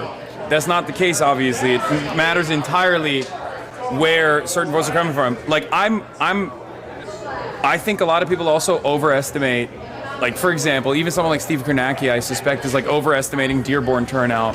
But then there's a lot of unpredictable factors that you only get a better understanding of if you literally go to these districts. Wait, why is it One of the overestimating things, Dearborn? Based on your a lot of Dearborn? people, a lot of people will look at past performance or whatever, or maybe even look at not a primary necessarily, but a general election, right? Yeah.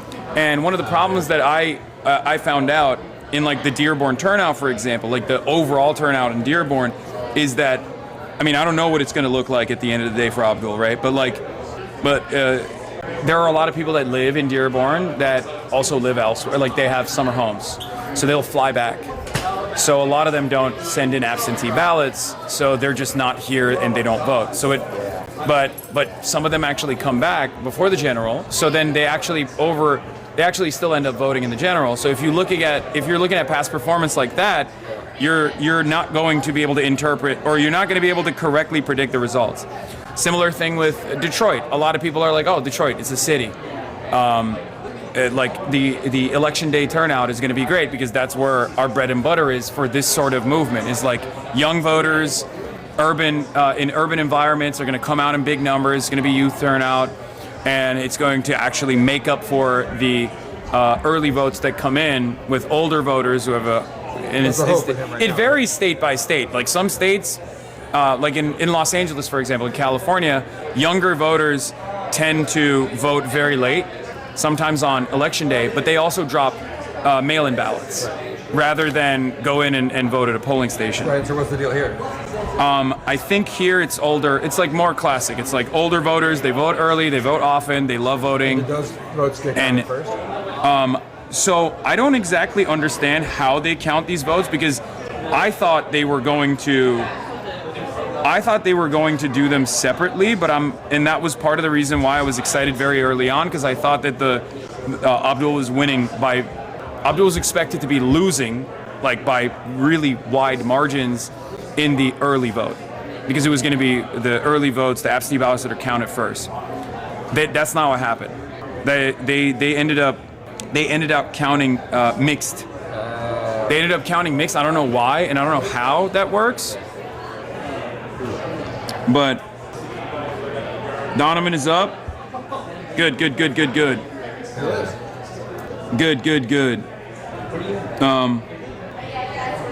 Drops kind of chaotically, but the broad understanding that early is worse remains mostly true. It's mixed, but directionally true still. So yeah, if early voting was like straight up, not mixed, and it was just early votes, and they had separated the way that they were counting the votes, and Abdul was up like 20 instead of being down 35, that's why I was like, oh my God, it's fucking super over. Like, it's unbelievably over. It's going to be like 75% or something. You know what I mean? Like something crazy. But it wasn't, it was mixed. So they had mixed results.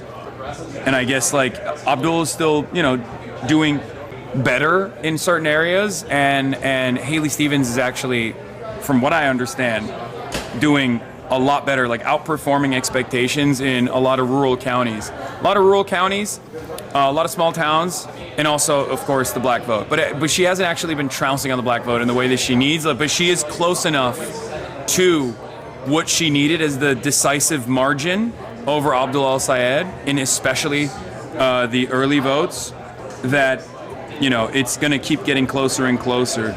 Big dump in Wayne for Abdul. He's down 17,000 in Wayne County with 45% in. New York Times Needle officially predicting an Abdul win by +2. Scroll down. Is it Nate Cohn? Okay. I don't know. I can't scroll down because I'm not fucking logged into the goddamn New York Times account. Jesus. The needle has been running a while. Yeah. Keep injecting that into my Yeah, I need that needle right now. It's copium. Give me a dose of copium right now, Nate. I know the needle personally. I trust him. Yeah. Go college together. Oh my God, if one more person gives me Stevens just went down from 25% to 7% in Kalshi, I'm gonna fucking headbutt you through the phone, okay? I am so anti-fucking like gambling in general, and also like these sorts of prediction markets, that I hate that like people rely on them in any way, shape, or form, especially because like if you're in this community, you're super tapped into the elections far more than the average person is. So you've seen the prediction markets for Zoran showing, and the prediction markets for Adriano Espaillat, showing an Adriano Espaillat victory on the day of the election, and showing an Andrew Cuomo victory on the day of Zoran's election. So they still trust it. I don't know why. It's vibe session. Nothing turns me into a fundy Muslim more than gambling, lamafao. Yeah, that's the one thing. That's the one thing that I only care about as far as haram goes. That's the one thing. That's literally it. Everything else, I even eat. This party's haram and sort of upset. This party is halal. Yeah, there is. I wish it was haram. Same. You got it. Election night. Like, I would like to drink a little bit. It would definitely help me with my nerves currently. But yeah. New York Times showing Abdul Al-Sayed. Wait, what the fuck? These are old, dude. These numbers are old, aren't they? Yeah, I don't know what the fuck is going on here, but yeah, Abdul Al-Sayed at 50%, Haley Stevens at 47%, with 53% of the votes counted so far on the New York Times. 405,000 votes approximately, with Haley Stevens at 382,000, trailing close behind. Very close race overall. It might actually come down to a +2 margin of victory. But once again, not worried about what this says in the general. Not worried about what this says in the general, especially because the Haley Stevens voters are not voting for Haley Stevens because they're offensive voters. They're defensive voters. So they're literally like her entire campaign was around big endorsements and defensive voting for the general, with the idea that like a barrage of earned media opportunities coming from the likes of Jake Tapper and numerous other anchors and whatnot, talking to the boomers all day, every day about how terrifying Abdul El-Sayed is the reason why they would vote for Haley Stevens. Those are high propensity voters that will absolutely vote straight Democratic ticket every single time. So I'm not worried about that at all, unless there is a crazy rat fucking operation that tries to depress voter turnout, which could happen. That could very well happen. AIPAC could come in and hammer anti-Muslim sentiment as hard as possible in Wayne County to set up Mike Rogers with with better margins overall.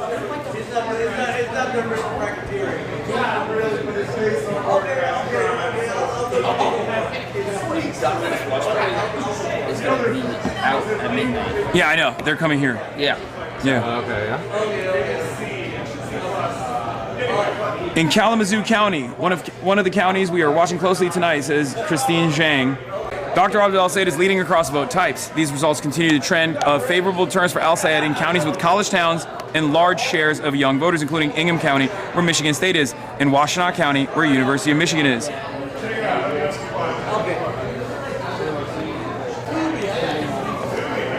Oh, we might get fucking kicked out. Why? Because both of these, the Tim Balk says, New York Times reporter Tim Balk, who I have not seen tonight yet, even though he texted me, I think he wanted to interview me, has said the crowd is thin noticeably at Dr. Abdul El-Sayed's party in Detroit. His campaign says the venue for roughly another hour. Many people are glued to election results pages on their phones. One told another he was leaving to get pizza. There has not been a speaker for quite a while, saying that the environment has shifted inside of the Abdul El-Sayed headquarters. But I think it's I don't think these guys understand. I think it's because this is a halal event with families, like a lot more. I don't know if you noticed, there's a lot more kids here than like any other election. People were nervous. Well, I think that's part of it, but I also do think that it's people just like going to sleep because they're like, we're not gonna get the results until like far later in the night. Which, if that's the case, No needle? oh, I fucking missed the needle. I didn't even find the needle. Update from Zachary Danini. If you don't give me something good, I'm going to find Vote Hub headquarters. Exactly what El-Sayed needed in the Detroit Election Day vote. Pretty much best case for him, but it's a close race and a long way to go. Obviously, Detroit City E-Day vote comes in with Abdul hot on Haley Stevens' heels. Election Day vote showing Haley Stevens at 50.1% to Abdul El-Sayed's 46.9%. Remember, it's all about stopping the hemorrhaging at this point in Wayne County across the board, specifically in Detroit with Election Day voting, because Abdul obviously still has a margin of victory here, but every single drop that Haley Stevens gains on, it entirely depends on how much she gains on Abdul by. If these percentages hold, we'll see. Like Dearborn, Hamtramck lean in Abdul's direction, but again, they're not going to be able to give him large enough total votes for him to make the distance for Detroit, which is a far larger number, far larger share of overall votes, around 22%, I think. That's why I was worried from the start about leaving it up to Detroit is a very dangerous predicament. But unfortunately, that's what it's going to come down to. If Abdul loses, I'm on board with the Democrats fixing elections. Stop the steal. They're joking. They're not being serious.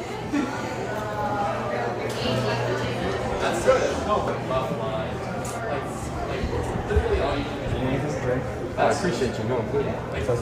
Ingham County still set to add 10K votes to AAS lead. It's not as close as it looks, Hasan, unless Wayne absolutely obliterates Abdul El-Sayed with the rest of his vote. It's very unlikely she catches him. Who said that? What? Who said that? Someone in the chat did. Oh, okay. Yeah, I think he's probably going to win. It's just the margins are going to. Yeah, but it. Feel bad because the margins. I don't like it. Donovan took the lead, 52 to 47. Donovan's going to win. That's good. Donovan might come here. That's nice. You should have Donovan. Donovan will put me in a much better mood. If I see Donovan, I will automatically be in a better mood. Let's be real. He's the only person that can put a smile on my face.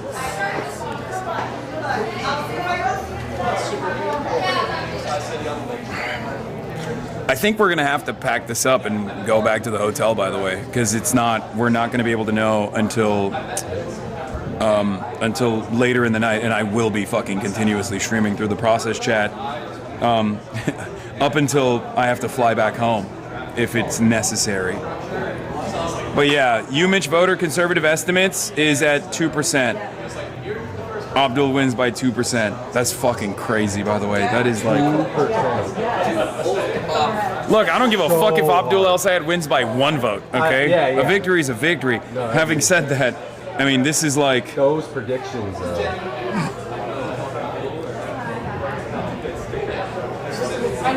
Look, the greatest weapon was that one Detroit plus 53 fucking absentee nuclear bomb.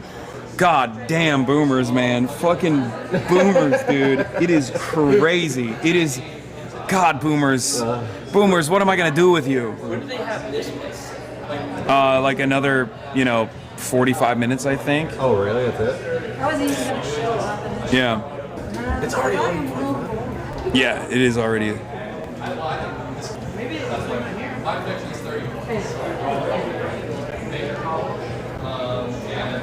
Abdul Sayed is ahead of New York Times pre-election benchmarks on, obviously we're still waiting for full results, but smaller cities and suburbs, data from 2 out of 14 counties show Abdul at +4, and then rural is Stevens +3.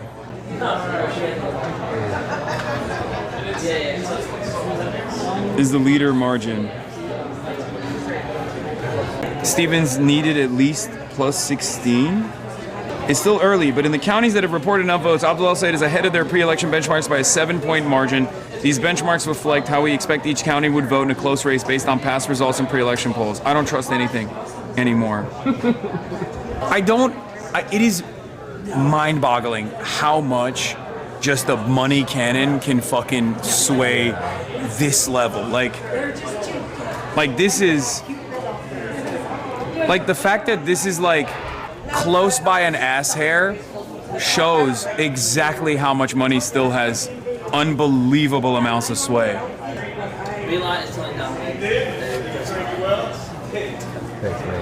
Oh, that's nice. I mean, she didn't have to do that, but... It's a chain reaction. Okay.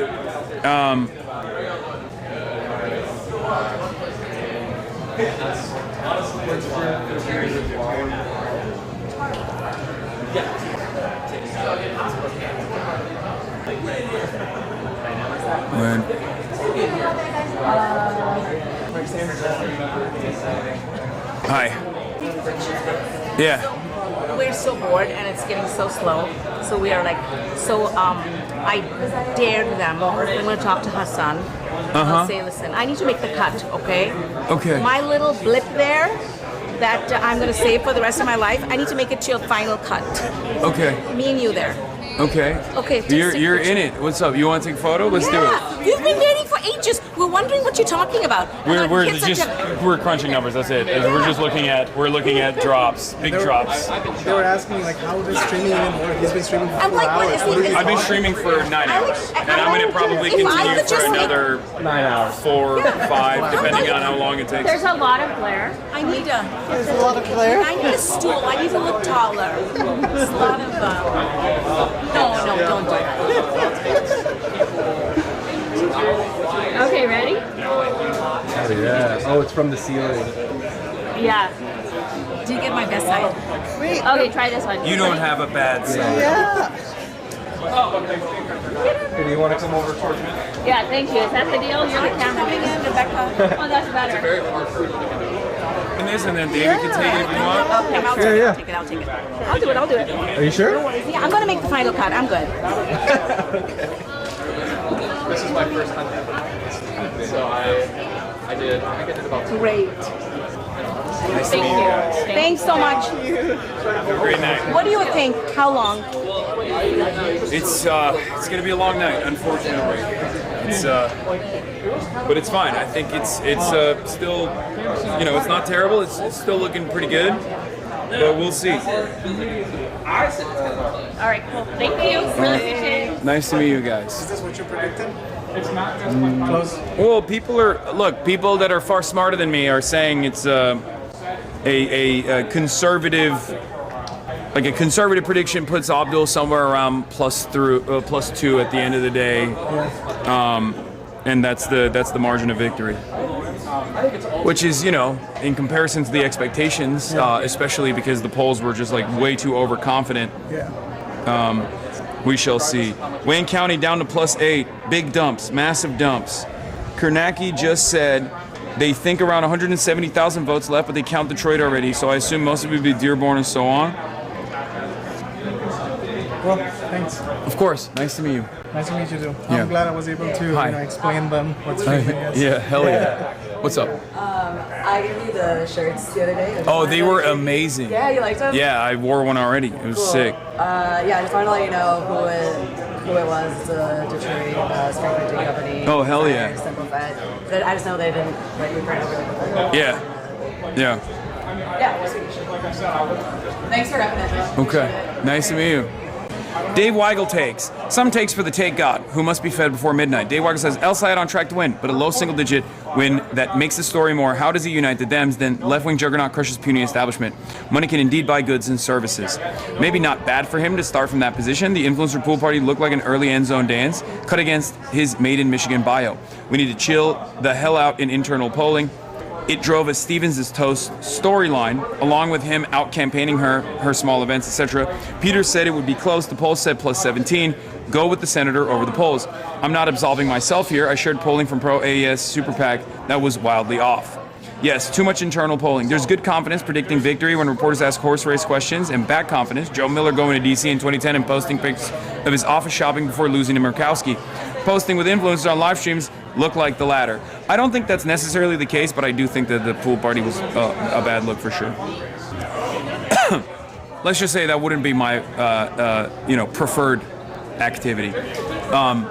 I'm far more a firm and committed believer in door knocking until the very last fucking door that is to be knocked.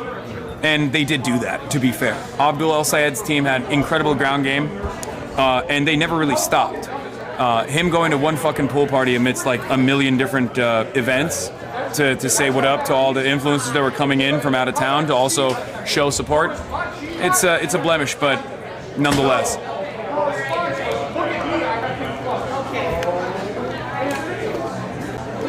Zachary Danini gives us a vote of confidence. Says, I would still rather be El Sayed for what it's worth, although it is, of course, a very close election. That Detroit ED drop was very important.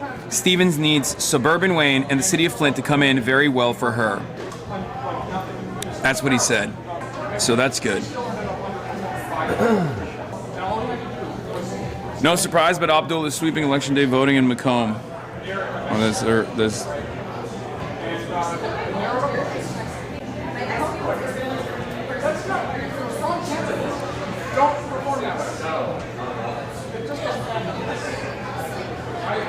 But yeah, at least that vote splitting helped us with Willie Morris, so that's good.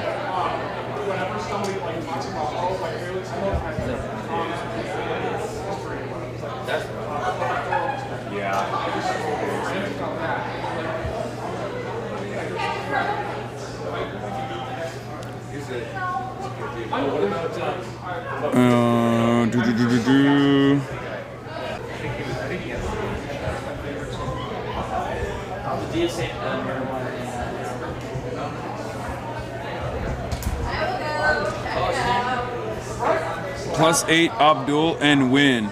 I will say he's remained around 50% for the past 30 percentage points. +8 Abdul and win. Kernacki's still pretty confident that Stevens can't do it. I don't trust Kernacki, I'm sorry. He's too much of a hoper. I think it's because he just, I don't know why, but I think he just thought that Haley Stevens would be doing better somehow. So weird. New York Times estimating Stevens only nets less than 2K more from Wayne. Hasan, I'm shitting my pants. Please hold me. Michigan Native American communities and reservations are located Stevens is currently +8 in Wayne County. Not even American, but watching this whole thing nervously. I mean, this is an internationally relevant race. I want to remind people, again, $70 fucking million. Okay? $70 million. Nate Silver has a bronze take.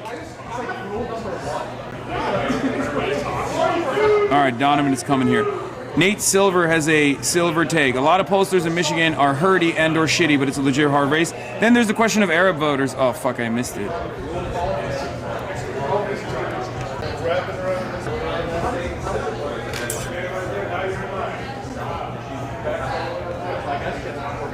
Nate Silver says, there's a question of what pollsters do with Arab American voters. Important in Michigan, but still too small in an N600 survey to be reliable crosstab on their own. Do pollsters lump them in with the other, with white, as the Census Bureau did prior to 2020, or what?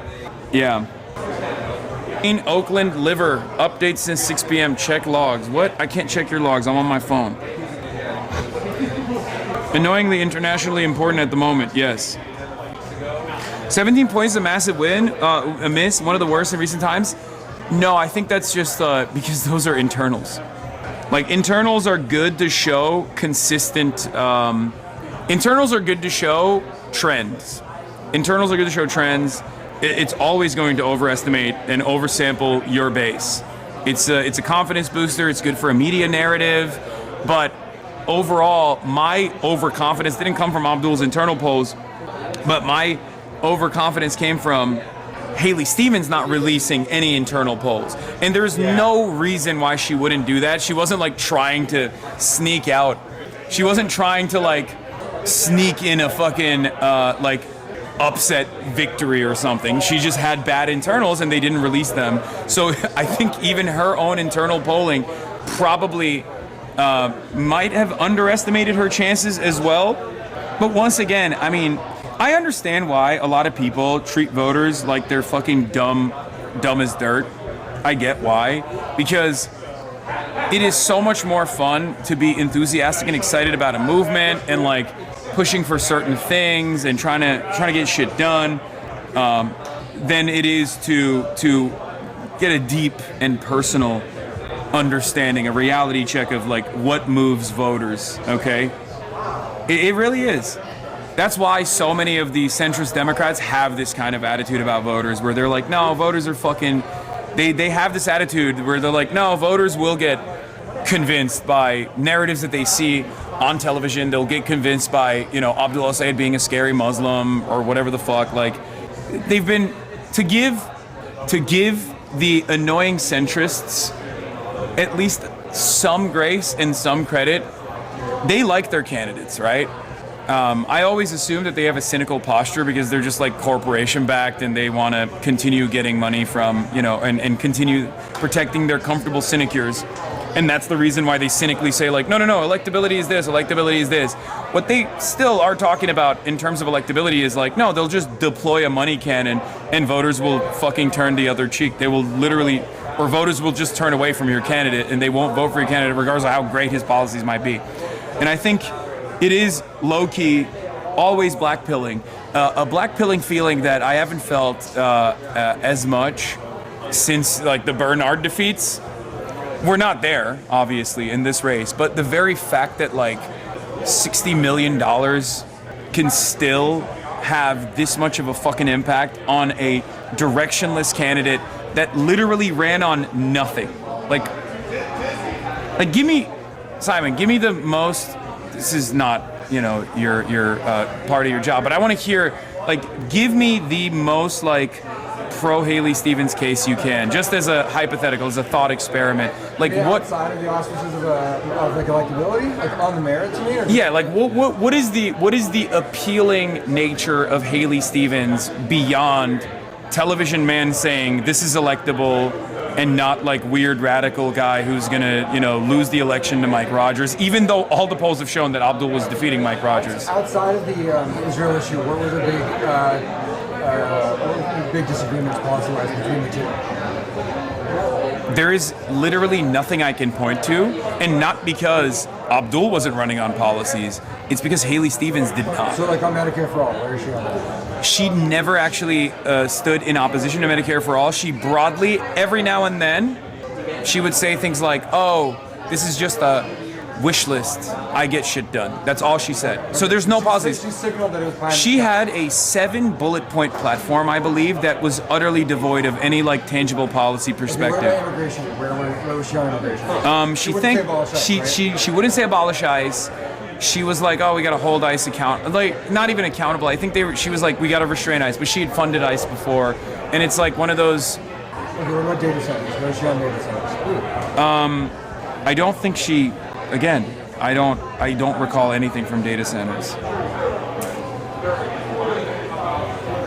Well, if you're a tick to the right of Abdul on all those issues, you're gonna like her organically. No, but she does. See, that's what I'm trying to say. She didn't do that though.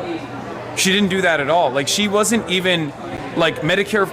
Like Joe Biden very clearly came out with the public option as a way to like nuke Medicare for all as the viable, reasonable alternative. How much of that was actually people saying, I'm a policy wonk and this is the only permissible path forward?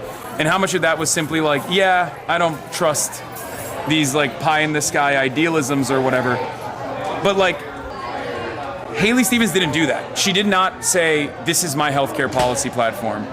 She just didn't really even attack Medicare for all ever.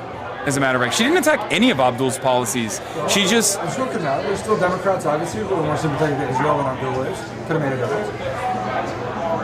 That's a differentiator. No, that doesn't bear itself out in the polls at all. Like, it literally does not. So that's why I'm like, and also if that was the case, then the ads would feature Israel. Right? There was not a single fucking, out of AIPAC's ads, AIPAC never spends on Israel anyway. So, no, that's not, there's no way. Big dumps for Abdul incoming. Dump. Back up over 3% for AES. New York Times estimates El Sayed will win the primary. Okay, that is fucking, let's Not be. new. Not new, and also, they're just saying it leans in his direction, okay? Chill out. But do you see what I'm saying? Like utterly devoid of policy, and I guess like it goes back to we're pulling out. Oh, I thought you were recording. No, when you hit the. Yeah, it is on here already. No, but You don't need to. So what I was. I don't need to do my job at all. Yeah, no, I say everything all the time. Totally irrelevant. So like what I'm trying to get at is that it is vibes, but vibes matter, and I knew that already. But vibes can be so directionally manipulated by the barrage of ads. But normally, my theory, and I guess like Vincent kind of pushed back on this when we were in the car the other day, where I was like, my theory is negative ad spend depresses voter turnout. That didn't happen here. So negative ad spend usually doesn't like excite Haley Stevens' base to be like, oh, I fucking hate this Muslim, like I'm gonna go out and vote against him, right? Like that's not something that usually happens. And it was a big problem with Hillary Clinton. Like Hillary Clinton's negative attacks against Donald Trump actually ended up hurting her as well, because it wasn't like promoting her policies, but instead it was just like giving Donald Trump constant name recognition and name ID, which he was able to, jujitsu his way out of by just being Donald Trump and having like high impact moments over and over again, which is what we've seen in other races as well with like Zoran. Whenever they ask him a question about like Israel, for example, he just like, boom, flips it back to like, I care about New York, whatever, right? Abdul's done that quite a lot as well in this race. But I guess there's never been a race like this as far as like a 10-to-1 outspend, so it's a very hard to predict. I am still. You're saying that AIPAC doesn't spend any Israel issue in particular, but everybody knows. These are highly engaged voters. These are Democratic Party voters. Everybody knows where the two candidates are. No, but I think, I don't think the people were. We saw, New York Times, I talked about this earlier, New York Times Daily had a Haley Stevens canvasser who was like very aggressively canvassing for her because she was like, I like Abdul, but like, I don't think he can defeat Mike Rogers. Haley Stevens can. So like, she bought into the electability argument. She literally turned around and told the New York Times reporter, I don't like that she's getting money from AIPAC. I wish that wasn't the case. I don't like AIPAC at all. That was the most tapped in, high propensity voter you can possibly get. Suburbanite, white woman, college educated, going out in her small town and door knocking for Haley Stevens, who still was anti-AIPAC. So that's the reason why I'm saying, like, there is, like, I mean, this is low-key why they spend so much money. They spend so much money to, like, make you reconsider, where they're like, maybe Israel isn't that much of a poison pill in a campaign. That's why they spend so much money not talking about Israel, but instead saying Abdul El-Sayed is a sexist or unelectable and all this shit. None of the ads ever feature Israel at all. Oh, 100%. That's. I mean, that is going to be, if we are doing any sort of, if we're doing like any sort of real analysis, like a real autopsy of what happened, that is the most consequential aspect of this race. I would never say that. I love Barack Obama. Please, Barack Obama, do not endorse against Barack Obama. Please, Barack Obama, endorse the winner of this primary. Hopefully, inshallah, it's Abdul El-Sayed. I'll say it though, it was Barack Obama's fault. I don't know this guy. I don't know this guy. Has been vindicated. I don't know this guy. I don't know. Barack, if you're watching, I don't know this guy. I love you. Please start endorsing against left flank candidates. I mean, for left flank candidates.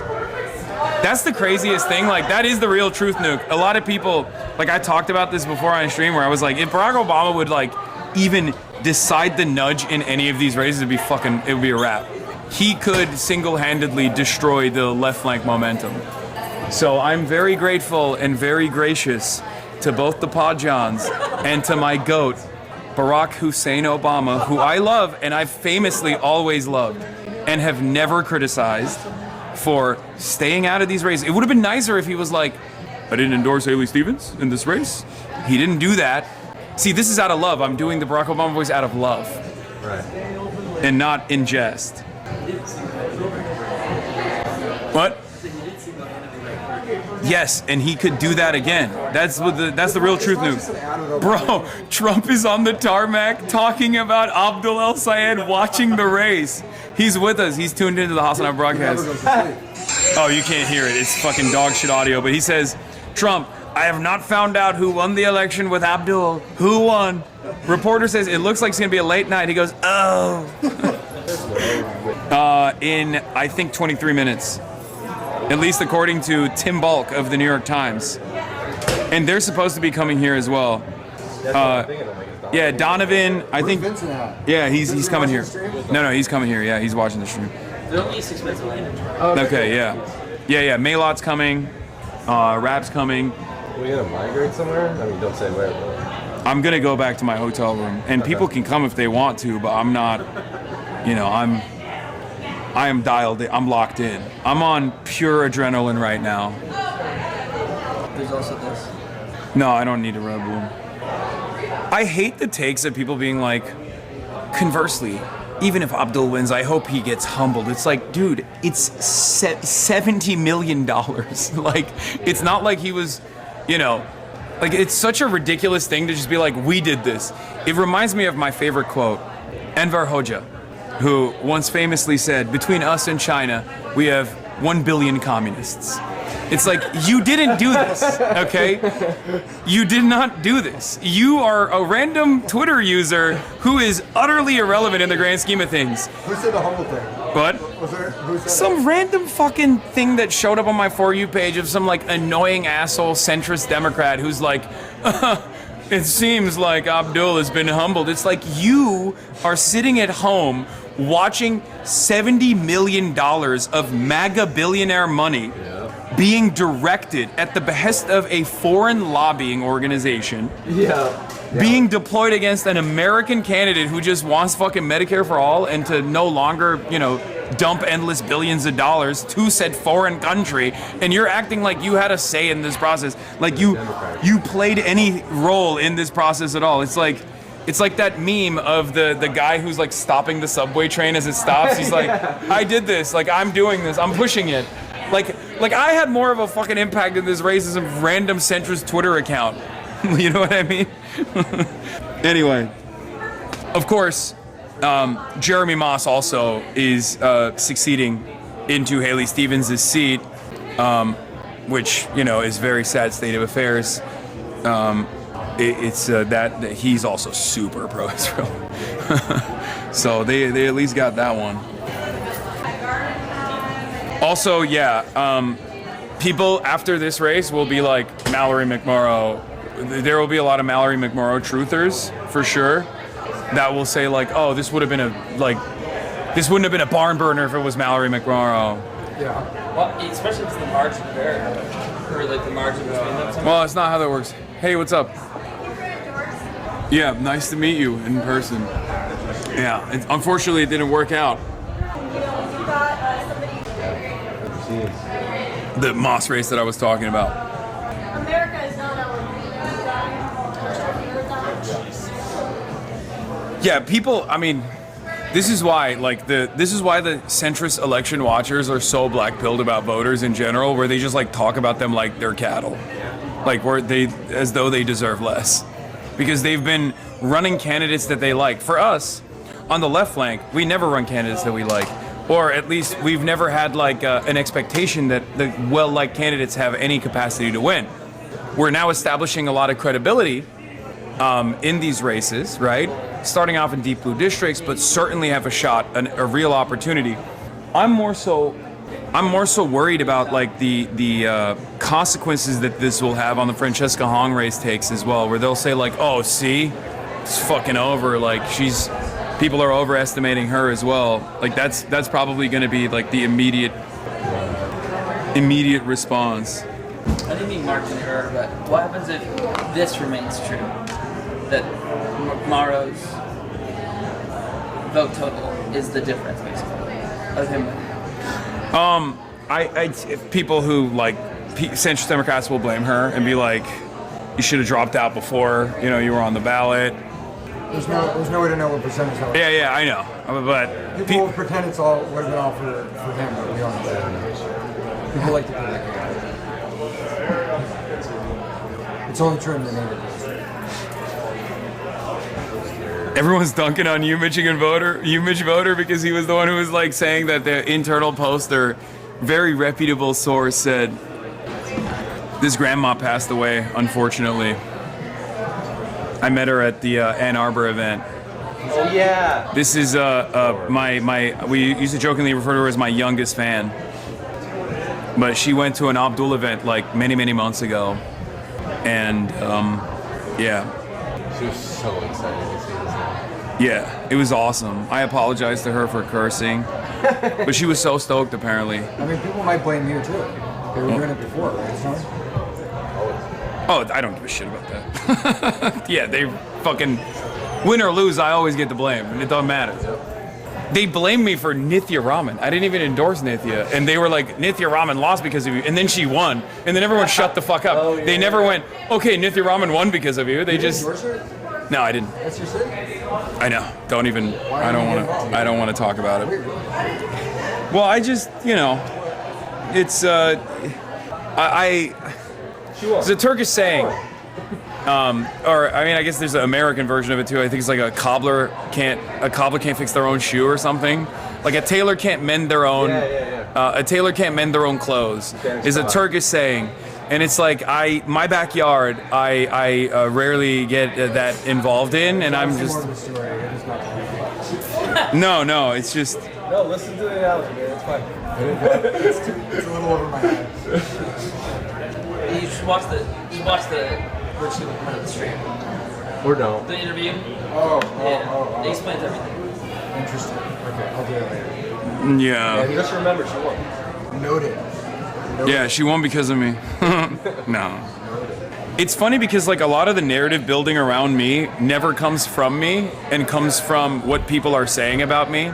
Whether it be Joe Rogan to the left, whether it be like, oh, you guys are becoming like kingmakers, like all this shit. Like I always oppose these kinds of statements, but no one seems to give a shit about what I actually have to say about it. 10 to 15.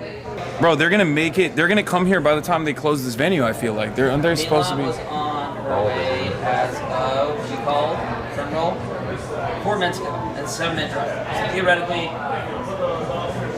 but then Donovan's probably gonna take longer. No, I know. Vincent said that they were. Well, so at 8 minutes ago, he said 10 to 15 minutes. he has a friend who's a civil rights attorney, voter rights attorney, who was been following Wayne County for a while. He says that returns come in late, and then we won't know until the early morning for Wayne County. Oh, late is late. Like 4. 4 a.m. Yeah, or early, depending on. Yeah. Do you have flights booked? I'm on a noon flight. Steve Kornacki is molding. Steve Kornacki is molding at the decision desk. He wants to go to sleep.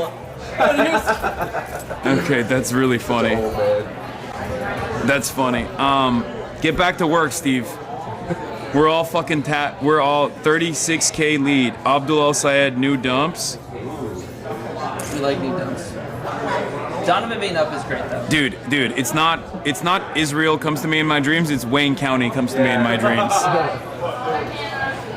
Just have this stream live, and when there's a new dump, it has a ding. Wakes you up. Just wakes you up, turn over, see if it's worth it.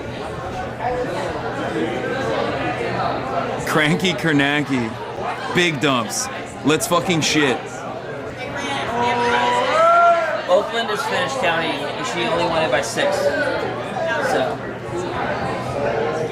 Okay. That was supposed to be her best county. So. Going to bed, but if El Sayed wins narrowly, one of the first things he'll be told to do is kick Hasan Piker to the curb to campaign statewide. And the Schadenfreude is delicious, says Shannon Watts. Here it is. I was waiting for it. I think it's really funny because, like, I don't think it's gonna happen. I just, first of all, I don't think these people genuinely understand. And I keep, again, no one ever listens to me, weirdly enough. Even if I'm the story, no one ever fucking listens to what I have to say about this shit, where they'll be like, no, I know what's going on. They do not understand. This stuff is not for me. This stuff is, and I know you don't fully agree with this as well. This is not as beneficial for me as sitting the fuck at home. I'm spending money, I'm losing sleep, I'm not. No, I'm not. But people don't realize, like, I'm a content creator. I could just sit the fuck at home and watch from afar and not get inundated with, like, terrorism allegations on a daily basis from Democrats. While on the other side, I have fucking Republicans, like the Republican administration, also trying to set up, like, federal fucking indictments. Like, it's not. I don't want to do this. A lot of people think you're doing it for your bottom line. I think you're doing it because you want to, because you think it's going to help the candidate. Yeah, exactly. But the point is, somebody like that thinks, oh well, he doesn't help the candidates. We're going to kick him to the curb. No, I think that people like that think that, like, their personal animus or their personal animosity. Their personal animosity that they've developed over, what they see on their Twitter timeline is what's, like, greatly impacting their analysis. Like, they think that, my involvement in this race is, like, playing a significant role, when it's not. Like, I think it's more so, because all these guys will tell you, if you ask them, like, the campaigns will tell you, they poll my shit. Like, they will poll my approvals. Like, they're not going to they don't owe me anything. You know what I mean? Like, from their calculation, it's worthwhile. Another great victory for DSA member, 26-year-old Chris Gilmer Hill has declared victory over incumbent state representative Helena Scott in Michigan's 8th House District, Detroit, Ferndale, Pleasant Ridge. Scott, 66, came in third in her city council race last year. So there's another good victory for DSA as well right there, so that's good. Is that Chris? Right here. Chris Gilmer, no one. Yeah. Dude, it's so crazy.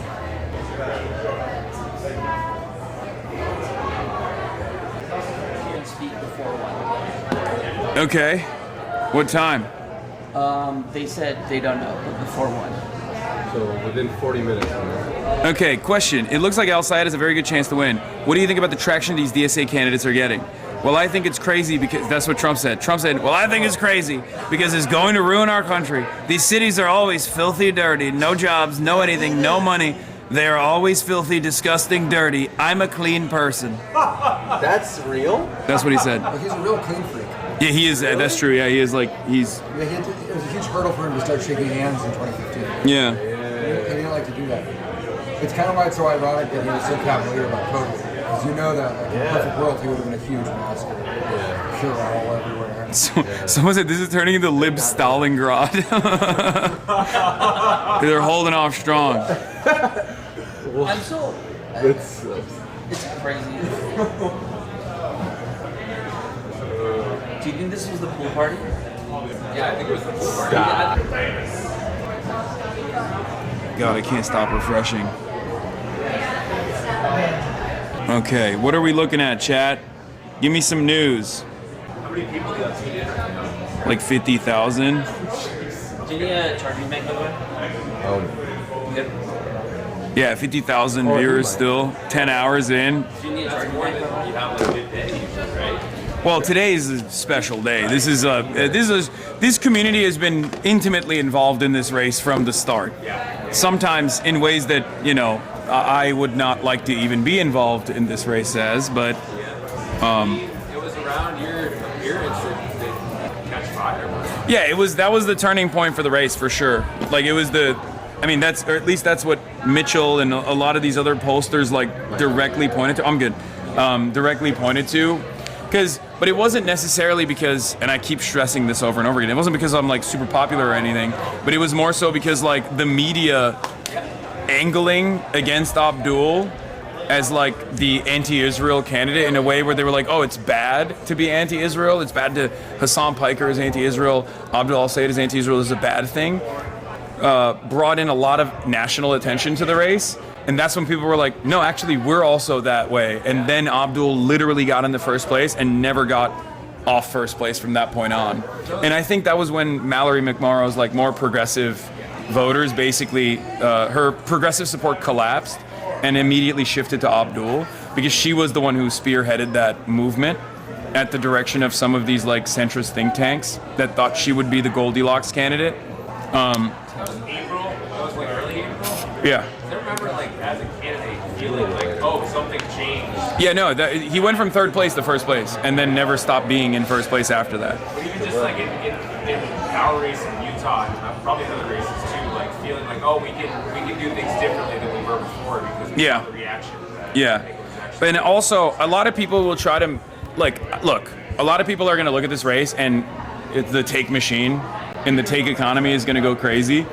But, like, what they have to literally look at is $70 million in ad spend and also the governor's endorsement, the outbound senator's endorsement, and, like, the endorsement of other, like, I mean, I talked to a lot of people in Detroit, community leaders out here. They don't think Jim Clyburn's endorsement was that relevant overall, but there are, I think it's the head of the Black Caucus here, his endorsement was like far more relevant overall had a lot more sway in the black vote in general. So, what is this?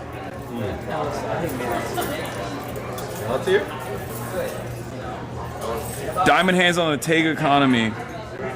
And also, last but not least, it was the Obama endorsement. So you can put that in the bag. Like you can look at it as like a fake Obama endorsement. Was the happy birthday wish today?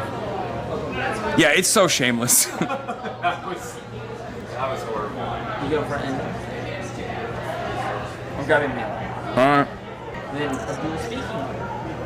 4-1. Yeah, Abdul's gonna speak 4-1. Like everyone being like, Abdul has a fuck ton of work to do mending bridges. Here's the fucking take nuke for you, okay? You are all unbelievably Islamophobic pieces of shit, okay? You literally called the dude a fucking terrorist for months on end and like called him a sexist, misogynist, terrorist, bad candidate, fake doctor when he has like 2 fucking degrees. And now you're gonna sit there and be like, well, you know, you really gotta come to me now. Like, what are you talking about? Do you wanna fucking win or not? Lock the fuck in, okay? Lock the fuck in. And I do worry that there are some out there who, in an effort to make sure that this narrative that a progressive can win in a state like Michigan doesn't take root, will literally either subtly or, not so secretively endorse Mike Rogers or stay out of the race while, trying to push the excitement in the opposite direction. Like, everyone is already doing the can El Sayed unite the Democrats? And that question is just, can El Sayed get the pro-Israel vote? Can El Sayed win over, not even the vote necessarily, but like, can El Sayed get the people and the groups and the NGOs and the consultants that have worked extensively for pro-Israel candidates to shut the fuck up about El Sayed being a terrorist for a long enough timeline so that, we can consolidate the base and defeat the fucking Republican? That's the real take. That's the truth nuke. How much do we think AIPAC is prepared to spend against the general election? What? How much do we think AIPAC is prepared to spend against the dual? $100. Easy. Like, 100 million plus. All right. Let's take them down. Also, I'm fucked. Because it won't just be Abdul. They will literally be like, Hasan Piker is a terrorist, here's his home address, you should drone strike it. Like, they've done it. They've sent a drone. New York Post sent a drone to my house. Rupert Murdoch literally sent a fucking aerial drone to my house to take an overhead photo of it, and then they plastered it on the fucking cover. So, that already happened.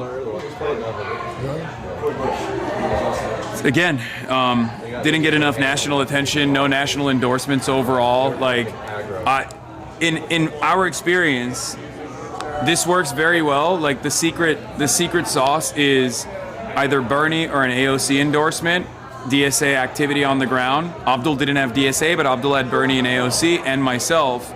So if we all work in tandem, that has been the secret recipe in all of these insurgent races, including ones where our candidates are getting outspent. Never 10-1, of course. Do you think there's still a place for the WFP right now? Or do you think they're just getting completely outclassed by DSA? No, I think WFP is still a very important organization in these efforts. Like, look, they have money, they have access, they have connections. Like, I'll never discount any. Like, the example I will use is Connie Chen. Connie Chen was running against Shoykat, right? The institutional left in San Francisco didn't trust Shoykat Chakrabarti, so they were like, we need someone else. And Connie Chen is not like a super progressive. She's progressive, very progressive for San Francisco, but like she's not DSA, she's not a socialist, right? And to be fair, neither Shoykat doesn't call himself social either. But Connie Chen in that race called me an anti-Asian racist, and she wanted to win. And now that she won the runoff, she's in the running. I don't give a shit. I'll fucking endorse her. I'll go stump for her. I'll go door knock for her if she wants me to. She doesn't, I don't think. And she has a pretty close race so far with Scott Wiener. But I just want to win. I don't give a fuck. I want the most progressive person to win in every single race, which means I always want to defeat the Republicans. But I don't think the same intensity exists for a lot of establishment Democrats who are way, way more comfortable with losing to Republicans as long as, they don't allow their left flank to win.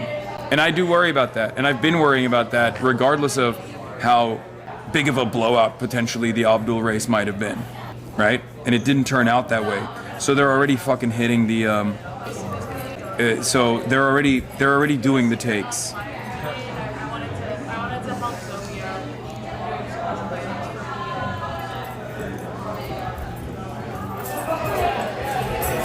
Look, Josh Kraushaar, Jewish Insider. These are the type of primary results that, win or lose, raise a lot of red flags surrounding El Sayed's electability. Black voters going big for Stevens so far.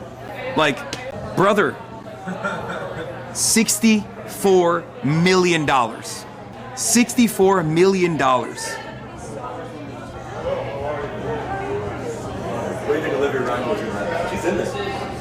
I'm surprised that she hasn't come up to me.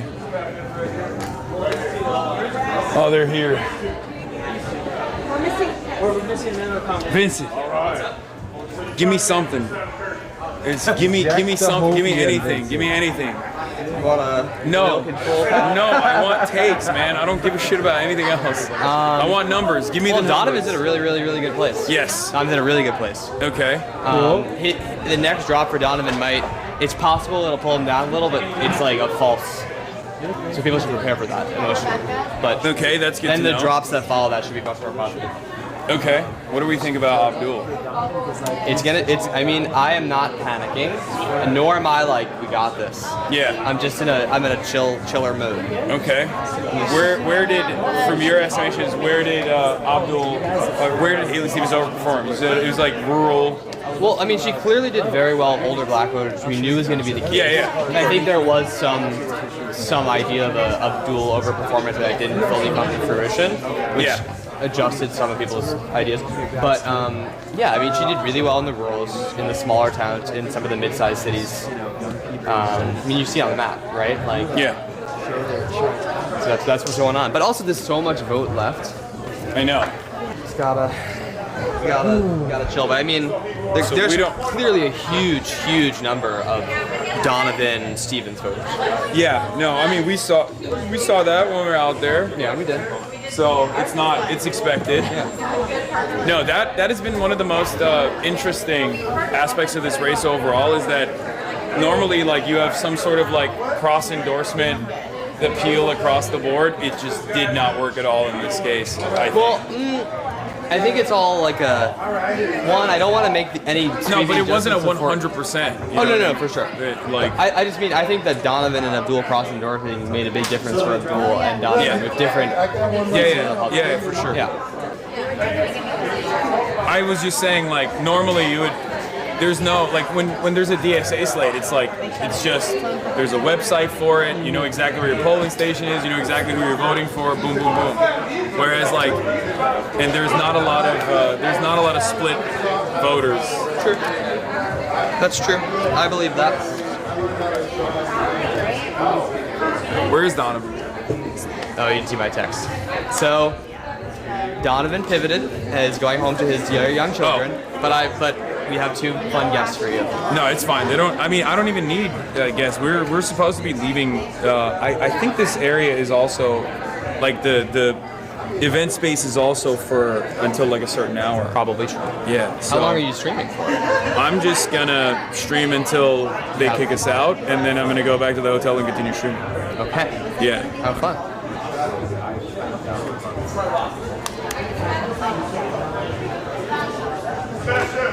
I saw Politico. Progressives dreamed of a Michigan domination. Now they're sweating a tight Senate race. It's just, they're entitled to do a little bit of pre-gloating on. No, I think it's bullshit. But it's also it's just funny because it's like, okay, what were we all saying in February? No, it's still bullshit. I agree. It's 100% bullshit. You want to know why? $70 million. That's it. True. There's no reason to concede on that narrative in any way, shape, or form. Like, yeah, okay, internal posters greatly overestimated. And I guess the closest was like the Emerson one was like inflated as fuck. But also, it's just there are many takes that are beginning to propagate in my head, but there's so much vote left. Yeah. Who knows if the fact that the polling that was so strong for him, that was a cluster of polls at the end, which also reflect voter preferences of voters at the end. So maybe it'll be less of an inaccuracy because we'll see huge shit. Like it's just very hard to. But we don't know how they're. Wait, do you have an understanding of like what are they weighing? Like are they going by who voted when in their in the polling? Yeah. Well, no. Are they weighing right? Like, is it weighed in the direction of like the closer you get to E-Day, the more the votes are going to be counted? Like right now? So my understanding is the same, which is that it is not a situation where this is all mail, but it's like directionally true that the much more of the vote that is in right now is earlier vote, whether it be early in person or absentee. Like mail, it's heavily represented in this, but they count it in a mixed way. With the direction, like that truism of like the results will get better as time goes on is not a linear thing in this instance, but it is directionally still true. So I understand this vote to be, I know this vote to be particularly in Wayne County, to still heavily overrepresent male. Zachary Danini says, I have Abdul by 1.5 right now. We're in a situation where I just don't have that much insight into where Wayne is remaining, but it's not either of the candidate strongholds, Detroit or Dearborn. The vote left in Ingham, Kent, Kalamazoo just isn't great for El Sayed. But at this point, he built his firewall, and then burden is on Stevens to figure out how she's going to close it. Still in the situation where I'd rather be Abdul, but we aren't that close to a call. To be clear, at this point, El Sayed is heavily favored. Maybe my wording is a little too soft. Above 1.5 point is like 23K margin, and he's up 37K right now. Is this the Wi-Fi password? No, I have no idea. Figure it out. Who might know? Marquette County in, Abdul up. All right, I'll be right back. What? We're not a panic hand, chat. We're not panic hands. Marquette 57.9% for Abdul, 35.6 for Stevens, 6.4 for McMorrow.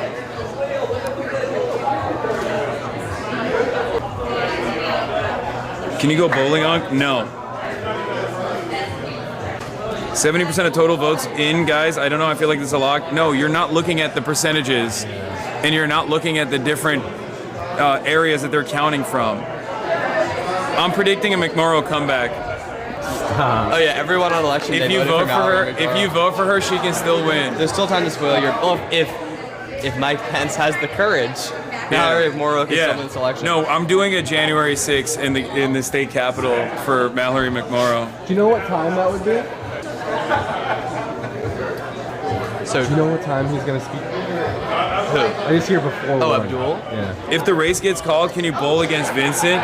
No, I will be fucking going to sleep. I'm gonna knock myself out. What's happening to me? He said, can you bowl against Vincent if the race gets called? And it's not gonna get called until fucking 4 a.m. anyway.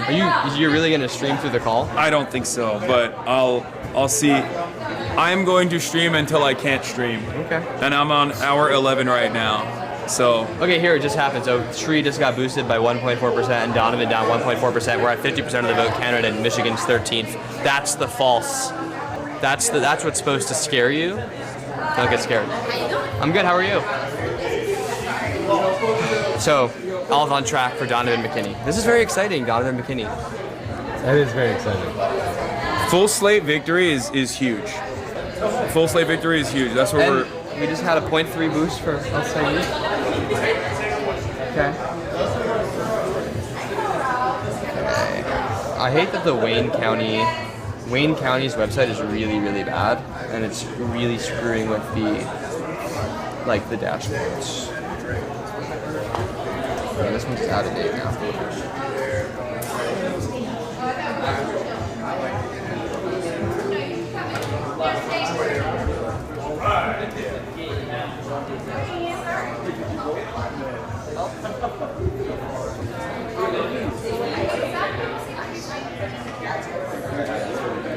Mallory at 4%. Let's fucking go. Are you all staying here? Are you going to the main room for Abdul's speech? When's he gonna speak? Of course we'll go to the main room. Oh, okay. Let's go into the main room. Abdul's gonna give a speech, right? You come back here at least? I don't know. I would take my stuff if I were you. You never know. We have to go inside for Abdul's speech. I'll do it after. Oh, right. Really? How you feeling? Very nervous, but still optimistic. Yeah. Nervous but optimistic. Yeah, you helped Will Lawrence, right? Will Lawrence, I just endorsed, and I didn't really do that much for Will. It was just mostly for Abdul and Donovan. Yeah. But he won. Yeah, he won by really double great. digits. Yeah, winning. Yeah. Donovan won? Officially? No, Will Lawrence. No, not yet. Inshallah. But yeah, I mean, it looks still pretty positive for Abdul. It's just unbelievable how much impact the 9-1 outspend has on a race, and it's already annoying because they're going to be like, oh, he's close because of Hasan. He would have, they're already doing it, right, which is crazy. Right. If it's not meets expectations, it's your fault. Yeah. If you help, you had nothing to do with it. Of course. Right. Yes. Well, I'm gonna be on Sean Hannity, your boy Sean Hannity's show tomorrow. You should ask him why he Yeah, said he would please. have me on his broadcast and then never did. Yeah. Okay. Yeah. He's ghosting. Be like, let me make a note of that. Be like, you talk about Hasan every night. He does every night. Yeah. He talks about me, and he invited me to do his podcast, and then he bailed. Really? Yeah, and he just won't respond to our calls now. Oh, you just gave me some good Yeah. Okay, I like that. I'm looking for some stuff. Yeah. Yeah. Okay. What Right. is it? Is it the podcast or is it the show? The show. Oh, good. 9 good. p.m. tomorrow. Oh, hell yeah. That'll be awesome. I'm excited. These guys, I don't think they understand, like, you know. No, I'm not going to say anything. We're on Right, camera. We're right. on Oh, there camera. we No. go. You're, Oh, it'll be he's going to lovely. cook you. He's going to cook you. Yeah, I Chris. know. I'm Chris, shivering. I hope you're shivering. Yeah, I am. I'm very intimidated. He's too powerful of force. And his intellect is, you know. I know, it's out of this It's world. intimidating is what Yeah. it is. Yeah. That's why I was like scared when he Yeah, invited me. I and can then, imagine, yeah. And then I was like, such a sigh of relief I felt when he said, "Oh, don't," you know. He really spared you. Yeah, he did, absolutely. Yeah. Yeah. Oh, you guys can talk about fighting too. He's apparently he spars. Is that right? Yeah. I don't Okay. know. I don't know how well, but he does spar. Okay. All right. Are we going inside? All right. All right. I think Abdul's gonna deliver a speech right now. Okay. Let's do it. Hi. All right. I like that. I like that.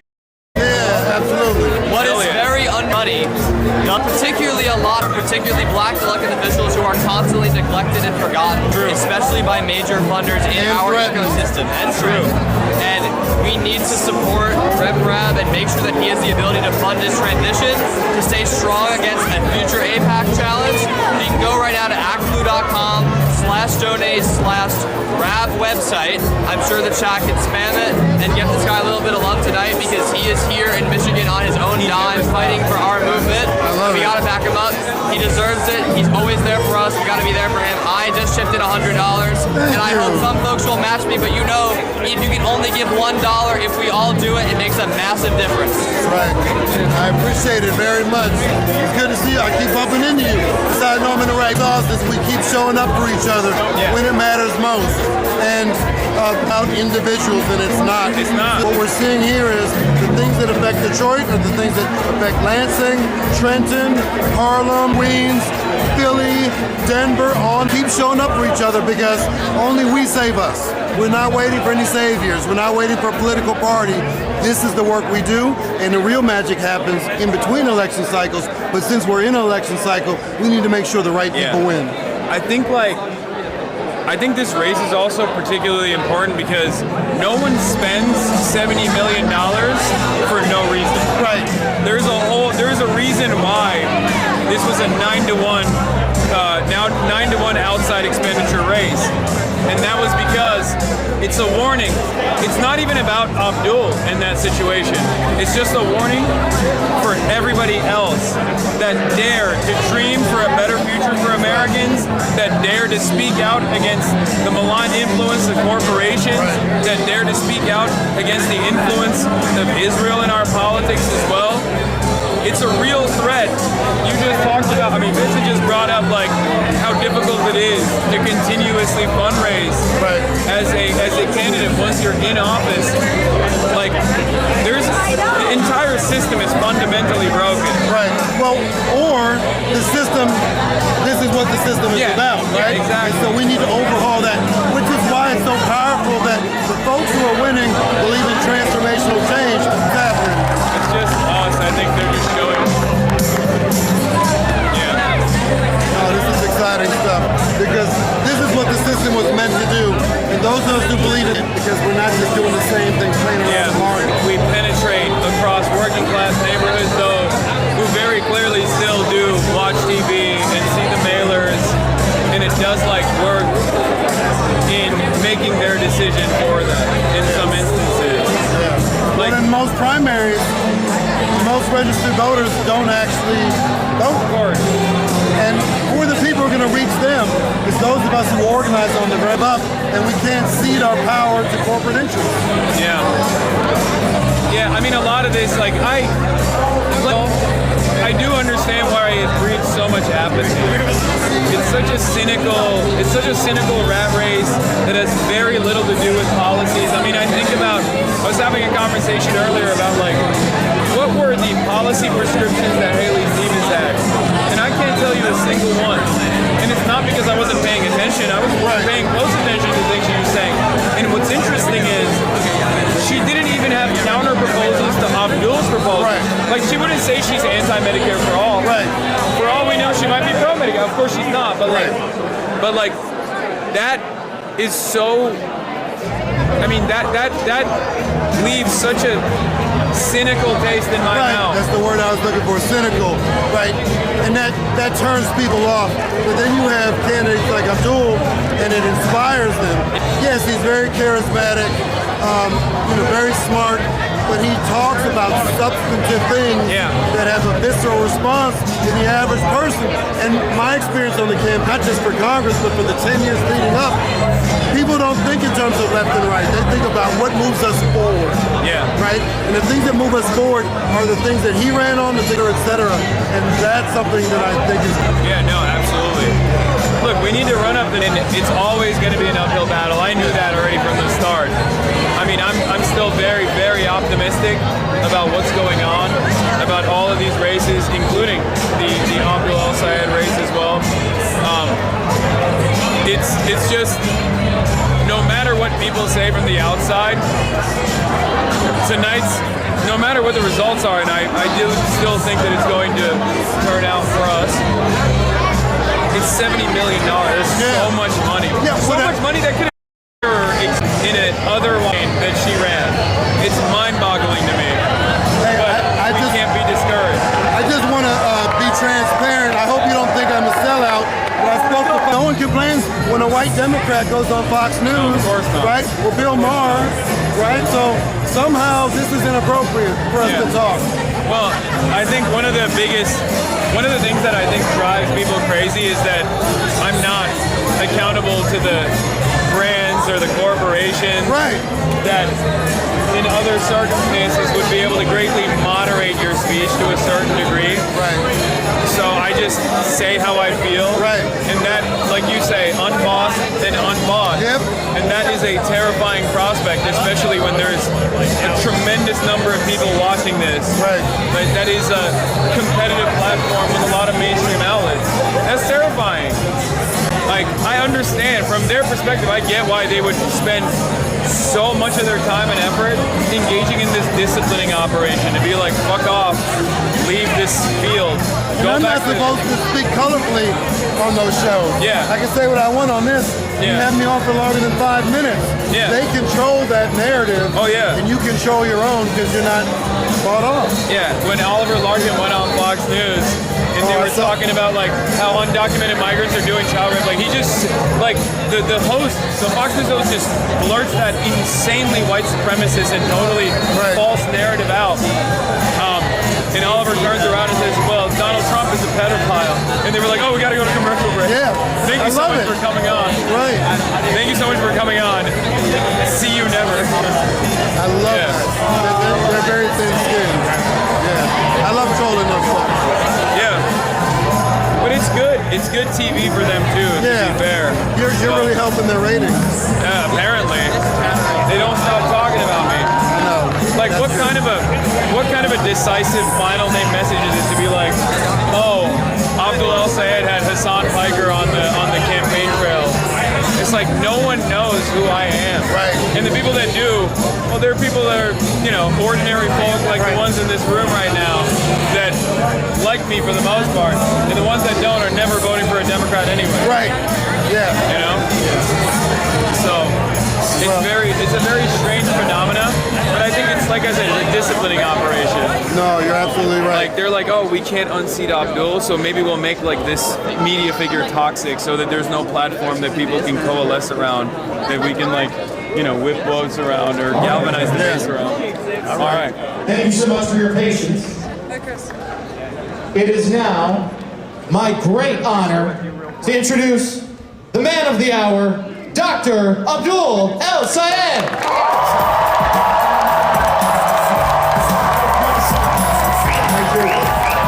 All right, y'all. Money out of? All right, y'all. Look, I wish I could tell you that I was declaring victory right about now. Turns out it takes a long time in Michigan. I will tell you this. I want you just to reflect on what that means. Right now, we are on track to vastly outvote the historical numbers that we should have expected. That we were able to inspire. A movement that kicked off 15 months ago, traveling the state up and down, spending time in churches in Detroit and living rooms in Lansing, VFW halls in Escanaba, backyards in Grand Rapids, sometimes in rooms of 2 or 3, sometimes in rooms of 2,000 or 3,000. And across that movement that we built, there was an inspiration in the idea that we could take our government back. Government of the people, by the people, and for the people, instead of government of the corporations, by the special interests.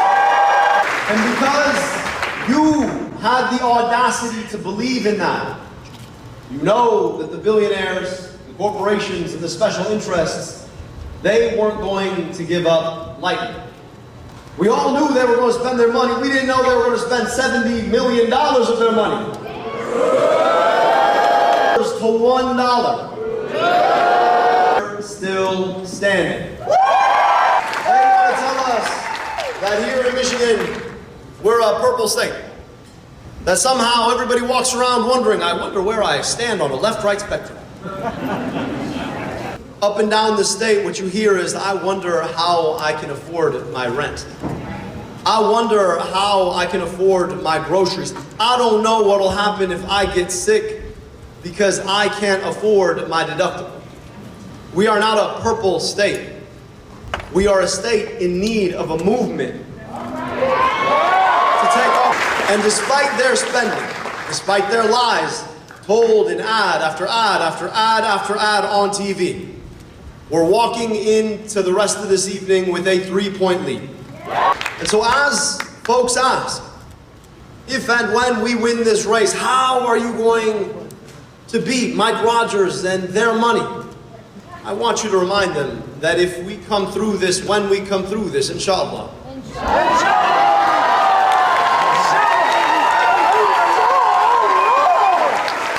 that we'll have taken $70 million on the chin and kept fighting back. Yeah, baby. I also want to speak to this moment. We've got 13 weeks to defeat Mike Rogers.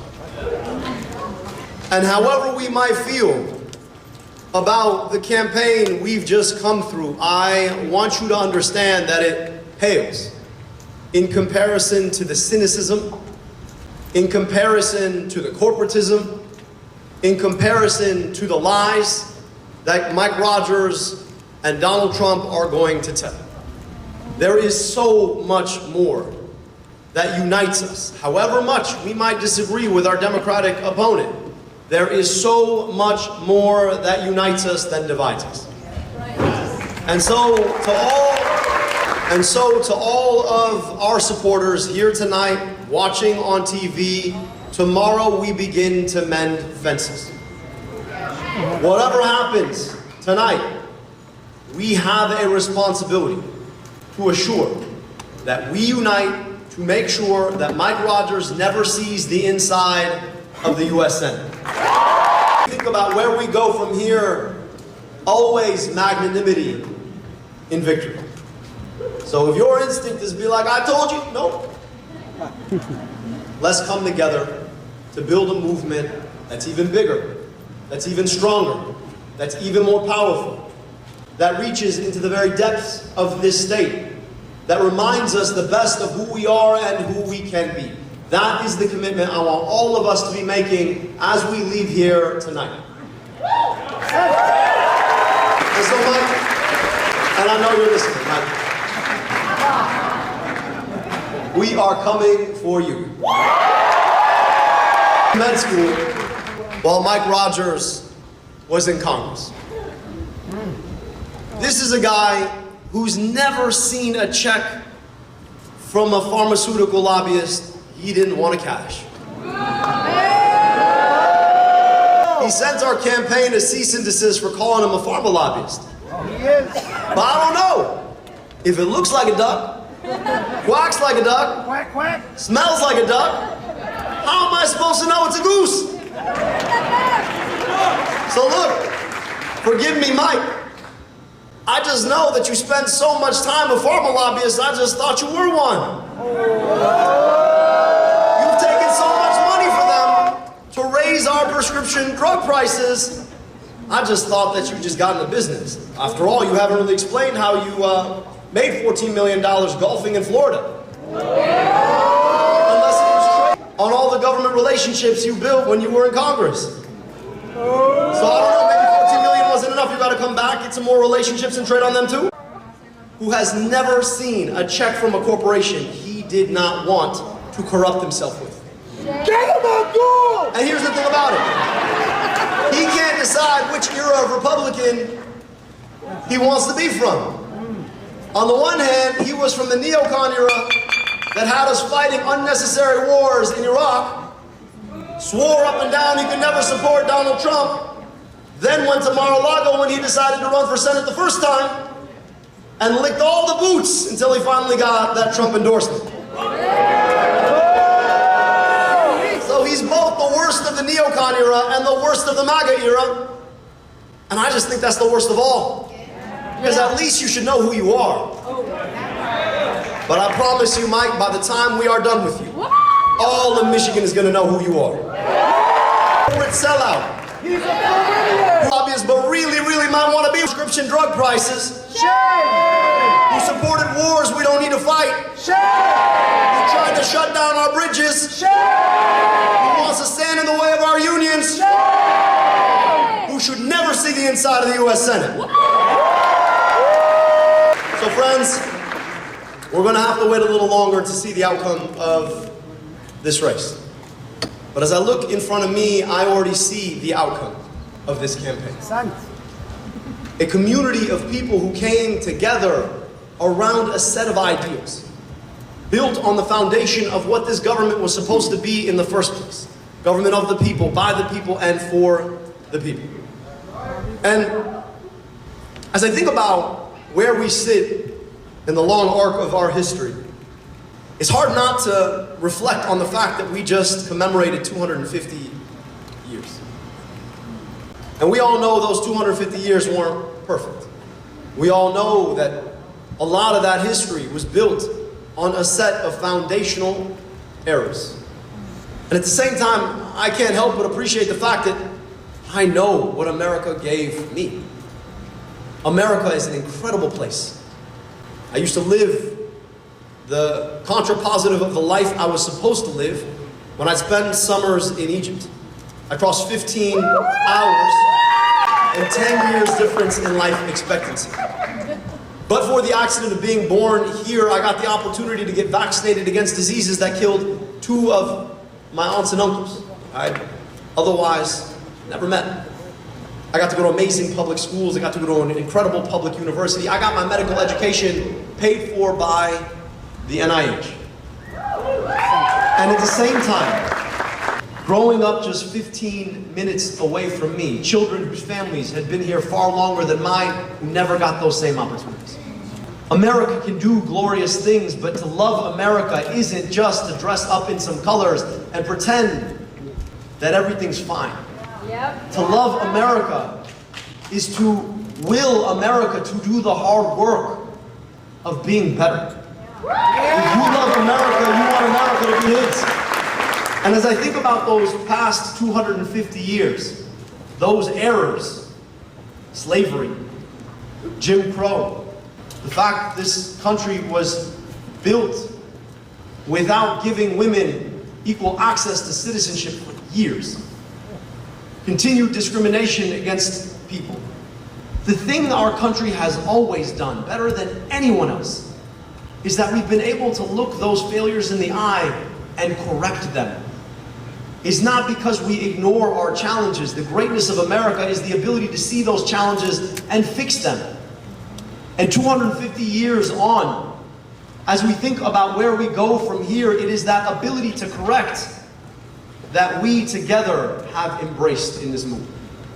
We live in an era of historical inequality, in an era where union participation is near an all-time low, but the number of billionaires has never been higher.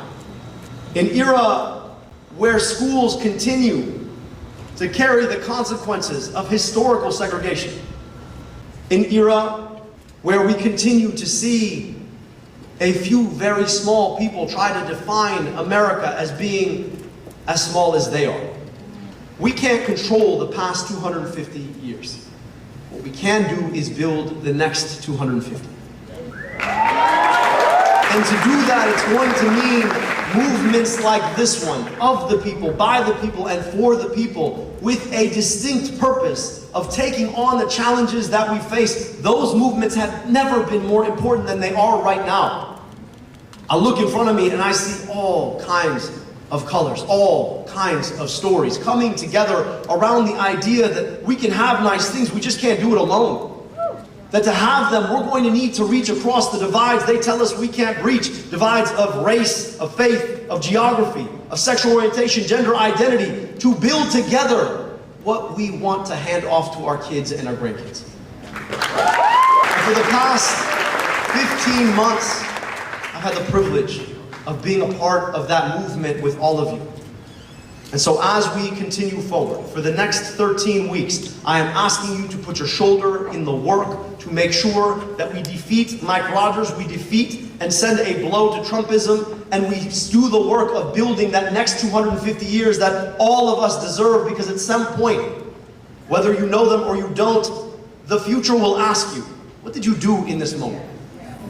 For me, it looks like two little girls, ethnically half Indian like their mom, ethnically half Egyptian like me, 100% American. That I got to work with so many incredible people who believed in the best of America, so that we could hand it off to them and all of their kids and grandkids. Ask yourself what we could be if we treated all our kids like they were all our kids. Ask yourself what it would mean when it comes to where we spend our tax dollars, about the schools we build, the healthcare we provide, the opportunities we would want. And for the next 13 weeks and the next 6 years after that, I'm asking you to join me in helping to build that America. We should know who the victor will be tomorrow. And the work starts anew. And so for one last time for this primary, money out of? Money in your? Money cared for? Thank you so much. Thank you for the work you do, man. God bless you. Thank you so much for everything you do, Hassan. I've been following you since 2016, man. Thank you. I guess I'll see you if that's okay. See you guys. Thank you for coming out. You got a lot of us out door knocking, man. Thank you for knocking on doors. I'm a reporter who has you a question. What do you think about Guys, we were...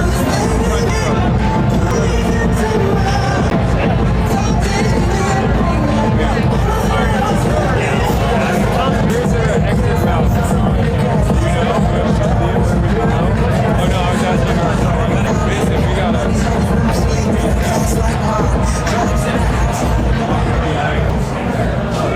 trying to be away from possible.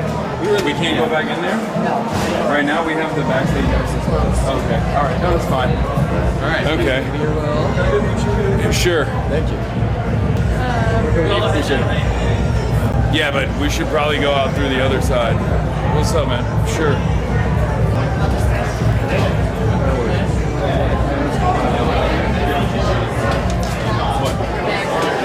Right here. Thank you. Right here. Help this side. Right here. Right here. Right here. Right here. Oh, we're not going to leave yet. We're just going wrong side. Okay. Right there. There. Okay. All right, perfect. Thank you. Thank you so much for coming out tonight. If we could ask that everybody make their way toward the exit, please. No kids, right? What? No kids. Yeah, I'm looking at the ground. Actually, you know what? Let's just end it here. Yeah? All right, yeah. Okay, guys, I'll be live tomorrow from Los Angeles, California, and it's been a very eventful night. I have to obviously get packed up and ready to go in a couple hours. So we'll end it here, if I can even end it here. And yeah, we'll break down. We'll have the final results by tomorrow, hopefully. And